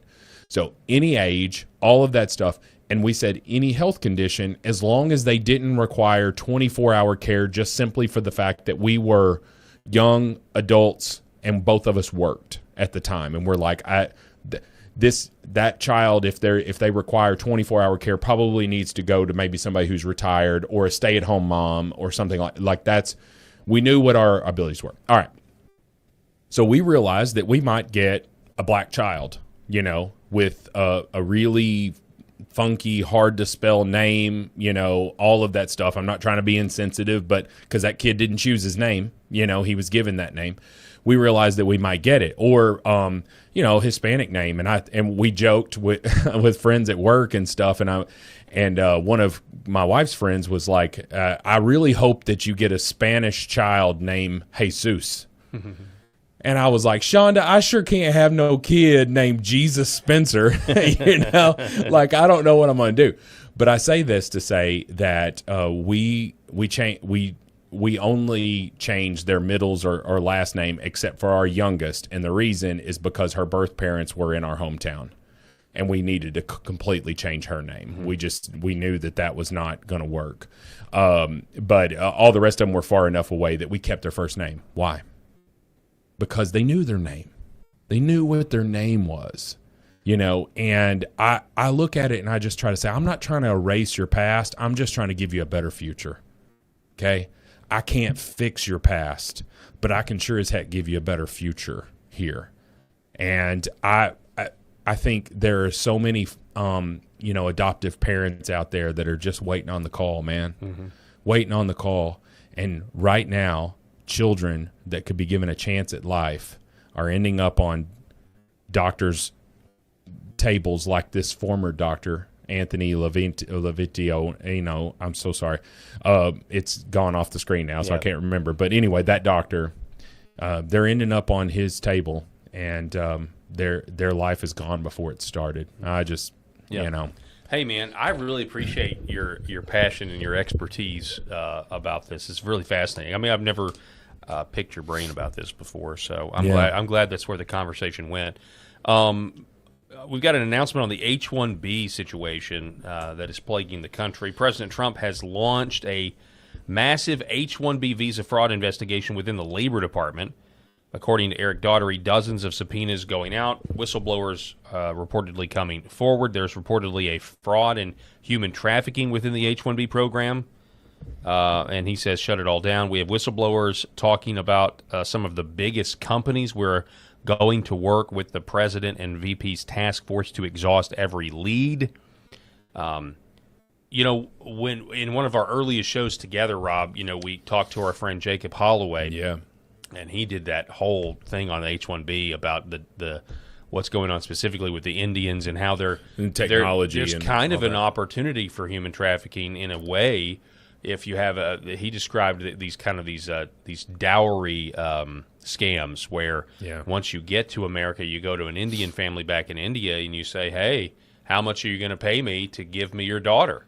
How much are you going to pay me to arrange I'm in America. Your daughter will have a better life here, and these Indian men actually get money from the fathers. Sure. And so you say, well, that's part of their culture. Well, is that really American culture? No, America is not a culture of arranged marriages or dowries, or that's not us. And so you really just start to think how messed up what we are enabling. The H-1B system is enabling a lot of really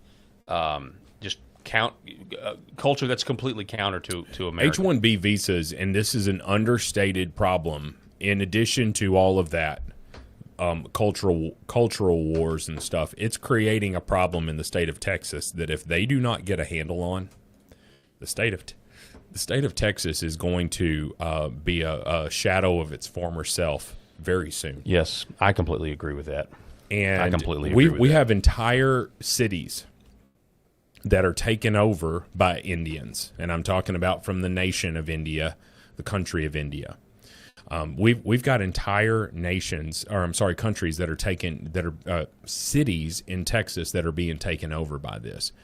And what does that mean? Well, that means that American-born labor is you either have to reduce your salary to match what an Indian immigrant is going to accept coming into the country, or you're going to have to leave your field or leave that state and go. But what are you doing? If you're leaving the state and you're going to a different state to try to work, say you work in technology, right? And you're leaving the state of Texas and you're going to go to a different state so that you can get work, so that you can find work in your field. Well, it's just a matter of time before that also happens in that state. Yes. So we're not fixing the problem. You can't fix the problem as yourself. You can only vote so much, but then you're going to get outvoted because the entire population is getting overrun by a foreign country, Yeah, essentially. And then what we talked about a second ago with the birth tourism. I mean, it's just, absolutely. it's a total It's a mess. huge problem. We are the laughingstock of the world in that respect. You have to believe that people that are world leaders are looking at us and saying, You've got the Mecca promised land here, you know. Yep. You've got this gorgeous, wealthy country, and you are ruining it from within. You are allowing this to happen. Yeah. I don't understand it. I loved the restriction that Donald Trump put on H-1B visas, saying that, hey, this is going to be $100,000. You know, you're going to have to pay. If you're a company bringing in someone, you're going to have to pay $100,000 for that visa. Did they back off of that? that? They backed off of it. And I'm like, that made so much sense, because if you are, say you're a hospital and you've got this, and I'm not trying to say they're not a qualified physician, but you have this physician from the country of India. They come into, work at, I don't know, the Med in Memphis, right? So they go to Memphis and they work at the Med. Well, if you were paying a natural born physician, you might have to pay them $250,000 a year, but you can pay this person from India $100,000 or $150,000 a year because they're happy because they just came from a third world country, right, where dysentery might still be a thing, in India because it's so filthy, and so you're saying that is productive to American society? I don't understand. What is your reasoning there? Yeah. How does bringing in all of this enormously cheap labor through legal means? I'm not talking about illegals that cross the border. I'm talking about people who fly in with this work visa in hand and says, hey, I'm allowed to be here. And oh, by the way, I'm going to work for half the price of an American citizen. That's what Jacob Holloway said here and decried to us, talking about that in the tech industry. He's like, why should a company in Silicon Valley pay a Jacob Holloway $100,000 a year when they can pay someone else half that from India who will gladly accept it because it's so much more money? How many rupees they made in India per year? They're living high on the hog. Everybody wins except for Jacob. Yep. Except for the native-born American. It's not productive. It's not conducive to growth as an American nation. And that's why we see, as the reduction in percentages of whites go in this country, as does the country goes further into ruin, in my opinion. I'm not saying white power, white pride. What I am trying to say is, statistically speaking, the more diverse that we get in this country without assimilation, the more in peril that we have of keeping and maintaining the American way. Yes, and I have to say this. I'm not trying to jot and tittle you because I know you agree with this, but the idea of assimilation in and of itself is clearly now the exception. It is not the rule, and it hasn't been the rule really since, for Ellis Island, I guess, And let's hope maybe some of these Western Europeans that are falling in love with America realize they live in communist countries, and maybe they could move here, or maybe not. I don't know. I wouldn't want them to move here and continue to vote the way they voted themselves, assuming their elections aren't rigged, but they probably are. Yeah, Calpurnia 61. My mom used to live in Sugarland, Texas, and she was the same. Hard to find a doctor that wasn't Indian, and it said dot. Dot, not feather. Yeah. Calpurnia 61. You have well to played. qualify. Well played. Dot, not feather. That feather. Is hilarious. That is genuinely hilarious. I have this story real quick, and then you mentioned a hospital, so I have to tell about my hospital situation yesterday. But we have this story. You got a lot of action on that hospital post. 50,000 views so far. I wonder why the admin came to talk to you. Yeah, I know. More on that later. Real Stick quick, with us. Breaking: ICE officer shoot and kills criminal Mexican illegal in Houston. This is from the Right Scoop. An ICE officer shot and killed a criminal illegal in Houston, Texas, after Lorenzo Salgado not here anymore, tried to murder the ICE officer by running him over. The story is not funny, but your reference is. Yes. Office space. It was complete self-defense from the office official statement, rather, which I'm sure video will confirm, but the radical left will be outraged anyway because, TDS.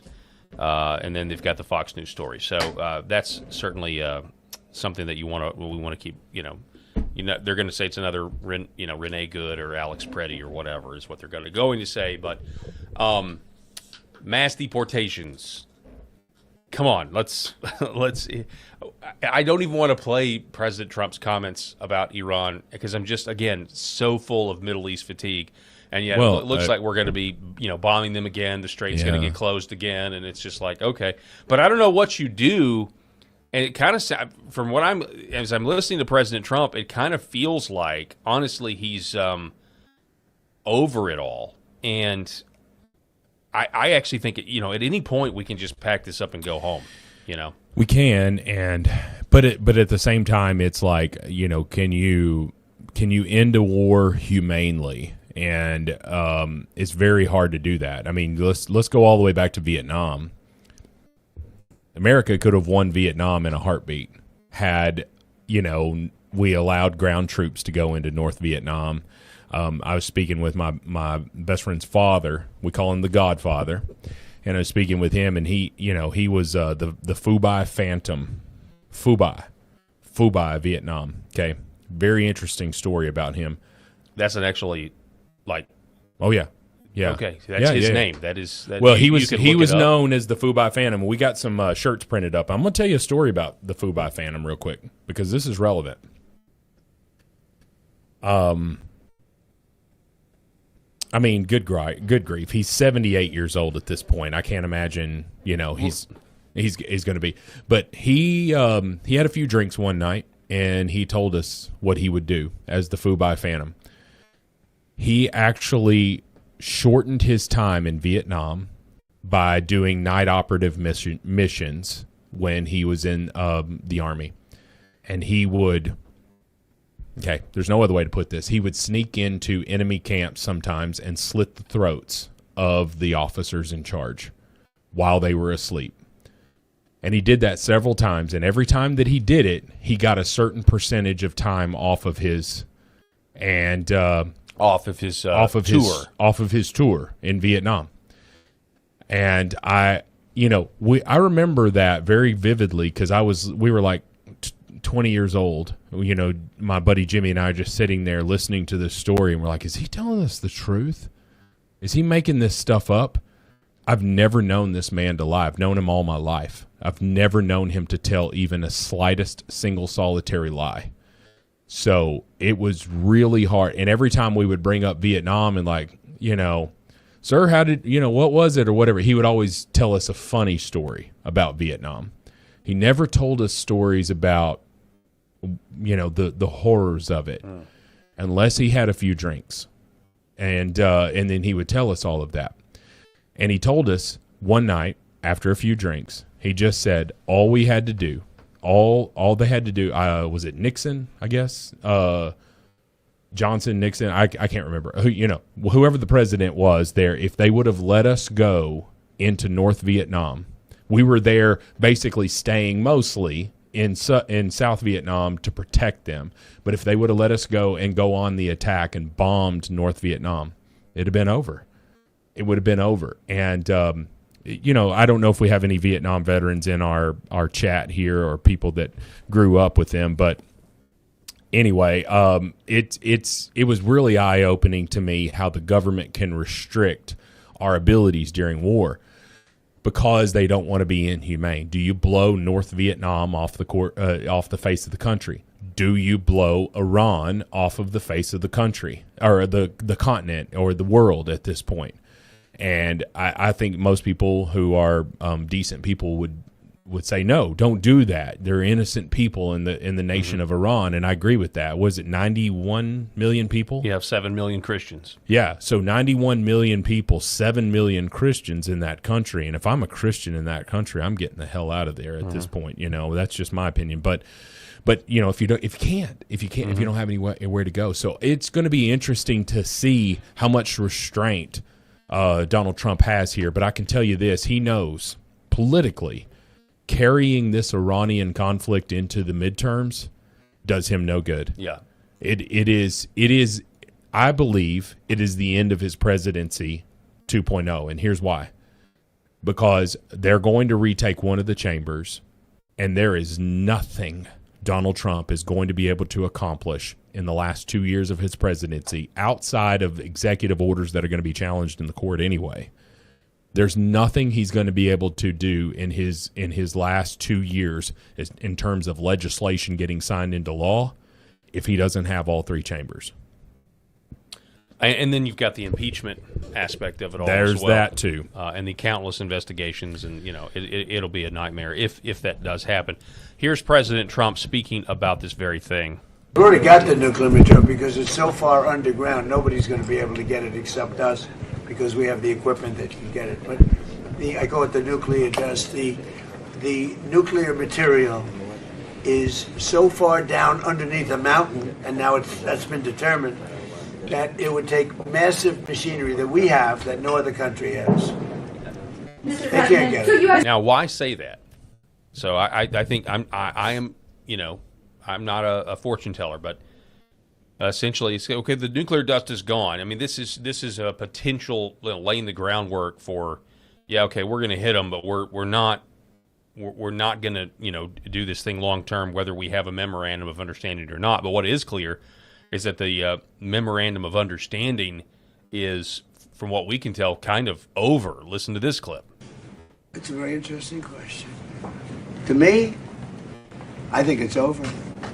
I don't want to deal with them anymore. They're scum. You know what scum is? They're scum. They're sick people. They're led by sick people. And they're vicious, violent people. And if they had a nuclear weapon, they'd use it. As far as I'm concerned, it's over. I'll speak to our negotiators. They want to negotiate. They're good people.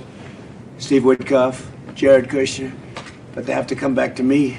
As far as I'm concerned, it's just a waste of time dealing with them. They're liars. We make a deal. And if I make a deal with him, we have a deal. And he goes out, he talks. We make a deal. Everyone's agreed. No nuclear weapon. We make a deal. They go outside, talk to the press. They say, we never even talked about it. There's something wrong with them. They're cuckoo. As far as I'm concerned, it's over. Talks won't resume after we get through the funeral proceedings. What? Does this mean that talks with Iran will not resume? I don't care. They can talk, but I think they're wasting their time. They're a bunch of lying guys. I do my whole life. That's all I do is deals. My whole life that's how I became president. I guess that's a deal too, right? But I made a lot of money. I had a lot of great success, tremendous success. Everything I did, I was successful. And I deal with these guys, and I say, this is from a different school. They're liars. They're cheats. They're sick people. They've hurt their people. They killed 54,000 people as of now that were protesting. When people say, how come they haven't taken over? They can't take over because they're dead. They killed them. Nobody's going to take over. They have no guns, and the other side has machine guns. And they're killing them. The press doesn't report it. But they're bad people. They're bad people. And so he seems over it. Yeah, he's done, man. He knows that. Okay, so I have read The Art of the Deal, or I've listened to the audiobook The Art of the Deal about 7 or 8 times because there is so much good information. As a business owner, I love that side of Trump. And one of the things that he talked about is negotiating in good faith. And if you are not negotiating in good faith, it is a waste of time. right? And the reason is, like, you know, you talked about people were trying to buy some property that he owned in New York, and he said, I'm not really interested in selling it. But they would keep bringing him offers, and he'd say, well, the bid sounds low. See if they'll come up. And he would go, truth be told, I'm not interested in selling these yards really for any price, because they represent the most, amazing property. You know, he's very hyperbolic. Thank you. So anyway, but I think that's what he's talking about there when he's like, I've been negotiating deals all my life. And he didn't use those words, but Iran is not going to negotiate in good faith. They never have. And so I don't see them signing any sort of agreement that is going to get United States to where they want to be in terms of the nuclear aspirations of Iran, and us throwing cold water on that. But I do see that Donald Trump is looking at it and saying, there's no sense in negotiating. Yeah. And so what are these two options? You just pull out and give up, and that's what Iran is that's what they're hoping for. Mm-hmm. You just pull out and give up, or do you go in there and just completely destroy them? I think we could make arguments for both sides, of it, because I think you agree. Look what they're doing without a nuclear weapon in the Strait. They're raining terror in the Strait. And so globally, what would that accomplish for us to go in there and say, hey, you can't have a nuclear weapon, but they get a nuclear weapon, and most of our oil doesn't go through the Strait, right? So what is that going to do for us? I think it's a minimal effect, but we understand that the oil globally is affected by what happens through the Strait of Hormuz. So it goes back to full circle, and I hadn't planned out what I was going to say here, so I may be rambling a little bit, but it goes back to full circle when I say that Donald Trump is saying the rest of the globe needs to be getting involved here, especially if you're China, you're Japan, you're all of these countries that are affected by the oil passing through the Strait of Hormuz. Why are you not standing next arm to arm with me? Yeah. And I think all of us during the last, agreement of understanding that just happened several weeks ago, I think we all looked at it with a lot of hope, because all of the neighboring nations were joining forces with it. It just seemed like there was a coalition. And I mean, I just want to focus on America, at this point. And so that's why I was hopeful of it, because trying to, wanting things to get back on track and end this, in the foreign entanglement aspect of it. Here's what J.D. Vance said. We will sit down at the table and negotiate and see if the smart people in that system can take over from the crazy people. Well, here's the basic deal that we cut. The basic deal that we cut was, we'll lift our blockade if you stop shooting at ships. But if you shoot at ships, we are going to punch back, and we're going to punch back harder than ever before. That was the deal. They said they would stop shooting at ships, and what happened 24 hours ago? They started shooting at ships again. Now, they were good. They were well-behaved for about a week, but then they started shooting at ships. So the deal is very simple. If they shoot at ships, we're going to knock the hell out of them, and it's that simple, and that's the basic way it's going to work. So he said they're not done with it. Well, yeah, he's saying they're not done with it in terms of, hitting them, I guess. But is that, the cards are still what the cards are. The idea of ground troops, I mean, it is a card that we have. Going to be a lot of casualties if that happens, according to a lot of people, right?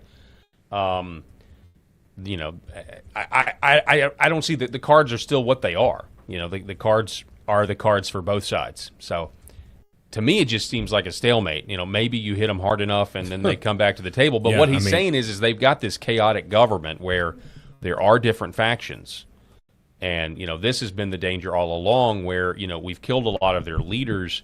You kill too many of the leaders, you descend into like a sectarian thing where the people that are in the country don't have the power to control the people around the strait from sending drones in, because they are very decentralized, right? The military doesn't always agree with what the foreign minister says, and there's this conflict. It's not doesn't seem to be a monolithic government from our standpoint. It's totally chaotic and unpredictable.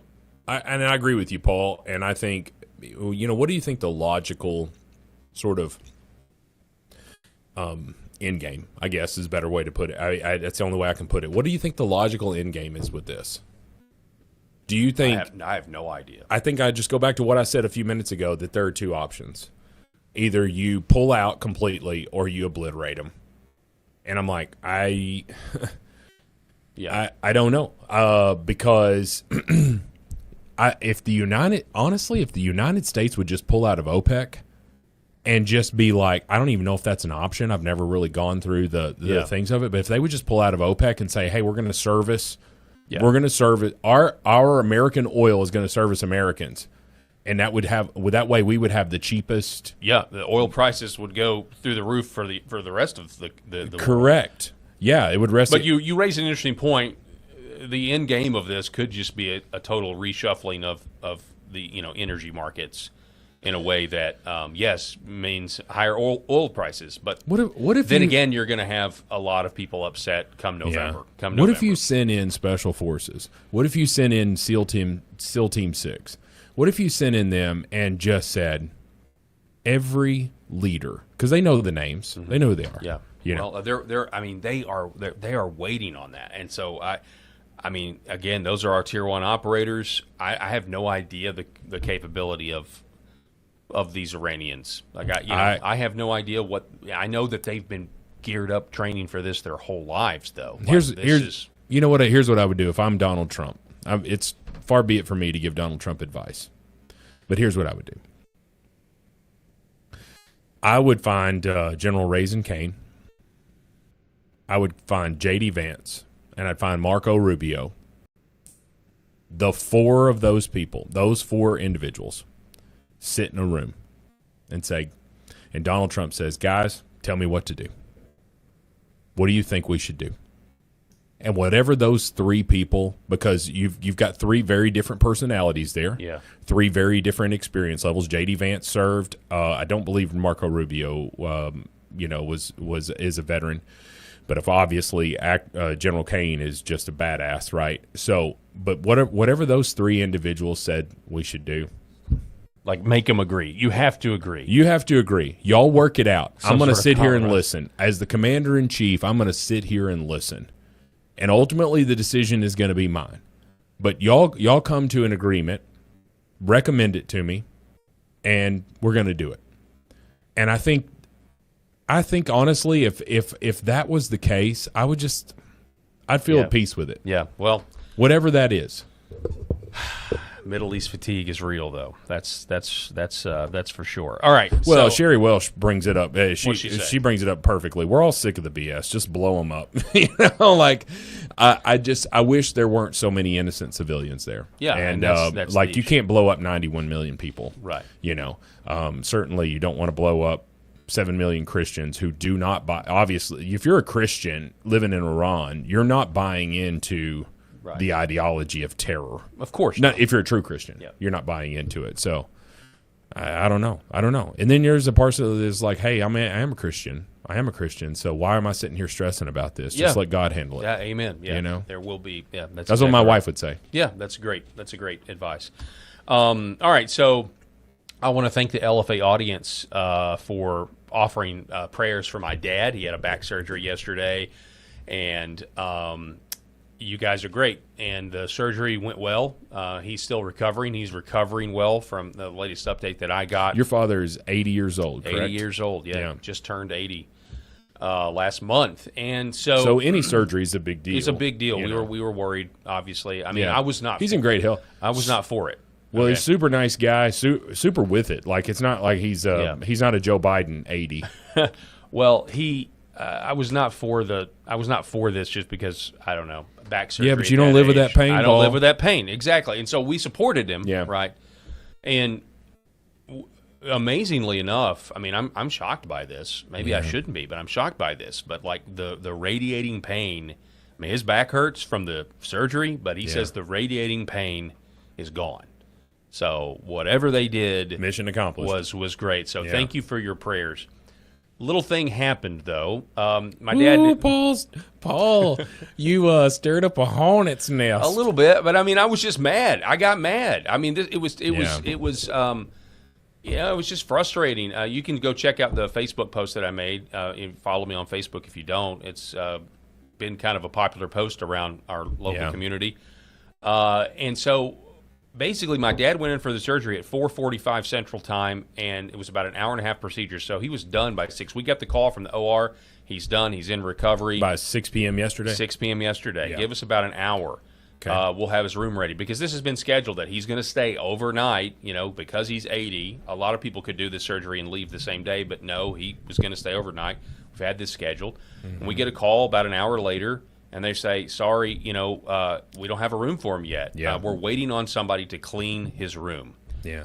7 o'clock rolls around, 8 o'clock rolls around, 9 o'clock rolls around, 10 o'clock rolls around. And we do not have a room and haven't even seen him because there's some policy to where, because there's other patients in the recovery room, they won't let family back. And obviously, I'm sure, I know we talked to Eric about it, that it can also interfere with the nurses trying to give really needed care. Well, that's the idea there. If you have one family member per, but a little bit of that is just a control issue and all of that. But it's hard. It's hard for you or I to argue with Eric because that's what he does. That's what he lives every day.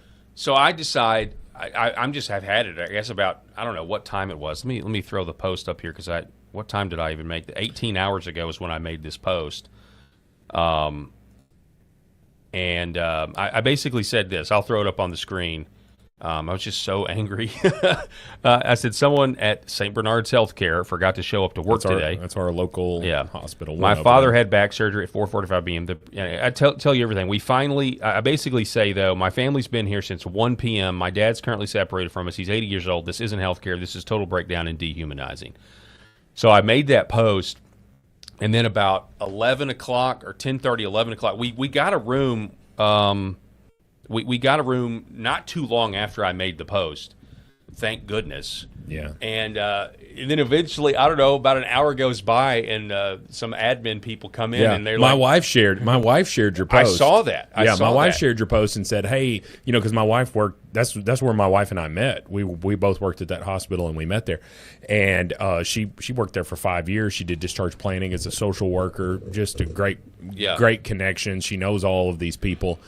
And she had several physicians, including the hospitalist who works for that hospital, that was commenting on her post, explaining. And he's also a friend of mine as well, so I know him very well. Great dude.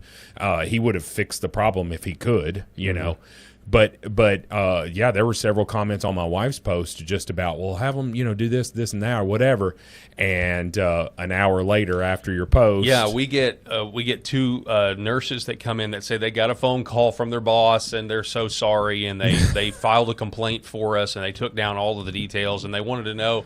they were really nice about it. And sure, because the boss called. And of course, my family in the room, they're just. We kind of find the whole situation hilarious that I stirred up some trouble, but got the attention or whatever. But they were super nice, and they said absolutely, I wouldn't want something like this to happen to my loved one.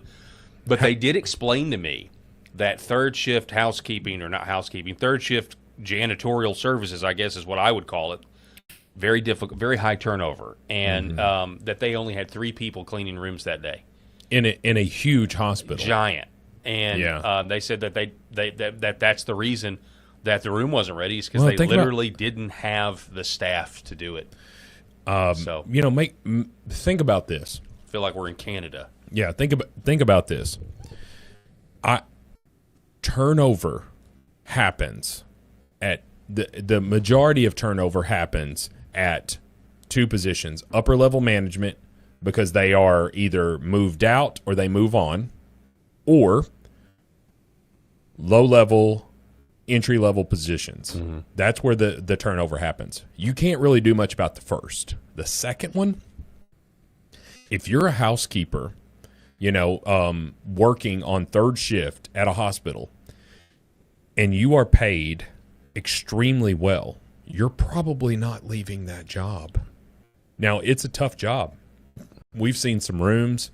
my gosh, if it, we don't have a trauma center here, they're trying to get a trauma center because we need a trauma center. But you can imagine that people could come into that hospital with gunshot wounds or something like that, and now they're going to be held there and they're going to be cared for and then moved to a trauma center in Memphis. But anyway, you can imagine that this hospital, sees some stuff and these rooms get destroyed and, bodily fluids and all of this stuff. It might be tough to clean up some of these rooms. I get it. A lot of that can be solved with money, and we all know, based off of the cost of healthcare, based off of That's the thing. It's like this is the wealthiest Yeah. industry in the country. It is. Or one of the wealthiest. They're not hurting for money. And at the very least, you look at it. I remember, I shared with my wife and I met at St. Bernard's Hospital.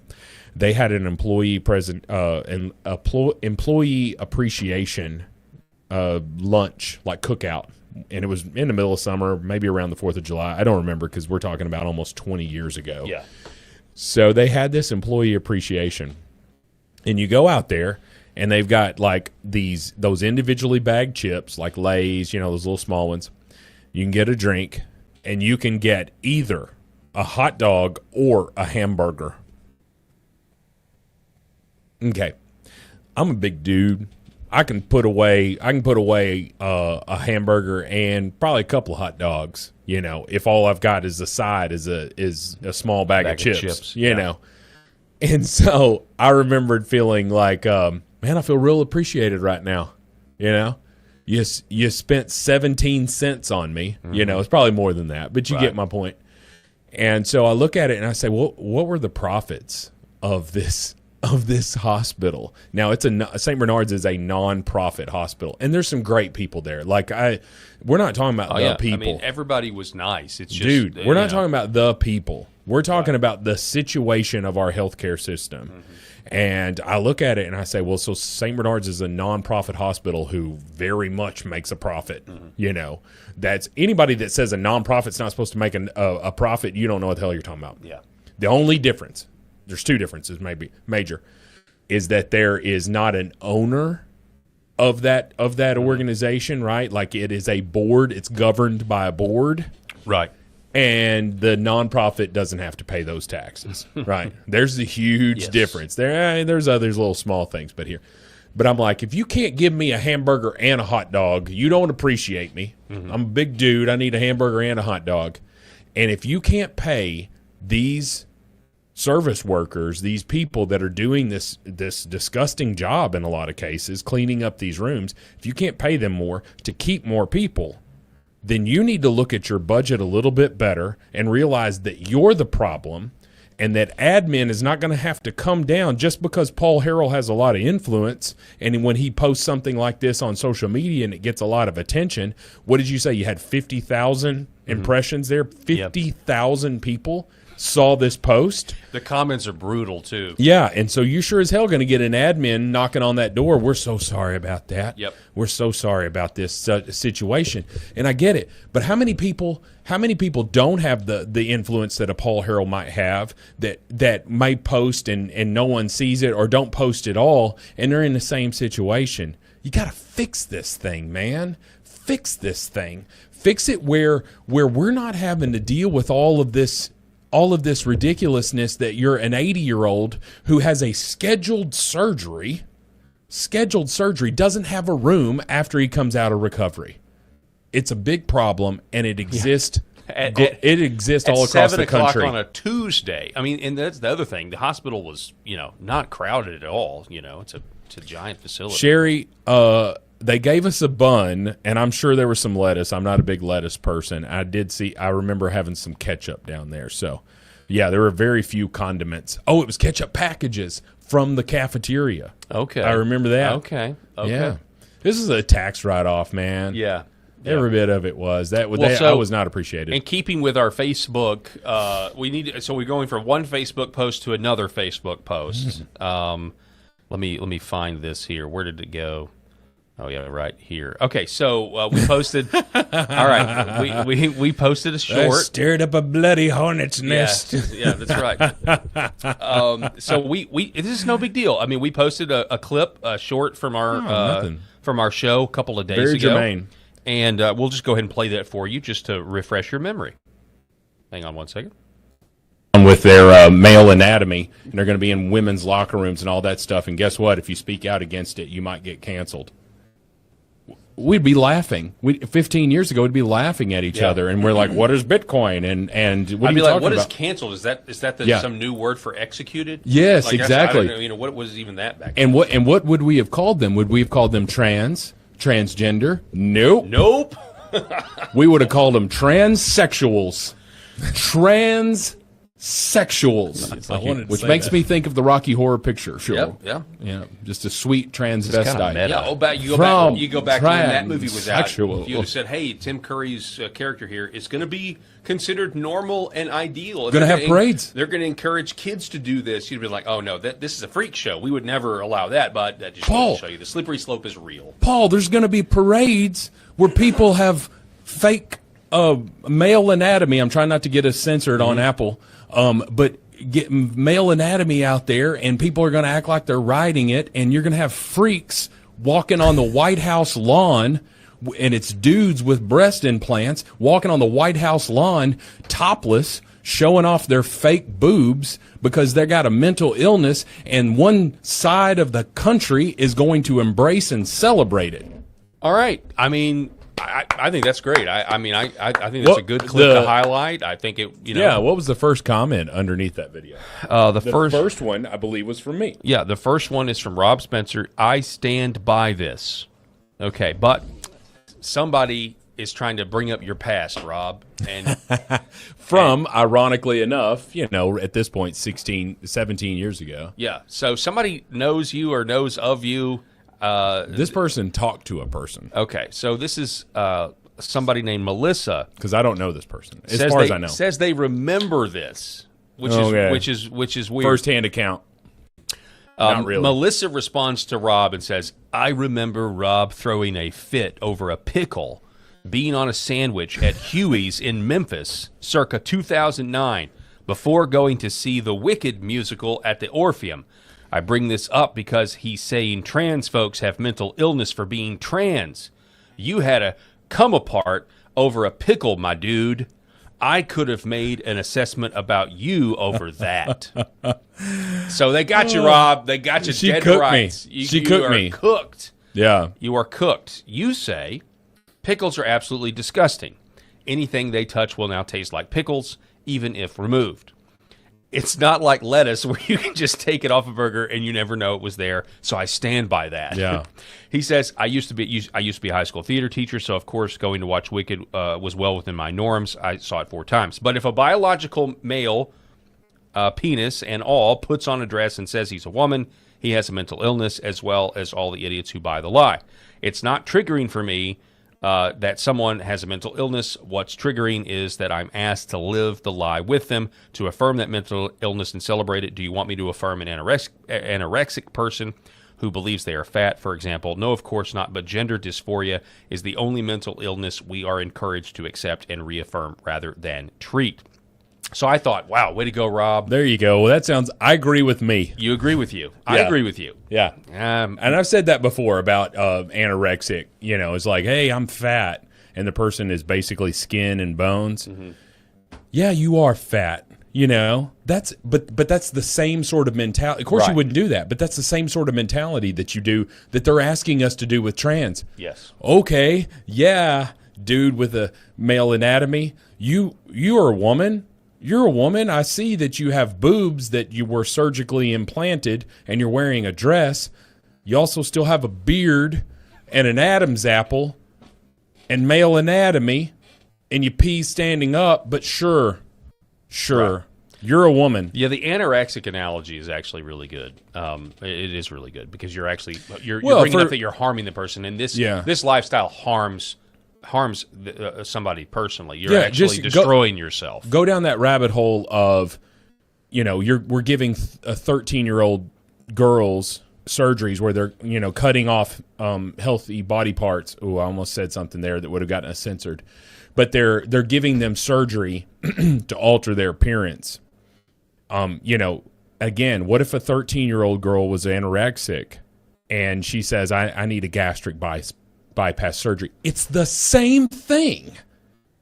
You are an ideologically warped moron if you don't think those are the same thing, because gender dysphoria and anorexia nervosa are both mental illnesses. They are in the same family. You think something that is not true. Mm-hmm. And therefore, for us to have surgery to affirm that, you are saying we are going to affirm something that is not true. And I don't understand what the hell her point was at all. This is her follow-up.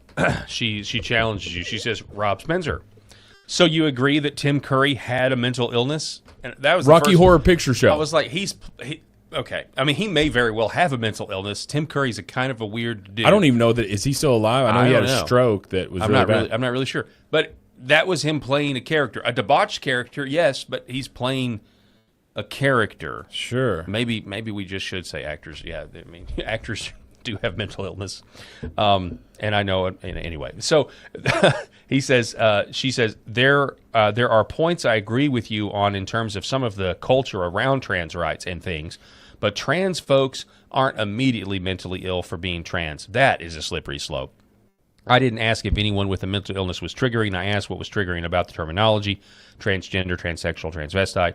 Gender and sex are different things. Transgender is more appropriate term because gender is related to the social norms of gender. Sex is scientific/biological aspects of gender. Oh my gosh. So she's bought into the religion. She's here. bought into all that. That's yeah. a religion that you're buying into. Now, again, I don't understand cancel culture. No one should have to walk on eggshells to have conversations. Okay. I agree with that. And there are folks that make the trans community look poorly and reinforce false narratives. How about stereotypes exist because people reinforce them every single day? Yeah.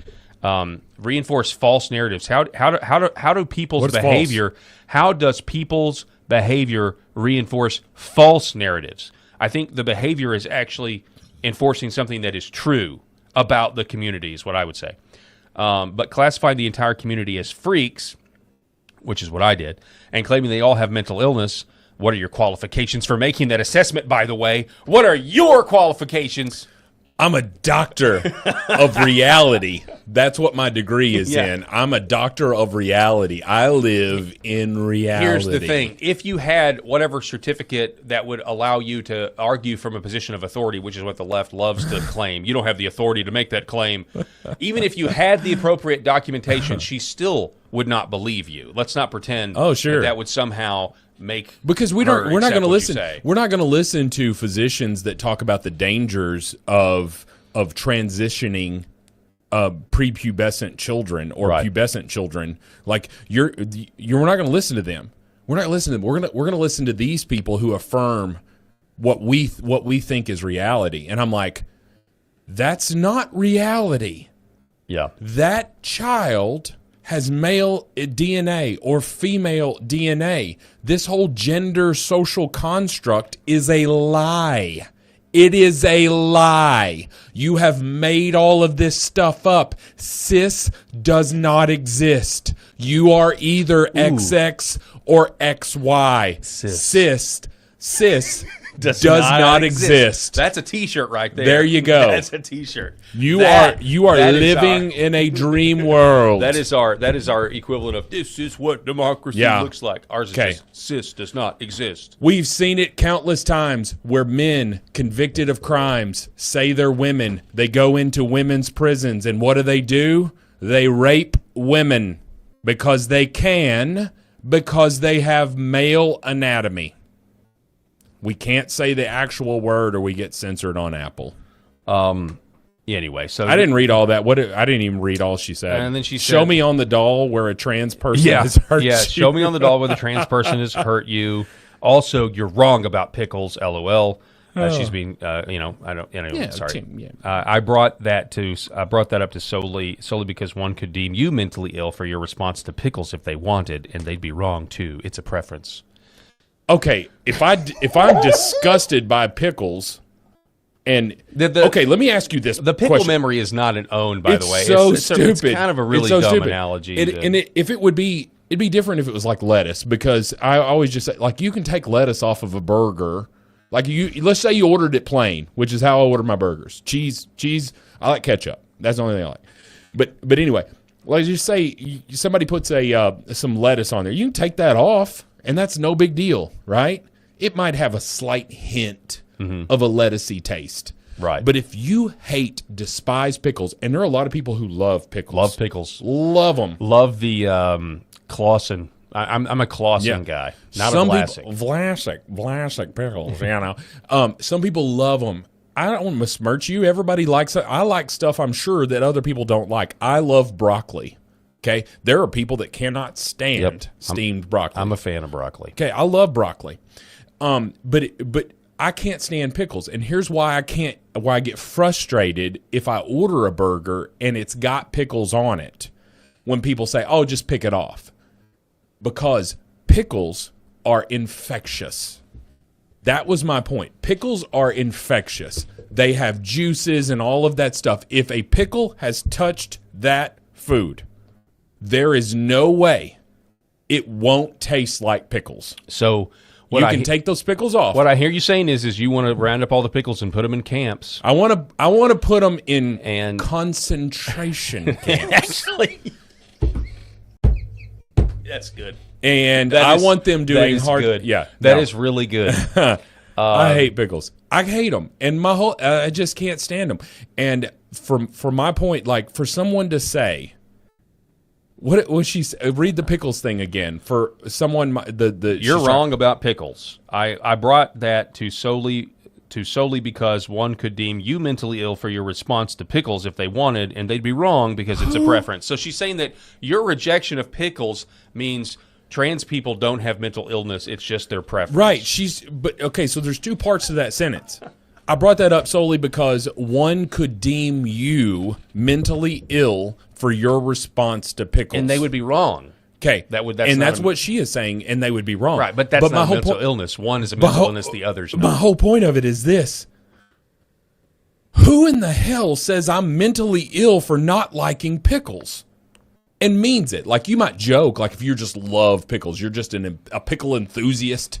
You know, you read magazines, the pickle monthly magazine, whatever it is, you know, like, or if you're gay and you really, you know, dealing with the cucumber situation, you know, like, if that's what you're saying is that I might be deemed mentally ill for liking pickles or not liking them in this case.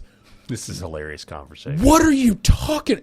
What serious person says that you're mentally ill if you don't like pickles? It's like mayonnaise. Mayonnaise is my top thing. I can't stand mayonnaise. And there's some people that'll eat mayonnaise with a spoon. I'm pretty damn sure if I go to hell, Satan's going to be feeding me pickles and mayonnaise and ranch dressing. Okay? Disgusting. That's my personal preference. I've tried them all. Mayonnaise, threw up. Ranch, just about threw up. And pickles are the most disgusting smell in the world. That doesn't make me mentally ill. I can't control it. These people are saying, I feel like I'm a woman, and I would like you to call me a woman. I'm putting a dress on. I am going to get breast implants. I may not even shave my beard. We've seen that ridiculousness. Yeah. There are dudes walking around in beards saying, I'm a woman. Yeah. Okay. We've seen Leah Thomas, this 6'4" swimmer, which is what we were talking about in that clip. Yeah. You know, racing against women, shooting up the ranks, getting first place. And we're trying to say that that's not a mental illness, but maybe pickles, if you don't like them, that's a mental illness. It's really funny that she would grasp at straws and somehow know that at one point you ate at Huey's in Memphis and didn't like pickles on your burger. Oh, somebody in our comments, AV 1965, pickles dipped in mayo. Good. I just died. That is good. I literally just died. It is good, though. This is my ghost talking to you now. I'm dead. What was the first line of her retort there about Tim Curry? She says above going up to the big one. Yeah, so you agree that Tim Curry has a mental illness? Tim Curry played a role in a movie and sang a song about a sweet transvestite.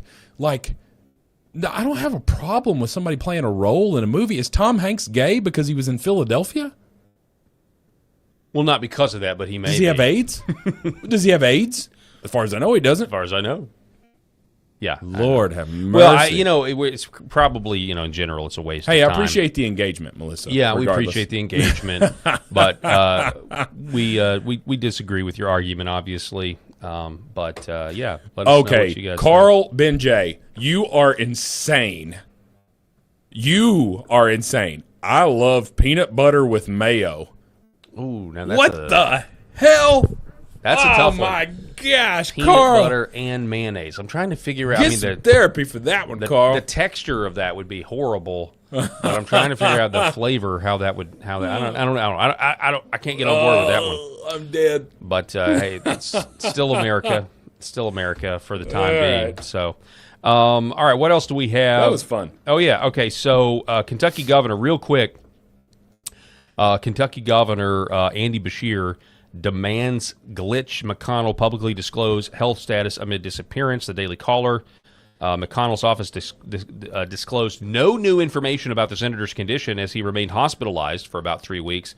Beshear wrote McConnell a letter requesting transparency regardless of his condition. Now, this is interesting because Beshear does not have the ability to appoint as Democrat governor of Kentucky because the legislature took that away from him. Yeah. But he still wants to know if this guy's alive.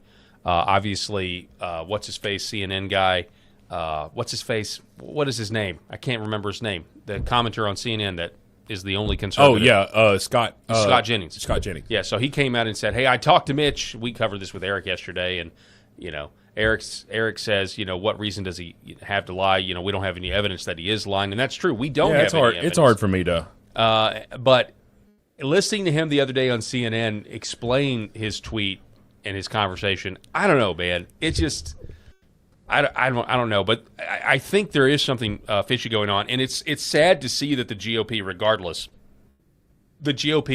certain elements of the GOP are engaging in Joe Biden-esque apologies about Mitch McConnell. Yeah. Right? We're doing the same thing. We, in quotations, are doing the same thing that we criticize the left doing, telling us that Joe Biden was smart as a tack. Right? There's clearly something wrong with Mitch McConnell. There's some great AI photos up there of this is Mitch McConnell doing the Thriller dance.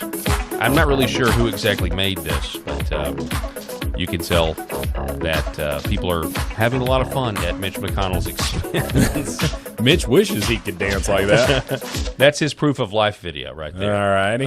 Mitch is fine. Nothing to see here. What did you see?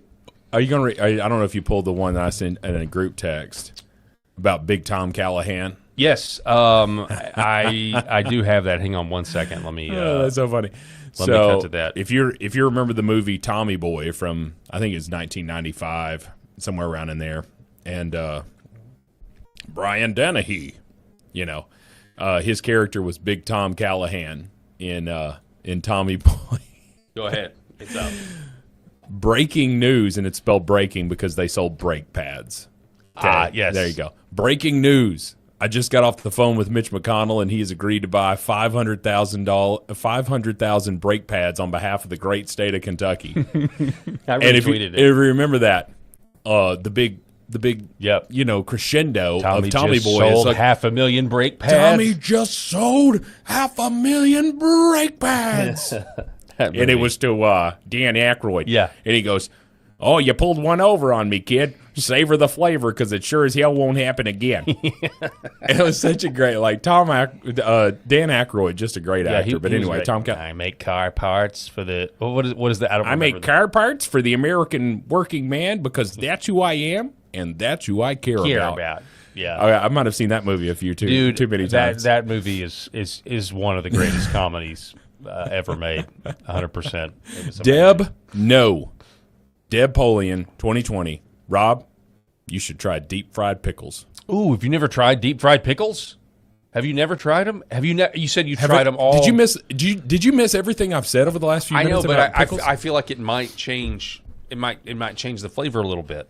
I don't care. So you've never tried deep fried What's pickles? in the middle, Paul? A pickle. What's in the middle? Okay, Yeah. I don't want it. But it's been cooked.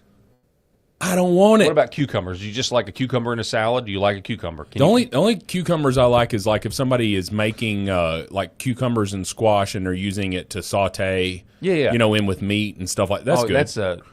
That's a zucchini, Rob. That's not a cucumber. They're not. That's not a cucumber? That is a zucchini. Shows the my friend. hell I know. I don't know. Zucchini and squash. Cucumber. I don't know. I don't know that I've ever had a cucumber. Surely you've had a cucumber in a salad. They go in salads. They go in like okay. They may even go in like certain salsas or like Okay. Like pico de gallo. Is that cucumber? I don't know. have pico. I don't eat that. I get the cheese dip. All right. Okay. I'm All a right. child. I'm a child. It's okay. I get the cheese dip. I don't get the. I don't even really care for salsa. I do like spicy food though. I don't know. Well, I don't want any deep fried pickles, Deb. Yeah. All right. I'm sorry. I'm trying to wrap up here and see. Pickled eggs. Oh my gosh! I'm gonna tell you something right now. Other than pickles and mayonnaise, deviled eggs. Deviled eggs are from Satan. Well, I mean, I actually like deviled eggs, Okay, Rob. I think they're delicious. You need to go pray about that, Paul, because deviled eggs are the most disgusting thing. It depends on who. I've had bad deviled eggs. I don't care who made them, Paul. I've had bad ones. There are some. care. I think the recipe that I grew up on, where the eggs are more like too pasty, like the yolk or whatever. It all depends on the. We're trying to church this up. I We're know, putting it's mayonnaise delicious. and mustard and Well, you don't relish you and don't all like this. mayonnaise. I don't so- like mustard either. Yeah. Like you're putting all this together. Everything I like egg. Everything you hate. Everything I hate is all rolled up into this. But this you put package. some hot sauce on it. It's delicious. It's not. Well, it's not. It stinks up the house. I take the egg yolks and I put the mayonnaise in and put a bunch Deviled of eggs cheddar are cheese in there and now you're making like a substantial food. It's amazing. No deviled eggs. All right, well, that's all the time that we have for this edition of the show. We're way over. So we're going to see love you you guys guys. tomorrow. Red Vive Health. Want to thank you. New Horizon Real Estate Gateway Sight and Sound Pet Club 24/7 Shared Chiropractic. God bless everybody out there watching, and we'll see you tomorrow.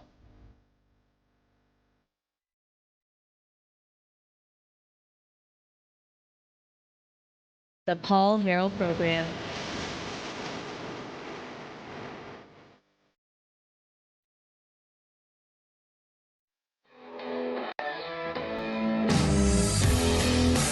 Welcome to Flyover Conservative Podcast with David and Stacy Whited, where we break down current events and examine culture through the lens of conservative Christian values.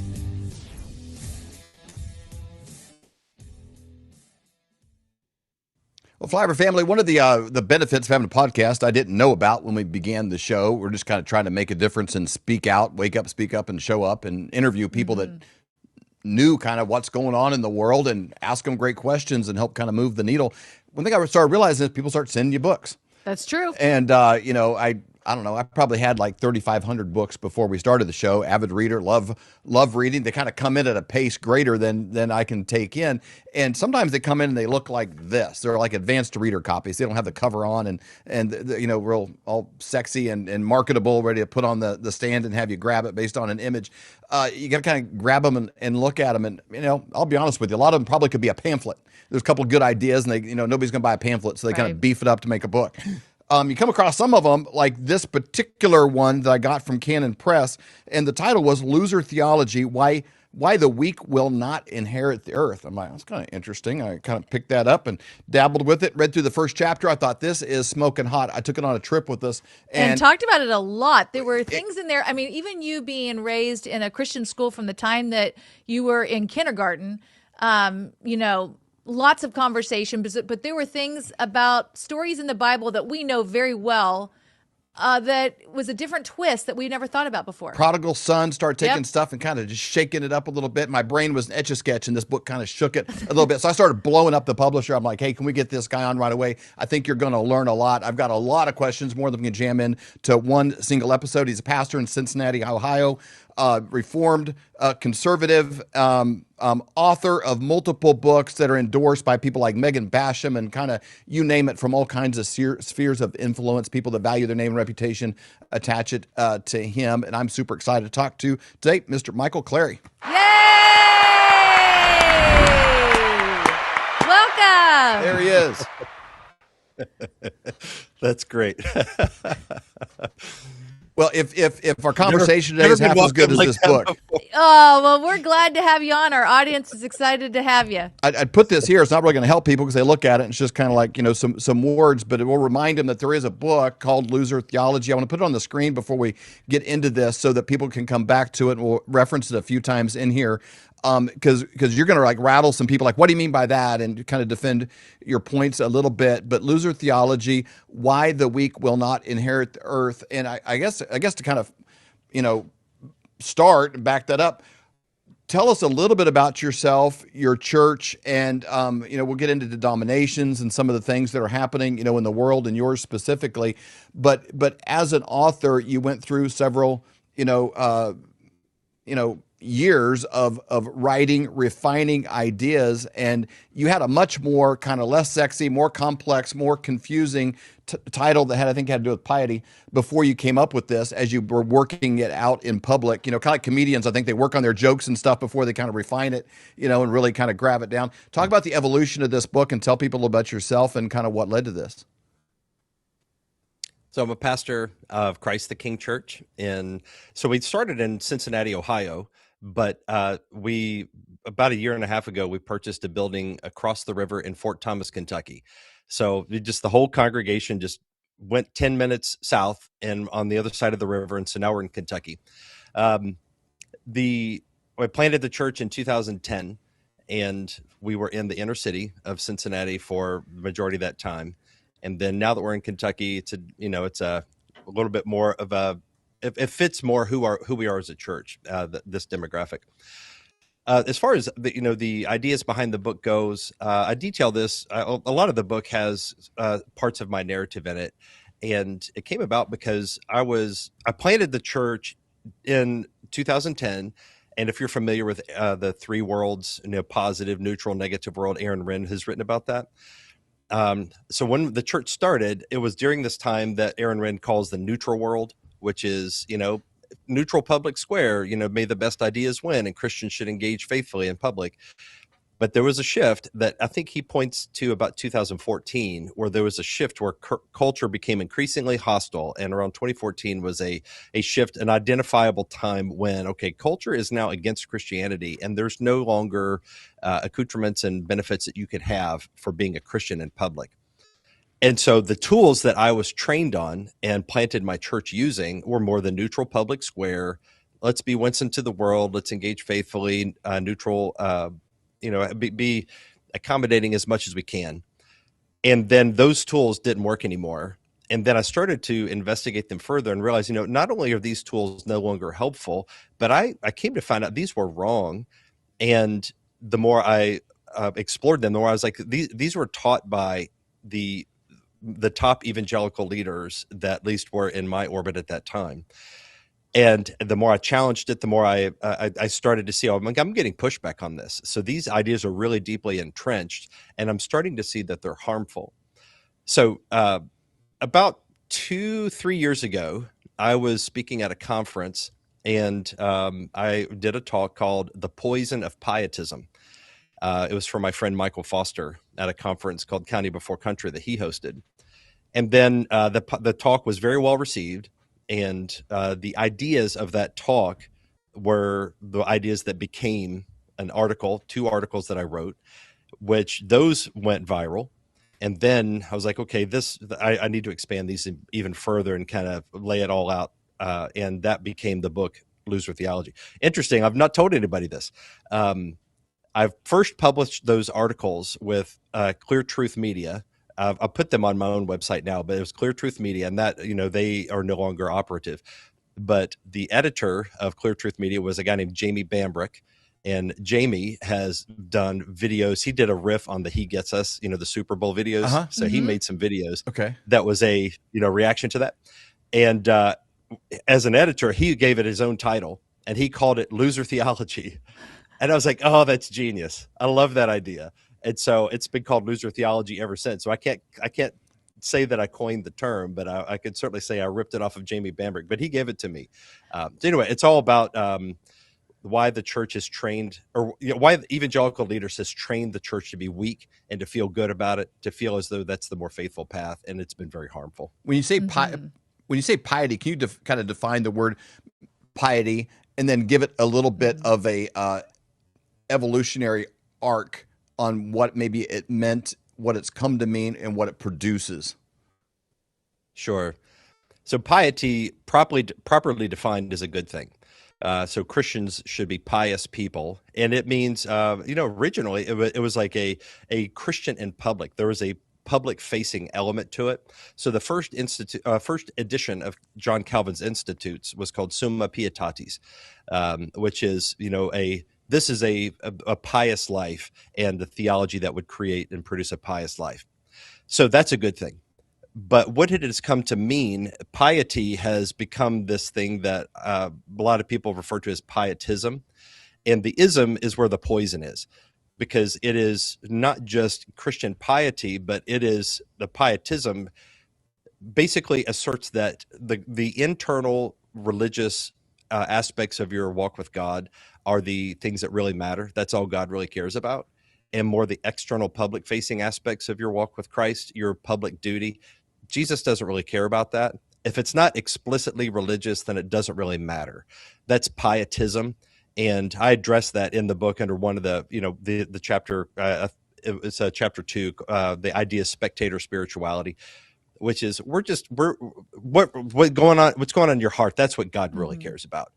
But as far as your job, your work, any sort of political involvement, any sort of calling out cultural sins, what people would pejoratively say being a culture warrior, that's not godly. That doesn't really matter. As long as your prayer life is solid, you know the Bible, and you have good theology, you're gospel-centered, quote unquote, then you're good. That's pietism. And what it does is it just shrinks our Christian duty and life to the interior realm. So can you talk about the tagline? You got, obviously loser theology, but then you have why the weak will not inherit the earth. What does that mean exactly? What do you mean by that? So it's a riff on the Beatitudes.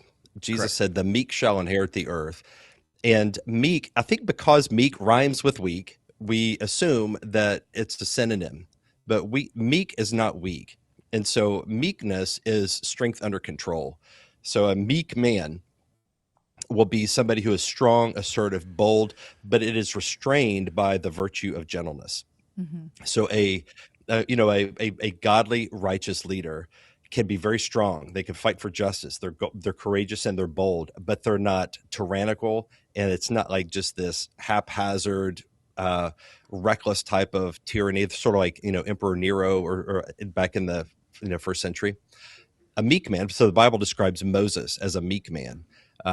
And Moses was humble, but Moses was also very strong and bold and fierce and as a courageous leader.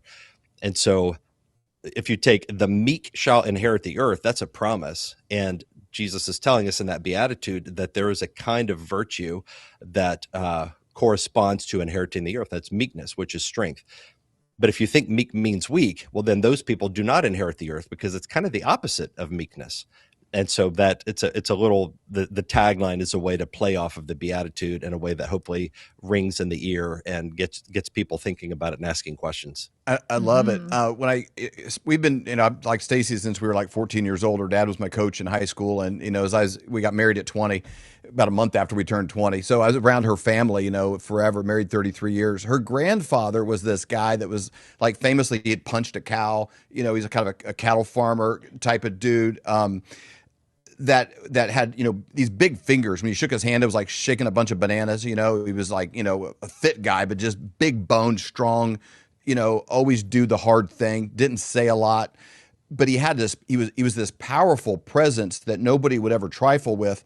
But at the same time, the closer you were to him, the safer you felt, not fearful. Mm-hmm. And I always kind of picture him in that sort of almost William Wallace. I'd say William Wallace was kind of meek. He wanted to have his farms. If they leave me alone, God willing, I'll be able to raise children and be left alone. Eventually they poked the bear so much that, they had a mess on their hands. But we don't honor that kind of strength that has a repercussion to it, because there's this lifting up of turning the other cheek so much that there never is a repercussion. You're just always designed to be the carpet that others can wipe their feet on if you're a believer. There is no line to cross because the line doesn't exist. Where do you see, like, what's an example you can think of where this plays out well? You mentioned Moses, but think of some other terms and times, and where does this play out as a character, as Stacy's grandfather?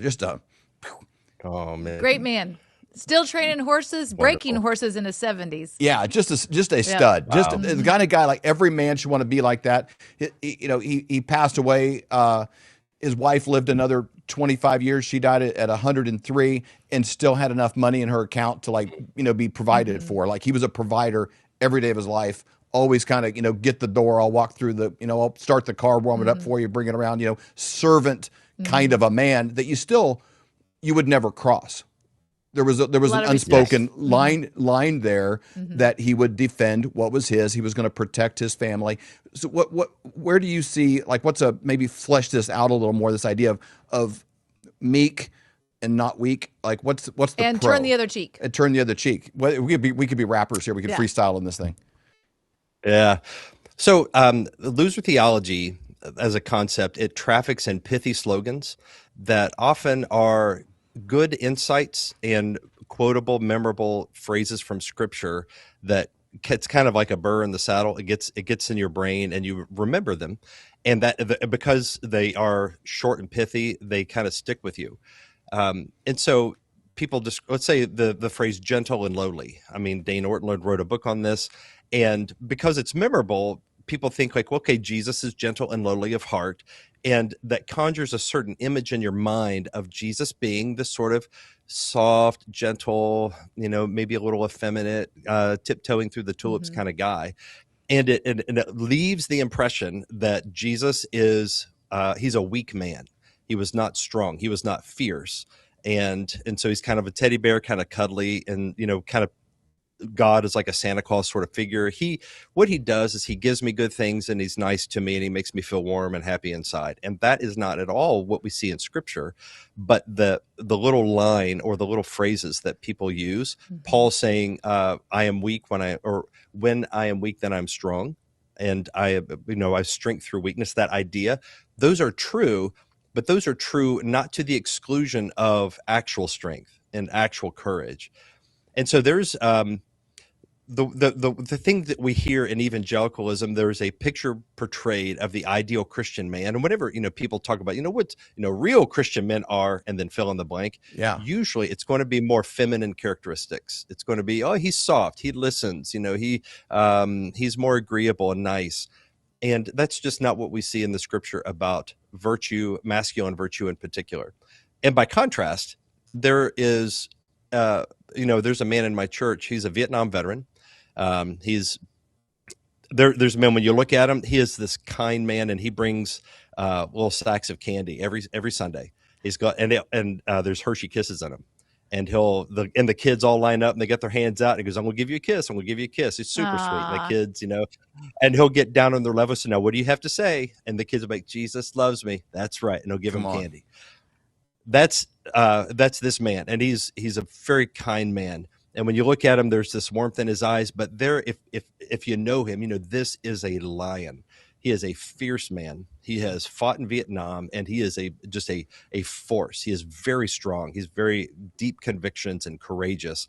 And yet, what you encounter with him, I love the way you described a man who is you. The closer you get to that strength, you feel safer because that strength is being utilized for good. His power is being directed towards righteous ends. And so when you're in the presence of a man like that, I am safe, I am protected, because this guy will fight any enemy because his strength is for fighting evil, fighting wickedness. Yeah.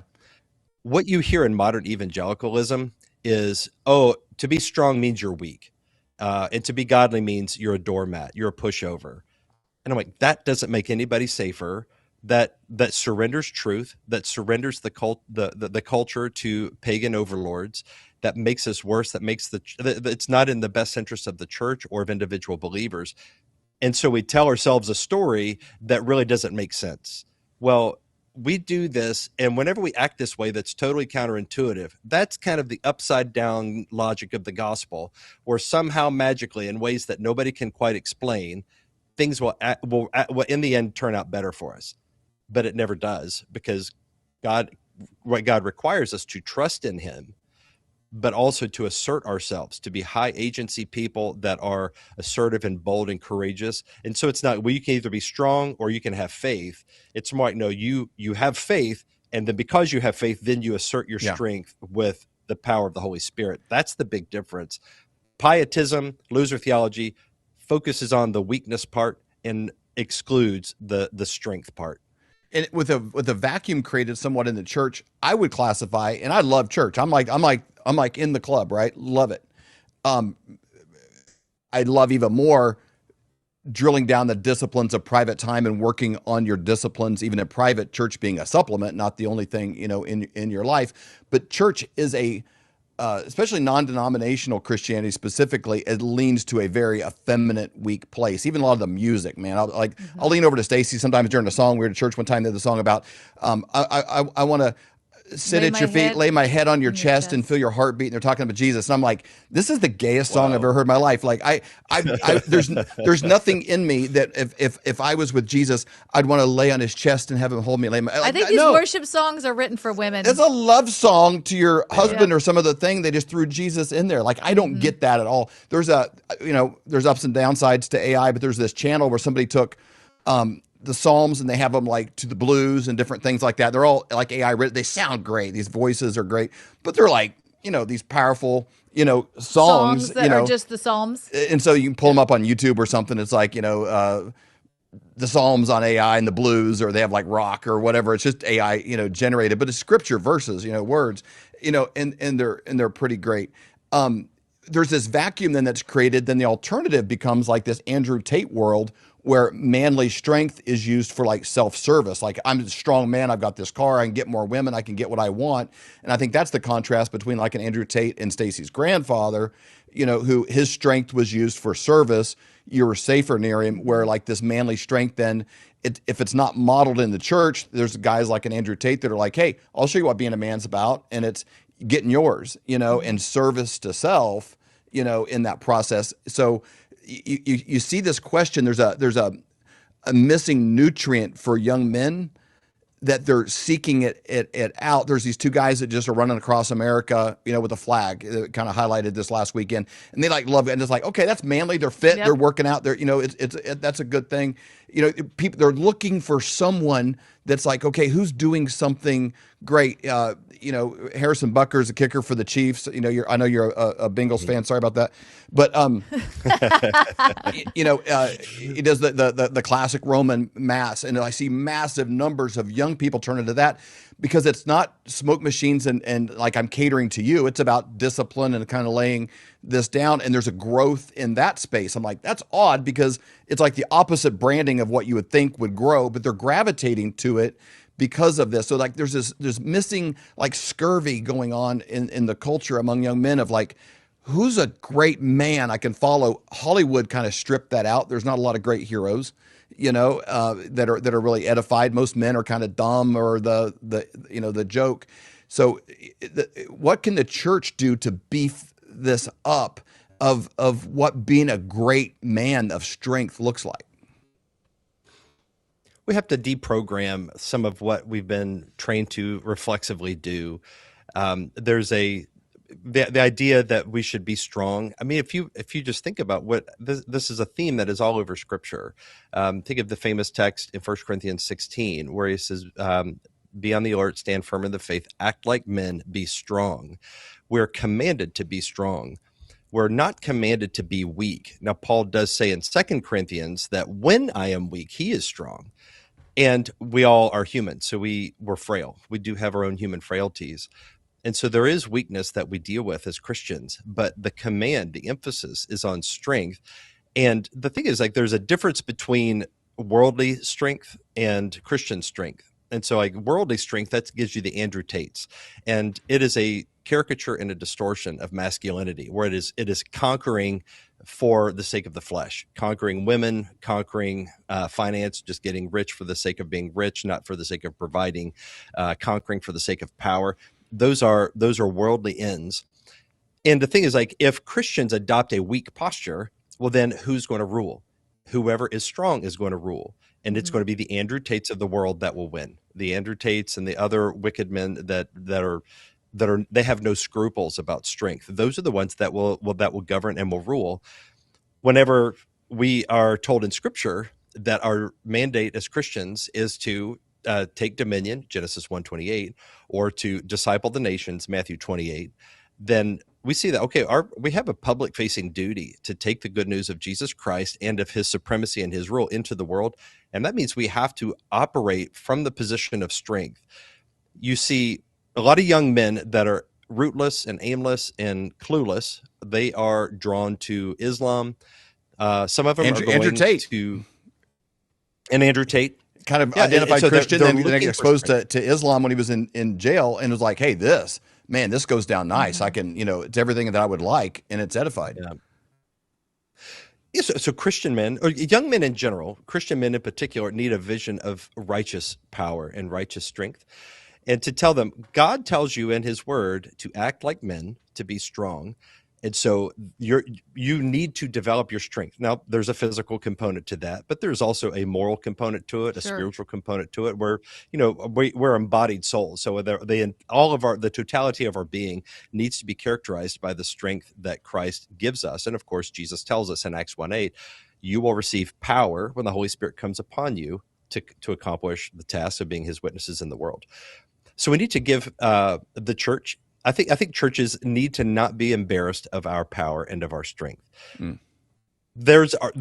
opponents will tell us, like, oh, well, that's grasping for power, that's worldly, that is Christian nationalism, that is being a culture warrior. And I'm like, okay, let's answer those objections and let's deal with those labels, because you're trying to scare people manipulatively by just throwing scare labels around.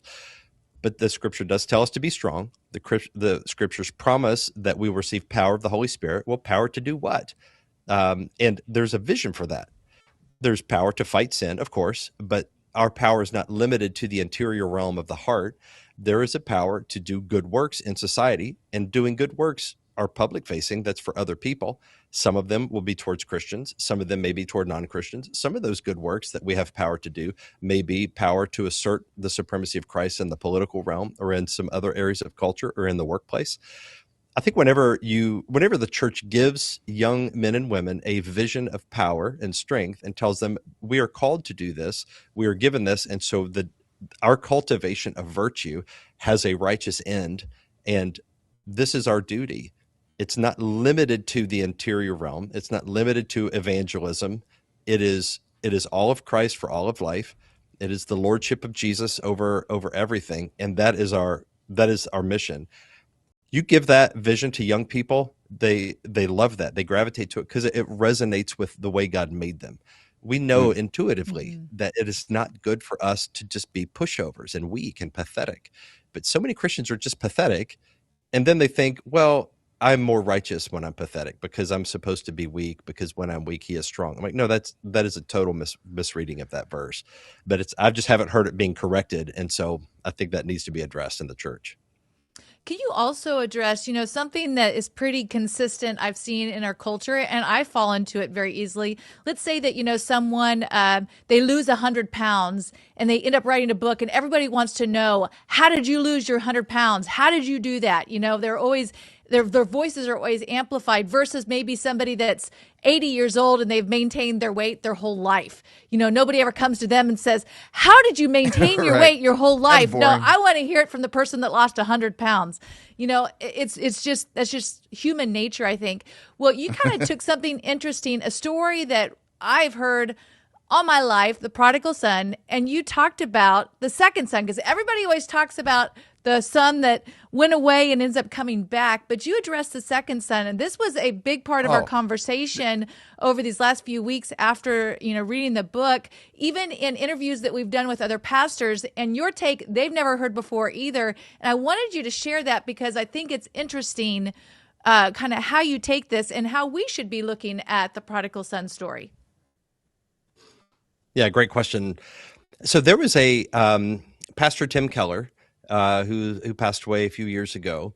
He made famous a particular way of presenting the prodigal son teaching, and in my formative years of ministry and early years and in my training, that was sort of a paradigm for seeing the prodigal son. And so you have, the prodigal guy. He was the we kind of equate him with the fast and loose guy. So he's like your urban party animal, frat boy, doing sex, drugs, rock and roll, and he squandered it all. And, but whenever the father called him, he came in and he killed the fatted calf and threw a big party.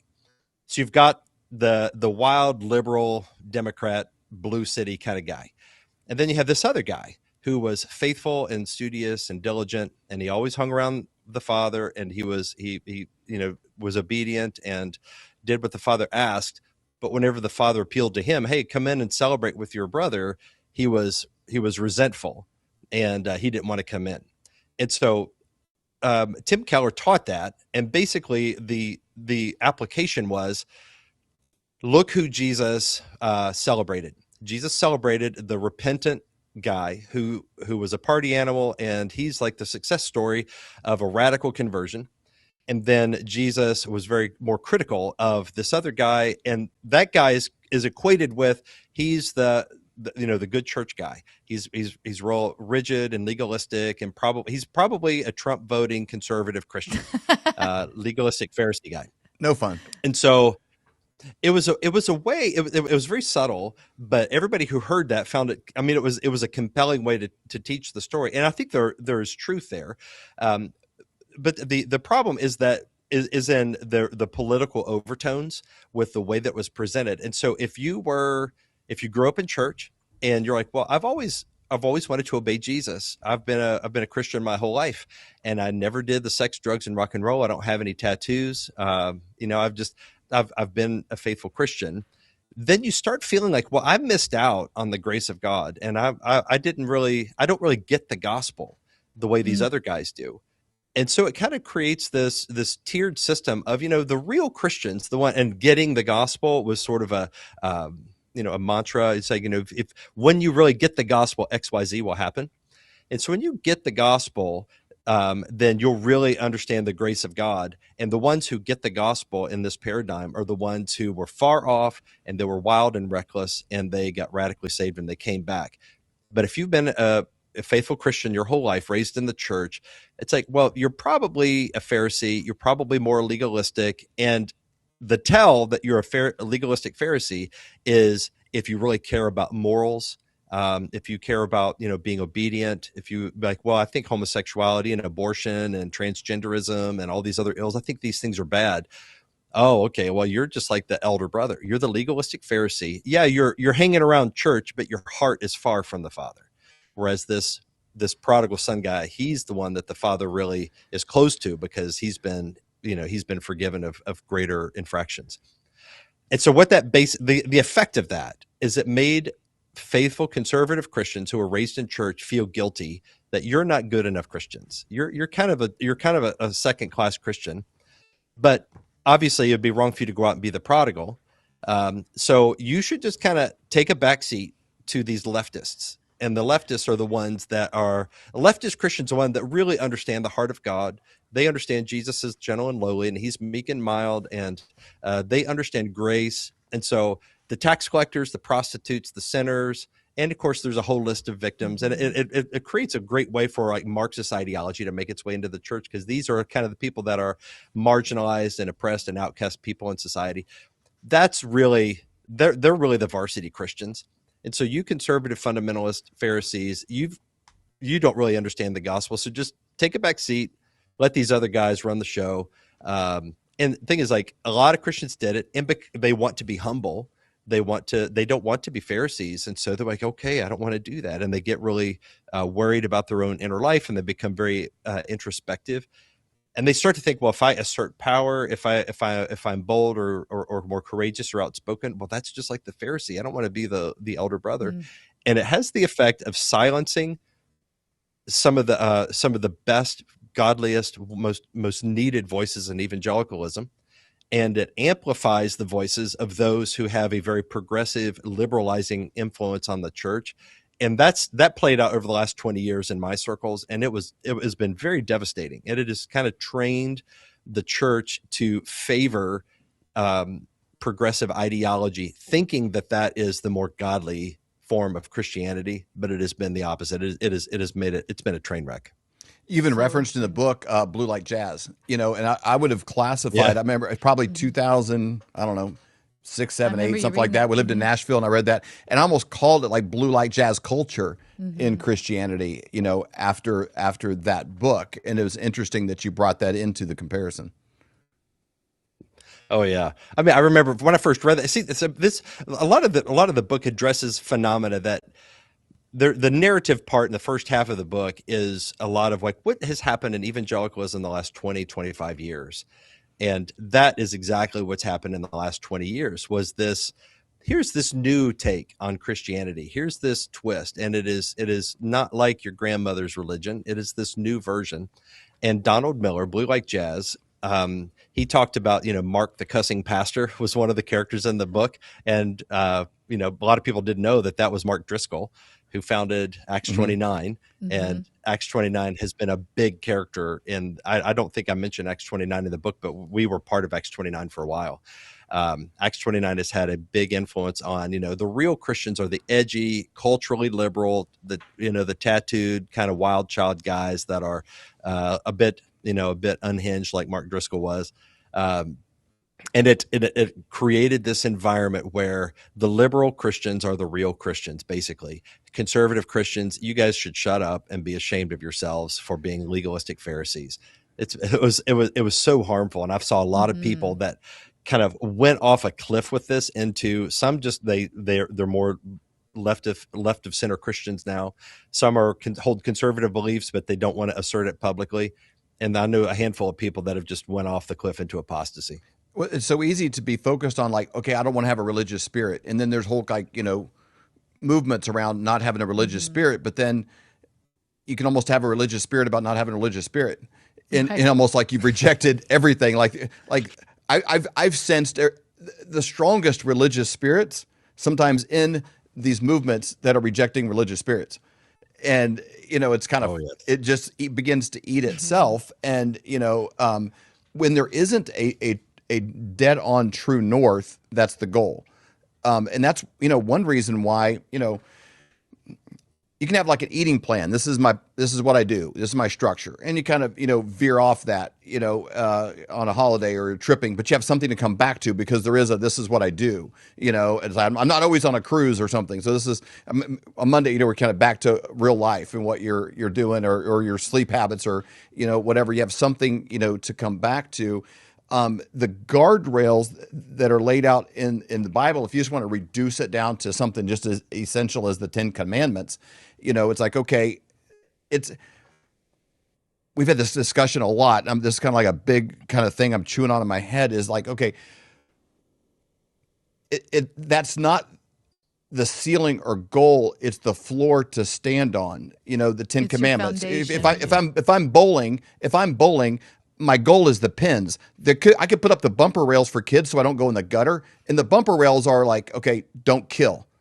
Okay, you can have, there's a lot of gap between not killing and like hitting the pins. Are you speaking life? Are the people around you better? One of my favorite things about my son, he's been married 10 years. His wife is more beautiful, more confident, more everything in the 10 years of marriage because of how he treats her. I'm like, that, okay, you have a 10 commandment, don't, commit adultery.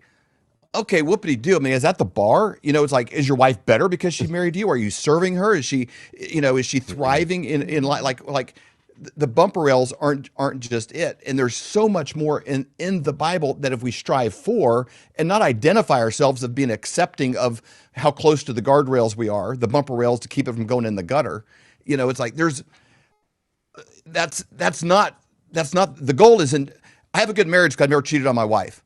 Well, whoopity-doo. What do you want, a cookie? Like that's not the bar. That's the worst case scenario. That's the gutter. Like, are you hitting a pin? And I think that's kind of what we can really shoot for. as be known for as Christians is not that, hey, I didn't go in the gutter, I won. No, like, what are we taking from that, and are we hitting pins down? Because that's what's needed in this new cultural war. We're being invaded by communism. We're being invaded by Islam. Woke leftist ideologies, to me, are the host species that are allowing and inviting this in, and it's both inside and outside the church. Yeah, that's a great point. So the way the book is laid out, the first half is a diagnosis of the problem, which I call loser theology, but the second half of the book is a prescription for the remedy, which I call high agency Christianity. So the second half, there's basically like having criticized the loser theology mindset. What do we do from here? And it constructs a theology from the ground up of agency and power and authority, good works, the Spirit of God, the dominion mandate. What do we do with ourselves if we're not to be these losers that are doormats? What are we to do? And there's one part that what you were talking about that reminded me of, where there's two kinds of commands in the Bible. You have, I just think of them as positive and negative commands. And the negative commands, those are the prohibitions that are the guardrails. And these frame the actions that we take. But if what loser theology does is it over focuses on the prohibitions, and it sets as the standard of the Christian life bad things I don't do. So if I don't do the bad things, right, then I'm a good Christian. So I don't get drunk, and I don't have sex before marriage, and I don't do drugs, and I don't lie to people, and I try to be a decent person. That, as you say, that's not the ceiling. That's the floor. I like how you said it's the floor that we're standing on. So what do we do from there? Well, there's a lot of commands in the Bible that are not prohibitions, but they are positive instructions of what to do, but they're open-ended. So let's take, for example, husbands, love your wives and lay down your life for her. What does that mean to love your wife? Well, that's positive and open-ended. And so there's not like, okay, husbands, buy flowers for your wife on Valentine's Day. I mean, that will be a specific command, but that's not the way the Bible operates. It gives us a very broad, open-ended command. And it assumes, okay, the Spirit of God is within you. You've been given the guardrail. The guardrail is be faithful to her. Don't commit adultery. But what's the positive intention behind that prohibition? Well, the positive intention is like, there are thousands upon thousands of ways that a good husband might love his wife in any given marriage. And it incorporates, millions of decisions and micro decisions on any given day of what might I do today? I want to get her flowers today. Tomorrow, I want to do something different. I'm going to, the way I speak to her, the way I lead her, the kindness that I show to her, and that's going to create an environment where she will flourish just as it has your son and his wife. And that it's the same. Another example is do all things to the glory of God. Like, that's everything. Everything that you do, there's a positive thing, and the beautiful thing about Scripture is, like, we are given freedom in Christ, not free to sin, but free to obey God in all the various ways that we might honor Him in the things that we do. And so I think of, like, the Bible gives us the prohibitions. Okay, here's the world is this great big sandbox, and I want to give you a big command: go out and make this whole world Christian. Disciple the nations, subdue the earth, bring it all under the reign of Christ. And now, how are you going to do that? Well, first you have to stay within the boundaries. There's things you can and cannot do. So we got the prohibitions in place. But as long as you don't go outside of the boundaries, now what? Well, that's up to you. There is freedom in Christ to make decisions about what you might do. And so, one man might have a particular gifts and interests. Okay, say somebody's a good musician. I want to glorify God in the music that I make. Let's say somebody else is a good electrician. I want to glorify God in doing excellent work, providing a good service for my boss and my customers, because everything I do is an expression of my faith in Jesus Christ. I know some people that they think of being a good Christian in the workplace is pray before your meals and make sure they see you do it in the break room, leave tracts around the office. But otherwise, that's just secular work, and you're getting a paycheck, and then God sanctifies that secular work whenever you give a tithe to the church. But otherwise, it's just it's just worldliness. And I would say, no, the entirety of your life, top to bottom, inside and out, frontwards and backwards, it's all for Jesus. And Christ is expressing his rule and reign through the spirit-filled agency of Christians who are trying to do good works to assert the will of God in society. That's a message that I don't think we hear. And that's what the second half of the book is all about. It's about what do we do as Christians to demonstrate the rule of Christ in every way. And I think that is the thing that is desperately needed. I love it. They should be the best. I know. And your work is your worship. Your marriage, how you treat your spouse, it's an act of worship. The way that you raise your children, it's an act of worship. Everything that you do is worship. Taking in a shopping cart. Yeah, taking in a shopping cart. Pick up some trash worship. you didn't drop. That's exactly right. Yeah, your worship hat should never come off. No matter what you do, it should always be on your head for sure. Can we? We're tight on time, but I want to get into one last little category with you because living life with excellence. You should be able to, like, if you're the manager of a company, you should be able to be like, I bet that guy's a Christian. I bet that guy's a Christian. Because when you're empowered by the Holy Spirit and you've got all this extra good stuff with you, you're competing against people without that. I mean, it's the biggest advantage. It's the biggest life hack you could possibly have. You weren't up till 3 o'clock in the morning, playing video games or looking at stuff you shouldn't. It's like, man, you're like, living what I call kind of a relatively exciting, radical, yet very boring life. Like our world would not make a very good reality show, but it's amazing and it's productive and there's not a lot of drama in it. But we also have to stand against something. And I want to talk about this a little bit because for about 1,500 years, Christianity has been standing against this invasion of Islam. And there's a lot of views on how do we push back on this. You shared a tweet by Gunther Engelman, which I loved. It says Democrats think they're using Muslims to usher in socialism. The truth is Muslims are using Democrats to usher in Islam. And, people would argue whether communist threat right now is the biggest or this, but we got streets in our biggest cities that are full of people praying to a false god. I want to play a clip real quick and just say, hey, with this being the reality in our world, how do you advise Christian men and churches to represent, to wake up, speak up, and show up in this world in a way that's actually productive and not just hostile, but also not head in the sand? Let's play this clip and get your reaction. That is when Islam becomes global. No other religion will be accepted but Islam.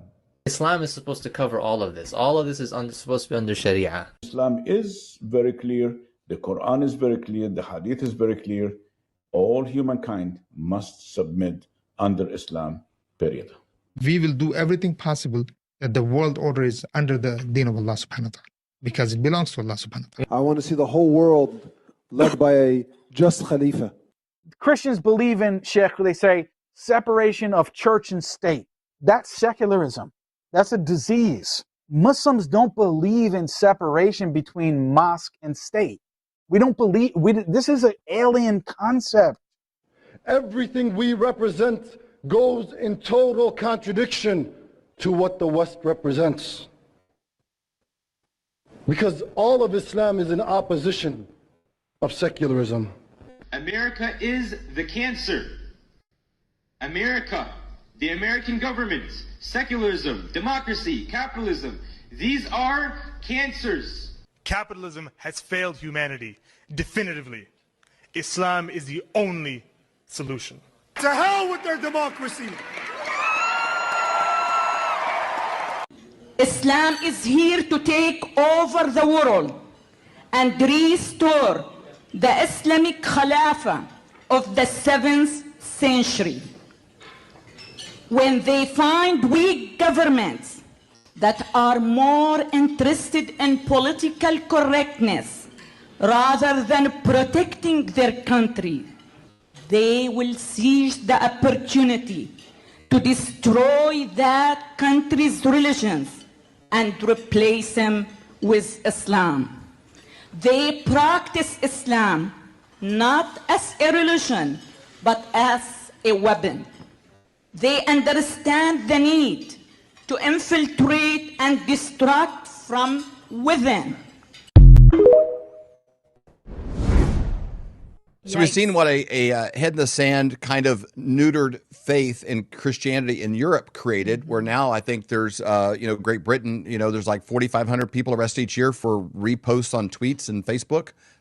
where they're not really allowed to push back, anymore. How do we, as believers, actually walk this out?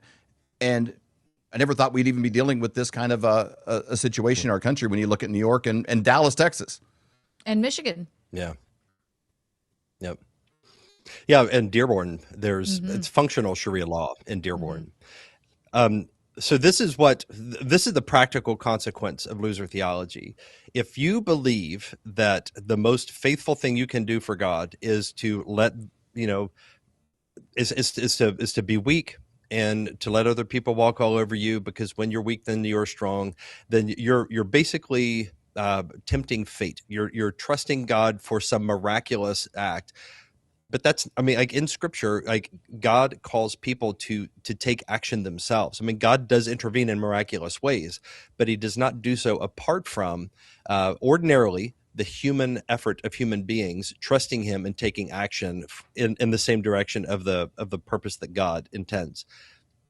If Christians act like losers, and if Christians think like losers and adopt this theology, then what we will see in America is the exploitation of that theology for the purpose of Islam, because Muslims know this about Christians. This is no secret that Christians, this is a vulnerability in some ways that Christians apply their doctrine. They have this misunderstanding of the weakness of the cross and the suffering of Christ, as though, if we're to be like Jesus, then we should allow ourselves to also be crucified and suffer the same way Jesus did, not seeing that Jesus' suffering served a unique salvific purpose that our suffering does not serve. If we suffer, it is because it is God's will for us to suffer when we do good, not when we do evil. But that is not the destiny, the automatic destiny of every Christian. In fact, if Christians were to reject that theology, what we would see is them being bold about what Islam is and being willing to take action to stop it. Now, as far as particular actions that would need to be taken politically, there's a number of options on the table. But in my view, I mean, Islam should be banned. It should be illegal because it is fundamentally incompatible with Western civilization. It is a demonic ideology. It is wicked and sinful and is ugly. I mean, it's like hell opened up its mouth and belched out this ideology called Islam. It is so harmful to people. I mean, there's no freedom. There's no love. And Islam is not... We think of Islam as a religion the same way we think of Christianity as a religion. But Islam is not about your prayer life and your beliefs. No, Islam is all about conquest. It insists on total submission, total surrender to the will of Allah, who is, if Allah is a real entity at all, he's a demon. But it's total submission and surrender, and it will crush Christianity if we do not oppose it. Now, whether or not that should be, what means should be done to oppose it, there's a lot of things that could be discussed. But I think the church, at the very least, I mean, the church is a communication instrument. If at the very least, we speak, we broadcast truth, and we have to be willing to say this is evil, this is wicked, and we must stop it and oppose it, and then relying on the tools and the means that God has in place in different realms for Christians to rise up in the civil realm, in the political realm, in all levels of society, to say we want no part of this in our society because it is a destructive. Like one person in the clip said, America is a cancer, and I mean, no, it's the opposite. Islam is the cancer. America is the healthy body. At least it has been. I mean, in the grand scheme of things, healthy, considering how different civilizations are. America is the healthiest society ever that has ever been. Islam is a cancer that will eat it out, and the way that Islam is making its way into America is through the Democrat Party and political correctness and wokeness and all of this insane ideology that is so foolish to just allow us to lay down and for them to walk on in, thinking that this is the godly thing. Oh, we're welcoming the sojourner and the stranger. No, you are letting the enemy into your own living room, and they will behead you if they get the chance. We cannot let this happen. I love it. I love it. The book is Loser Theology, losertheology.com. I also want to direct people to your Substack, dmichaelclary.com. If you go there to either one of those sites, you can sign up and you get a free chapter of the book. This is not your first book, so there's multiple resources that you can get there. But when you go to losertheology.com, you can sign up and get chapter 1 for free. I guarantee chapter 1 is a gateway to the rest of the book. You won't be able to read it and then stop. This is a book for our time that we need. I get stacks of books literally in the mail, more than I could even dabble with. This is one I want on our show. we could do this show every night for a week. People need this book, and the real one is better looking than this one. It's got the real. You can real see the cover on it. there. So, Michael, thank you so much for your time. We really appreciate it. Everyone is talking about this. The one thing that's very important part of my portfolio all these years is gold. As gold hit all-time highs already this year. And get a free info kit on gold today. It's called silver. Gold coin. And though we are thrilled that everyone is talking about investing in precious metals, a lot of these 1-800 numbers will make you feel like just another transaction. That's why it's crucial to work with a person, not a faceless institution, when it comes to your finances. You deserve to be treated like family, not just another number. Dr. Kirk Elliott, whom we've known for over 25 years, he doesn't just sell gold and silver. He offers trust, care, and a personal touch that an impersonal institution could never match. So when it comes to securing your financial future, don't just call a company, call a person. Call Dr. Kirk Elliott at 720-605-3900 or visit flyovergold.com to learn more. I'm Linda Bamber Olson, the inventor of the Wave Watch, the world's first frequency therapy watch.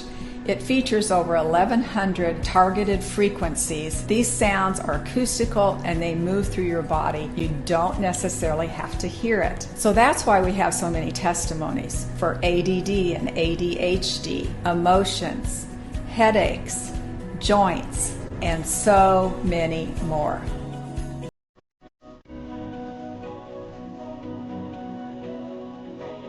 At Sentry H2O, our under-sink water filter with remineralization, the Sentry Wellness System is engineered to exceed wellness expectations in 2025. It removes a broad spectrum of harmful toxins, including ammonia, lead, fluoride, PFAs, PFOs, and more. It enriches water with essential nutrients like calcium, magnesium, and raises pH for natural alkalinity. With zero waste operation, no water is lost during filtration, unlike traditional reverse osmosis. It is a simple 15-minute DIY installation, no plumber required. The Sentry Wellness System stands out by blending German water technology with American engineering, designed to deliver great-tasting, health-boosting water efficiently and affordably. Learn more at SentryH2O.com.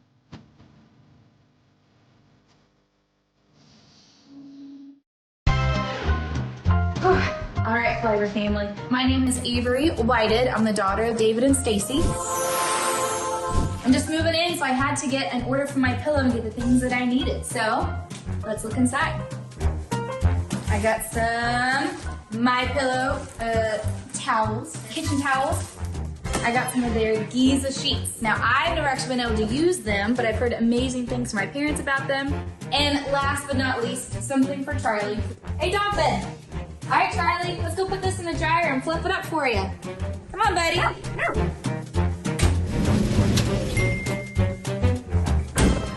Nice and warm and fluffy. Perfect for my little guy. Come here, Charlie. All right, if you want to get your own products, go to mypillow.com and use promo code FLYOVER to save up to 66% off.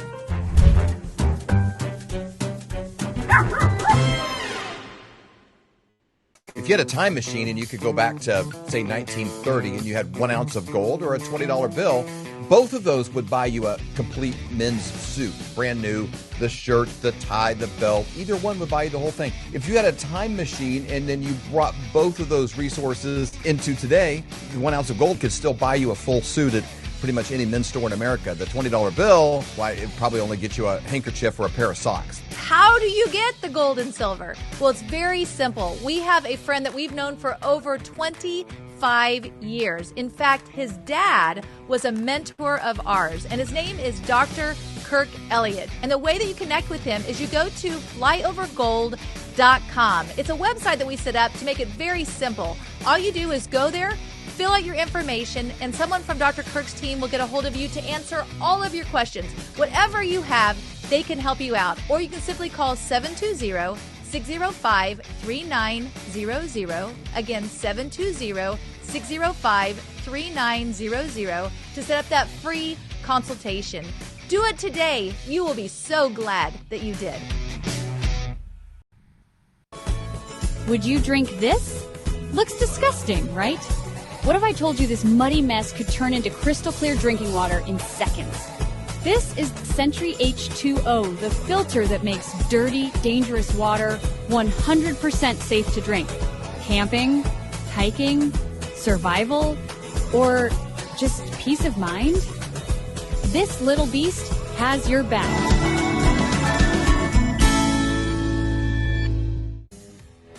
We hope you've enjoyed this episode of the Flyover Conservatives podcast with David and Stacey Whited. Please subscribe, hit the notification bell, and leave us a comment below. Lastly, if you enjoyed today's podcast, share with those who came to mind. Be blessed and make it a great day.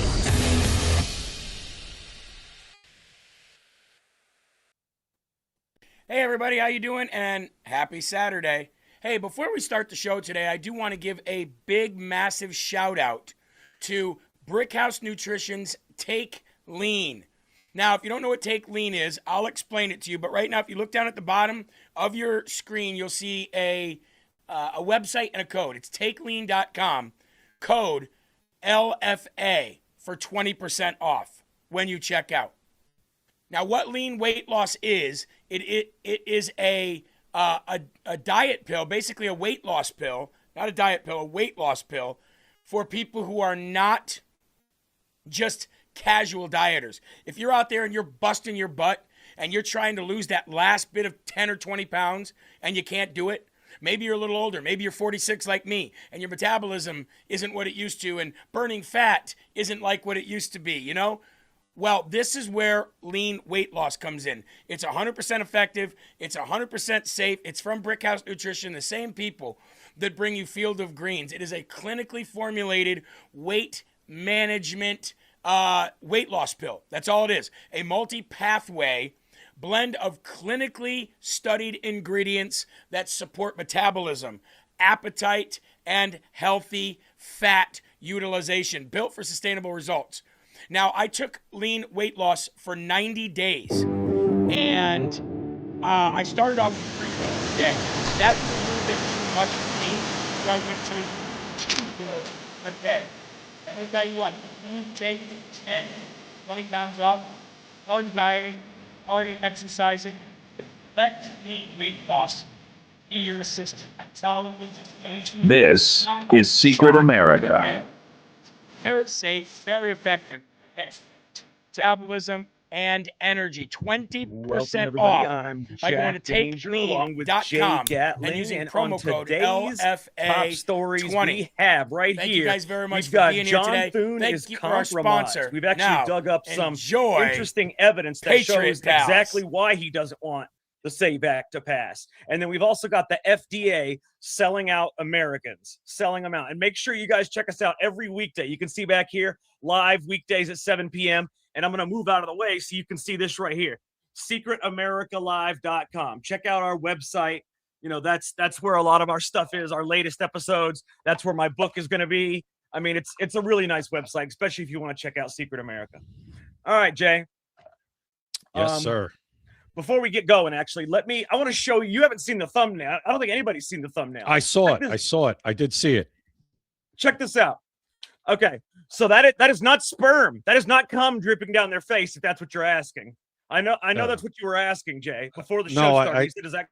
You said, are is they that foaming cum? they're foaming at the mouth. Yeah. Well, when I showed it to you before the show started, you asked if it was cum, and I said, no, No, Jay. Why are you thinking like that? You know, No. that was the first thought that came to Jay's head. Thank God you just admitted before that, no, I hadn't seen it yet. So we know now that you're lying. So there you go. Oh, God. But I do love the headline, support the country you live in or live in the country you support. And you can see Trump on Mount Rushmore in the background back there. Love it.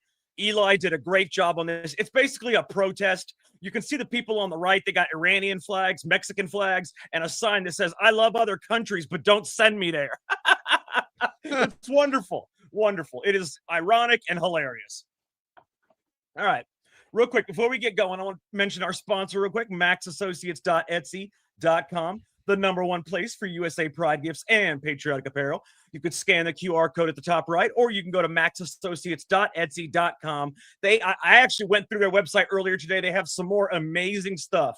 I mean, their shirts are only $24, $23.99, which, you know, most places shirts now are like $30.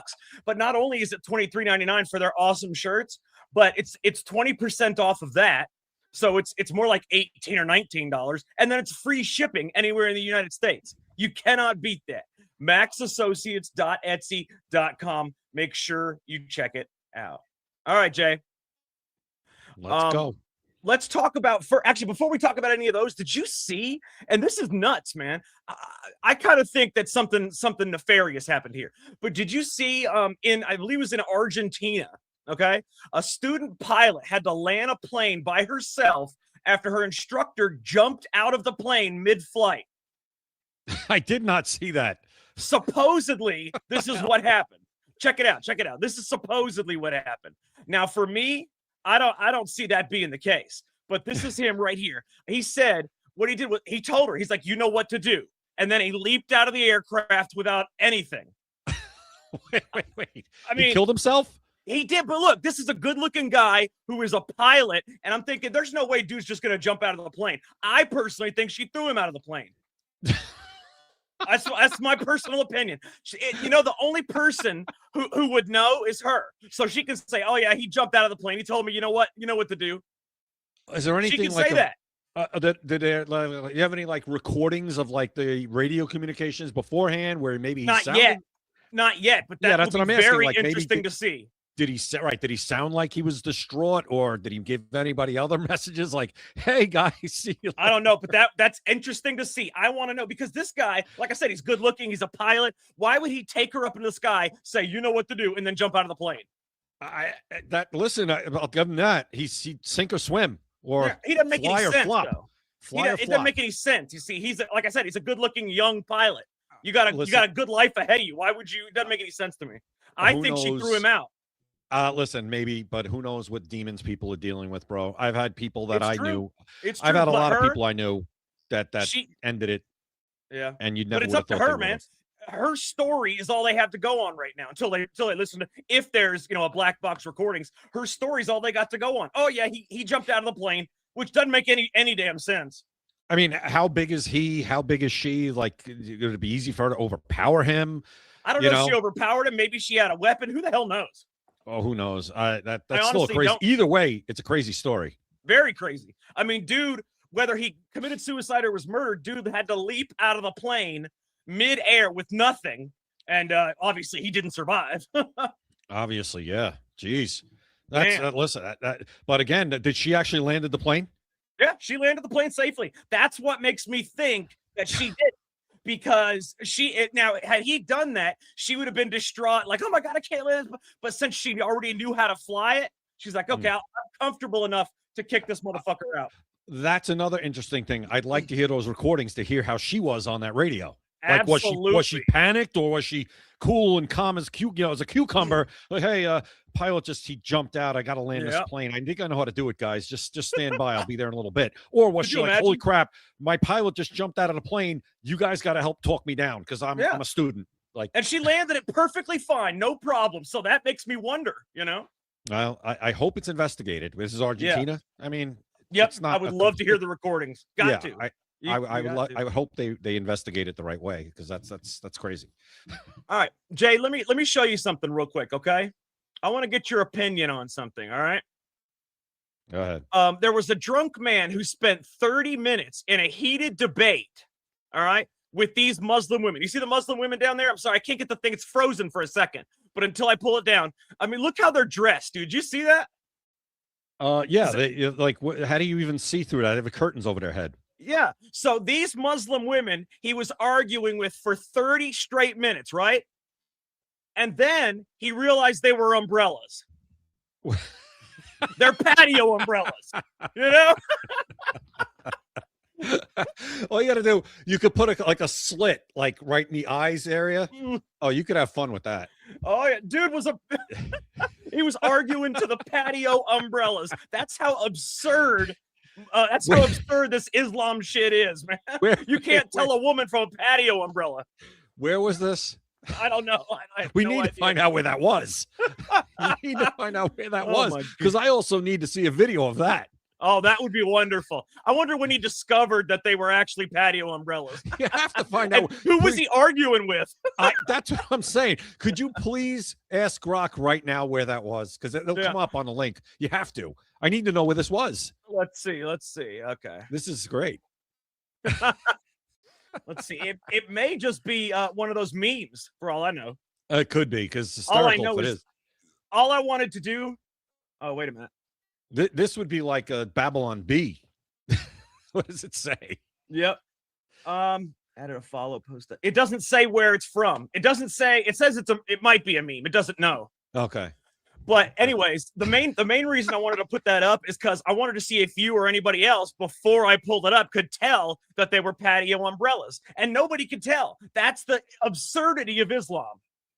All right. I mean, you look at first glance. Yeah, you could say that. Yeah, you would think that could be that, like just without seeing from the chest up kind of thing. It's even got the head thing, the slit right there in the middle where it looks like it's a headdress. Yeah. I mean, it is what it is. That's Islam right there. Can't tell a woman from a patio umbrella. Oh God. Oh, all right. Well, at least the umbrella is not going to wear a suicide vest. That's well, you never know these days. All right. Have you seen what they're doing in England now, in the UK?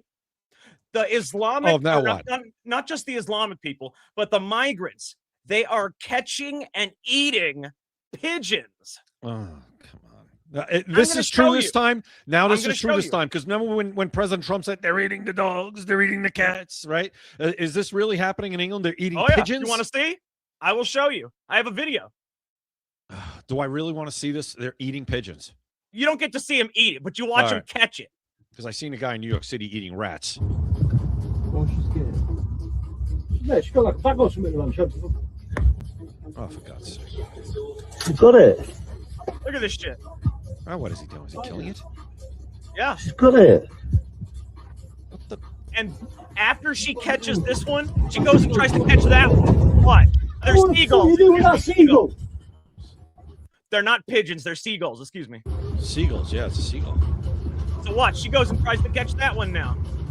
She killed it. Yeah. It's unbelievable. They're kill catching birds and eating them. Did she kill that bird, like right there with her bare hands? Yeah, she broke its neck and the wings. Stuffed it in the bag. Shoot her. Somebody shoot her. That's migrants in the UK, man. They're bringing their third world here. Everywhere. Exactly. It's barbaric. You can't. How many times have we said it? You can't bring everything from there here without here becoming there. Yeah. And it's unbelievable, man. Unbelievable. Jay, do you know what FBI Director Kash Patel admitted today? What? He admitted that they have caught 113 active spies from different foreign countries. Do you know what that means? No, that's not good news. You know what that means? Yeah, I'm not surprised. That means there at any given time there are actively hundreds of spies in America from foreign countries. Now you know for sure. You never know who is actually a spy. There are probably hundreds of these active spies from whatever country here in America, and this confirms that. Could be thousands. How many came in? How many came in from 2021 to 2024? Yeah, how many? We're talking about actual spies, not just some bullshit person that came over. These are real spies. Okay, but all right, hold on then. So they're a spy now. What countries are we talking about? So these people were sent and they got into the country legally. Maybe it could. I mean, I assume it's legally. Yeah, that's what I'm saying. That's crazy. Why are you allowing foreign spies? Countries? Why are we allowing these people into the country, not vetting them? Well, Jay, they probably were vetted. You know how spies, how their background is? They put in a perfect fake background because countries can do that for anybody they want to. Put in a perfect fake background, fake name, fake history, fake passport. You know the whole nine. Yeah, well, they got to do a better job, Jack. Like, what do we have? A bunch of Tom Keens running around here? That's a great show. God, I love that show. I'm just saying. That's what it sounds like. That's Tom Keene on the blacklist. The guy like 8 passports. He goes to every country, speaks a bunch of different languages, and he just gets into the country. He was really good. He was really good. Yeah, but that's what this sounds like. It is. I mean, that's what it's got to be. They've caught 113 actual spies from foreign countries. You know what that means? That there's probably hundreds, if not thousands more all over the country. It also means that you need to find out which countries these are coming from, because you need to know what countries are trying to spy on you. Yeah. Probably from every country. You know, the USA at any given time has at least 50 to 100 undercover CIA agents in every single country in the world. Absolutely. I would hope so, actually, at this point. Yeah, it's true. If they're doing it to us, we got to do it to them. I mean, I would hope the CIA is doing something to help our country instead of just trying to do shit behind the table, under the table. Absolutely. Yeah. I will tell you, they have done some great shit, man. They have had 4,800 cartel arrests. That's massive, man. That's massive. I've been a Kash Patel fan since he got in. I know nothing's perfect. I've been giving him a lot of grace. You know that. And I think they have done a good job with certain things, the FBI. I give credit where credit's due. The FBI before Kash Patel was an absolute disaster. It was corrupt from, to the core. I'm not saying the rank and file, but for the top echelons of the FBI, I think were corrupt to the core. Absolutely. Absolutely. And yes, Deborah, I don't know what the hell happened to those 15,000 Chinese illegals.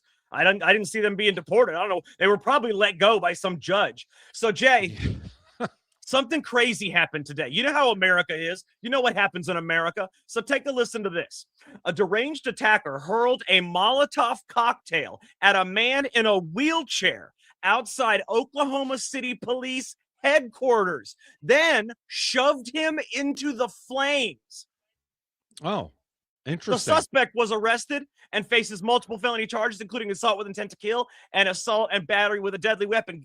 This is how crazy America has become. He threw a Molotov cocktail at a man in a wheelchair, missed him, so he pushed the guy in the wheelchair into the flames in front of the Oklahoma City Police headquarters. It's kind of, I think if you do that, you're probably going to get caught. And when he's convicted, what should happen to him is the guy that he did that to, or maybe somebody who's a family member of that guy, should get to throw a Molotov cocktail at him. That's what I think. I'm glad you brought that up, Jay, because that has actually always been my stance. I think punishment should fit the crime. If something happens, if you do something to somebody violent, that same thing happens to you. Maybe not by the victim, but by a specific person in each prison that does those kinds of things. Like if you rape somebody, you're going to get raped. If you kill somebody, you slit their throat, your throat's going to get cut. That is how it should go in America. And I can promise you, if you do eye for an eye violent crime will drop drastically. I think it would help. It's a deterrent. I think people that say it's not, I don't agree with that. I think it is a deterrent, especially in this day and age when it can be broadcast everywhere. And people go, oh, that's what's going to happen to me. I don't Jay, like think about it. You think that guy's going to throw a Molotov cocktail and watch that guy burn to death if he knows that's going to happen to him? Probably Hell not, no. unless he's completely mentally ill. Probably he would have not. to be. It'd have to be. Like now a guy is going to go molest a child, but now he knows that would happen to me if I did that. He probably ain't going to want that. Well, who's the designated remolester? Well, there's always going to either it's going to be an actual person or it's going to be a device, one or the other. Hey, I just found a use for your humanoid robots. There you go. There you go. But honestly, I have use. always felt eye for an eye is the best crime deterrent there is, man. God was eye for an eye in the original Bible. God was eye for an eye, and I feel the same way. Yeah, and Deborah's pointing out that like they cut off your hand if you steal in the Middle East and people get upset. Listen, I'm not saying the first time you shoplift should you have your hand cut off, but how about we're in America, we're the United States, we're a more tolerant society, we're a more humane society, how about 3 times? 3 strikes, you're out. You get caught stealing 3 times from a store, your hand gets chopped off. I think that's 3 fair. times or 1 felony. You can have 3 misdemeanor shopliftings, but if you get a felony one, hand comes off. Listen, I at this point, I'm not against it. I really never was, but I wasn't. But the laws are the laws that we have, and unless you want, you need to change the law. Change it. Jay, do you know how much crime would drastically drop if anybody had to stop and think, you know what, this is going to happen to me if I do this? I mean, listen, you can stop crime. Now, crimes of passion, you can't stop. The president actually said this the other day, and he was right. He was talking about crime in Washington, D.C. He's saying how, with the National Guard and how crime is down 91% in Washington, D.C., Memphis, New Orleans, everywhere that has called up the federal government since President Trump's been there and said, we want your help. Crime has dropped dramatically. When he made a good point, he's like, we could stop, the crime. You can't stop crimes of passion. That's just an instant kind of thing. That's not possible. It's not possible, right? But crimes like you're talking about, where you think about it, where you plan it. I'm going to go into the store and I'm going to steal something. I'm going to go rob this person. I see them. I'm going to try to rob them. I'm going to try to carjack. That is stuff that you can stop with certain deterrents in place, I believe. Yes. I think it would also deter certain crimes of passion. You might be more apt in a situation to try to calm yourself down if you know what the hell's going to happen to you if you beat this woman, if you slit her throat, if you shoot her in the head. You might be more apt to calm down rather than escalate it. I think in certain cases, yeah, I agree. Yeah. I mean, certain cases, it's just somebody sees red and they snap, it's not going to do it to everybody. It's not going to do it to everybody. But I think, in certain cases where you're building up and you're starting to lose it, but maybe just to that split second, that thought comes to your mind, like, oh, that's going to happen to me if maybe I'll back off a little bit. Whatever I do to this person, And I tell you, the biggest crime that's going to drop, Jay, rape and child molestation will drop to almost zero, man.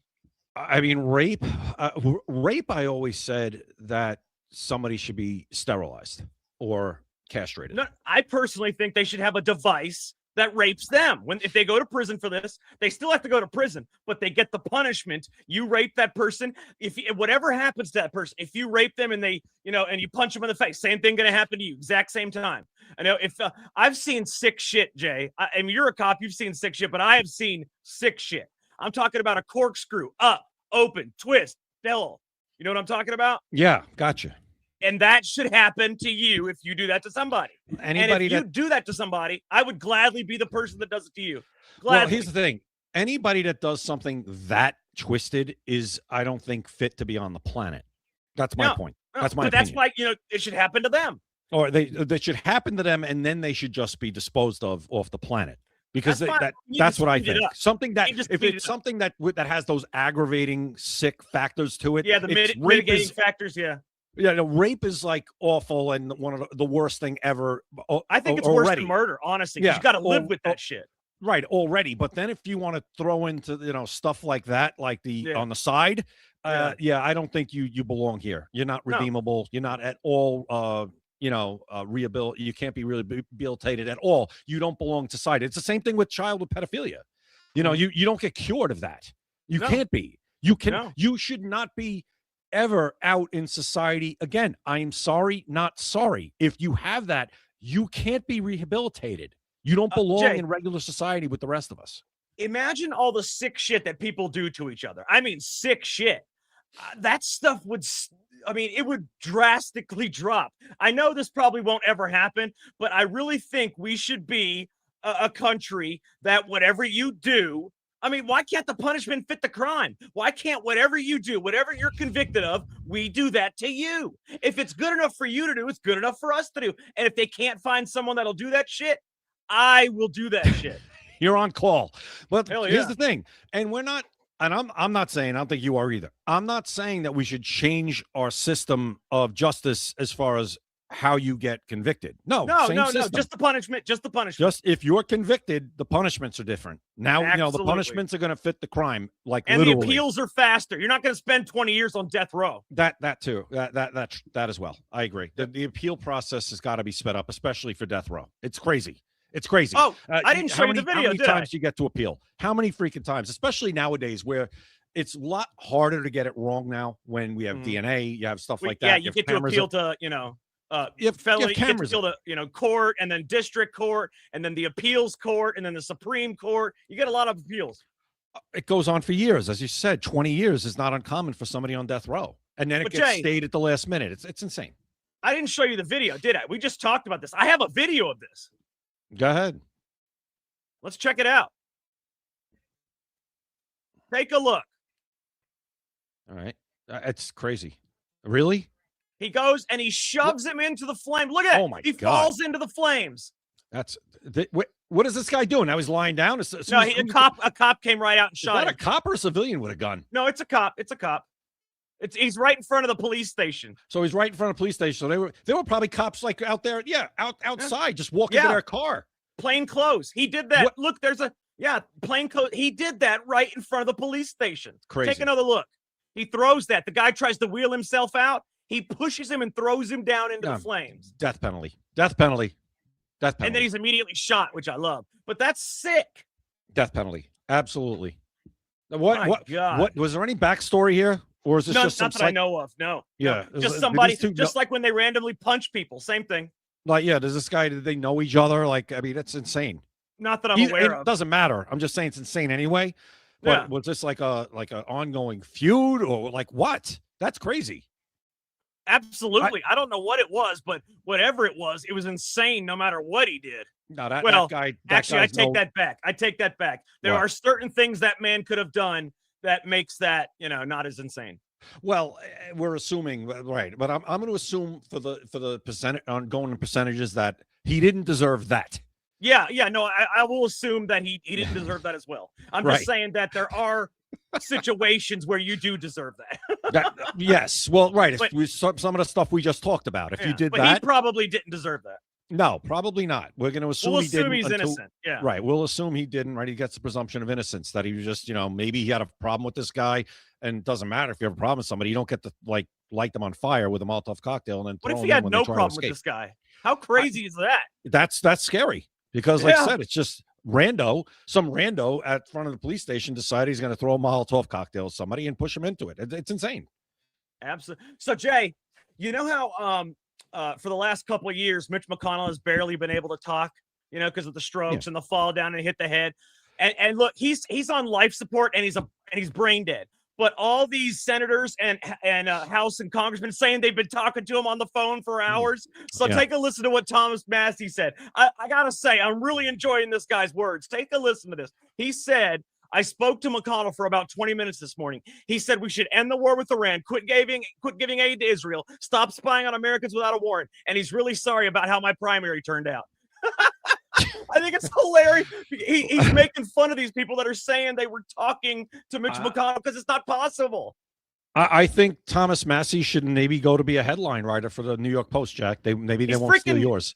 He's good. They don't have to steal my post, but he's freaking good, I gotta say, because that was hilarious.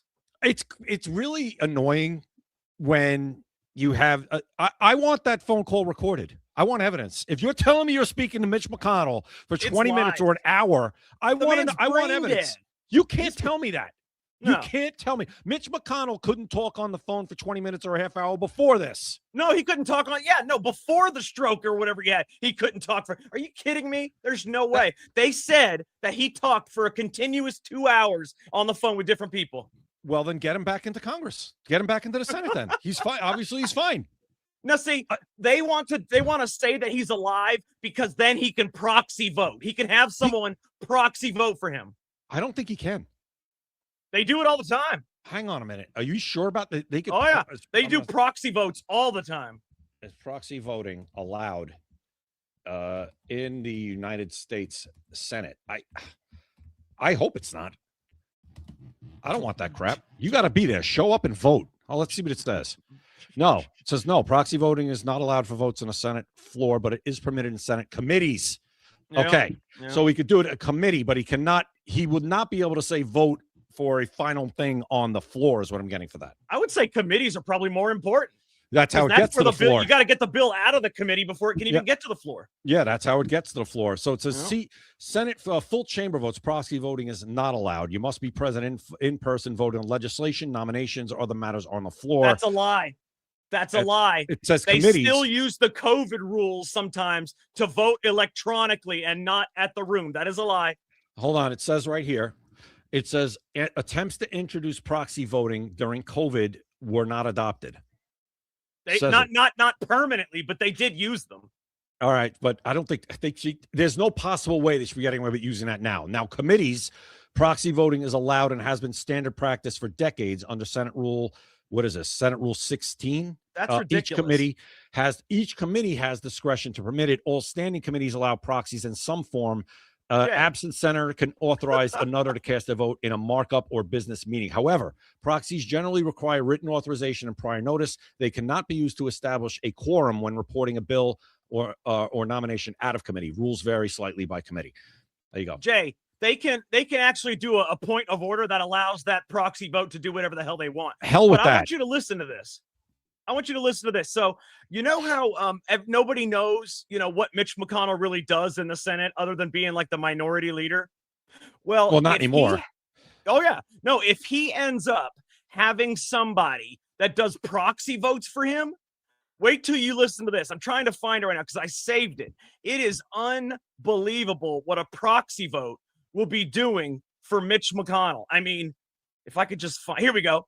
All right, so listen to this. Mitch McConnell is the chairman of the Senate Committee on Rules and Administration. He's the chairman of the Senate Appropriations Subcommittee on Department of Defense. He's the chairman of the Subcommittee on Food and Nutrition, Specialty Crops, Organics, and Research. He's the chairman on the Joint Committee of Printing. He's the vice chairman on the Joint Committee of Congress on the Library. Jay, they will have ultimate power, a proxy person, if they're voting for the chairman, if they're doing the chairman's bid.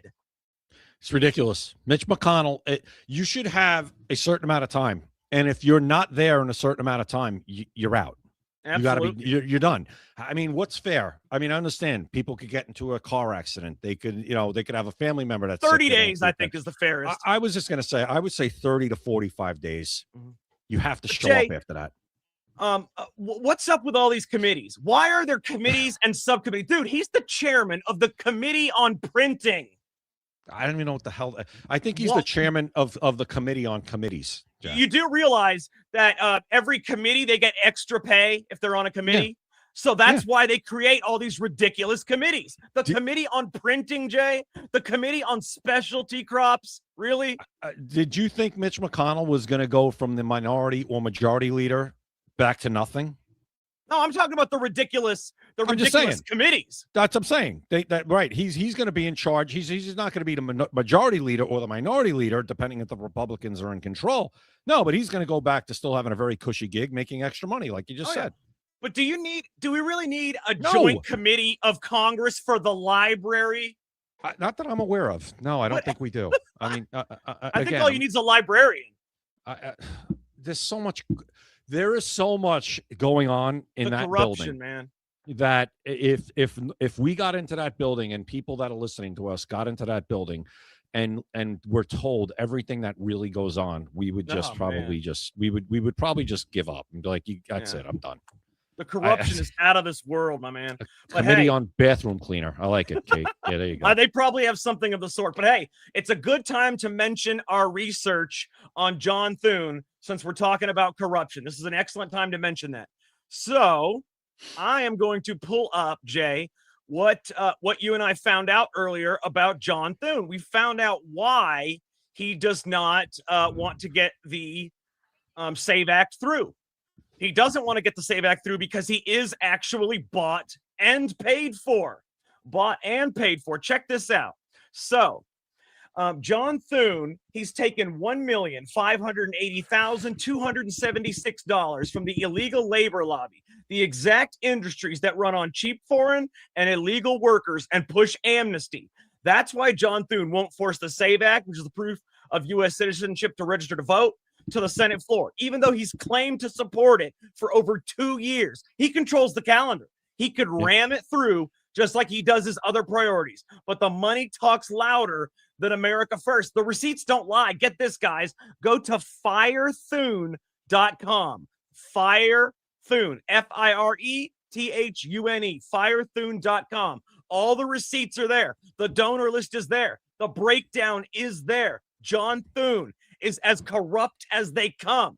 That $1.5 million probably went to buy a mansion or something. Let me tell you, he is not going to ever do the SAVE Act because it would ruin millions of dollars for him. They're going to, if he can get this passed, if he can get it killed without, before the midterms, if he can make sure that it doesn't get on the midterms, I guarantee there's a huge $2-3 million bonus in it from this illegal labor lobby.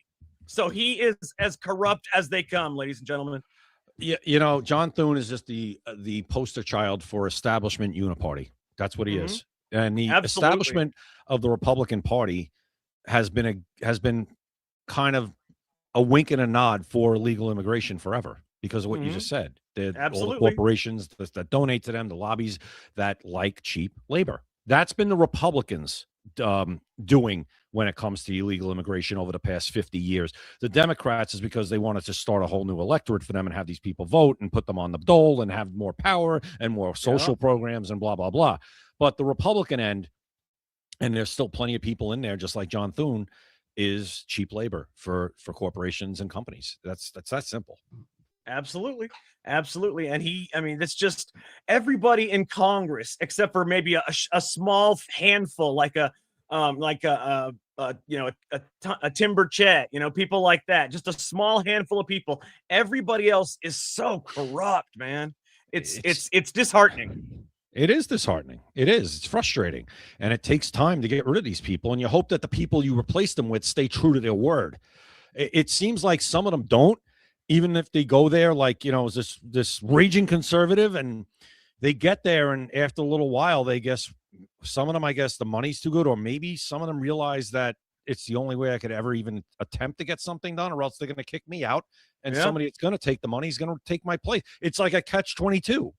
Absolutely. The way you do this, Jack, is just got to get rid of the money, the lobbies, all the influence. The Supreme Court killed that, man, with the super PACs.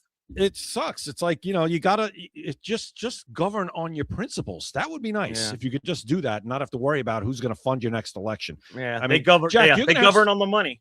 Jack, we're going to have school board elections, literal local school board elections, that the budgets for campaigns for a school board are going to run into the hundreds of thousands of dollars. Oh yeah. It's insane. It's insanity. I mean, it's ridiculous, Jay. But let's get off that for a second, because I want to show you another corrupt part of America. The FDA, the Food and Drug Administration. I want you guys to check this out. All right. So I'm going to read this to you real quick. Everything you've been told about America's food supply was backwards. The agencies like the FDA that claim to protect you weren't actually measured by how healthy Americans become, but by how efficiently they approve the next chemical, the next preservative, the next artificial dye, and the next ultra-processed product.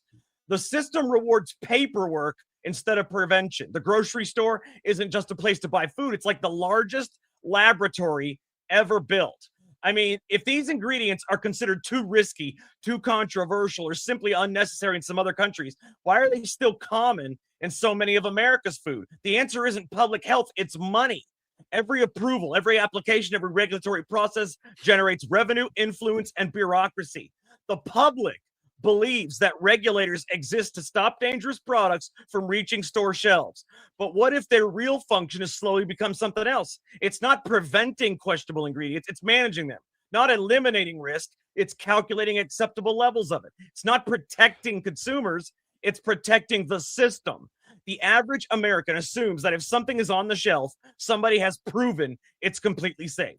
I'm here to tell you that was never actually the standard. That has never been the standard. Instead, chemicals are evaluated one at a time, often in isolation, while millions of people consume dozens of additives every single day. No one, Jay, no one studies the lifetime effects of combining hundreds of processed ingredients into your diet across decades, okay? No one studies what happens when children consume artificial colors, preservatives, emulsifiers, sweeteners, and flavor enhancers simultaneously from infancy into adulthood. Yet, every single person that goes shopping assumes someone else has already done the research.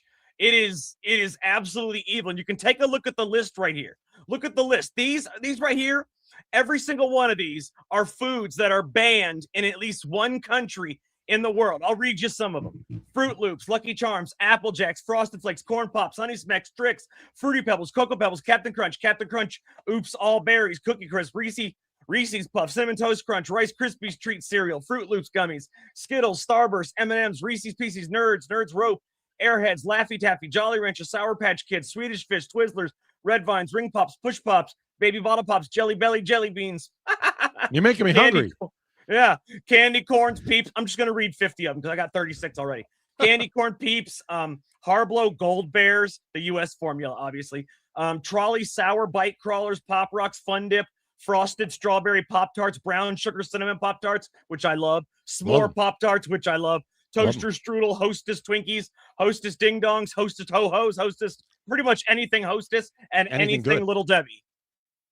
Jack, anything that tastes good. Yeah. And the worst part about it, though, is that the Little Debbie Christmas tree cakes are on there. The Little Debbie Christmas tree cakes are on the list. That's it. I'm leaving. I'm getting out of here. Horrible. Yeah. I what did I say to you today? And I actually, when I quote posted that, I said, if you really thought that the Maha movement was going to undo all of this in 4 years, you just come on. It's a pipe dream. It's going to take a long time. There's too much red tape to undo this shit. A lot of money too, and people making money that they don't just give this stuff up because it's the right thing to do. Come on, it's going to take time. And guys, if you want to know if you're eating one of those foods, you can actually go to my page and look at the post. All right, I'm going to repost it so it's at the top of the page. All right, it's at the top of my page. You can go look at the list and see if you eat one of those foods, and maybe you might want to stop. Our screen names for X are right there above this, at Jack Danger Live, at Opinions Vary. Those are our screen names. Follow us, check us out, and look at that list. Make sure you're not consuming all of those things, because I can promise you'll die a painful death. And by the way, that's also why people from European countries always live longer than Americans. It's why the Mick Jaggers and the Keith Richards never die. You know what I mean? I don't know. I think Keith Richards is an alien, but it's why Klaus Schwab. It's why George Soros will never die. The thing is, like, when everybody came here, for the World Cup, and they love all our food, and people like, well, did you think people got fat in this country because the food doesn't taste good? Yeah, they love the food, but it's because they don't get that unhealthy, gross shit over there. Yeah, they're like, I love the sugar, more sugar, sugar, sugar. Yeah, and the portions, like the size of like the large drinks, like the sodas. Yeah. Like, oh I gotta say though, I love Erling Haaland, man. Oh God, I cannot wait to watch Norway play on Saturday. Love Erling Haaland. He's a monster. He's excellent, and he doesn't put anything. Jay, he drinks raw milk. Okay, he eats cow hearts and livers because they're so packed dense with nutrients, man. Oh God, he's like one of those dogs I see on TikTok where they have like these huge dogs. It'll be a Doberman, and it'll be like some other like monster dog, and they have like a tray in front of them, and then the owner, like the dog is sitting there like patiently, and the owner goes, "Go ahead," and the dog like eats all the stuff, and as he's eating it, it's telling you what it is, and it's like hearts and livers and like that's because they're packed dense with nutrients. Actually, all the nutrients you could ever want, they're packed with them. And you should see the phenomenal shape he is in from his diet. It's incredible. Well, obviously also genetically gifted. But Jack, before we go to Norway, and we could talk about that because they might be in trouble because we could discuss that. But, we'll talk about it. I'm just looking at John Thune. And because people are talking about him in the chat still on Rumble, and I said my question was, what tools can John Thune use finance-wise to try and prod senators to vote the way he wants? Right? How we always say he has things he can do. That's what Chuck Schumer did, and what Nancy Pelosi would do to get votes, right? To make everybody fall in line. And we've always said, if John Thune, you said it today, if he wanted people to vote for the Save America Act, he would get it done. All he has to do is he doesn't even have to do anything financially. He can, but he doesn't have to. He can hold back anybody's legislation. Anything you want to do, you cannot vote on it unless he says it can be put on the floor. But I just want to, you're right. I just want to read a couple of things he could do financially. Yeah, go ahead. It says he has several financial tools to influence fellow Republicans, right? Yep. Thune controls a leadership PAC, like his Common Sense Conservatives Values Pact. He can direct $5,000 plus checks per election to senators' campaigns or their own PACs. This helps him raise money and show support using rewarding loyalty on key votes, right? Thune has ties to New Heights for America, his super PAC, plus dark money arm, and influences the Big Senate Leadership Fund. Whoa, money. That's it right there, Jay. The dark money. Well, that's listen to this, Jack. Listen to this. These can pour millions into ads supporting loyal senators or their challengers in primaries. Super PACs can take unlimited money and run independent spending, great for, quote, helping senators in tough races. Ready? As leader, Thune has sway over the National Republican Senatorial Committee and joint fundraising. He can steer big donations, coordinated spending, and resources to friendly senators. And there's more, but I'll leave it there. So if John Thune wanted to get the Save America Act over the finish line with 51 votes or 52 votes or whatever and kill the filibuster and do it, he could do it. He could even twist a couple of Democrats probably over. Oh, yeah. Oh, yeah. He could do it. Because he could stop Democrats' legislation from coming up, too. Or he could, a friendly Democrat, he could send some money to them. He could. But anything the House passes, he could say, look, it's not coming to the floor. We're not doing shit until this person does whatever I say or whatever. He's got a lot of power as the majority leader. Of course. And Jay, you're right about, you're right about him and the dark money. But see, the super PAC thing you were talking about where they can pour unlimited money, that's the Supreme Court's fault. That's the Citizens United ruling from 2010. That is the Supreme Court's fault where they said a super PAC can spend as much money as they want as long as they're not coordinating with the candidate. They can spend whatever the hell they want. Well, and I got to correct myself. He can't use those tools for Democrats, but he can use what you were just talking about, legislation kind of twisting. You guys want a bill to get to the floor that might be a, quote, bipartisan bill you guys have wanted passed? I'm the one that's going to get it there for you. But he can also use them to primary Democrats. He can say, look, if you guys don't do this, I'm going to make sure you lose the next election. I'm going to put this much money into the Republican candidate. Yeah, true. He could unlimited money way. Those super PACs have, man. There's a lot of tools he could use, and obviously he's not doing it. Don't believe John Thune. Well, the math just isn't there. He's not lying when he says the math just isn't there, just not the same math. His math is the math in his wallet. That's the math that isn't there to get the Save America Act over the finish line. Absolutely, and he could do it. He says he's been supporting it, but we all know why. We just proved why. He's taken almost $2 million from the illegal labor lobby. There is no way they are going to have people not be able to vote. They're just not going to happen. They need the illegal labor lobby. So there it is. Yeah. By the way. All right. Let's talk about Norway real quick because they have a virus running through their locker room. Okay. So Norway was, they're the darling of the World Cup now. This is the farthest they've ever made it. They're in the quarterfinal now. There's only 8 teams left. They have the best goalie in the world. He's incredible. But they also have the best player in the world, Erling Haaland. And what happened is apparently a bunch of them were getting sick with flu-like symptoms for whatever reason. But now it's okay because only one of them has a fever and a couple of them have a cough. So by the time Saturday rolls around, they should all be fine. And Norway, we're going to be rooting like hell for Norway, man, because they are just awesome. Erling Haaland is awesome, and so is the goalie. I mean, my God, I watched that guy play against the last team they played. They must have kicked some incredible kick. They couldn't get shit by him. It was incredible, man. That's why they lost 2-0. They lost 2-1 because Neymar had a penalty kick. That's the only reason. Otherwise, they couldn't get anything by the goalie. And then you've got, Erling Haaland is awesome. So you got to root for Norway. And they're just a great team. And it's full of white people. All right? It's, white is right. Hold on. That's one of the countries that Bernie Sanders always used to talk about when he talked about socialism until everybody said, hey, Bernie, that entire country's white, right? Yeah, that stopped. Oh, I can't talk about Norway anymore. I love Norway. The whole team is white. You can't fuck with them.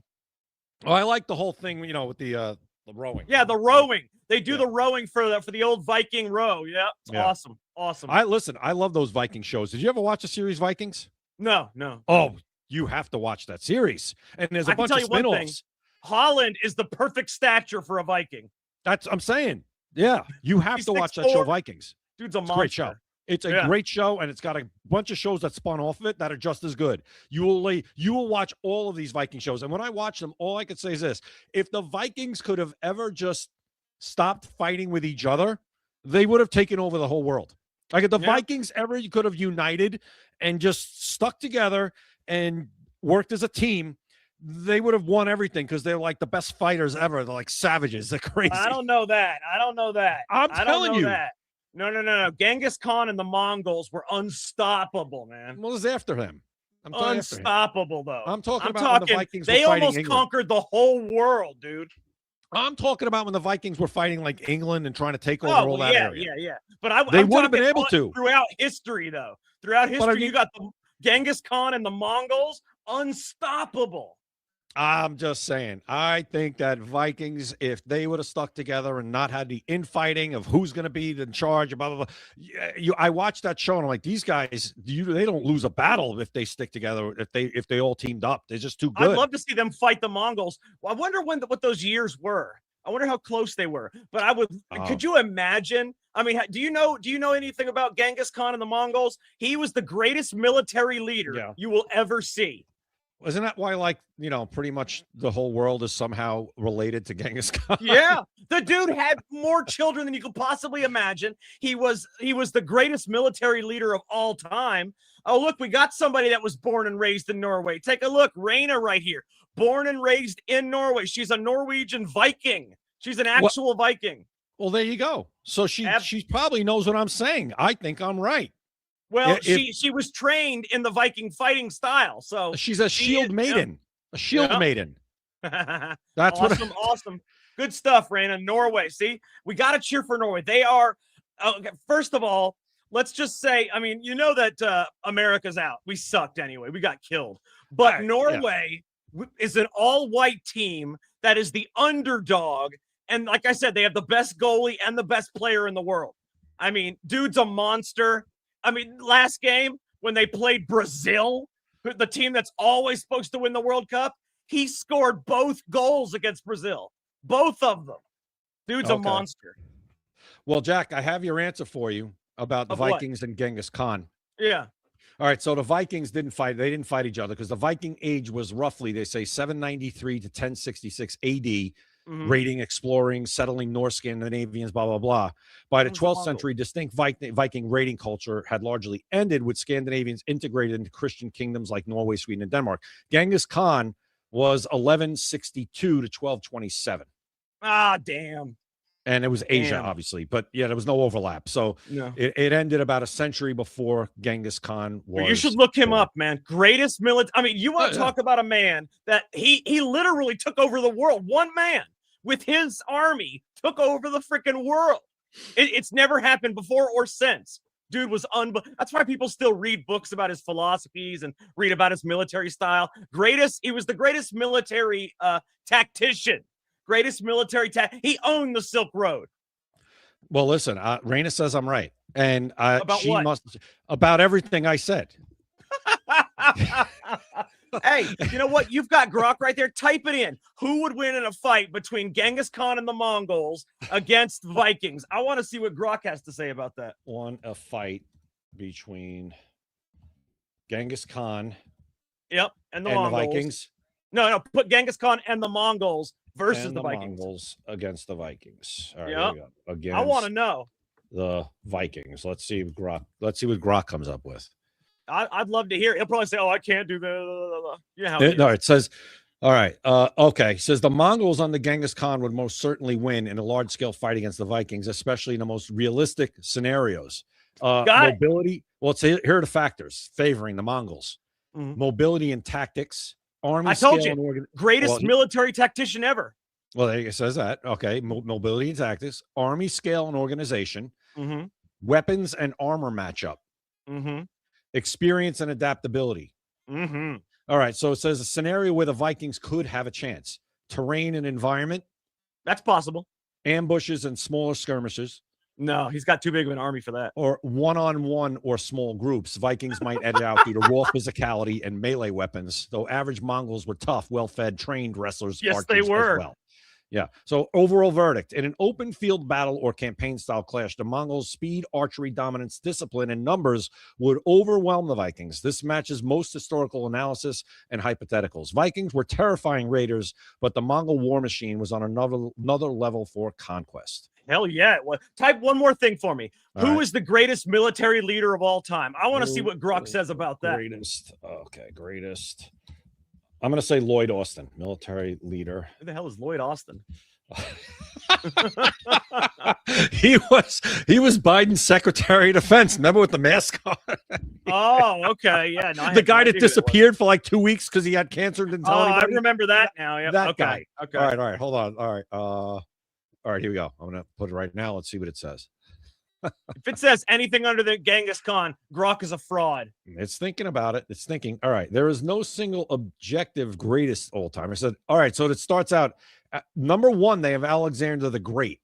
Oh, bullshit. All right. Here's why.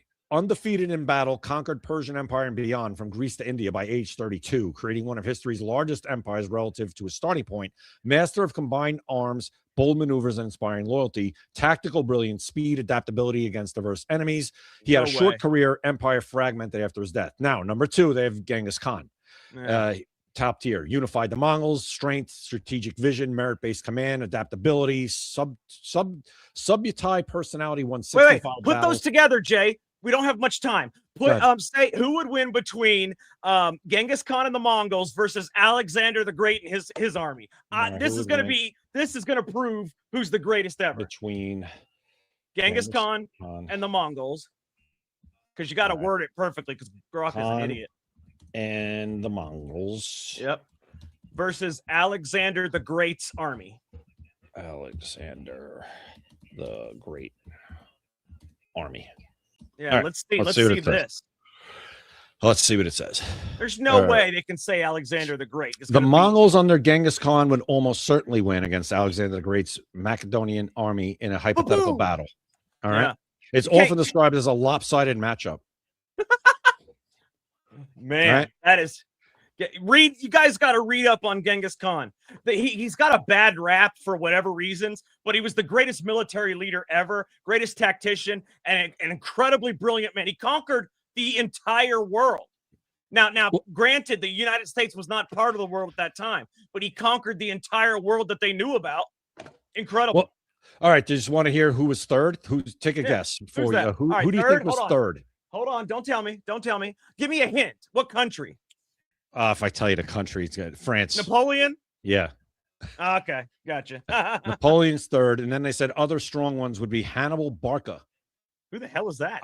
Tactical master, nearly defeated Rome with inferior resources, excellent against odds. Then Julius Caesar. Then Khalid ibn al-Walid. I don't know what it is. Say what? Yeah. Arab is one of the top.